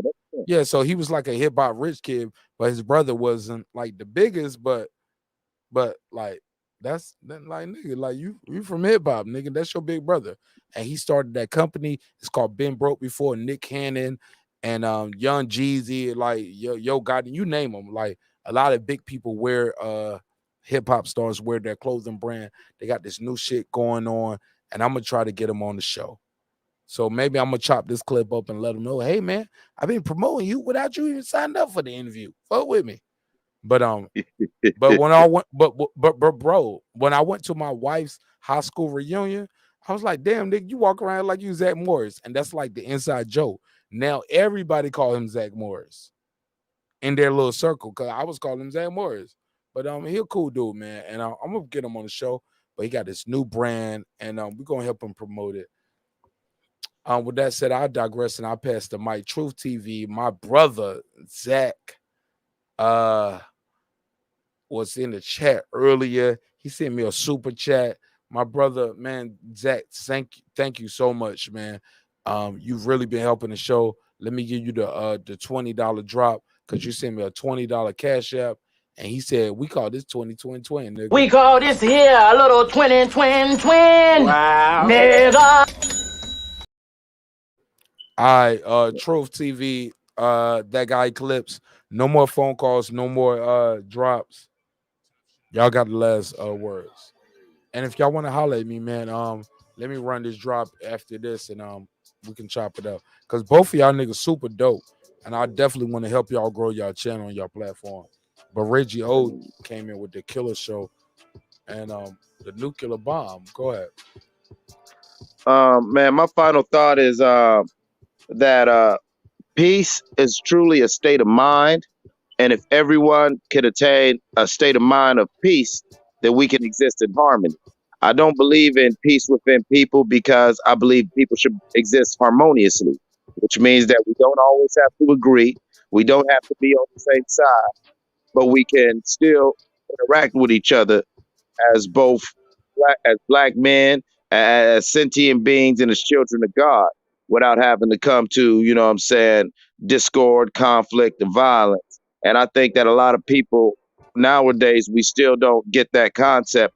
We want to impose our sense of peace on another person. Things that give me peace of mind, I try to impose it on True TV or this person or that person, and then I want to argue with you instead of just understanding that that's what I feel and being able to respect where you're at and us existing in a harmonious, you know what I'm saying, state, and having that conversation like, okay, this is where True's at, this is where Mark's at.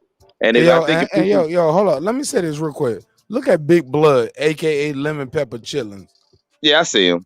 That's Big Blood. And Big Blood in here tell us saying wrap it up, B. Yeah, man. We look. Go ahead, man. Look, Man, I'm you know holler Blood through. here for the bullshit, man. Come on now. You know Blood came for the bullshit. You know that's low key probably Big Blood, right? It's gotta be. But yeah, man. But that's all I was saying. And I appreciate your channel. I appreciate all the brothers who come on here and build with me on this channel. And I appreciate all the brothers who are, you know what I'm saying, You got a fan in the base, community homie. who understand that. We could have Discord, and I mean we could have a discussion, and we could have Discord without disagreement or without you know what I'm saying, violence. Because even if we disagree, if we could just stay in a state of harmony by, you know what I'm saying, acknowledging that, you know what I'm saying, this is where you're at, this is where I'm at, and being at peace with it. And like you said, you know, not talking about no brother individually, but everybody be themselves, man. Let truth be your sword and shield as you walk in this battlefield of life. True. Yeah, that's another thing, man. We can't be insecure. We can't have these egos, because that's why up north in New York we call it building. When we each rapping, we can have our own perspective, we can have our own opinion, but it's still a block to the pyramid. It's still a piece of the pyramid. You feel me? So we gotta build. If you have no conflict, you will never evolve. You feel me? So we gotta take the best out of. We might not agree, but we might agree on some points. You know what I mean? So nobody's gonna agree on everything. Even brothers don't agree on everything.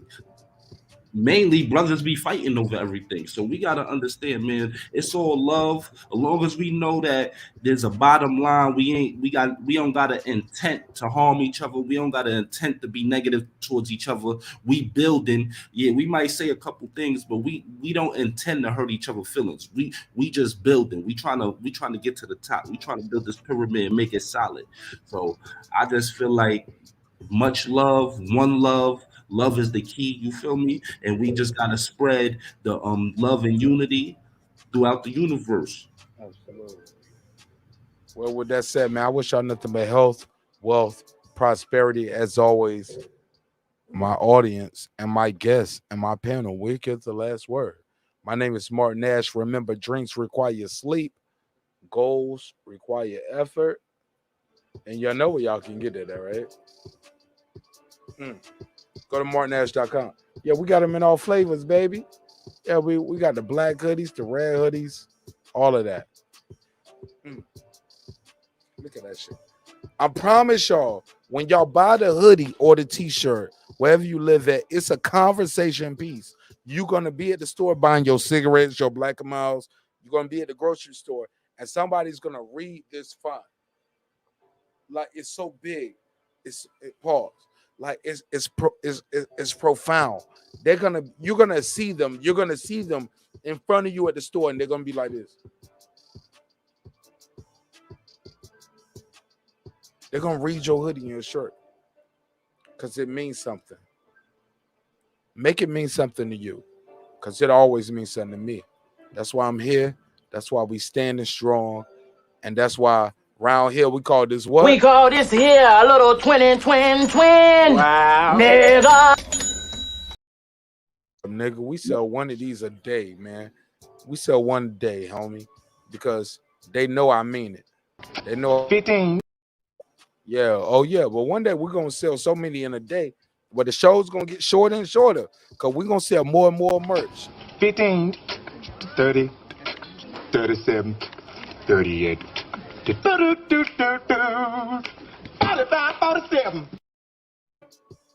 I love y'all. I see y'all tomorrow at midnight. For the pop-up episode. If I can pull up early, I'll pull up. If not, I might not do a show tomorrow. But just make sure you got that bell click because we might pull up at any time. But I want to talk about this Rittenhouse case. I want to talk about the Ahmaud Arbery case. I definitely want to talk to you guys about some other things. But Monday, Wednesday, Friday, when you pull up on this show, are we talking about Bud Crawford and Terence Crawford? I said Bud Crawford and Terence Crawford. Well, yeah. Y'all know what it is. It's the same dude. He gonna beat this boy. I beat him. I see y'all tomorrow, midnight. Or earlier for the pop-up. I might pop up on y'all niggas tomorrow, about 2-3 o'clock in the afternoon. Who knows? But I love y'all. Thank you for your time. Thank you for your energy. Oh man, I couldn't have dreamed for a better audience. Except for Calico. This that squad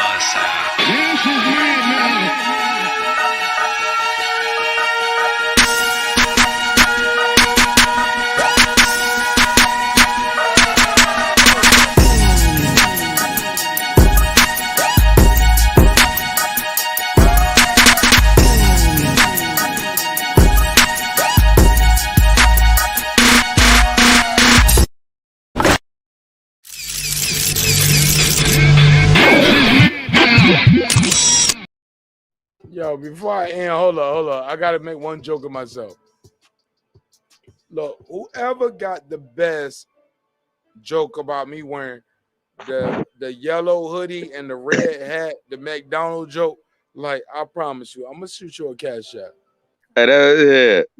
Don't shoot me no cash app. You just gotta put that drop up there, man. I didn't want to interrupt you when you was doing your closeout, so I just typed it in the chat because I was sitting there. I'm looking at it. I'm just sitting there like, Nash, you know I got a cookie, man. You know I got to say it.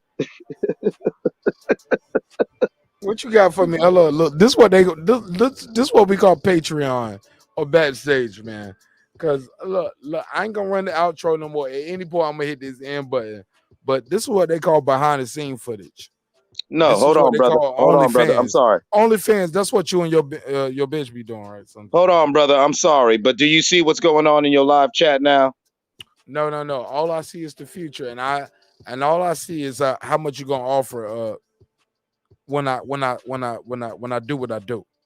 That's what's up. What we win. Ashley, I'm struggling. I'm losing already. I ain't got nothing for you. You won. Oh no, I see Calico.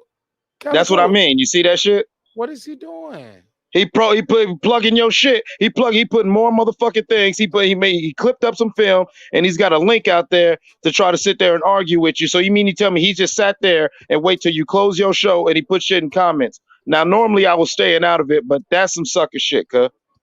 Now what he did? See what he thought I was gonna end it.